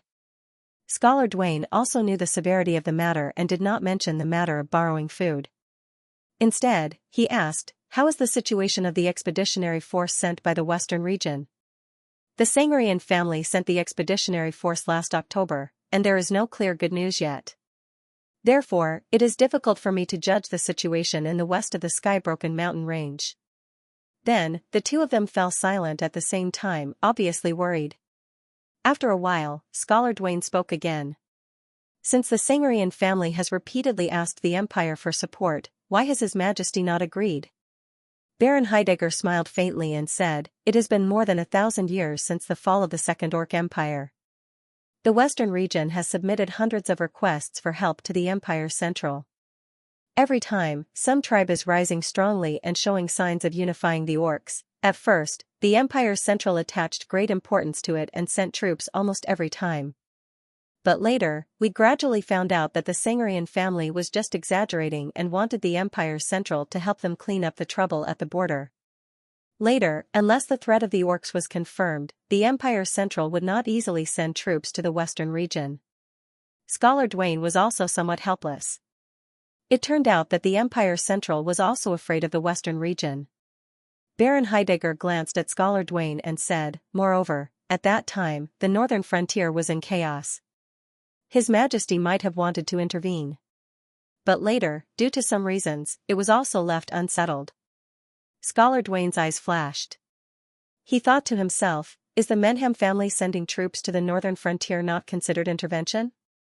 Now that the northern frontier has been pacified, but there is no good news from the western region's expeditionary force. His Majesty should be prepared to send troops to support the Sangarian family, right? No.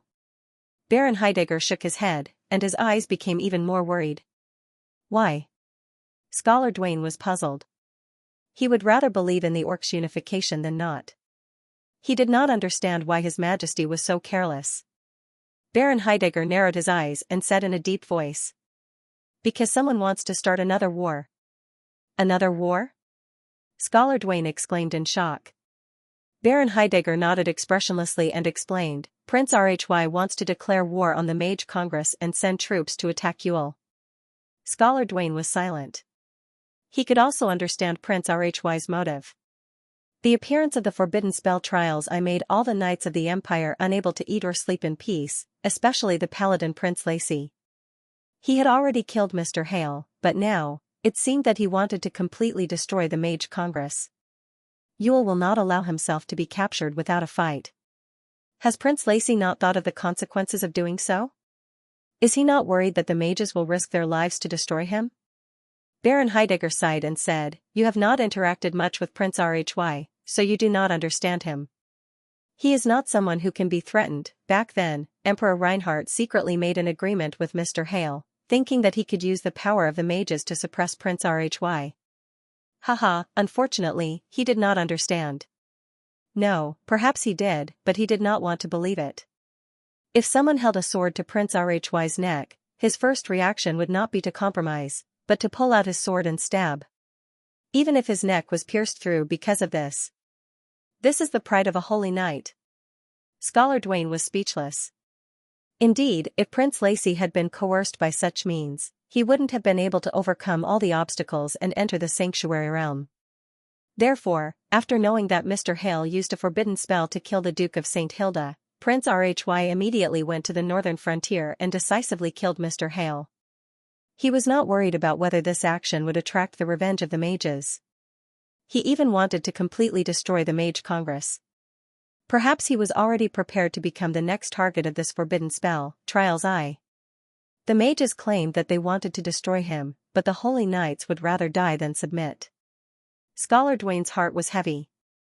He asked again, "Has Prince Rhy's proposal been discussed in the Imperial Conference? What is the result? What is the opinion of the Senate?" Baron Heidegger shook his head and said, "The Imperial Conference has not been held yet, so the attitude of the parties is not clear." "When will the Imperial Conference be held? Could it be that this proposal has just been proposed?" "No, half a month ago, after Prince Lacey returned from the northern frontier, he proposed this declaration of war, but it was never brought to the Imperial Conference for discussion." "Why?" "Because." Baron Heidegger frowned. "Because His Majesty never attends the Imperial Conference. It's impossible for me to preside over such an important topic." Scholar Don frowned as well. He had heard that Emperor Reinhardt was not in charge of military affairs. He left military affairs to Prince Lach, government affairs to Baron Heidegger, and foreign affairs to Empress Medela. In short, he was either obsessed with pursuing the path of a knight, or busy with cuckolding the nobles in the imperial capital. However, Scholar Duane did not expect that Emperor Reinhardt would not attend the imperial conference even though the war against the mages was about to be declared. This was too absurd. Scholar Duane immediately realized that perhaps Emperor Reinhardt was deliberately not attending the imperial conference. He was definitely not willing to declare war on the mages, and was even counting on the mages to keep Prince Lacy in check.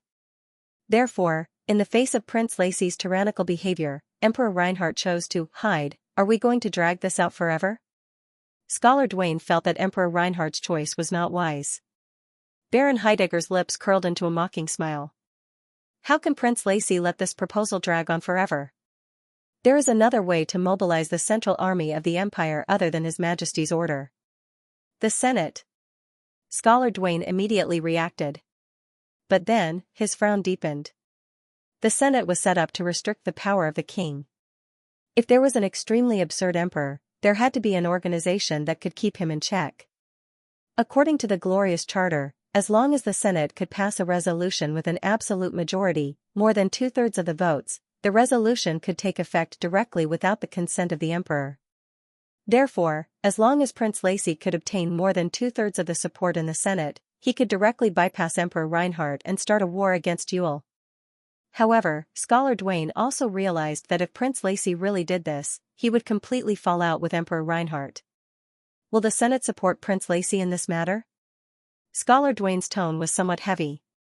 Baron Heidegger shrugged and put on a helpless expression. You're asking the wrong person. I can't find out the true attitude of the elders in the Senate. Scholar Duane then realized that he had asked a silly question in his confusion. However, when he thought about the conflict between Baron Heidegger and the Senate, Scholar Duane remembered the real purpose of his visit.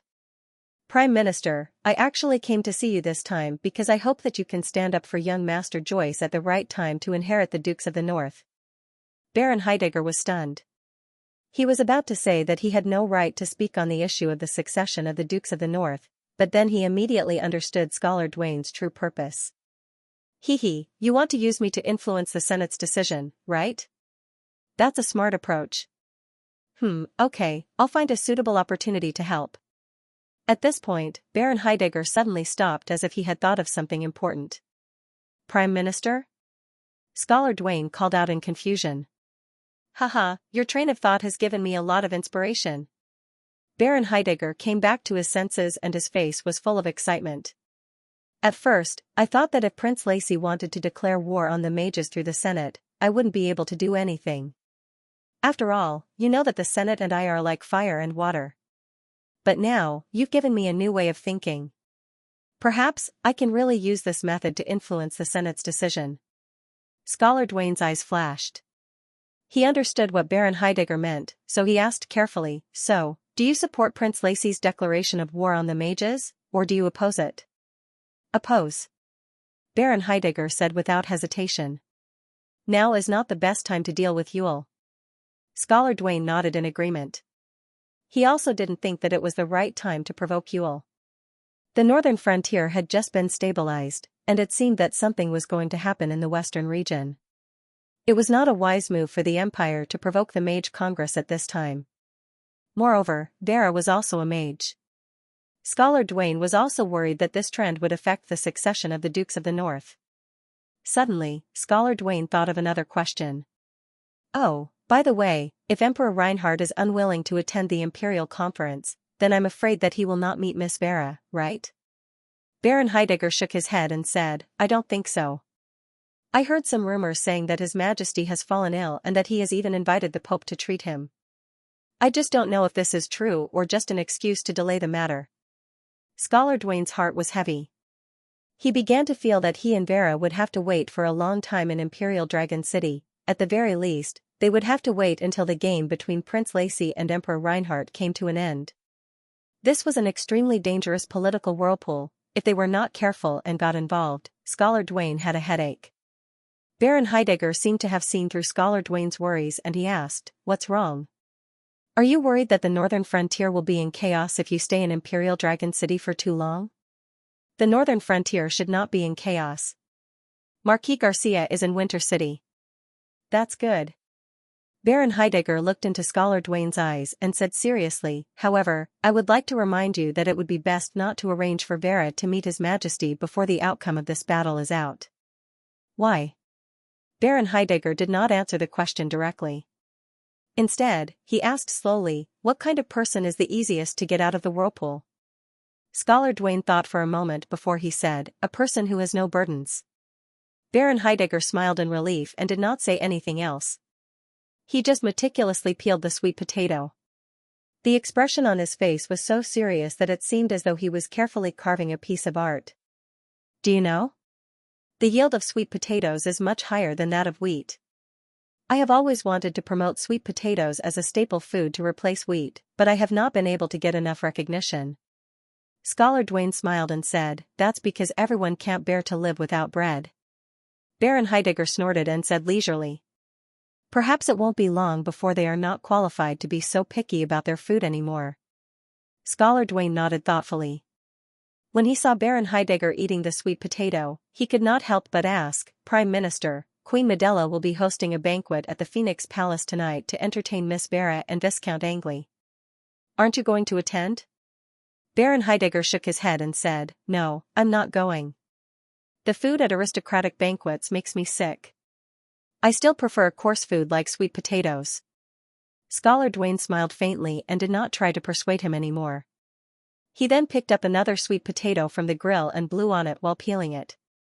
When Baron Heidegger saw this, he asked, what's wrong? Aren't you going as well? Scholar Dwayne took a bite of the sweet potato and said with a smile, I'm not going.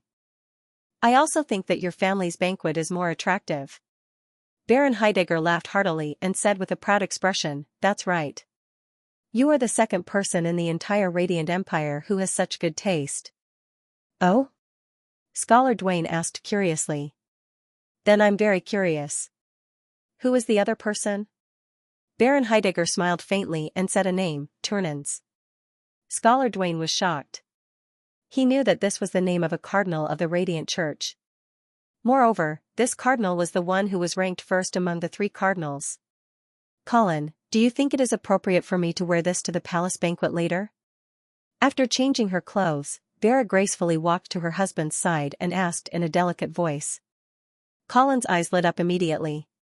Vera chose a black-toned strapless dress with black silk stockings and silver stilettos, which set off her snow-white skin, making her look mysterious, noble, sexy, and elegant. You will definitely be the center of attention at the banquet, my dear. Vera was overjoyed when she heard her lover's compliment. She blushed as she placed her hand on Colin's shoulder and gently pushed him onto the sofa before she gave him a long and affectionate kiss. After a while, Vera lay on Colin's chest and enjoyed her lover's caress. Colin drew circles on Vera's back as he asked, when do you think His Majesty will meet you? Vera squinted her eyes comfortably like a lazy kitten and said in a daze, I should be able to see His Majesty at the banquet tonight. Colin chuckled and shook his head before he said, I think that His Majesty will still not show up at the banquet tonight. Why? Vera opened her eyes, her gaze still a little blurred. My intuition. Colin replied in a slightly dignified tone. I am afraid that this trip to Imperial Dragon City will not go as smoothly as I expected. Alright, don't think too much about it. Let me help you change your clothes, okay? Vera tried to persuade him. Beautiful lady, it's my pleasure. Colin stopped thinking about it and got up from the sofa with Vera in his arms. Then you have to listen to my instructions and don't rush me. I just don't want to be late. If you behave yourself, we will not be late. It took the both of them more than 2 hours to get ready. At this time, Vera's face was red and she was panting. It seemed that helping Colin choose his clothes was indeed a big project. Then, the two of them boarded the carriage that was already waiting outside the palace and headed towards the Palace of Phoenix. Crystal candlesticks and chandeliers had already been lit up in the magnificent banquet hall. Hundreds of nobles from the imperial capital had gathered together, and it was extremely lively. Just as Colin had expected, Emperor Reinhardt didn't show up. The banquet was hosted by Empress Medela. Perhaps it was because Vera was still not one of the Dukes of the North, so the standard of this welcome banquet was not considered top-notch. The only person who really attended the banquet was Empress Medela. The Emperor, Prince Lexi, the Prime Minister of the Empire, and the 5 senators of the Senate were not present. Colin knew that one of the 5 senators in the Senate was from the house of St. Hilda. In terms of seniority, he was Vera's granduncle.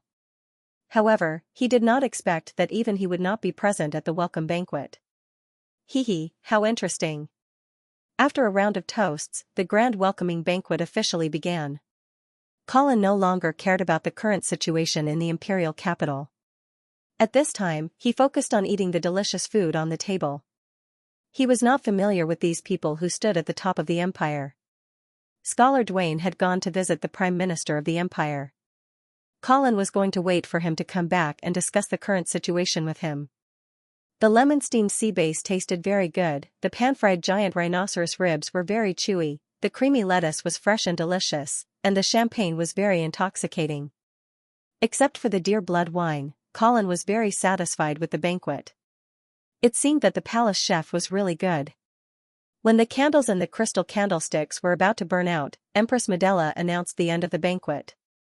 The guests returned to their respective lounges and asked the palace servants to clean up the tableware, change the candles, lay the carpet, and decorate the ball. After everything was ready, the guests returned to the hall. A melodious melody sounded and the ball officially began. Colin held Vera in his arms for the first dance, and then he planned to invite Empress Medela. He wanted to express his gratitude to her for preparing this welcome banquet, and also wanted to take this opportunity to test the attitude of the emperor. However, what Colin didn't expect was that someone would actually interfere. "Viscount Angley, may I invite you for the next dance?" Princess Judy stood in front of Colin. She was wearing a snow-white dress with flower petals and a princess laurel crown on her head. Her milky white face was flushed red. "Of course, it would be my pleasure," Colin responded politely. Refusing a lady's invitation to dance was not something a gentleman should do, let alone a young lady. Colin held Judy's little hand and stepped onto the red carpet dance floor. The melodious harp played a lively movement. Princess Judy was about 11 years old and was about 1.4 meters tall. She looked slender and elegant, but Colin still had to bend his knees to cooperate with her to put on a court dance stance. "Viscount Angley, Brother Harrison told me that you are very good at telling stories," Princess Judy whispered in Colin's ear. Colin guided the little girl to spin slowly on the dance floor. Hearing this, he smiled faintly and said, "Prince Harrison, you flatter me." At the same time, he was a little puzzled. Because from Prince Harrison's reaction when he saw Colin earlier, Colin should have left a big psychological scar on him. Why would he praise him for being good at telling stories? While he was thinking, Colin suddenly felt a weight on his foot, and then he heard Princess Judy's apology. "Ah, sorry, Viscount Angley, I accidentally stepped on you." "It's okay." Colin smiled and did not mind. "Can you tell me a story when you have time?" Princess Judy said coquettishly. Actually, my stories are not suitable for children to listen to." Just as Colin was trying to evade, he felt another weight on his foot. "Ah, sorry, Viscount Angley, I stepped on you again." Colin lowered his head and saw an apologetic and innocent face. However, Colin did not think that she did it unintentionally. "Your Highness, your court dance still needs more practice." "Yes. Why don't you teach me?" "Your Highness, you think too highly of me. I don't have the qualifications to be your dance teacher." "Viscount Angley, you are too polite. I feel that you dance better than my current dance teacher." While speaking, Princess Judy almost accidentally stepped on Colin a few times, but Colin dodged without leaving a trace. With Colin's reflexes and speed as a fifth-step knight, it was easy for him to dodge a little girl's step. However, Princess Judy was very persistent. Under her skirt, her crystal shoes kept poking out, as if she would not give up until she stepped on him. Her expression was sometimes annoyed, sometimes angry, sometimes gnashing her teeth. She completely threw away her cute and obedient disguise, revealing her mischievous nature. Colin smiled and did not say anything, elegantly dodging Princess Judy's step. At the same time, he did not forget to tease her. "Your Highness, your rhythm is messed up." "Humph." Princess Judy ignored Colin and continued to focus on her task of stepping on his feet. This time, the dance became stuttering and there was no elegance to it. The surrounding audience also saw the clues and smiled. Obviously, they had some understanding of Princess Judy's temper. Seeing that she could not step on Colin, Princess Judy was so anxious that she was about to cry. Her pitiful appearance made people feel sorry for her. However, Colin would not be fooled. He guessed that this little girl was most likely acting. As if seeing that Colin was not fooled, Princess Judy rolled her eyes and suddenly said, "Viscount Angley, do you know why father did not attend the banquet?" Colin's eyes narrowed and asked curiously, "Why?" However, Princess Judy smiled proudly and did not answer. Colin understood and could only sigh. He no longer dodged and allowed Princess Judy to ruthlessly step on his foot. The little girl suddenly smiled, as if she had won a great victory. She used all her strength to step on Colin's feet and said softly, "Because father is sick." Sick? Colin's heart skipped a beat. He was about to continue asking when the music stopped. Princess Judy raised her small head, gathered her skirt, curtsied to Colin and then walked away. Seeing that she was running in the direction of Prince Harrison, she was probably going to show off to her brother. Colin shook his head with a smile. Then, he saw Empress Medela walk over.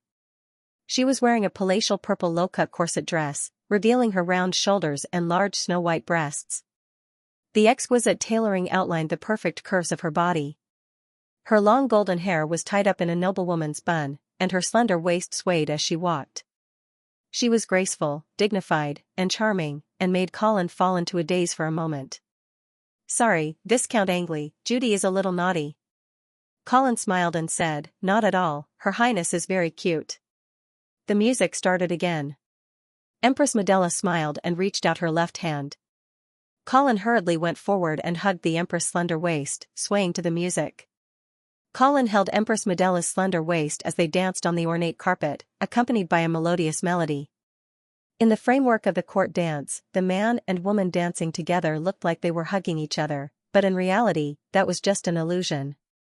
Apart from their arms, there was no other body contact between the two.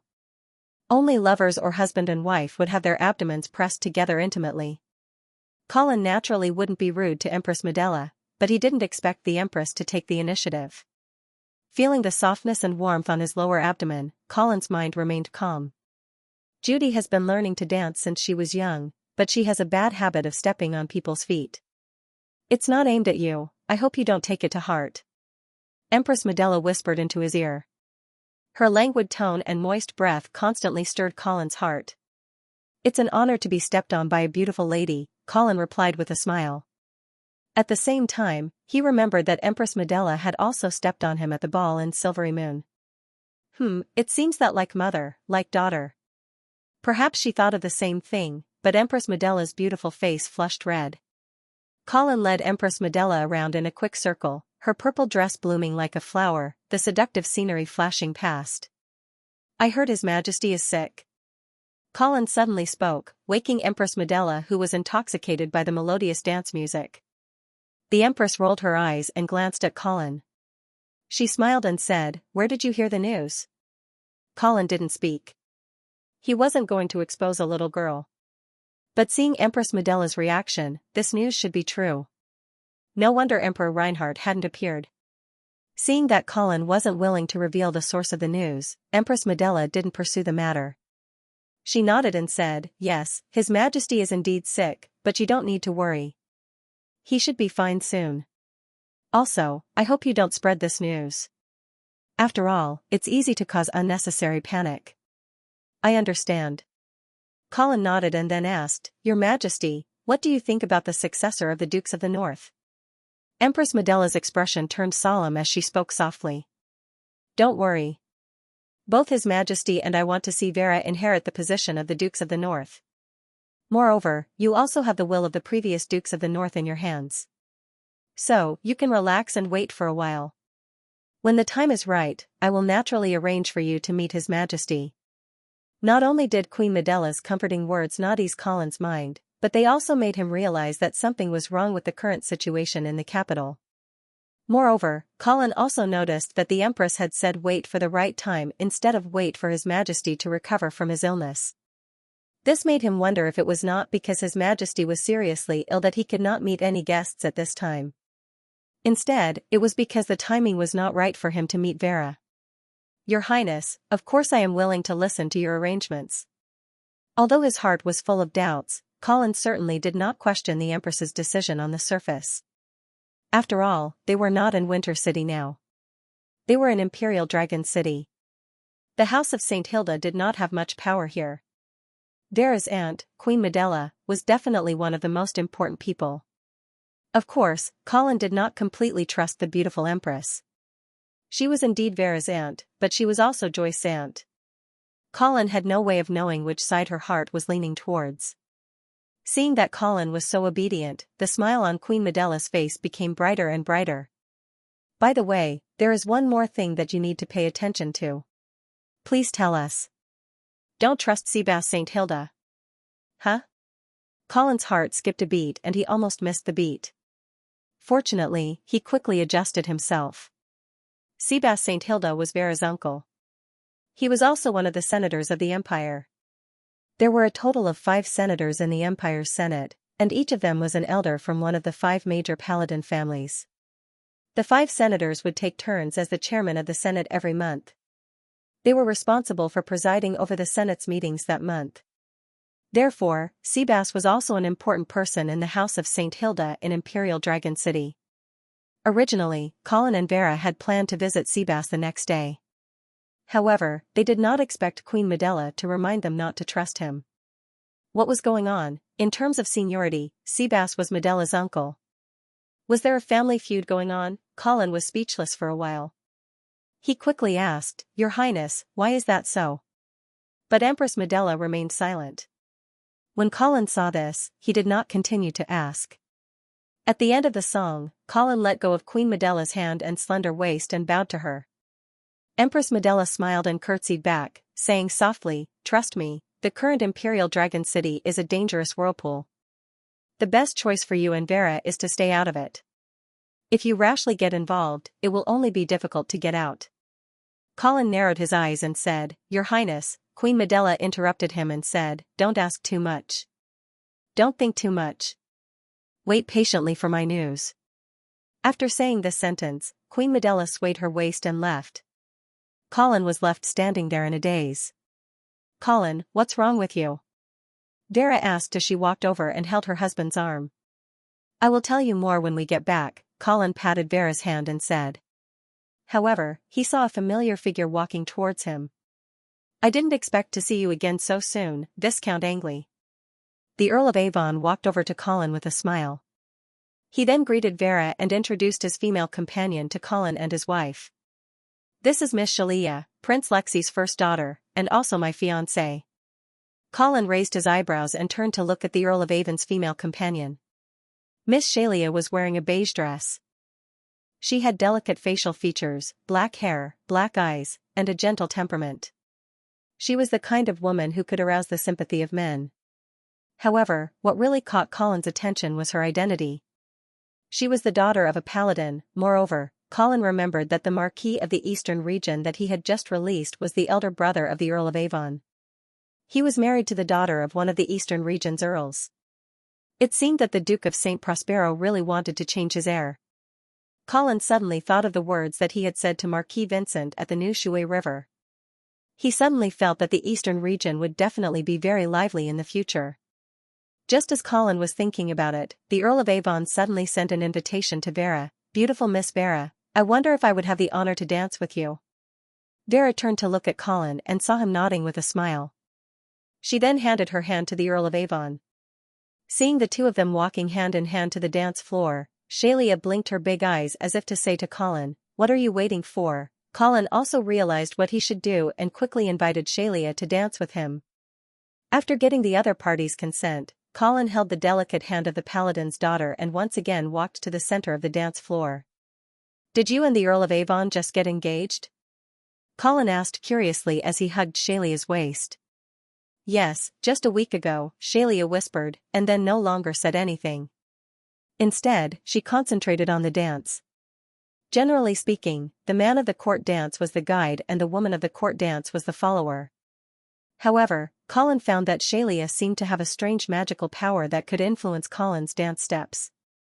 She even guided the elegance of the court dance to the extreme. It was very pleasing to the eye. Even though Colin was not proficient in court dance, he seemed to have become a dance master at this moment. Colin could not help but be intoxicated by this feeling.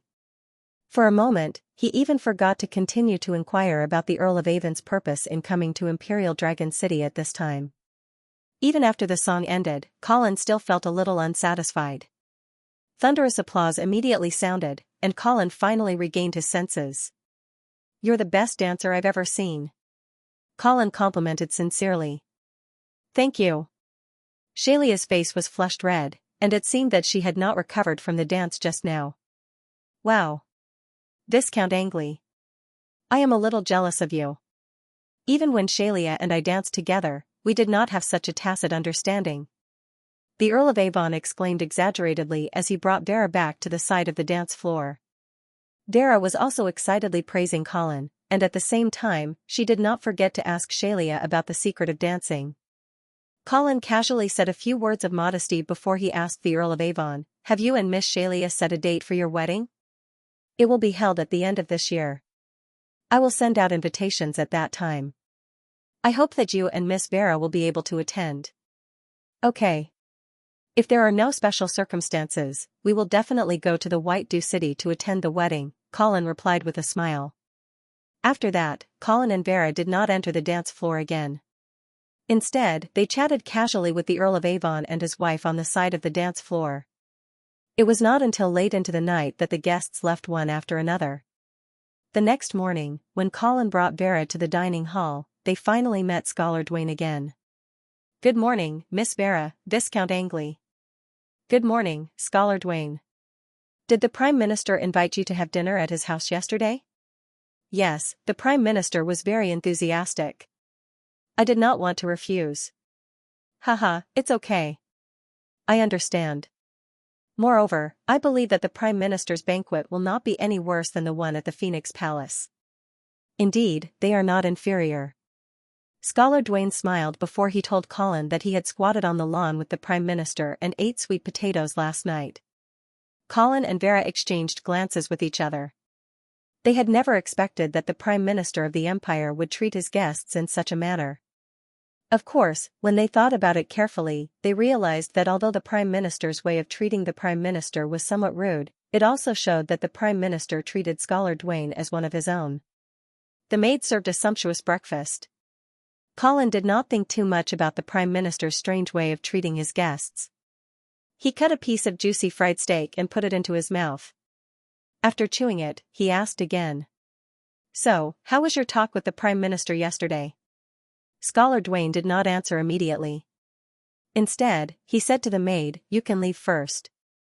"Yes." When only Colin, Vera, and Vera were left in the dining hall, Scholar Dwayne said, "Overall, the talk was not bad.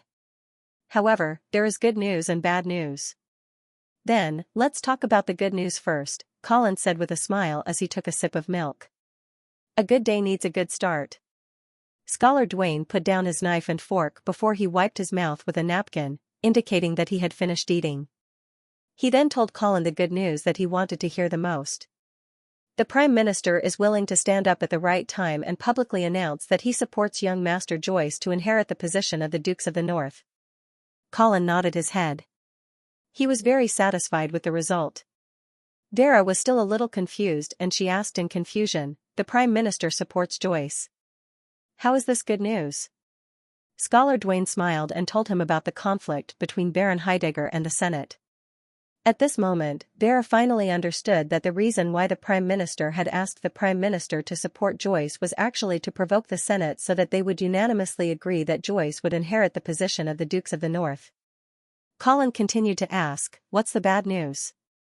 Scholar Dwayne's expression became serious. "A warsong tribe has appeared among the orcs. The Western region has already sent an expeditionary force to cross the Broken Sky Mountain Range in an attempt to nip the Warsong tribe in the bud. But there has been no good news yet. The Prime Minister is worried that there will be problems in the Western region, but at present, the high-level officials in the capital generally have no plans to send troops to support them." Colin's expression changed as well. He had dug out information about the orcs from his predecessor's memories, so of course he understood the seriousness of this problem. If the Western region was not exaggerating, then this was definitely the biggest threat that the Radiance Empire was about to face. Hearing this, Vera could not help but ask, why are the important people in the capital not willing to send troops to support the western region? Colin's mouth twitched and he smiled with some disdain.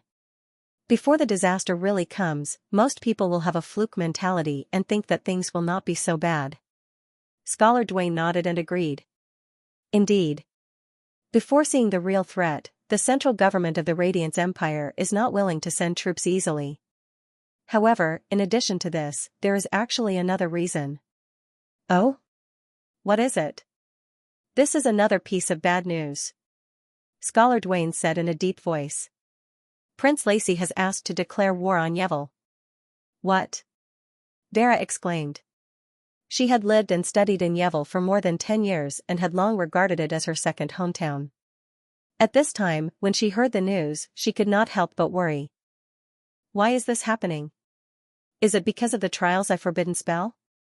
But isn't the Radiance Empire worried that the mages will die together? Scholar Dwayne sighed and said, it is indeed because of the trials Prince Lacey is not a person who can withstand coercion. He would rather take the risk of being retaliated by the mages in order to completely eliminate this terrible threat to the knights. When Colin saw Vera's slightly frightened face, he quickly held her slightly cold hand and comforted her. I don't think everyone has the determination and courage of Prince Lacey, right? This proposal to declare war on the mages may not be implemented. Scholar Dwayne nodded. Yes. The current political undercurrents in the capital are surging because of this proposal. Moreover, His Majesty is obviously unwilling to declare war on the mages. He has deliberately closed his door because he does not want this proposal to be passed through the Imperial Conference. Colin smiled and said, I heard that His Majesty fell ill at the banquet yesterday. So it is because of this. It is most likely because of this reason. However, even if His Majesty keeps hiding and does not show up, there is still another way to implement this proposal. Colin was surprised and said, the Senate? Yes. Will Prince Lacey do this? Colin asked in a serious voice. This means that he will completely fall out with Emperor Reinhardt. When Emperor Reinhardt secretly met Mr. Lacey and reached a tacit understanding with him, he had already completely offended Prince Lacey. Therefore, I am afraid that Prince Lacey will no longer care about the dignity of the royal family. Colin's face gradually became gloomy. He also realized why this was bad news for Vera. If Prince Lacey wanted to force his proposal to be passed through the Senate without the consent of the Emperor, he would have to obtain an absolute majority of votes. This also meant that he would have to persuade more than 2/3 of the senators and provoke their hatred towards the mages. And Vera was also a mage. Scholar Dwayne's original plan was to influence the Senate's decision on the succession of the Dukes of the North through the Prime Minister. However, now it seemed that Prince Lacey's actions were very likely to make this plan fail. Perhaps Prince Lacey did not care about who would inherit the Dukes of the North, but he had inadvertently blocked Vera's path. Moreover, if the Empire really declared war on Yevil, the group of mages would most likely take revenge. Regardless of whether the victims were the citizens of the Empire or the knights and nobles, the Empire of Light's hatred towards the mages would definitely reach a peak. At this time, would Vera, who was a mage, be able to successfully inherit the Dukes of the North? As he thought of this, Colin immediately said in a deep voice, we cannot let Prince Lacey's proposal pass through the Senate. Scholar Dwayne also nodded and agreed. That's right. However, Colin immediately felt a headache coming on. Their original plan was to get the support of the Senate through the Prime Minister's statement, but now they realized that trickery didn't work. They still had to deal with the senators one by one. This required a very strong political capital and influence. And this was exactly what Vera and Colin lacked the most right now. What do you think? Colin asked. He could only place his hopes on Scholar Dwayne now. Scholar Dwayne pondered for a moment and slowly said, there are 117 members in the Senate of the Empire. They are all well-known figures from the branches of the major families in the Empire. In terms of numbers, roughly 1/5 of them are from the families in the East, South, West, and North, as well as the Flaming Flame territory. Therefore, the power of the entire Senate is basically the same as the power of the vassals in the Empire. There are also 5 senators in the Senate who come from the 5 major paladin families. They have a great influence on the senators of their respective vassal families. If we want Prince Lacy's proposal to fail, we will have to win the support of at least 2 senators and use them to influence the senators of their factions. This way, the proposal to declare war on the mages will not be able to get an absolute majority of votes. In my opinion, the 2 senators who are most likely to be won over by us are the senator of the House of St. Hilda, Seabass, and the senator of the San Lorenzo family, Leadham. Colin frowned. He knew that Scholar Dwayne's words were very reasonable, but he also knew that it would not be easy to persuade the 2 senators. Seabass was born in the House of St. Hilda. According to seniority, he was Vera's granduncle. Of course, he could represent the interests of the House of St. Hilda. However, the interests of the House of St. Hilda might not necessarily be the same as the interests of Vera. After all, she was not the Dukes of the North yet. Moreover, during the ball last night, Queen Medela had specially reminded him not to trust Senator Seabass. Although Colin did not completely trust Queen Medela, such a reminder still left a trace of haze in his heart. As for Senator Leadham of the San Lorenzo family, he was afraid that he would be more easily persuaded by Prince Lacy. Unless Emperor Reinhardt personally intervened, it would be impossible to change the stance of the senators of the San Lorenzo family. However, this unreliable emperor. Colin could not feel at ease. Then let's pay a visit to Senator Seabass this afternoon, Vera said. Colin hesitated for a moment, but in the end, he did not voice his doubts. First of all, it was impossible for him to believe everything that Queen Medela said. He would rather test it out himself. Moreover, Vera was a junior who had come to Imperial Dragon City, so it was reasonable for her to pay a visit to Senator Seabass. Otherwise, it would be too rude. Okay, I will arrange for someone to send the letter first. Governor Seabass' mansion was located in the northern district of Imperial Dragon City. It covered an area of more than 300 acres, and it was considered one of the top luxurious mansions in the capital. The mansion was built along the street and had a total of 3 floors and a height of 15 meters. The main body of the mansion was made of solid granite and the outer wall was made of precious white glazed rock. From afar, it looked like a jade castle. However, such a magnificent building was only the facade of the governor's mansion. There was a beautiful courtyard and rows upon rows of buildings behind the mansion. That was the main building area, and only distinguished guests were qualified to enter the mansion. When Colin helped Vera out of the carriage, there were already more than a dozen servants waiting for them at the entrance. Miss Vera, Viscount Angley, welcome home. An old butler who was well dressed bowed and greeted them. The rest of the servants also followed suit and bowed to Vera.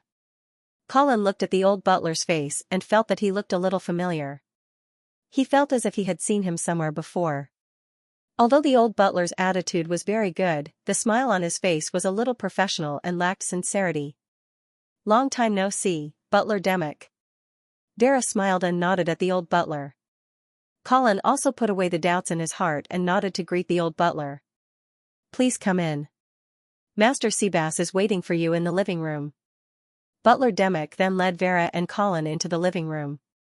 When the butler turned around, Vera whispered into Colin's ear, Demick is Drinden's brother. Colin suddenly understood. Drinden used to be the butler of the House of St. Hilda, and Colin had cut off his head with his own hands. He finally understood why Butler Demick looked a little familiar. It was no wonder that the butler's smile was a little perfunctory. Hee hee. Colin suddenly felt that his visit this time would not go smoothly. As soon as they entered the mansion, they were greeted by a large green field. Colin didn't know what kind of grass was planted here, but it was soft and comfortable to step on, as if it was a natural carpet. Moreover, it emitted a fresh smell that made people feel relaxed and happy. Just as Colin and the others approached the main castle, the crisp sound of horse hooves suddenly sounded from behind. Following that, a slightly frivolous voice was heard. Cousin Vera. Welcome to Imperial Dragon City. Colin turned around and saw a dozen people approaching them on horseback. The leader was about 20 years old. He had a thin face, long and narrow eyes, and a frivolous smile on his lips. He was the one who had spoken just now. Cousin Wilbur, long time no see. Vera turned around and greeted him with a smile on her face. He then whispered to Colin that this knight was the eldest grandson of Consul Seabass. Wilbur arrived in front of Vera, but he did not dismount from his horse. Instead, he bowed slightly to her before he glanced at Colin and said, "This must be my brother-in-law, Viscount Angley, right?" Wilbur's attitude made Colin unhappy. As a collateral descendant of the House of St. Hilda, how could he not dismount from his horse and bow to the eldest daughter of the House of St. Hilda? Needless to say, Vera was about to inherit the position of the Dukes of the North. Wilbur's attitude was too disrespectful. "Hello, Knight Wilbur." Colin smiled faintly and nodded to the other party casually. He was a noble of the Empire. Even if Wilbur's grandfather was a consul of the Senate, he was not qualified to make him bow to him. "Viscount Angley, I have heard of your great name in Imperial Dragon City." Wilbur looked down at Colin and said sarcastically, "Silvermoon City annihilated the main force of the Pegasus Legion, killed the Troll Emperor in the Sky Ice Field, defeated the Dwarf Alliance outside Winter City." "It's really admirable," Colin said modestly. "You flatter me. These are the achievements of the brave soldiers of the northern frontier. They can't be attributed to me alone." "You are too modest. Even my grandfather praised you as the guardian of the northern frontier. He also asked me to learn more from you." Wilbur changed the topic and said, "But I really want to know if you are qualified to be my teacher." Colin wanted to say that he was not interested in being his teacher at all. Just as he was about to casually dismiss this guy who was extremely hostile to him, he saw Wilbur dismount and invite him. "Come, Viscount Angley, let me see your true strength." "Wilbur, don't mess around." Vera's face sank, and her impression of her cousin was instantly reduced to 0. Wilbur's face flashed with anger. Vera reprimanded him in such a tone of an elder, which made him very uncomfortable. However, he did not dare to target Vera. Therefore, he could only continue to provoke Colin. "Viscount Angley, you're not scared, are you? How about this? Let's not use any weapons. Let's compete with our fists and feet." "Okay." Colin's heart was full of anger. He was determined to teach this arrogant kid a lesson. As for whether this would offend Governor Seabass, he did not care anymore. Moreover, he was more and more convinced that Vera would not be able to win over Governor Seabass. Wilbur immediately smiled when he saw that Colin had accepted the challenge. He stretched his body and got into a fighting posture. He looked as if he was afraid that Colin would go back on his word. Wilbur had become a fourth-order knight before the age of 30. Even in the Imperial Dragon City, where there were many experts, he was still considered a genius. Wilbur had never been defeated by anyone of the same generation as him. This was also the reason why he was so confident in challenging Colin. "Viscount Angley, be careful." In an instant, Knight Wilbur let out a loud roar. Holy light surged from his body, and he stomped the ground with the tip of his foot. A terrifying power surged through his body like an explosion, surging towards his right fist like a tidal wave. All of his strength, all of his faith, and all of his fanaticism seemed to have been gathered in this one punch.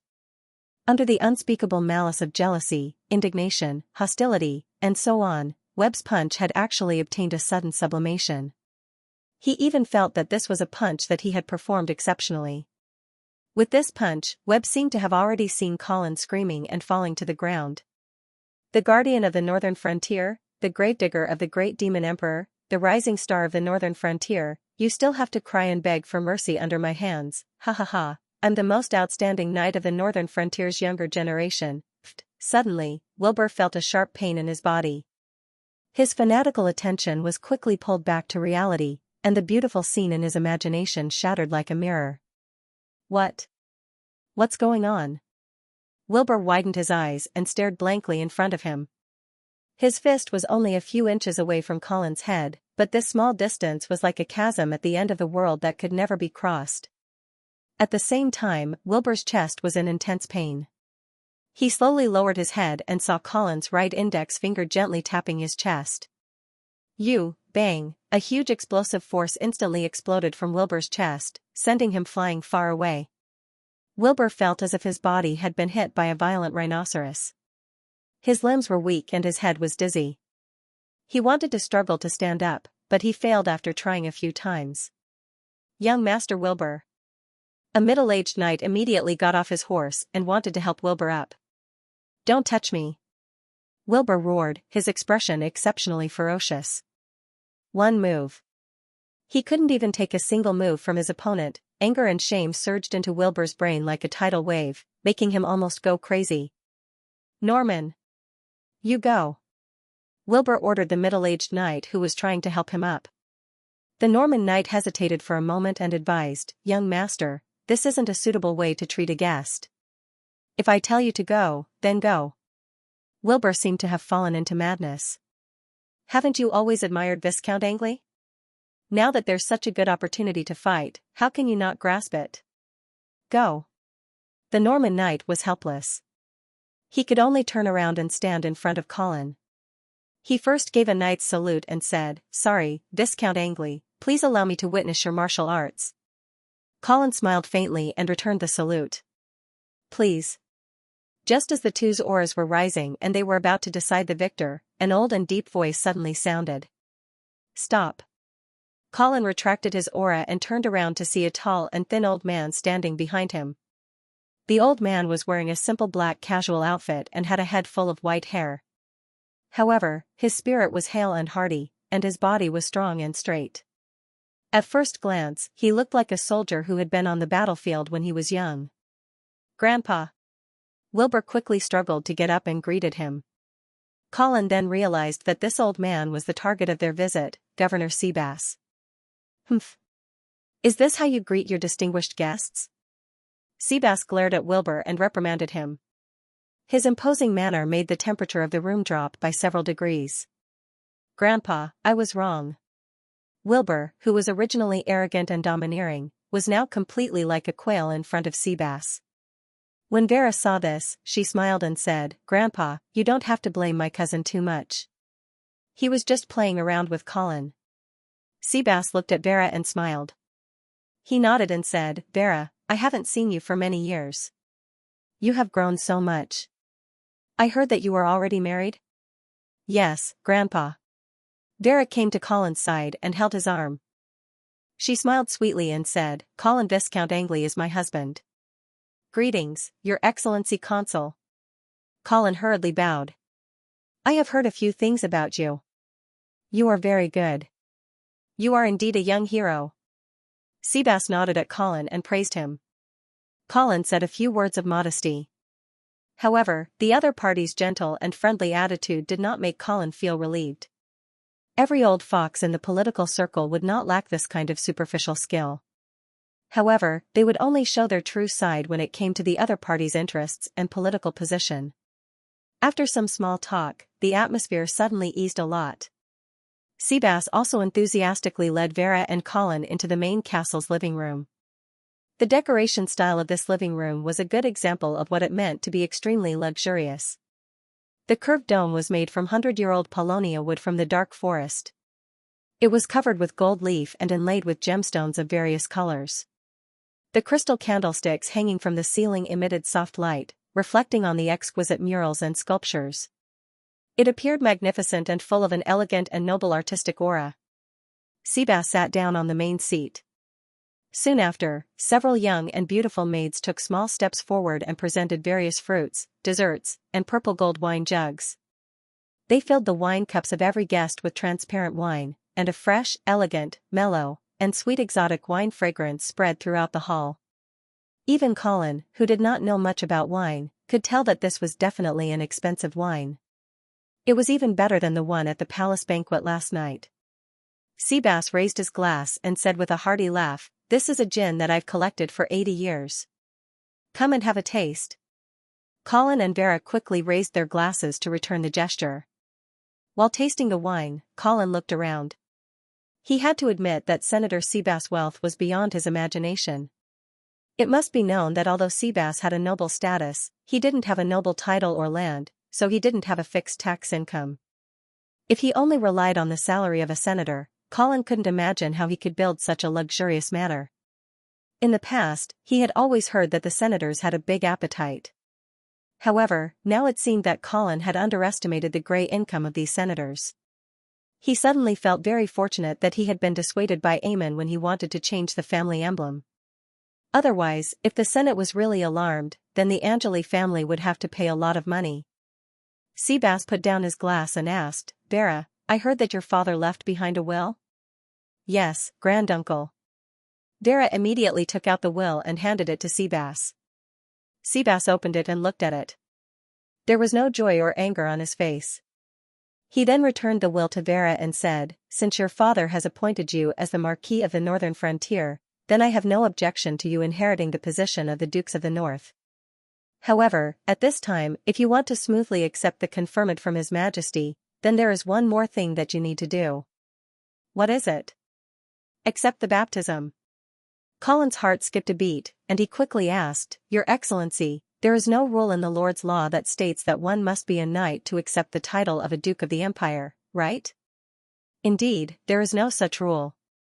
Seabass nodded, but then he frowned and said, However, the situation in the imperial capital is quite special now. Vera's identity as a sorcerer will cause her to suffer a lot of criticism, and it might even cause her to be unable to smoothly inherit the position of the Dukes of the North. Vera said in a dignified tone, Is it because Prince Lexi is preparing to start a war against Yule? Seabass nodded and said, Yes.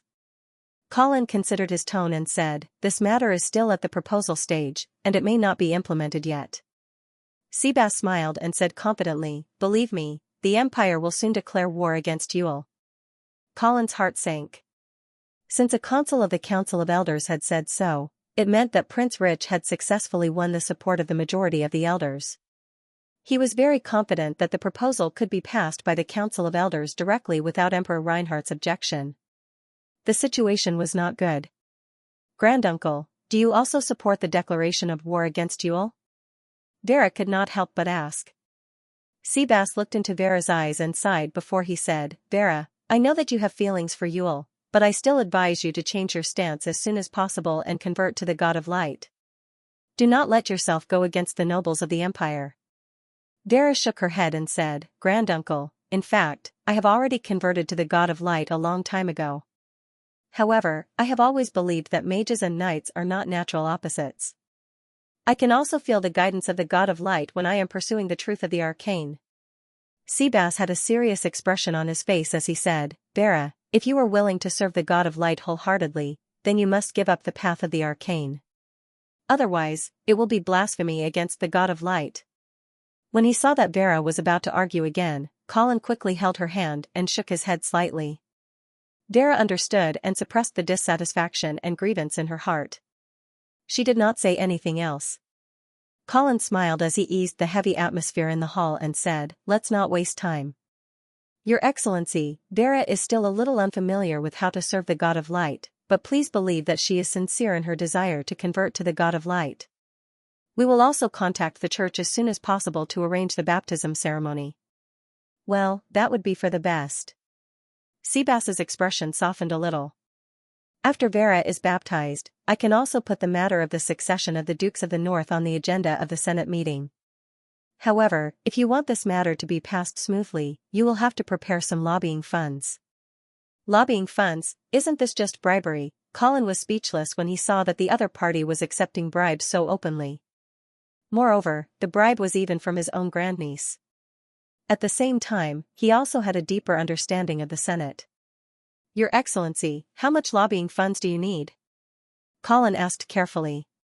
Seabass picked up his glass and took a sip of wine before he said lightly, 5 million gold coins. When he saw that Colin and Vera were staring at him, he immediately added, Don't make a fuss.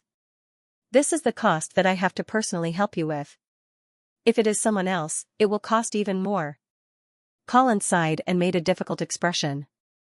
Your Excellency, it is not that we do not believe in you, but the northern frontier has just experienced a great chaos. The House of St. Hilda is unable to raise such a huge sum of money in such a short time. Seabass glanced at Colin and said lightly, Viscount Angley, didn't you defeat the giant demon empire and force them to sign a peace agreement?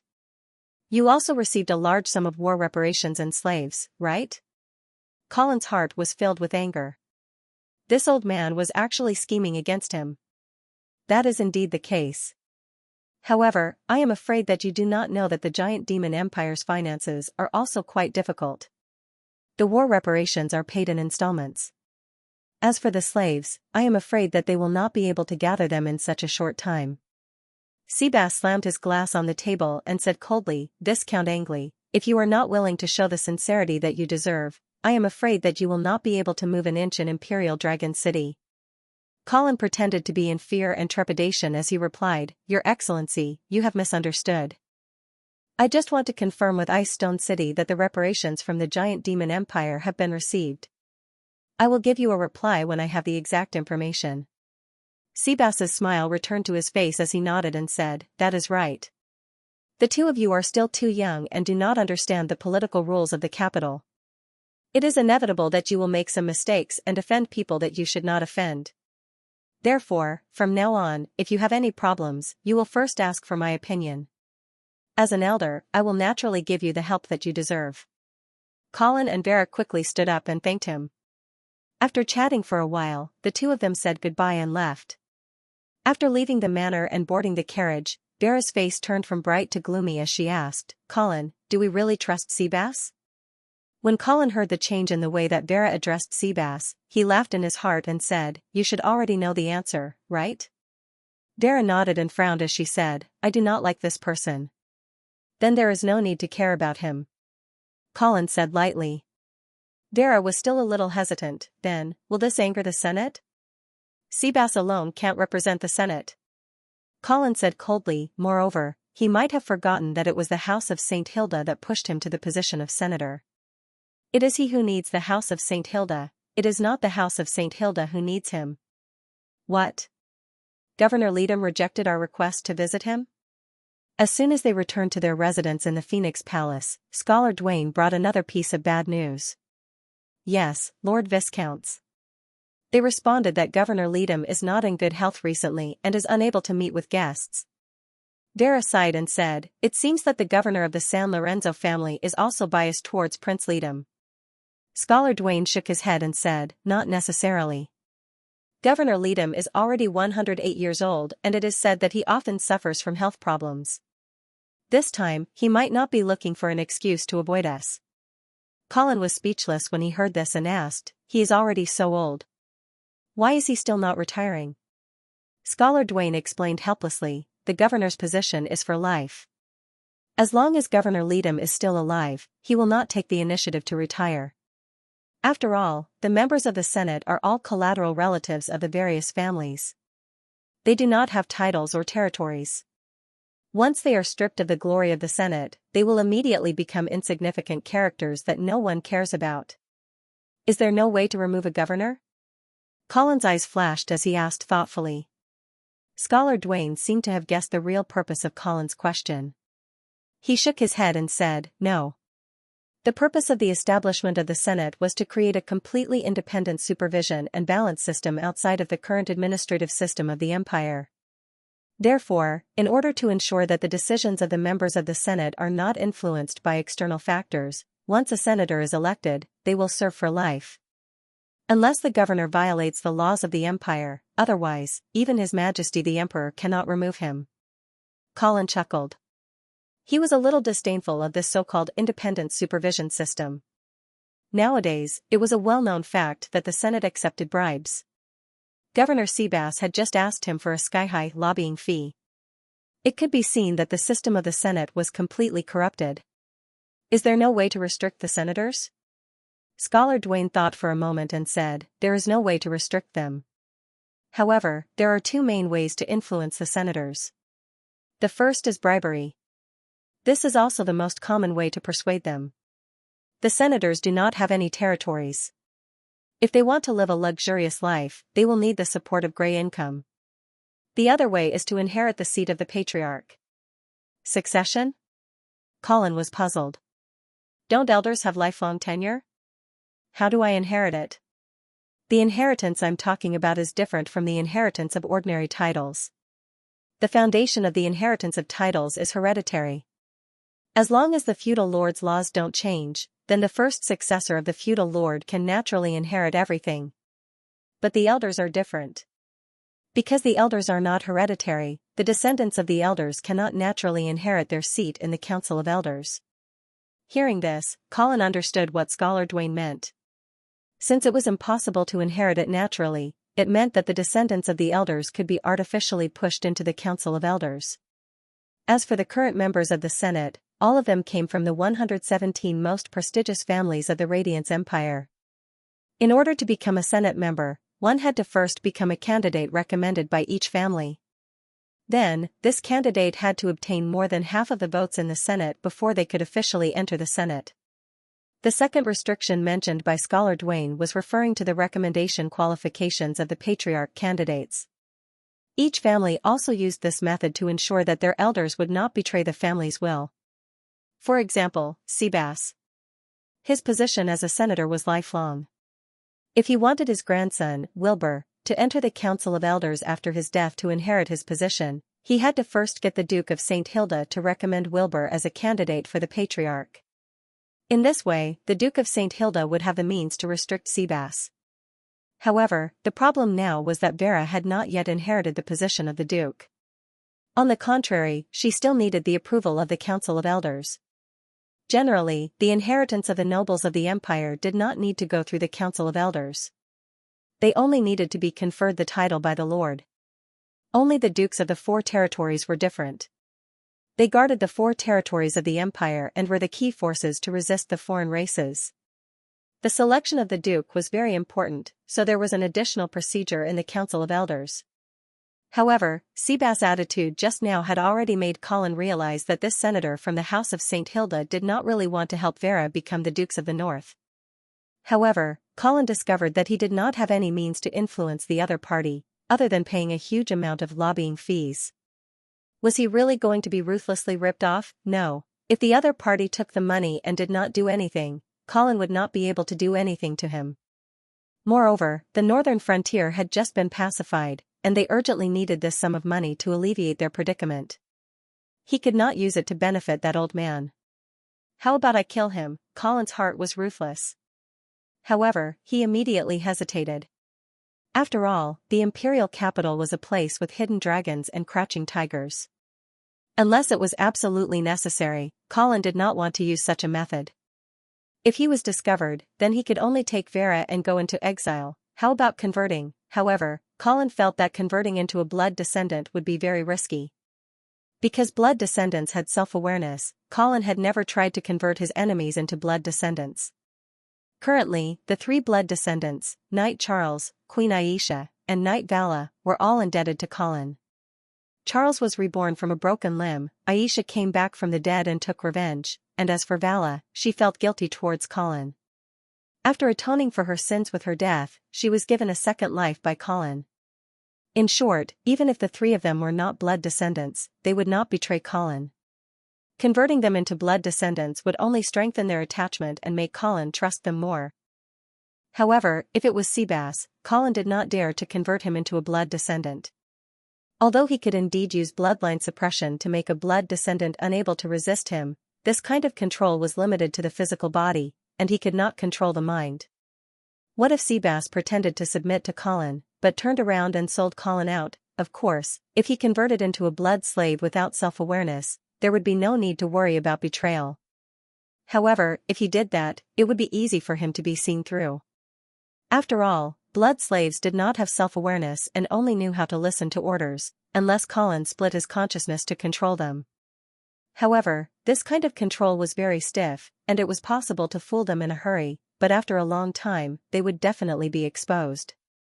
Was there really no way to deal with Seabass? Colin thought for a long time, and suddenly, he had a flash of inspiration and said, "Actually, we don't have to fight for Senator Seabass." "What do you mean?"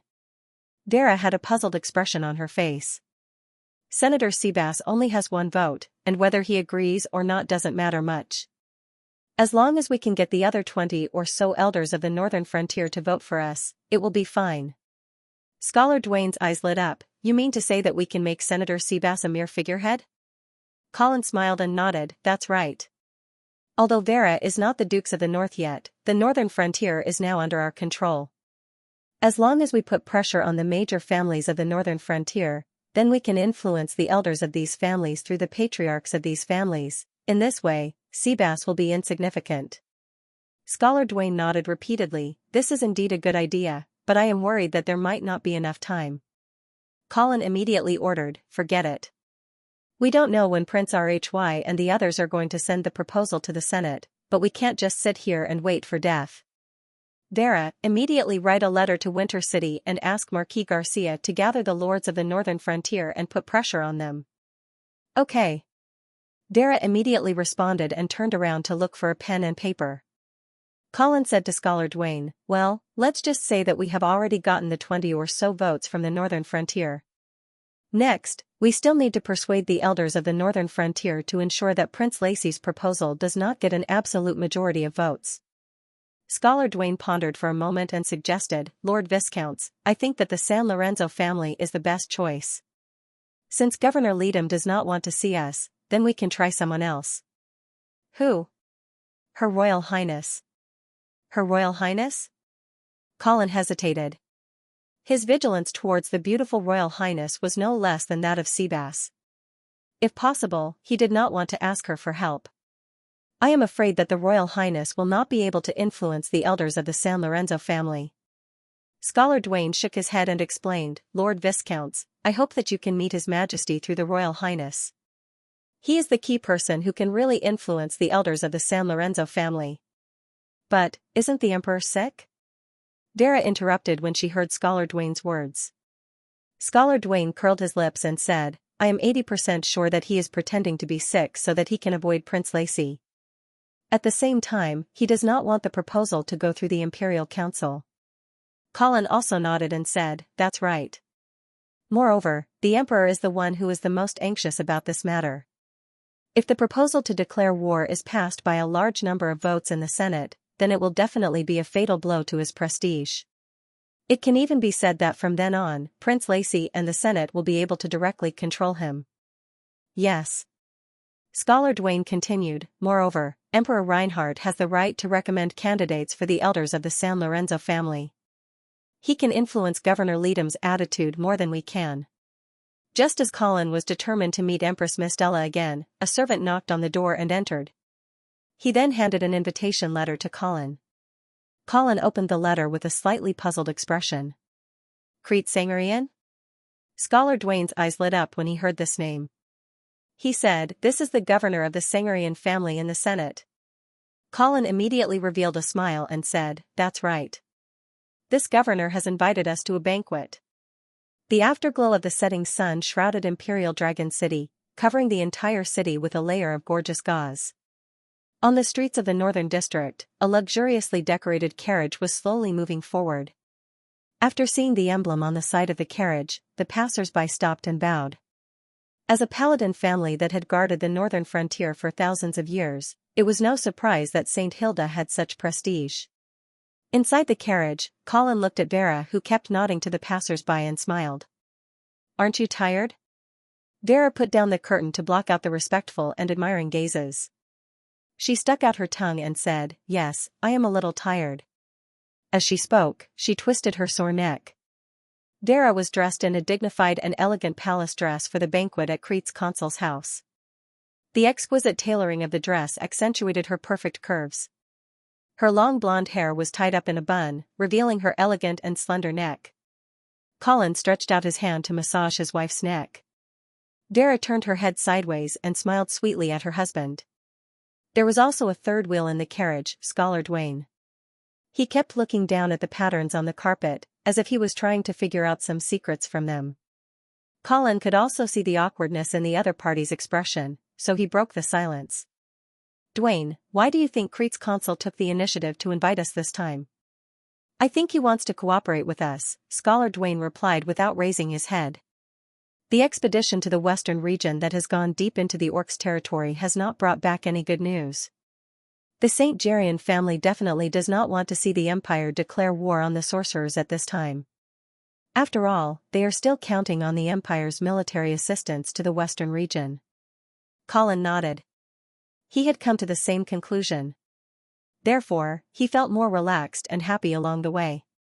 With the support of the elders of the western region, it was more likely that they would be able to reject Prince Lacey's proposal.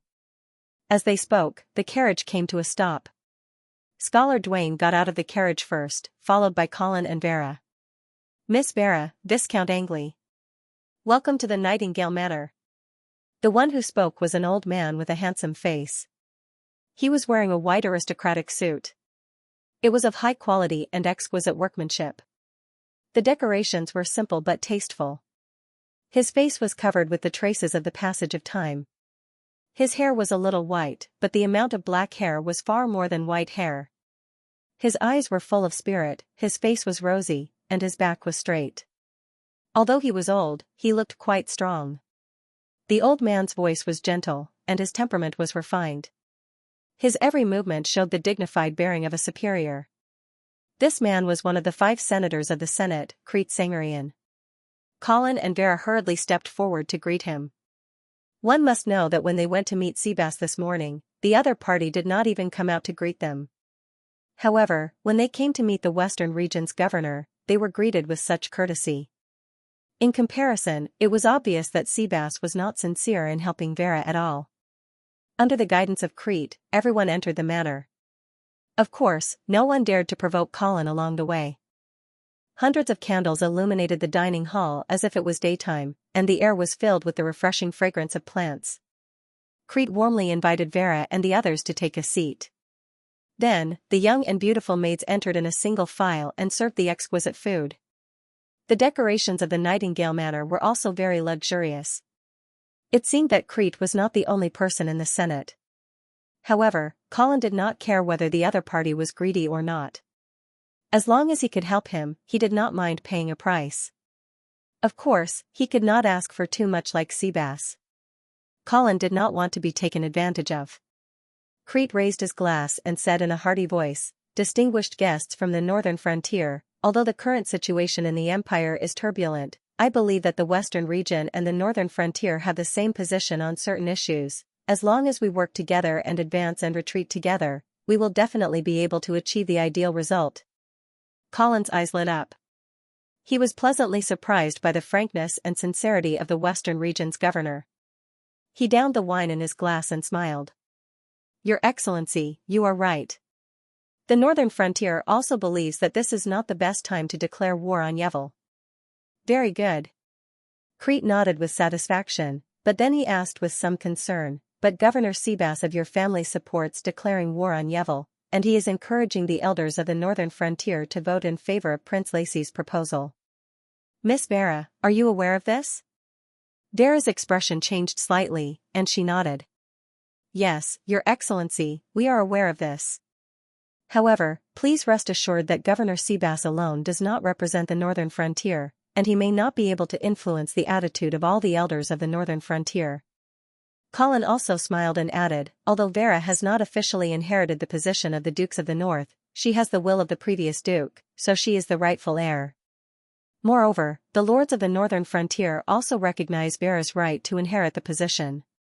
They will put pressure on their elders to reject the proposal of declaring war." Crete's expression relaxed, and he smiled again. "Good. As long as the northern frontier and the western region remain the same, then the proposal of declaring war will not be able to get an absolute majority of votes." When Scholar Duane saw this, he cautioned, "Your Excellency, the only thing that we need to worry about now is the issue of time. Miss Vera has already written a letter back to the northern frontier, asking Marquis Garcia to put pressure on the lords of the northern frontier. However, I am afraid that it will take some time for this kind of pressure to be passed on to the elders of the northern frontier. I am not sure if we can make it in time for the vote on the proposal." When Crete heard this, he laughed and said, "Don't worry, we will definitely make it in time." When Colin saw that the other party was so confident, he quickly asked, "Oh? Has the Senate arranged the voting agenda for this proposal?" Crete shook his head and said, "Not yet. However, you can rest assured that Prince Lacy's proposal will not be able to be submitted to the Senate for a vote until the end of this month." "Why? Do you know why this proposal has not been submitted to the Senate for so long?" "It is because the proposal needs the approval of the chairman on duty before it can be submitted to the Senate for a vote. This month's chairman is Governor Letham." Colin's heart skipped a beat, and he immediately understood what the other party meant. When he thought about how Governor Letham had pretended to be sick and refused Vera's visit, he suddenly realized something. "You mean Governor Letham is deliberately pretending to be sick and delaying the proposal to prevent it from being submitted to the Senate?" Crete nodded with a smile, confirming Colin's guess. Vera's face lit up as she said, "Does that mean that the elders of the San Lorenzo family are also against this proposal?" However, Crete shook his head and said, "No, Prince Lacy's influence is too great. The elders of the San Lorenzo family are wavering, and I estimate that more than half of them will vote in favor of this proposal." "That's enough," Colin said excitedly. "After all, we only need 1/3 of the opposition votes to stop the proposal from being passed." At this time, the stone in his heart was finally lifted. However, through this storm, Colin also deeply understood the terrifying influence of Prince Lacy in the capital. Even though Emperor Reinhardt and the governors of the San Lorenzo family were unwilling to declare war on Yevil, they did not dare to oppose his proposal directly. They could only delay it by pretending to be sick and then use other means to prevent the proposal from being passed. No wonder Emperor Reinhardt was willing to take the risk to cooperate with Mr. Lacy in order to obtain the means to restrain the paladin. No matter who was sitting on the throne, they would not be able to eat or sleep well in the face of such a powerful paladin. Next, everyone put down their worries and began to enjoy the delicious food. As they chatted and laughed, the atmosphere of the banquet gradually warmed up. However, at this time an old man who looked like a butler hurried to Governor Crete's side and reported a few words in a low voice. Then, everyone saw that Crete's face had turned pale. A bad premonition arose in Colin's heart. He asked carefully, "Sir Consul, what happened?" Crete was stunned for a moment, and he seemed to be a little slow to react. After a long while, he looked up at Colin and said in an extremely heavy tone, "Governor Letholm has unfortunately passed away." In the brightly lit dining hall, only the sound of breathing could be heard. This sudden bad news caught everyone off guard. Their original beautiful dream was destroyed like a bubble, and the cold and cruel reality made everyone's heart heavy. After a long while, Colin finally asked in a difficult tone, "How did Governor Leadham die?" "He died of old age." Governor Crete squeezed out these two words from between his teeth, and his face was full of horror and anger. Obviously, no one in the room believed this answer. How could Consul Leadham die at such a crucial moment? It seemed that Prince Leon had lost his patience and had taken the most extreme measures to get rid of the biggest obstacle in the way of the declaration of war. "After Governor Leadham, who will be the next chairman?" Scholar Dwayne asked in a deep voice. "Amason St. Prospero," Crete said with a dignified expression. Colin's heart sank to the bottom of the valley. His surname was St. Prospero, and this governor was obviously from the eastern region, and the eastern region was leaning towards. Colin had just met the second son of the Duke of the Eastern Region, the Earl of Avon, and his fiancée at the palace banquet yesterday, and this fiancée was Prince Leon's daughter. Therefore, it was obvious that the Eastern region had completely fallen to Prince Leon's side. Moreover, in terms of their own interests, the Eastern region was the most eager to see the Empire declare war on Yevil. After all, Yevil itself was located at the border between the Eastern region and the Radiant Moon Forest. Its existence had always been a thorn in the Eastern region's heart. Now that the Empire was willing to send troops to wipe out Yevil, the Eastern region would definitely support it with both hands and feet. After Governor Leadham's death, Governor Amason took over as the chairman of the Senate. Of course, he would not delay any longer and would definitely push for a vote on the proposal to declare war on Yevil as soon as possible. Under such circumstances, Vera had no time to pressure the senators of the northern frontier to disregard Governor Seabass's orders and vote against the proposal. Moreover, Governor Leadham's death would also shock the senators of the San Lorenzo family, and more people would probably lean towards Prince Leon. Therefore, if the proposal to declare war was put to a vote in the Council of Elders, it would definitely receive an absolute majority of votes. Thinking of this, Colin could not help but feel despair in his heart. Bang! Crete slapped the table heavily. Unable to suppress the fury and fear in his heart anymore, he bellowed, "He is breaking the rules of the game." Indeed. Killing an Archon of the Council of Elders brazenly was a bit too much. As a consul, Crete couldn't help but feel a little sad. He stood up with a swoosh and said angrily, "I will never condone such a desecration of the highest authority of the Empire. No matter who did it, they must pay the price." Crete's face was gloomy, and he was shivering uncontrollably. There was no telling whether it was because of fury or fear. However, it was clear that he wasn't willing to give up just like that. Even if the murderer was Prince Lacy, the consul from the western region was unwilling to compromise.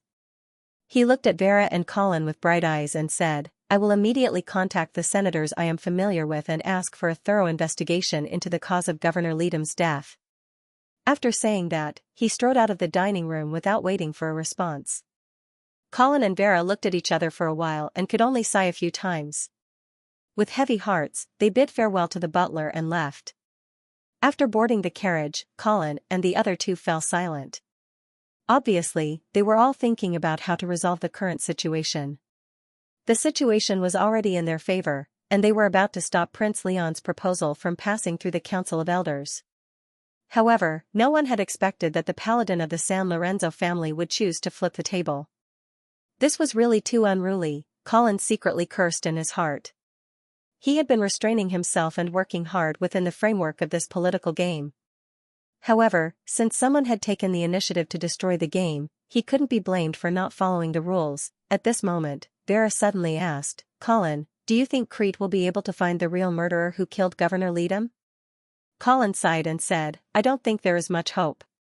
Since Prince Leon dared to kill, he certainly wouldn't leave any traces behind. Therefore, even if everyone knows that he killed Governor Leadham, no one can do anything to him if there is no evidence." "That's right. No one can do anything to Prince Leon."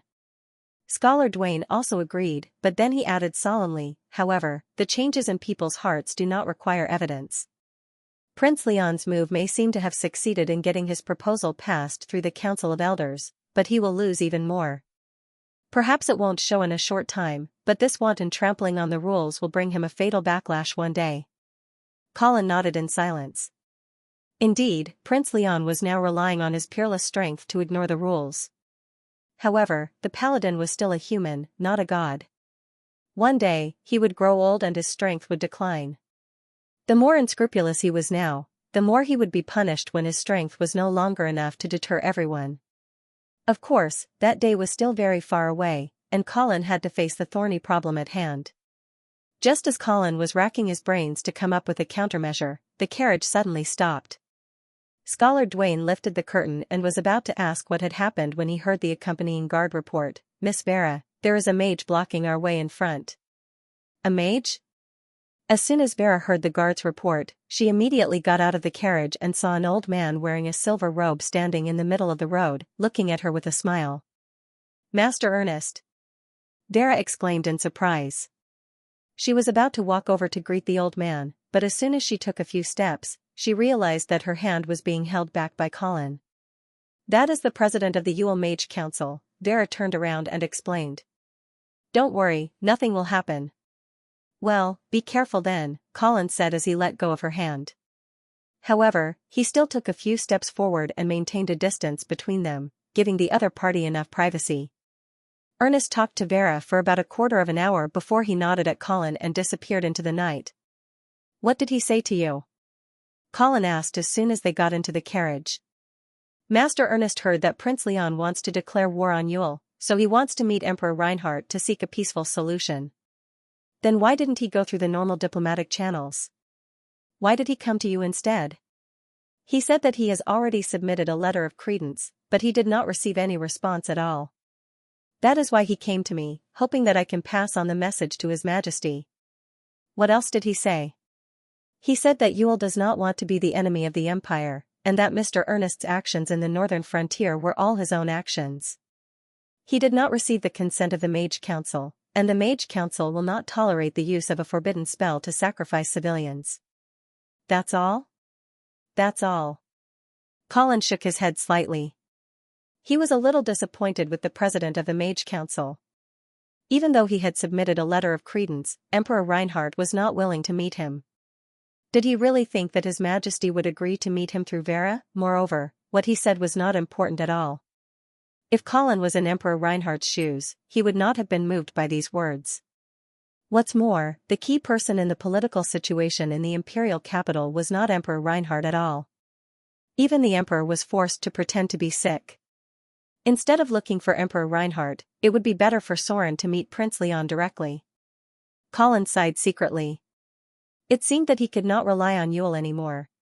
Not long after, the carriage arrived at the Phoenix Palace. When they arrived at the side hall, Colin helped Vera out of the carriage before saying goodbye to Scholar Dwayne. As soon as Colin entered the room, he smelled a familiar fragrance.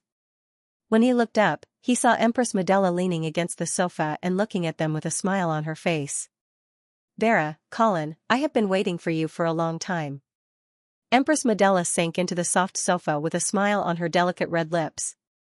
She crossed her arms in front of her chest and rested her chin on the other hand. Her golden hair casually draped over her shoulders like the noon sun, and her slender snow-white calf swayed gently under her red dress. Her posture was languid, and her expression was charming. Unfortunately, Colin was not in the mood to appreciate the beauty in front of him. In fact, there was a strong sense of dissatisfaction rising in his heart. It was obvious that Emperor Reinhardt was the one who caused this trouble, but he was constantly running around trying to win the support of all the big shots. On the other hand, the couple was pretending to be sick, and the other was showing off her beauty. "Auntie, were you waiting for us?" "Yes." Empress Medela sat up straight and smiled. "Judging from your expressions, you must have heard about Consul Leadham's death, right?" Vera glanced at Colin and saw his gloomy face. She nodded and said, "Yes, we were just having dinner at Crete's house when we heard the news." "Auntie, why don't you look worried at all?" "What is there to be worried about?" Empress Medela laughed. "You are the one who is wasting your time on this matter." "Hey, didn't I tell you from the beginning? Just wait in Phoenix Palace. When the time is right, Vera will naturally inherit the position of the Dukes of the North." "Auntie, Prince Lacy is going to start a war against Yevel. How can I just wait here like an idiot?" "Then, you have been working hard for the past few days. Have you come up with any good results?" Faced with Empress Medela's rhetorical question, Vera was a little depressed. She lowered her head and did not speak. At this time, Colin took over the conversation and asked in a deep voice, "Your Highness, did you already have a solution?" Empress Medela smiled charmingly but did not answer Colin's question. Instead, she said, "Consul Leadham's death is unclear, and at such a critical and sensitive time, the Senate will not let this matter rest. Some people will definitely pay the price for this." Colin looked at Empress Medela's confident face and could not help but blurt out, "Are you so sure that the Senate will be able to catch the real murderer?" "Of course." Empress Medela replied without hesitation. Colin frowned. He was just about to say that with Prince Lacy's strength, how could there be any evidence of him killing an old consul? But then he realized that this was all a trap. For Empress Medela to be so confident, there was only one possibility: she was framing him. Colin realized that he had been misled all this time. Indeed, Prince Letham's death benefited Prince Letham the most, so he naturally thought that it was Prince Letham who killed him. Moreover, Prince Lacy did have the ability to kill a consul without anyone noticing. Empress Medela's, Consul Leadham's death, Prince Lacy's of Consul Leadham. It could also be a trap set up by the Empress, no, by Emperor Reinhardt's faction. Colin Medela did not know what they did to Consul Leadham's body to make Prince Lacy unable to clear his name. But looking at Empress Medela's expression, they must have enough confidence to make Prince Lacy unable to defend himself. As long as Prince Lacy carried the crime of killing a consul, he would become the public enemy of the nobles. Even if no one dared to use such a crime to execute a paladin, Prince Lacy would be completely isolated and would lose his appeal. He would probably become a wandering knight from then on. This way, the proposal to declare war on the mages would naturally die prematurely. Moreover, the emperor had used this incident to remove the biggest obstacle to his control of the empire.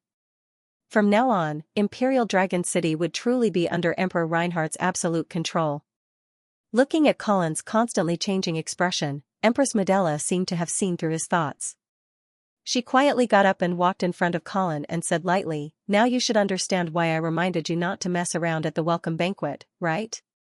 At this time, the charming smile on Empress Medela's face had disappeared and was replaced by an inviolable dignity, showing the authority that an empress of the empire should have. Of course, Colin Medela understood. It turned out that this proposal to declare war was a trap from the beginning to the end. It was just to fabricate a motive for Prince Lacy to kill. As for whether the proposal would be passed or not, Empress Medela did not care from the beginning.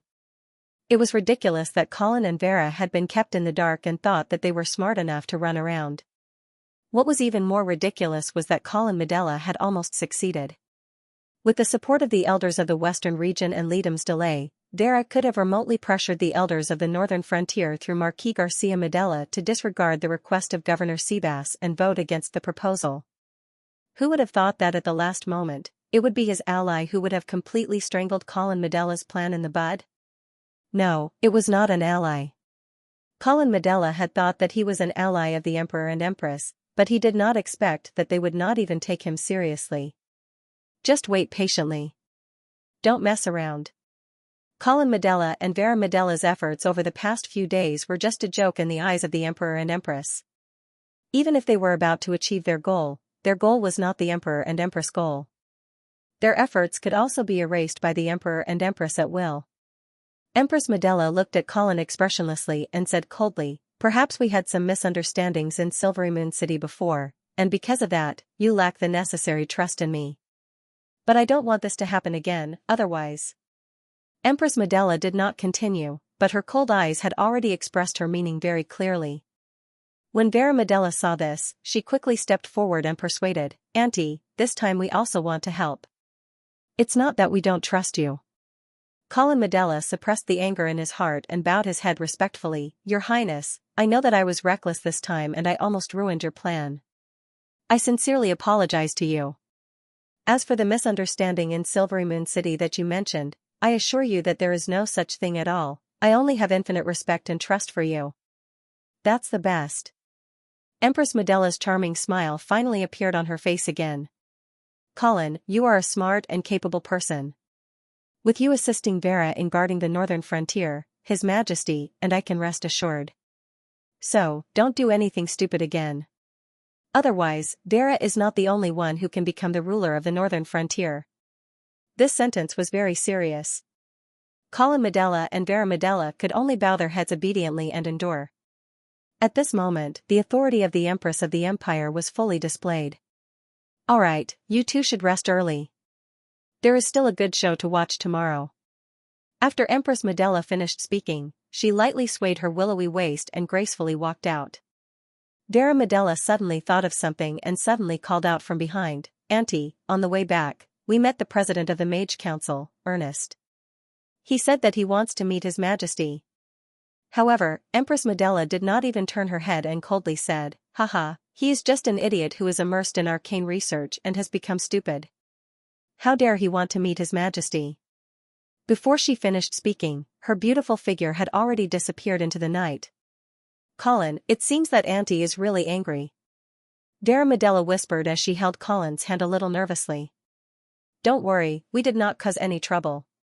Your auntie was just scolding us verbally." Colin Medela smiled and comforted her. Vera Medela nodded and said, "Then we should ask for Auntie's opinion first before we do anything in the future. Don't question her decisions anymore." "Okay." Colin Medela smiled and agreed, quietly hiding the dangerous light in his eyes.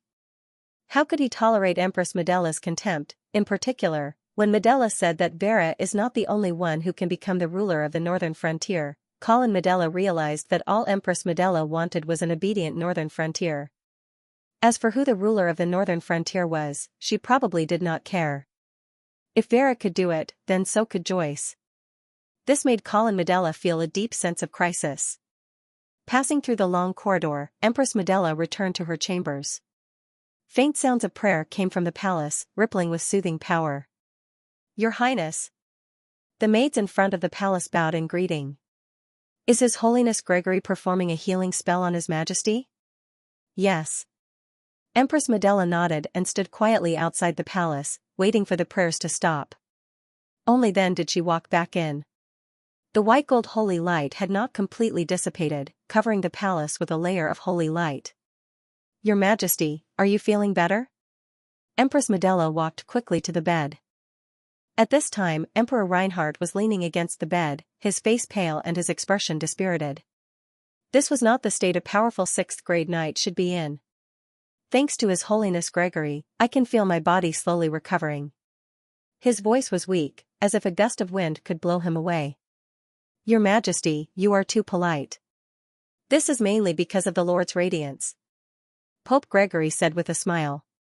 The Pope of the Church of Glory was standing in front of the emperor's bed, holding a white scepter in his hand and wearing a crown of thorns on his head.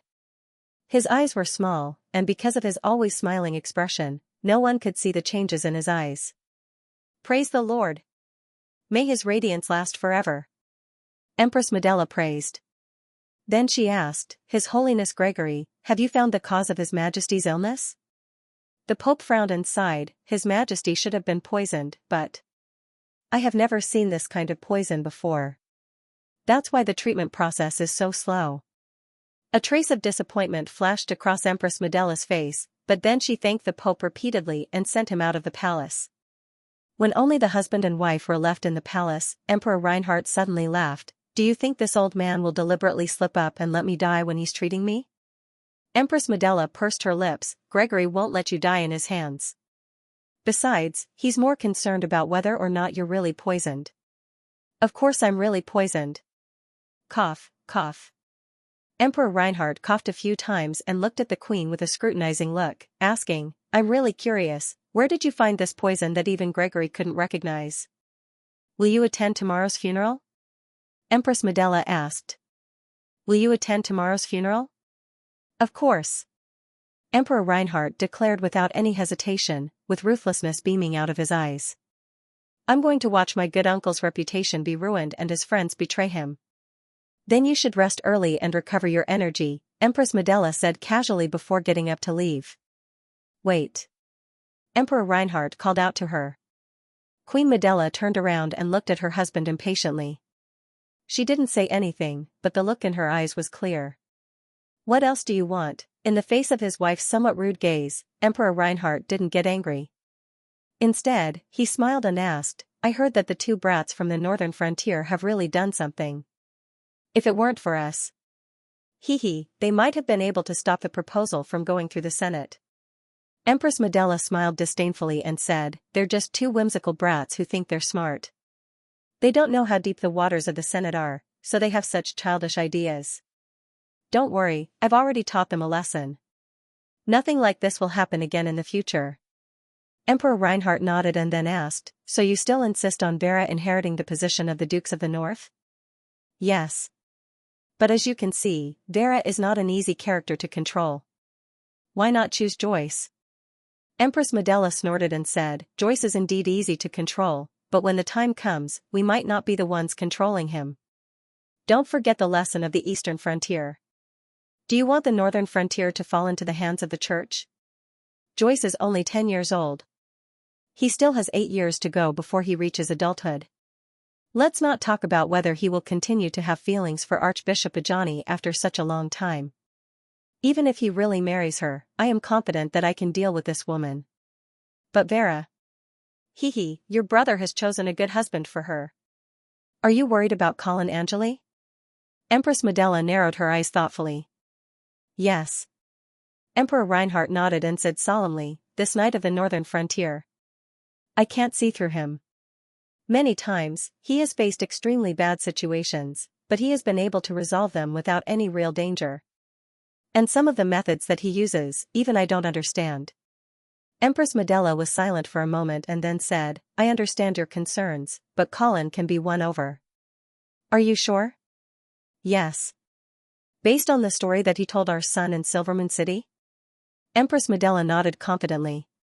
However, Emperor Reinhardt was not affected by his wife's confidence. The corner of his mouth twitched and he shook his head. Do you want to hear my opinion? Empress Medela did not say anything. It seemed like she did not want to listen, but she did not move either.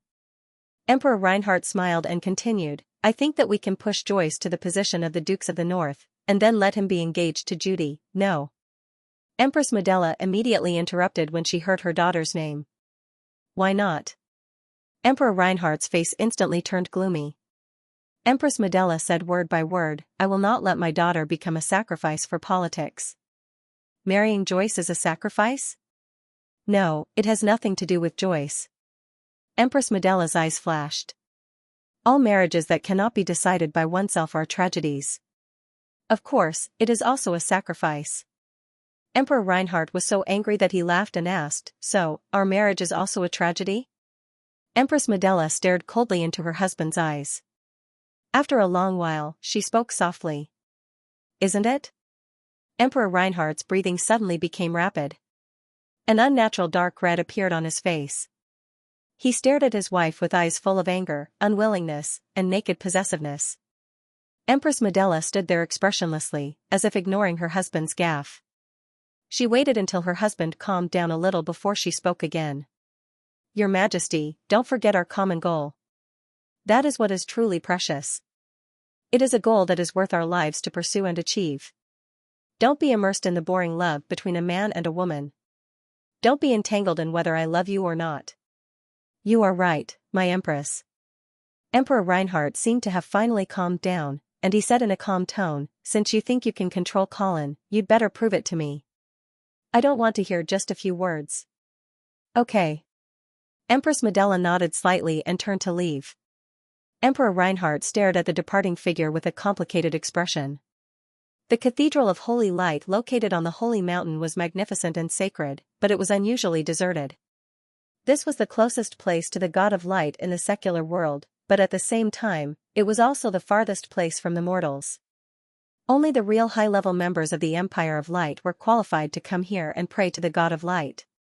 In front of the God of Light, all beings are equal. This sentence seemed to be just an empty propaganda slogan. Of course, some people might be more equal than others.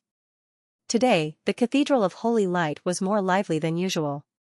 Many nobles came to mourn for Governor Letholm, and the attendants in front of the church were overwhelmed. Even the 3 cardinals stood in front of the steps to welcome the distinguished guests. Cardinal Tournan looked at the nobles who were walking up the steps one after another. Suddenly, he stepped forward and greeted, Miss Vera, Viscount Angley, welcome to the Cathedral of Holy Light. May the glory of the God of Light shine on you forever. Vera and Colin quickly returned the greeting, but they felt a little strange. Why was the cardinal so enthusiastic? With their current status, it was not necessary for the cardinal to welcome them personally. After all, Vera had not officially inherited the position of the Dukes of the North. Colin and Vera had never dealt with this person before. While they were puzzled, they heard Tournan say, Miss Vera, I heard that you are going to be baptized? Yes, Cardinal. Vera nodded, and she seemed to understand the cardinal's plan. Sure enough, Tournan took the initiative to recommend himself. I wonder if I can have the honor to baptize you. Vera looked at Colin and saw him nodding gently. She smiled and said, Of course. It is my honor to have you preside over the baptism ceremony. The cardinal's position in the Church of Light was second only to the Pope. Of course, it would be appropriate for Tournan to baptize Vera. However, at this moment, a grand voice suddenly sounded behind the 3 of them. Tournan, I will personally preside over Miss Vera's baptism ceremony. The 3 of them turned around and saw that Pope Gregory had appeared there at some point. Tournan's expression changed, and he hurriedly said, Of course, it's definitely more suitable for you to perform the baptism. Colin narrowed his eyes and looked at the scene in front of him. All sorts of doubts arose in his heart. He did not understand what was so special about Vera's baptism. Or was it that the conversion of a former mage to the church really had such great publicity value that even the Pope could not help but fight for this credit? Of course, Vera would not refuse the Pope's kindness, and she immediately agreed to his request. After the few of them discussed the time of the baptism ceremony, Colin led Vera into the church. After entering the prayer hall, Colin felt that his eyes and ears were suddenly quiet, as if the noisy world had been completely isolated. This was another kingdom that belonged to the gods. There were no candles or magic lamps in the hall. The holy light that fell from the sky dispelled all the darkness, and the people who were bathed in it could feel a vast and sacred aura. They could not help but quietly hide all the dirty and dark thoughts in their hearts, for fear that they would blaspheme the gods. At this time, many nobles had gathered in the hall to pay their condolences. Colin glanced around, but found that he did not know many of them at all. It would be great if Scholar Dwayne was also here. Colin could not help but think. Unfortunately, Scholar Dwayne was neither a noble nor a court minister, so he was not qualified to enter the Church of Holy Light. Fortunately, Vera still knew many people, and she was introducing Colin to the big shots in the capital in a low voice. The warm and fragrant breath hit Colin's ear, and it was a little itchy but also a little warm. The old man standing in the coffin is Pope Gregory, and behind him on the right are the 4 senators. We have already met 2 of them. The one with a long beard is the senator from the south, Dulles St. Landis. The last one is thin and tall, and he is the senator from the east, St. Prospero. Colin smiled as he looked at the 4 senators, and he found that their faces were very gloomy. Perhaps the death of Senator Letham made them feel sad. For a long time, the Senate had occupied the top of the Radiance Empire's political landscape with an aloof attitude. Even if the senators were corrupt by nature, no one could control them. But now, it seemed that someone had reached out to the Senate, and the first thing they did was to use the most cruel and bloody means. The senators, who used to be pampered in the past, were frightened overnight, and they inevitably began to feel insecure. The one who is dozing off is the Prime Minister of the Empire, Baron Heidegger. The one on his left is the Finance Minister of the Empire, Marquis Grandi, and to the left is, seeing that Vera suddenly stopped, Colin curiously turned his head and was about to ask what had happened, but he saw that she was looking at the door of the prayer hall. Colin also looked back and saw a handsome and elegant middle-aged knight at the door. He was wearing a gorgeous prince's suit, and there was a simple and dark knight's sword at his waist. He was walking in with his head held high, and his eyes were looking straight ahead. Wherever he went, it was as if he was the center of the world. Obviously, he was walking into the hall, but it was more like the entire towering Holy Light Cathedral was taking the initiative to approach him, and welcoming him to the center of the prayer hall. It was not until he stood in front of the coffin that everyone broke free from this strange phenomenon and breathed a sigh of relief. He is Prince Lacy. Vera's voice sounded again. In fact, Colin also knew that such a person could only be the Holy Knight who stood at the peak of the Empire's military strength. Although this was not the first time that Colin had faced a Holy Knight, the last time he met the Duke of St. Hilda in Icestone City, the other party was already seriously injured, and he did not give off such a strong sense of oppression. But now, facing a Holy Knight in his prime, Colin realized how small he was. Even if he was now a 5th-grade knight, after transforming, he would still dare to challenge a 6th-grade knight. But in front of Prince Lacy, Colin felt that if the other party wanted to kill him, he would not be able to withstand a single blow. This was the difference in the nature of life, just like the difference between a god and a mortal. His Majesty is here. Vera's voice sounded again. Colin turned around and saw a middle-aged man being pushed in a wheelchair. He was wearing a gorgeous robe, but his face was very pale, and his lips were completely pale. He did look like he had just recovered from a serious illness. Colin was a little confused. Could it be that Emperor Reinhardt was not pretending to be sick, but was really sick, or was he really so dedicated that even if he was pretending to be sick, he would pretend to be sick? The one pushing Emperor Reinhardt was none other than Empress Medela. Behind her were 2 little fellows, Prince Harrison and Princess Judy. At this point, the truly important people of the Empire of Light were all present. Colin could not help but let his imagination run wild. If the Congress of Mages were to be ruthless and cast a super-forbidden spell on the Cathedral of Holy Light, and if they could wipe out everyone present, the Empire of Light might fall apart because of this. Dong dong dong, the melodious bell sounded, and everyone in the prayer hall put on their most solemn and sorrowful expressions. Pope Gregory's old but loud voice began to echo in the hall. Merciful God of Light, today we are gathered here to offer prayers for Consul Leadum San Lorenzo. He has finished his journey in the world and has finally returned to the embrace of the Lord. He came from the dust, and he will return to the dust. May you, with your supreme power, grant him peace. Wait. Beyond reason, but within expectations, the Pope's prayer was rudely interrupted by a rude voice. Colin looked in the direction of the voice, and saw a middle-aged man with a solemn face slowly walking out of the crowd to the center of the prayer hall, facing Pope Gregory. He is Consul Leadum's son, Fred San Lorenzo. Vera's voice sounded again in Colin's ears. Colin looked at the scene in front of him with great interest, looking forward to the next performance. He knew that the show was about to begin. In the quiet and solemn prayer hall, only the suppressed breathing of the crowd could be heard. His Highness Gregory looked at Fred with an expressionless face. After a while, he asked, Mr. Fred, do you have any requests? Facing the Pope's condescending gaze, Fred's Adam's apple moved quickly. He seemed to be a little nervous, but soon, he adjusted his state of mind and said loudly, Your Holiness Gregory, I don't mean to offend your authority, but my father's death is not clear. I can't accept that he was buried so carelessly. Mr. Fred, I can understand your pain and concerns, but I personally examined Consul Leadham's body before. I didn't find any injuries, nor did I find any signs of poisoning. So, your father died of old age. Your Holiness, my father's body has always been healthy. He was talking and laughing with us during dinner last night. How could he suddenly die for no reason? There must be something wrong. Gregory's face darkened. He asked sternly, "Are you questioning my judgment?" Fred's heart skipped a beat under the Pope's fierce gaze. He quickly stuttered and explained, I didn't mean that. I just want to examine my father's body again to confirm the cause of his death. So, you still think there's something wrong with my examination result?"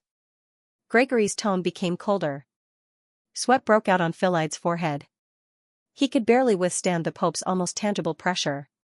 He opened his mouth, but was unable to utter a complete sentence. "Your Holiness." At this time, someone suddenly spoke up to help Fred.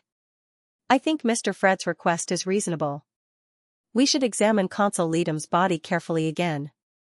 Pope Gregory looked at Emperor Reinhardt and said calmly, "Your Holiness, I don't think it's necessary. If there's something wrong with Leadham's death, why can't I find it out?" "That's not necessarily true." Emperor Reinhardt smiled and said, "You haven't figured out what the poison in my body is, have you?" Gregory narrowed his eyes and stared at Emperor Reinhardt. Emperor Reinhardt also stared back without flinching. The atmosphere in the prayer hall became tense again. Colin coldly looked at the two people confronting each other in the hall, understanding that this was a direct confrontation between the imperial power and the divine power. But the question was, why was Pope Gregory so insistent on a new autopsy? Was it because he felt that his prestige had been damaged, or was he worried that something would really go wrong? At the same time, Colin glanced in the direction of Prince Lacy from time to time, only to find that the Holy Knight had remained silent from the beginning to the end, as if everything that had happened had nothing to do with him. He didn't seem to be worried that this was a conspiracy against him. Just as the Pope and the Emperor were in a deadlock, Queen Medela smiled and said, "Your Holiness, I believe everyone here is very concerned about the cause of Consul Leadham's death. It's not that we don't trust you, but some things need to be investigated deeply to get the right result. After all, you haven't dissected the body, so I'm afraid you'll miss some key things." Pope Gregory defended himself coldly, "I just don't want to desecrate Consul Leadham's body for no reason." Queen Medela refuted, "But we're more concerned about the cause of Consul Leadham's death and the dignity and authority of the Senate. If someone dares to kill a consul, we won't let them get away with it." Fred had recovered by now and hurriedly said, "Yes, Your Holiness. I also agree to dissect my father's body, and I believe that if my father's spirit is in heaven, he will definitely agree to this. When he was alive, he valued the responsibility and authority of the Council of Elders more than his own life." At this point, Pope Gregory could no longer forcefully deny it. Moreover, he also noticed that all the nobles present, especially the members of the Senate, nodded in agreement when Fred spoke. Obviously, the nobles present couldn't tolerate the empire's political order being destroyed so crudely. Pope Gregory had no choice but to nod and agree to dissect Consul Leadham's body. Soon, a coroner was summoned into the prayer hall.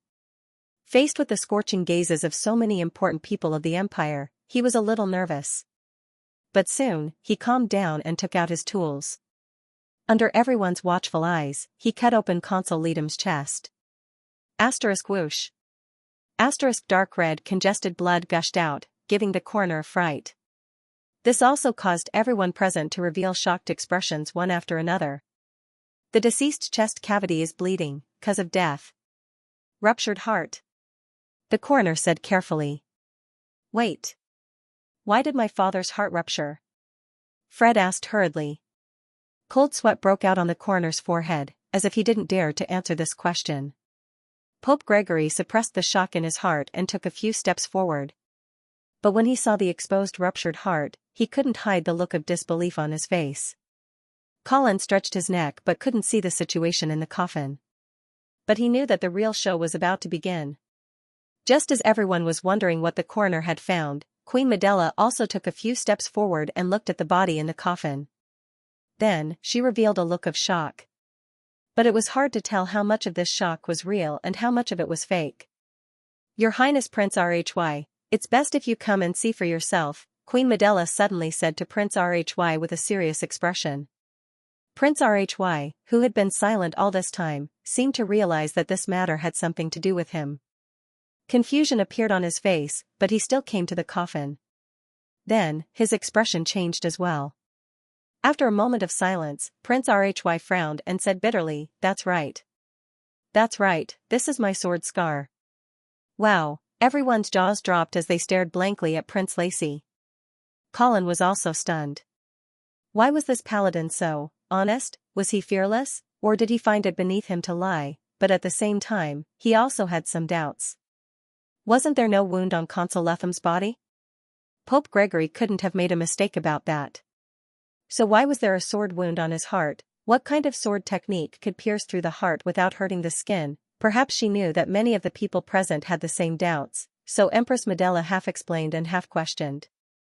"Prince Rhy, I heard that you have a sword technique called Verdict that can bypass the limitations of space and pierce the enemy's vitals. Is that true?" "Yes." Prince Rhy's expression was still indifferent. "Then, do you think there's another way to pierce through the heart without hurting the skin?" "As far as I know, no." Prince Rhy said calmly, "You don't have to beat around the bush. I can tell you directly that Consul Letham's injury was caused by my verdict." The prayer hall was immediately filled with all sorts of whispers and discussions. Obviously, no one expected Prince Rhy to admit it so easily. But what surprised them even more was that Prince Rhy actually opened his mouth to deny it again. "But I didn't kill Letham." This time, the discussion grew louder. Queen Medela smiled brightly and continued to ask, "Your Highness, since you deny killing Consul Letham, how do you explain the sword scar?" "I can't explain it." Prince Rhy's answer was still as straightforward as ever. Colin was a little speechless at this moment. Did this prince think that he could do whatever he wanted just because he was the best in the world? No, he didn't even care about framing him, but he was an archon of the Council of Elders. He was one of the most important figures in the political circle of the empire, especially since Letham was an elder of the San Lorenzo family and Prince Rhy's uncle. Once this accusation was confirmed, no matter how powerful Prince Rhy was, he would not be able to avoid being betrayed by his family. At this time, the nobles in the prayer hall gradually changed their expressions, especially the members of the Senate. They could not tolerate such a rule-breaker, even if he was a paladin. Prince Rhy seemed to realize the seriousness of the matter and said belatedly, "I said, I didn't kill him." He was still as domineering and direct as ever. But this sentence alone was not enough to convince the crowd. Queen Medela seemed to want to exonerate Prince Rhy. She asked, "Your Highness, who else do you think could imitate this sword style and leave such a sword scar?" "No one." Prince Rhy said firmly, his face full of pride. Colin's mouth twitched. He was speechless. Should you be proud at this time? Perhaps it was because he had always been used to solving everything with force. He was used to everyone worshipping him as the incarnation of God when the name of the Holy Knight was revealed. Prince Rhy had probably forgotten how to deal with treacherous schemes and traps. Perhaps he really thought that as a paladin, everything he said should be taken for granted. But with such irrefutable evidence, even if Prince Rhy said that he did not kill anyone, would he be able to convince the crowd? Colin looked around and came up with a negative answer. Prince Rhy had a motive to kill. Now that there was irrefutable evidence, it was basically enough to convict him. Queen Medela said with a smile, "Your Highness, you're making things difficult for us. You say that you didn't kill anyone, but you also say that no one other than you can cause such a scar." "This?" Pope Gregory said, "Your Highness, the world is big and full of strange things. How can you be sure that no one can imitate this sword style?" Prince Rhy looked at the Pope indifferently but did not say anything. However, his eyes did not reveal gratitude. Instead, he felt that the Pope's words had tarnished his swordsmanship. Emperor Reinhardt, who was sitting in a wheelchair, finally spoke. He said coldly to Prince Rhy, "Uncle, if you can't prove your innocence, then I can only convict you." Prince Rhy stared into Emperor Reinhardt's eyes but did not say anything. Emperor Reinhardt's eyes were deep. He looked at his uncle without fear and at the same time, he declared, "Rhy San Lorenzo, In the name of the Emperor of the Empire of Light, I hereby strip you of your title of prince and banish you from the country, unless you can find the real culprit. Please don't step into the Imperial Dragon City again. Prince Rhy was still expressionless in the face of the Emperor's judgment. He stared at Emperor Reinhardt for a long time and did not say anything. The atmosphere in the prayer hall gradually became stagnant. Everyone felt an extremely terrifying pressure shrouding them, making them unable to breathe. Colin's heart was in his throat. He was afraid that the paladin would be impulsive and start a massacre. Time seemed to have stopped. It seemed like a moment, but it also seemed like a long time had passed. When everyone regained their senses, they realized that the prideful paladin had disappeared from the prayer hall without them noticing. Colin frowned. Obviously, he did not expect Prince Rhy to leave without saying anything. By leaving, he had almost confirmed the accusation of Lidam's murder. Unless he could find the real culprit. However, Colin did not have much hope. Moreover, he could not figure out what method the Emperor and the Empress used to kill Lidam. How could they kill him with Prince Rhy's famous move? Even Prince Rhy himself admitted that he was the only one who could use this move. How else could he explain himself? The proud paladin probably chose to leave because he was speechless. As a result, Prince Rhy was finally forced out of the political arena of the Empire by Emperor Reinhardt.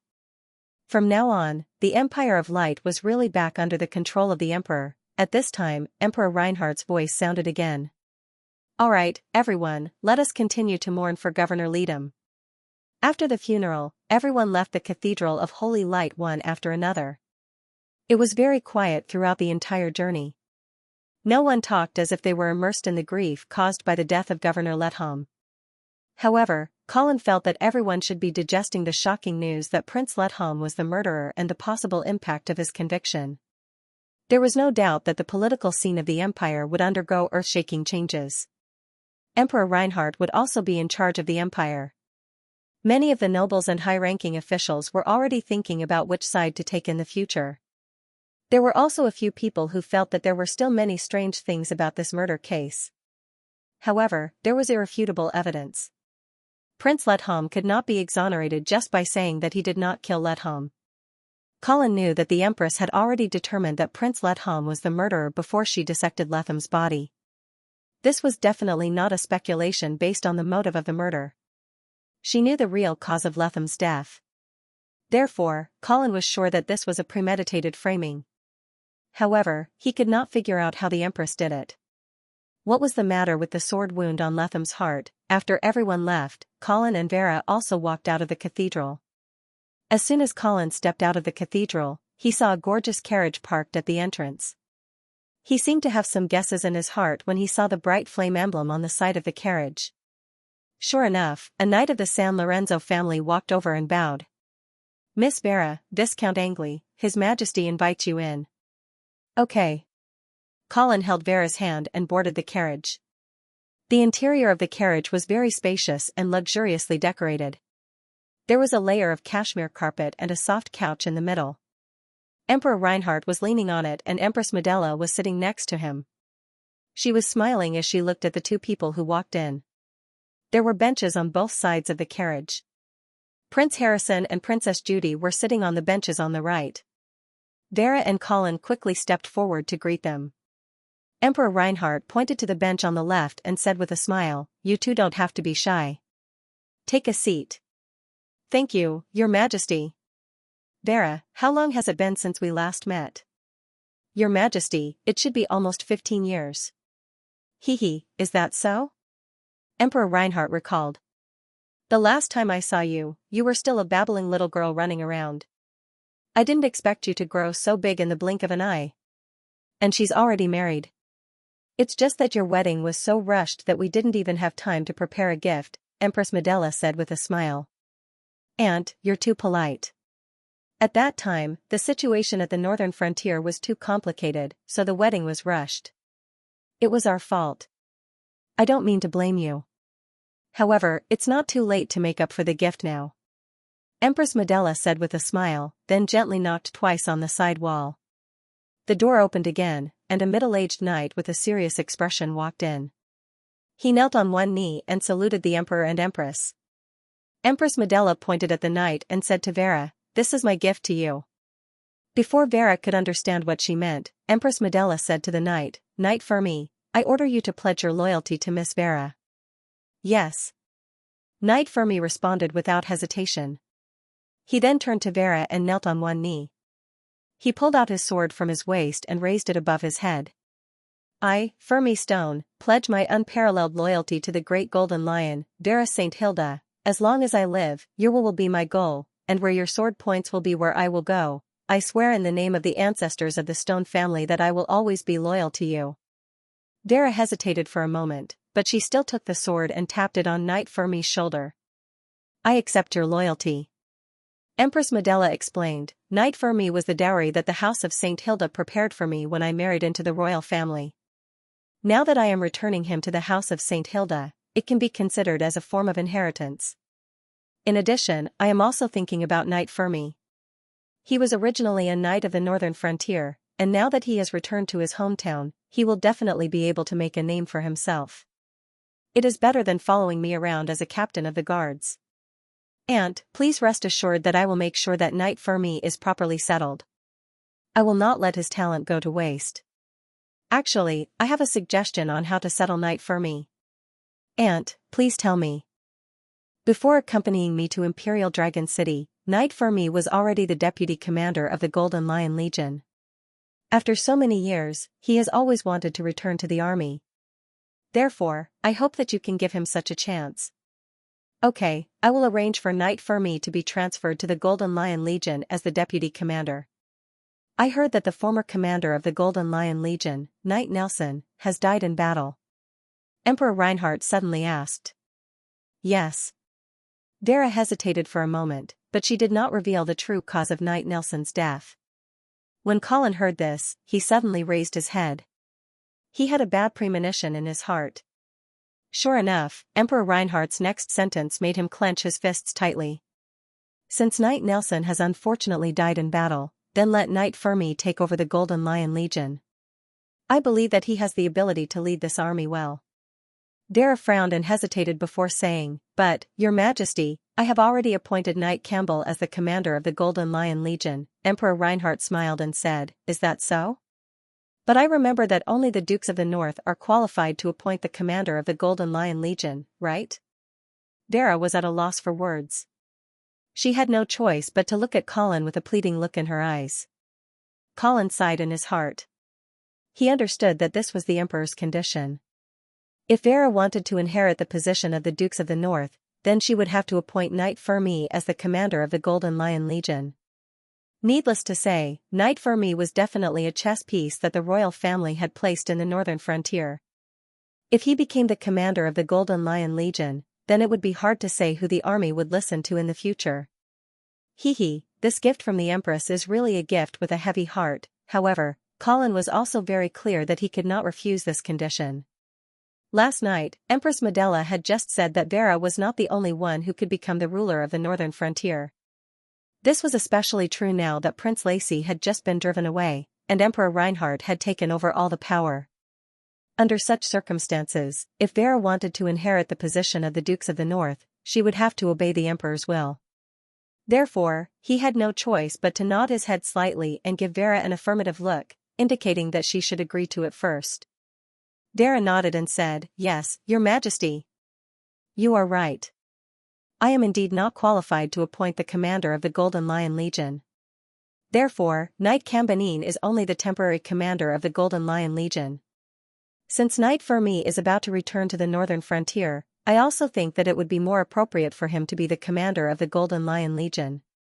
Emperor Reinhardt revealed a satisfied smile and returned the favor by saying, "I heard that your father left a will before he died and appointed you as his first successor?"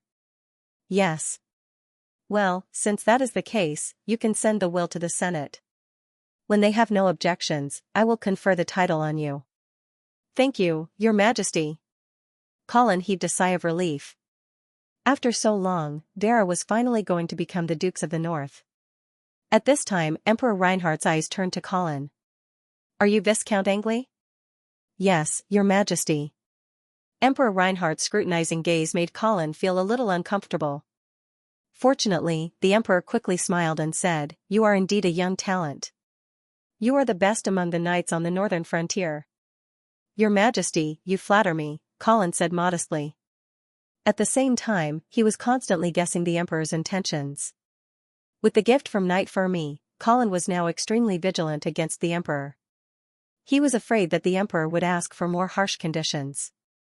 "You killed the troll emperor, annihilated the troll army of 100,000, and quelled the rebellion on the northern frontier. Viscount Angli, you are worthy of such praise," Emperor Reinhardt said seriously. "With your achievements, you are more than qualified to be a count. However, because you are a vassal of the House of St. Hilda, I will not overstep my authority in awarding you a title. However, I still want to reward you in other aspects." Colin wanted to say that he did not need the emperor's reward, but he knew that he did not have the right to refuse. Just as he was feeling nervous, he heard Emperor Reinhardt say, "I would like you to be Harrison's teacher." Huh? Colin was slightly surprised. Obviously, he did not expect Emperor Reinhardt to ask him to be Harrison's teacher. However, he soon realized the sinister nature of this request. If he became the prince's teacher, wouldn't that mean that Colin would have to stay in Imperial Dragon City? In this way, his influence on Vera would be cut off. Perhaps in 3 to 5 years, the northern frontier would be completely controlled by the San Lorenzo family. St. Hilda would only be the ruler of the northern frontier in name.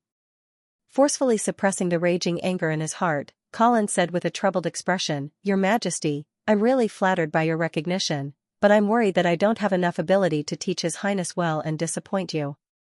What's more, I still have to manage the Viscount's territory in the northern frontier. I can't stay in Imperial Dragon City for long." Emperor Reinhardt waved his hand and said with a smile, "I think you are capable enough to teach Harrison well. You don't have to be modest. As for the location, you don't have to worry about it. Harrison will go back to the northern frontier with you." Huh? Colin was shocked and immediately realized that he might have misunderstood Emperor Reinhardt. If he was willing to let Prince Harrison go to the northern frontier instead of forcing him to stay in Imperial Dragon City, this proposal would be an excellent reward and great honor for Colin. Harrison was Emperor Reinhardt's only son. If he inherited the throne one day, wouldn't he become the emperor's teacher? Colin felt as if he was on a roller coaster.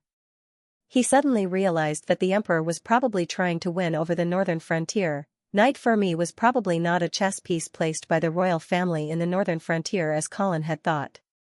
He wanted to compete with the House of St. Hilda for the control of the Golden Lion Legion. Instead, he wanted the commander of the most important military force in the northern frontier to have a good impression of the royal family. The emperor was very clear about Colin's influence on Vera and the military power that Colin controlled. It could be said that although Vera would be the Dukes of the North in name, the one who really controlled the northern frontier was Colin. Now that he wanted Prince Harrison to be Colin's disciple, it was even more obvious that he was trying to win over Colin. So, why was the emperor in such a hurry to win over the northern frontier? Colin recalled the scene in the Church of Holy Light and suddenly had some guesses. Seeing that Colin was not speaking, Emperor Reinhardt frowned and asked, "What's wrong? Are you still not willing?" Colin hurriedly said, "No, Your Majesty. If you insist that I am qualified enough to teach His Highness, then I will do my best to live up to your expectations." A satisfied smile appeared on Emperor Reinhardt's face.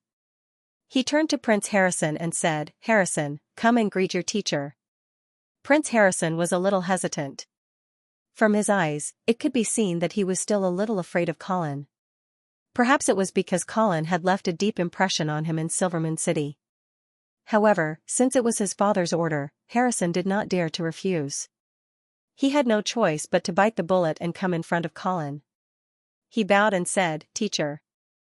Colin hurriedly got up and bowed back. At this time, a clear voice suddenly sounded, "Father, I also want Viscount Angli to be my teacher." Colin was slightly startled. He saw Princess Judy twisting her little body and pouting her lips coquettishly. Empress Medella's expression turned serious and she scolded, "Judy, don't mess around." "I'm not messing around." Princess Judy said coquettishly, "Why can Harrison have a teacher and I can't?" Empress Medella could only gently comfort her, "I will choose another teacher for you." "No. I want Viscount Angli to be my teacher. I also want to go to the northern frontier." Colin felt a headache coming on. He could only look down at the ground awkwardly. Empress Medella's beautiful eyebrows rose. She was about to scold her, but Emperor Reinhardt stopped her. He only heard him chuckle and ask, "Judy, what do you want to learn from Viscount Angley?"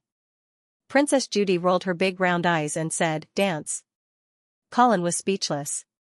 He couldn't help but think of the day at the welcoming ball when Princess Judy kept stepping on his feet.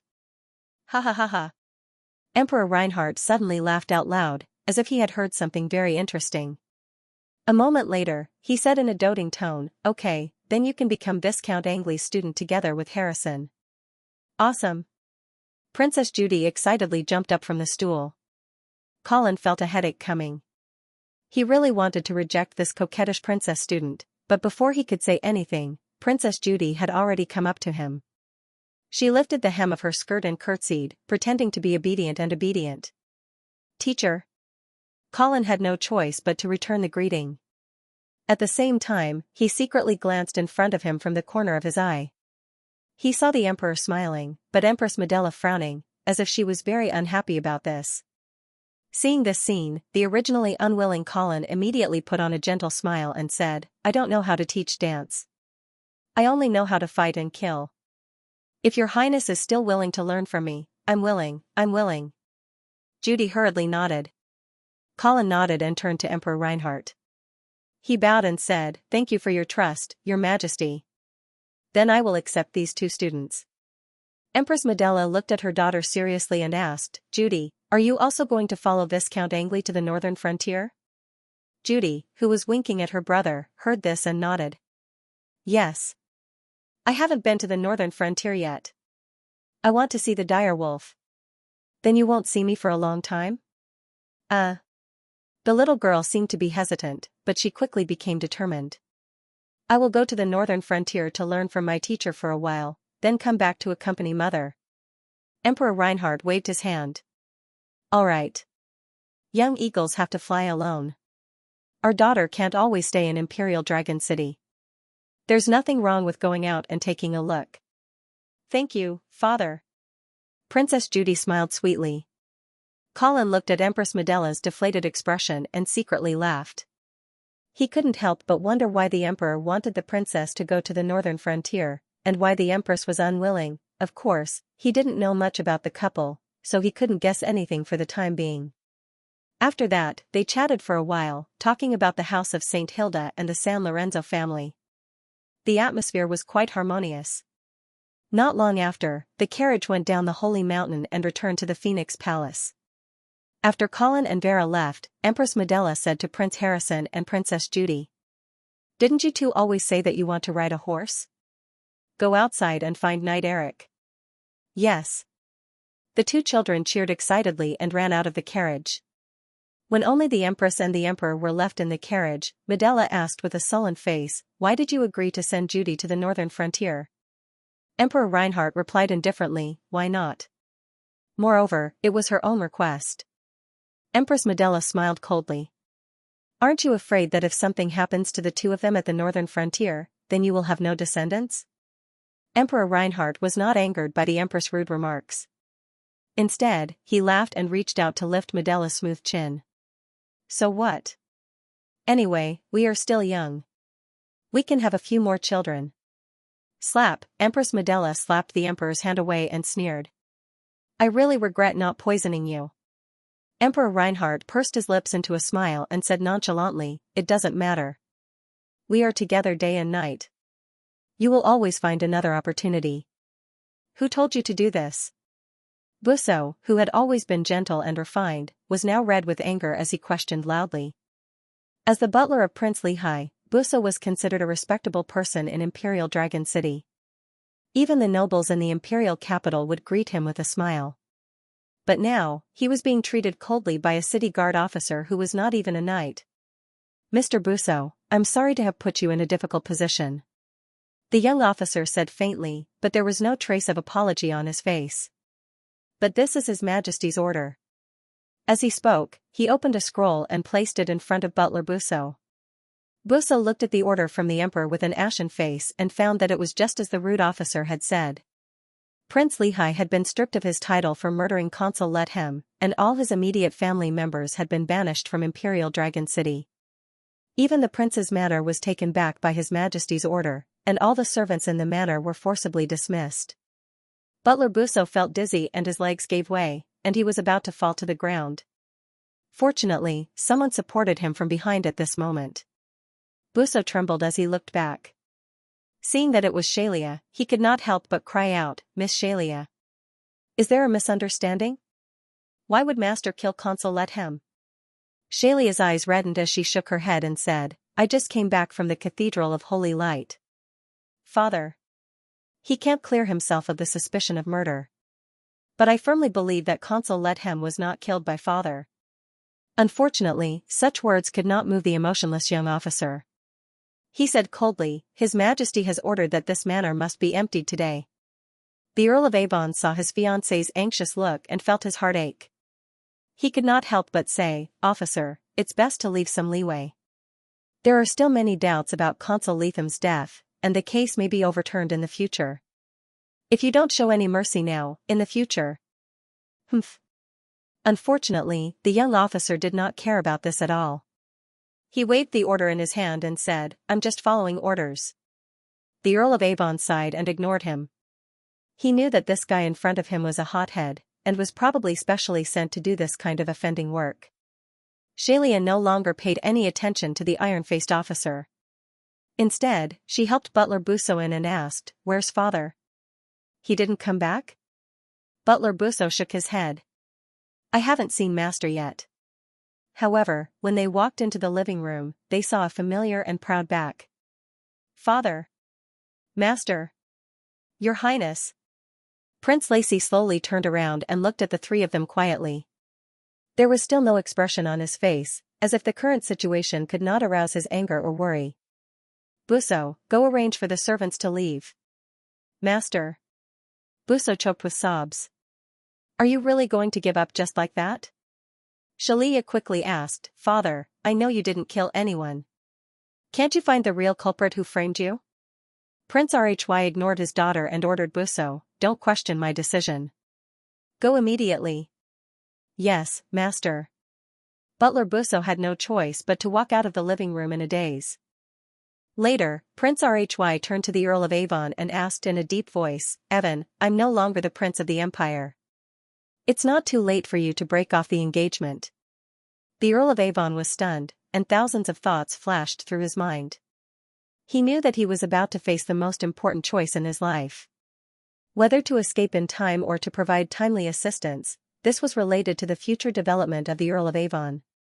The Earl of Avon knew very well that although his father had planned for him to replace his brother as the Marquis of the Eastern Region and inherit the position of the Duke of the Eastern Region in the future, this change of heir was not up to the Duke of the Eastern Region alone. His brother had been the Marquis of the Eastern Region for 30 years and had gathered a vassal force that could not be underestimated. These people would not want to see their years of investment go down the drain. They would do their best to prevent the Earl of Avon from ascending the throne. Therefore, the Earl of Avon had to seek outside help.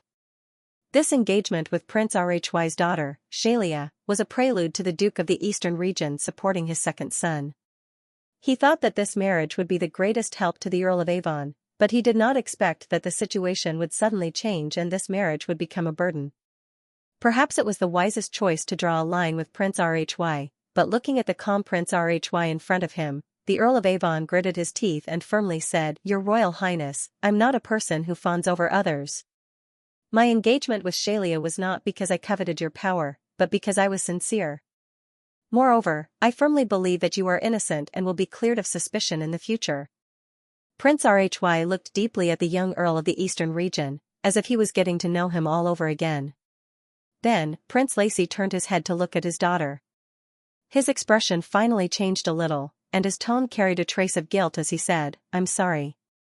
I'm sorry, Xianxia, but I can't protect you for the time being. So, you should go to the Eastern Region with Evan first. I'll find you after I figure out the truth." "No. Father, where are you going?" "I want to go with you." Prince Rhy shook his head and said, "I'm going to find out the truth. It will be dangerous, so I can't take you with me." The Earl of Avon's eyes lit up as if he had realized something. He quickly asked, "Your Royal Highness, do you have some clues?" Prince Lacy nodded. "I just went to Consul Letham's mansion and investigated the scene of the assassination. I found something interesting." Xianxia also became excited and asked, "Father, what did you find? Can it help you clear your suspicion?" Under the expectant gazes of the two, Prince Rhy slowly shook his head and said with a deep gaze, "I only felt a vaguely familiar aura, but I can't remember where it is at the moment." Halfway through his words, Prince Rhy suddenly paused, and for the first time, his expression changed drastically. It was no longer the indifferent expression from before. "Father? Why are you?" Xianxia was just about to ask when she was stopped by the Earl of Avon. The Earl of Avon guessed that Prince Rhy had finally thought of something important. He immediately held his breath, afraid that he would disturb Prince Rhy's train of thought. Prince Rhy indeed thought of something. That familiar aura was an arcane wave. It was the same arcane wave that he felt when he killed Mr. Qing. When Prince Rhy rushed to the murder scene, the arcane wave was very weak, and it was likely that someone had purposely cleaned it up. However, Prince Rhy was still keenly aware of its existence. But at that time, he didn't realize what it was. Now, with a flash of inspiration, Prince Rhy finally remembered that more than a month ago, when he slashed 3 times at Mr. Qing in the dwarf barracks outside Coldwinter City, there was a subspace that suddenly appeared behind Mr. Qing, as well as a strange green eyeball. Ha ha ha. Prince Rhy suddenly laughed out loud. He suspected that his 3 slashes didn't kill Mr. Qing. Mr. Qing didn't know what arcane spell Mr. Qing used to evade his attack. Mr. Qing even used some means to retain some of the power of his attack and released it on Consul Leadham. That was the reason for this framing. Interesting. Very interesting. Prince Rhy seemed to be in a state of excitement. "Mr. Qing. You're a genius, but I'll kill you with my own hands." A dazzling sacred light exploded from Prince Rhy's body and filled the entire area. "Father." Xianxia couldn't withstand the light and had to close her eyes. When she opened her eyes again, she discovered that her father was nowhere to be seen. Xianxia was at a loss as she stood rooted to the ground. Only then did she realize that her father had left. The Earl of Avon sighed and went forward to hold Xianxia's hand. He comforted her and said, "Xianxia, His Royal Highness must have gone to find the culprit who framed him. You should follow me back to the Eastern Territory." "No." Xianxia shook off the Earl of Avon's hand and ran out. "I'm going to find my father." The Earl of Avon hurriedly chased after her and shouted, "Do you know where His Royal Highness went?" "The northern frontier," Xianxia said without turning her head. "I heard Mr. Qing's name. That evil wizard died at the northern frontier, so my father must have gone to the northern frontier." "The northern frontier?" The Earl of Avon stopped in his tracks, and a conflicted expression appeared on his face. After a moment of hesitation, he quickened his pace and chased after her. "Wait for me, Xianxia. I'll accompany you to the northern frontier." The sun had already set, and the crescent moon had just risen. The night in the northern district of Imperial Dragon City was dim and hazy. Colin walked alone on the empty street under the pale moonlight. Everything that happened during the day kept replaying in his mind, and all kinds of doubts lingered in his mind. Colin could not fall asleep at all. Since he could not fall asleep, Colin left the Phoenix Palace and strolled around Imperial Dragon City. Of course, it was not accurate to say that he was strolling around because he had a destination in mind.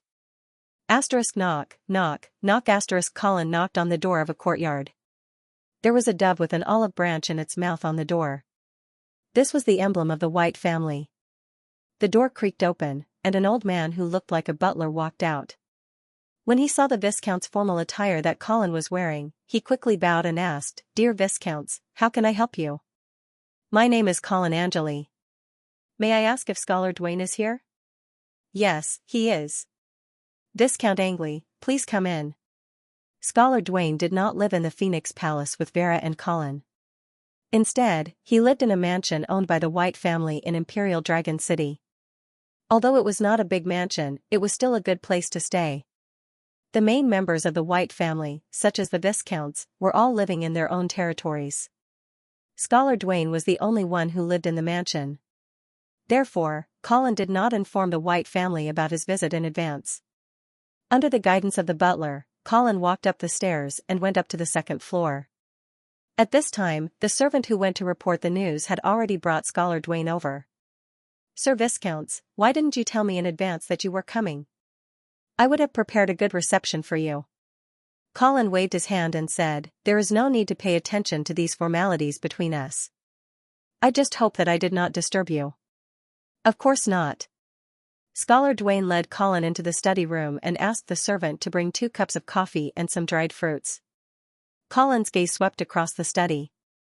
The layout of the room was relatively simple. There was a sheepskin scroll spread out on the writing table. Next to it was a quill, ink, and a seal. It seemed that Scholar Dwayne was writing a letter when Colin arrived. What surprised Colin the most was the wall full of books. At a glance, there were close to 1,000 books. In this world without printing technology, the value of books was comparable to gold. The number of books in a family's collection was also a symbol of the family's heritage. Noticing Colin's surprised gaze, Scholar Dwayne explained with a smile, "These books were personally copied one by one from the Academy's library when I was studying in the White Tower Academy." "Amazing," Colin praised. In comparison, the Angeli family's study was too shabby. There weren't many books at all. If it weren't for the fact that they had taken over Ice Stone City and taken over the Su Duo family's library, the number of books in the Red Castle might not even be as many as the ones in Scholar Dwayne's study. After taking a sip of coffee, Colin changed the topic and asked, "You should know what happened in the Cathedral of Holy Light today, right?" "Of course. This matter has already spread throughout the city. Also, I know that even Prince Rich's mansion has been taken over by the City Defense Army. Everyone inside has been expelled." "Haha, so fast?" Someone must have taken advantage of the situation and added insult to injury. Colin put down his coffee cup and stretched his body on the sofa. He asked, "What do you think of Consul Leadham's murder case? Do you also think that Prince Rich did it?" Scholar Dwayne smiled and said, "Prince Rich has a motive for murder. Now that the autopsy has found evidence that he can't defend himself, it doesn't matter whether he killed anyone or not." "Indeed." Colin's eyes flashed as he asked, "But if he was wronged, who do you think is the most likely person to frame him?" "If Prince Rich was framed."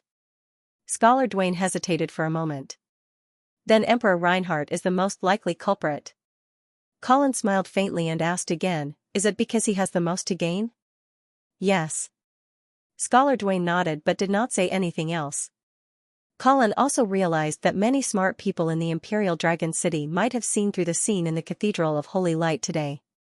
However, the trap set by the Emperor was so ingenious that no one could unravel it. Therefore, they could only watch as Prince Rich became the murderer. "Then, do you think that Emperor Reinhardt regaining control of the Imperial Dragon City is a good thing or a bad thing for us?" "It is a good thing," Scholar Dwayne answered without hesitation. "Why?" Scholar Dwayne's confidence puzzled Colin. Although Scholar Dwayne had previously judged that Emperor Reinhardt was indeed more inclined to let Vera inherit the position of the Dukes of the North, that was because Prince Rich was still alive and Emperor Reinhardt needed to win over the sorcerers in order to keep his uncle in check. However, now that Prince Rich's reputation had been ruined by the murder case, he was completely isolated from the political situation in the imperial capital. Under such circumstances, Vera's role in the imperial capital was much smaller. Therefore, in Colin's opinion, the fall of Prince Rich was a bad thing for Vera. This was also the doubt that arose in Colin's heart when Emperor Reinhardt promised to confer the title of Dukes of the North to Vera.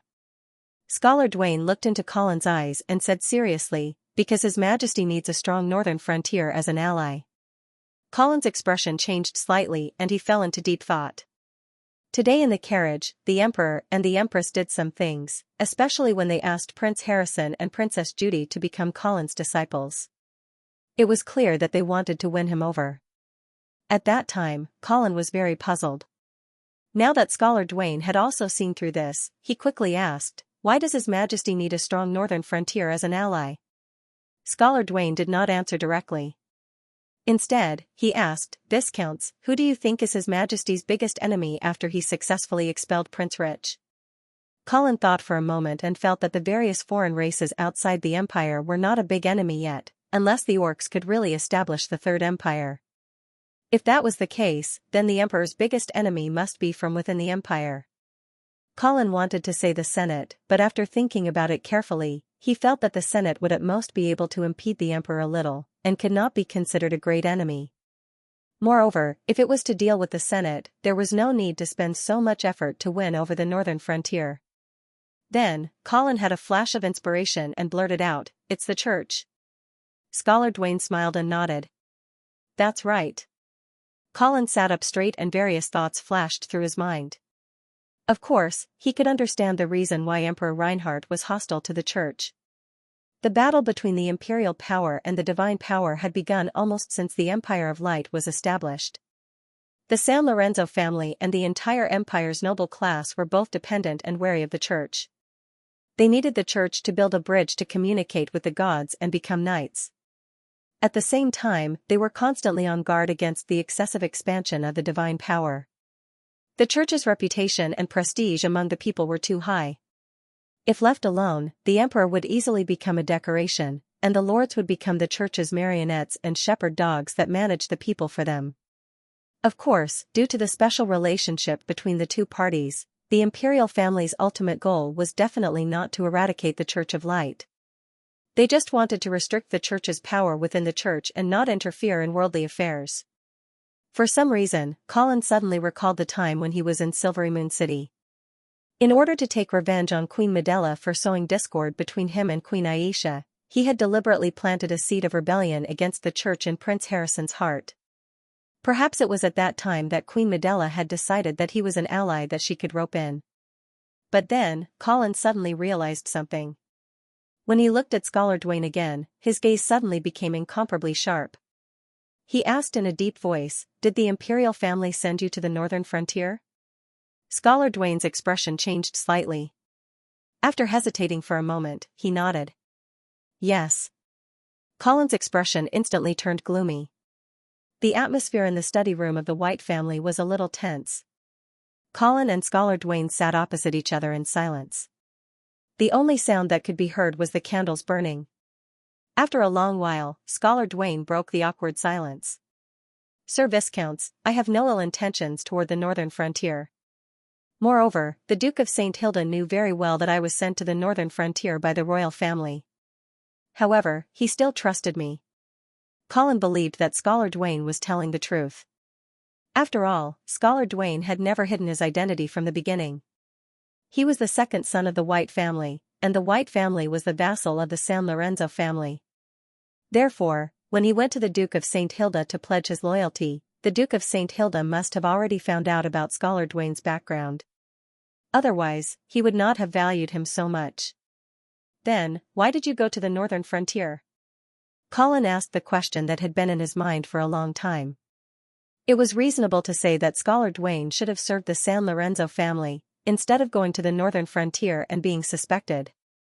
You may not know this, but the House of St. Hilda and the San Lorenzo family have always been allies when it comes to fighting against the church. Oh? Colin's heart skipped a beat as he suddenly thought of the great change in the empire 300 years ago. Scholar Dwayne continued to explain, "The Duke of St. Hilda died too suddenly, and he did not have time to inform his successor. Therefore, even Miss Vera does not know about this matter. However, if you ask Marquis Garcia, he will definitely give you a definite answer." "What are the main forces in your alliance against the church?" "The most important ones are actually the two main forces, the Flame Territory and the Northern Frontier." Colin was shocked and he leaned forward slightly as he asked, "Are the other three territories under the church?" "No." Scholar Dwayne shook his head and said, "Only the eastern region is a staunch church force. As you know, almost every duke of the eastern region will marry a priest as his wife. They are the church's strongest supporters in the secular world." The southern territory had always maintained a neutral stance, neither leaning towards the church nor keeping a certain distance from the royal family. Furthermore, in recent years, the trend towards independence had become more and more obvious. What would happen in the future was hard to say. As for the western region, because they were facing the most dangerous enemy of the empire, the orcs, they had always longed for military assistance. Therefore, their strategy was uncertain, and more often than not, they used this as an excuse to ask for support from the imperial family or the church. They were not reliable allies.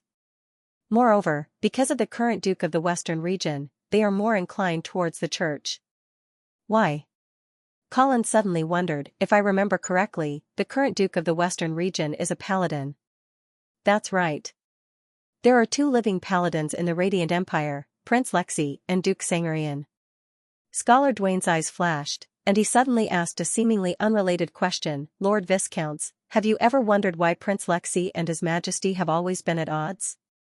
Colin wanted to say that it was natural. No matter who the emperor was, he would be afraid of a prince who was above him in both prestige and force. But then, he thought of the scene in the Cathedral of Holy Light today. When Queen Medela proposed to dissect the body of Senator Leadham, the one who objected most strongly was not Prince Lexi, but Pope Gregory. Could it be that Prince Lexi is close to the church? Yes. Scholar Dwayne nodded and said, so you should understand why His Majesty must expel Prince Lexi. With Prince Lexi in Imperial Dragon City, the San Lorenzo faction cannot form a united force, and this alliance against the church will only exist in name. Colin then wondered, as the guardian of the San Lorenzo family, why would Prince Lexi be close to the church? And what does this have to do with the Duke of the Western region being partial to the church? Scholar Dwayne took a deep breath and said, Lord Viscounts, in fact, all paladins will be partial to the church. Why? Colin felt a chill in his heart, and he realized that this was the key to the problem. Because once a paladin is injured, he must rely on the healing spell of a high-grade priest to recover. And this is the key to the church's control of the human race's highest combat power. Colin suddenly thought of the Bishop of Coldwinter City who suddenly died at the beginning of this year and asked, then, when the Duke of St. Hilda was injured in the battle with the Troll Paladins, after the Duke was injured, he went to Bishop Xian and Archbishop Riven, hoping to be treated. But Archbishop Riven took the opportunity to threaten the Duke, wanting to use this to turn the northern frontier to the church's side. However, the Duke was unwilling to be threatened by the church, so he forced Archbishop Riven to perform a healing spell on him. When Archbishop Riven refused, the Duke brazenly killed Bishop Xian, and only then did Archbishop Riven yield. Colin was slightly surprised, and he secretly sighed that the Duke of St. Hilda was really ruthless. Then, Archbishop Riven was later removed from his position by the church. Was it because of this matter? Yes. After the church knew that the Duke had been promoted to a paladin, they had been thinking of ways to win over the northern frontier, but the Duke did not immediately yield. He did not want to become a puppet of the church. In fact, the Duke's injury was very serious, and Archbishop Riven's treatment was not enough. It was also because of this that although the Duke had not yet turned to the church, the Emperor no longer trusted his allies as much as before. He was worried that the Duke of St. Hilda would sooner or later turn to the church, because the Duke would not let his injury worsen day by day without doing anything. Colin nodded. Only now did he understand why the Emperor had allowed Mr. Fong to stir up trouble in the northern frontier, and even tacitly allowed him to use the trials to kill his brother-in-law. If the East, West, and North all turned to the church, then how would the imperial family maintain their dignity? The church would really become the de facto ruler of the Empire of Radiance. Colin's heart was heavy, and he said somewhat dejectedly, if even the paladins turn to the church, then I think that the imperial family has no chance of winning. Scholar Dwayne shook his head. Lord Viscounts, you are wrong to think that way. Oh? Why? Paladins are proud existences. How could they be willing to be controlled and coerced by the church? The Duke of St. Hilda suffered such a serious injury, and even though he was suspected by the Emperor and threatened by the Archbishop, he did not turn to the church until his death. If not for the fact that Prince Lexi was born in a branch of the San Lorenzo family and was not valued since young, and that most of his training resources were funded by the church, he would not be willing to become the church's hired thug. As for the Duke of St. Geryon of the West, he had to face the threat of the orcs and was often injured. If not for the church's healing skills, he would not have been able to hold on for so long. But I believe that if the imperial family and the church fell out, Prince Lexi and the Duke of St. Geryon would most likely not help the church. Colin thought about it and felt that Dwayne's words made sense. No paladin was willing to be coerced by the church. Even if they submitted to the church on the surface, they would not obey sincerely. Seeing that Colin was deep in thought, Scholar Dwayne asked again, Lord Viscounts, do you know when the founding emperor of the Empire of Radiance, His Majesty Ghana, passed away? I only remember that he seemed to be quite young when he passed away. That's right. His Majesty Ghana passed away at the age of 57. Colin immediately realized that there was a problem. How could a legendary paladin pass away so early? Could it be because of the church? Yes. His Majesty Ghana fought for his whole life. Even if his strength was outstanding, it was inevitable that he would be injured. When the relationship between the imperial family and the church was harmonious, this was of course not a problem. But later, when His Majesty Ghana began to deliberately limit the power of the church, the Pope immediately ordered the priests to immediately stop healing His Majesty and even the paladins who were unwilling to cooperate. This also caused His Majesty Ghana's injuries to worsen. But even so, His Majesty Ghana did not submit to the church until his death. So, in fact, this is a secret war that has lasted since the founding of the empire. The imperial family hoped that the church would only be a spiritual symbol, not keeping an army and not meddling in worldly affairs. But obviously, the church was not satisfied with this. They wanted to become the uncrowned king of the empire, and wanted the emperor and the nobles to be puppets in their hands. So, this war will continue. And the northern frontier is the key to the war between the two sides, and, perhaps you did not realize that you, who defeated the eastern frontier's heavenly horse army, are also the target of the imperial family. Colin nodded. He finally understood why the emperor asked the prince and princess to worship him as their teacher in the carriage today. This was to make him a sharp sword in the hands of the imperial family, leading the northern frontier army to attack the eastern frontier that had completely turned to the church. Colin fell into silence. In fact, he did not want to be involved in the power struggle between the imperial family and the church. He did not have any ill feelings towards the church, and he did not have much loyalty to the imperial family. Colin would not be easily fooled by wanting to make him a pawn for the imperial family. Unless it was profitable, I understand. Colin smiled and got up. Thank you for answering many of my doubts. The situation of the Empire of Light is no longer shrouded in a fog for me. It is my pleasure. Well, I have to go back and rest. I understand, I still have to accompany Vera to the Senate. Okay, Sir Viscounts, I will send you off. Scholar Dwayne sent Colin all the way to the gate. Just as he waved goodbye, he saw Colin suddenly turn around and ask with a smile. Dwayne, are you loyal to the northern frontier or the imperial family? Scholar Dwayne was taken aback. He glanced at Colin before replying with a solemn expression, yes.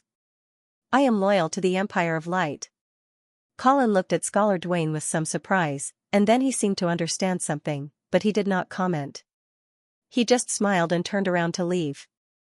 The Senate of the Empire of Light was located on the south side of the central square in the northern district of the Imperial Dragon City. On the other side of the central square, there was a statue of the founding emperor of the Empire of Light, Garner San Lorenzo.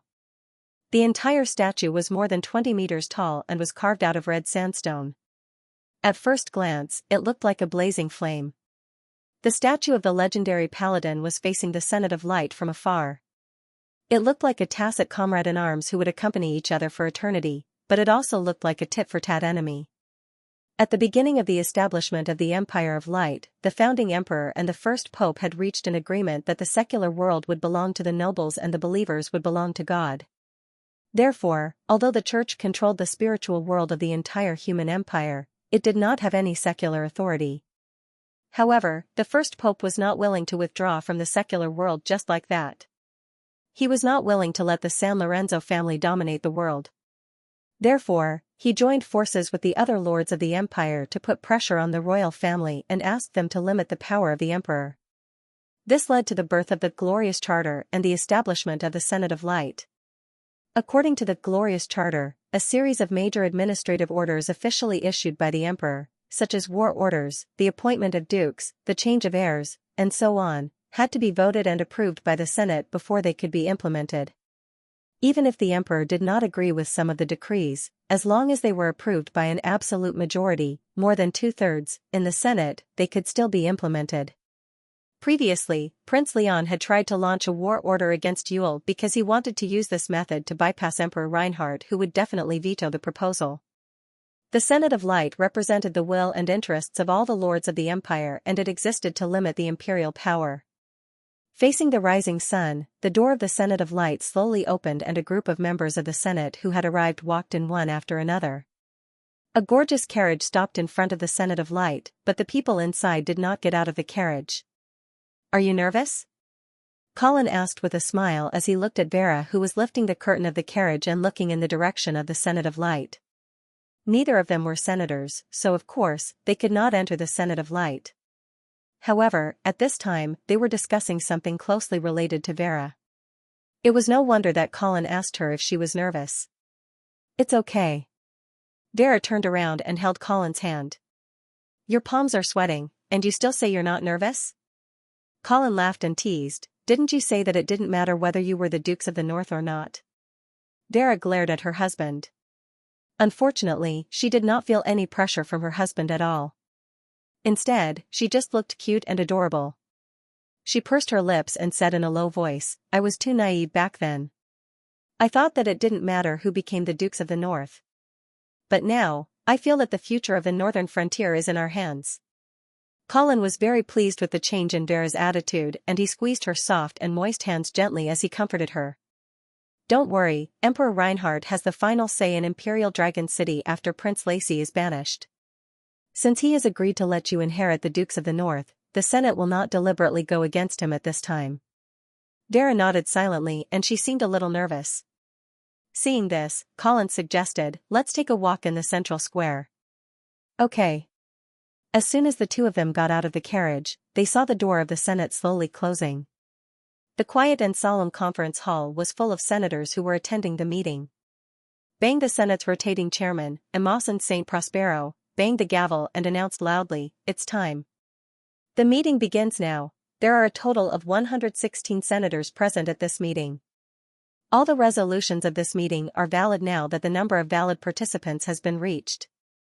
Bang, the rotating chairman, Emoson, banged the gavel again and continued, "The first topic of this meeting is the declaration of war against Yevil. Next, let's invite the 5 senators, the 4 senators to express their opinions on this." Senator Letholm was dead, but his successor had not been elected yet. Therefore, there were only 4 senators left out of the 5. "I object." Senator Crete Sangerian was the first to express his attitude. However, he did not continue to explain his reasons, as if it was no longer important. In fact, after Prince Lacey was banished, there was no need to discuss this topic anymore. Even if he was a paladin, it was inevitable that he would be defeated. "I object. I object. I object." Sure enough, the next 3 archons all expressed their opposition to the idea. The rotating chairman, Emoson, banged the gavel and said, "Okay, the senators' speeches are over. Let's begin the voting. Those who agree with the proposal, please raise your right hand." There were 3 normal procedures for a Senate meeting. First, the rotating chairman would propose the proposal to be voted on. Then, the 5 senators would take turns to express their opinions. Finally, there would be a vote by a show of hands. It could be seen that in the entire process, only the 5 senators were qualified to speak. It was precisely because of this that although they were like the other senators, each of them had 1 vote, because there was an additional process of expressing their opinions, they could use this method to influence the subsequent voting. This was the real key to the senators' leadership position in the Senate. Now that all the senators were unanimously against the proposal to declare war, it was obvious that no one would dare to vote in favor of the proposal during the voting. Bang! The voting is over. There are 0 votes in favor and 116 votes against. I declare that the proposal is not passed.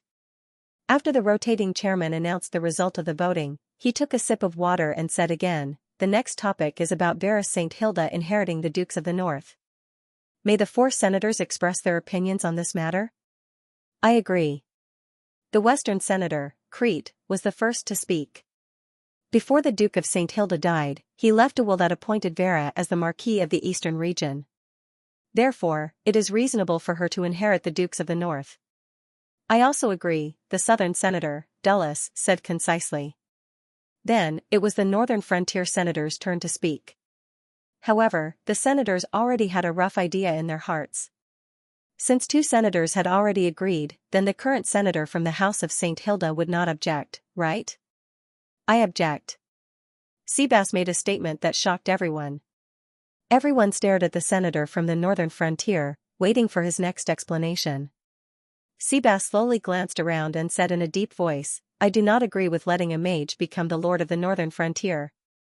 After saying this, he closed his mouth and did not care about the complicated look in the eyes of the senators.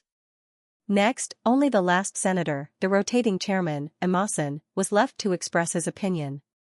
The senator from the eastern region first looked deeply at Seabass, then slowly swept his gaze across the entire audience.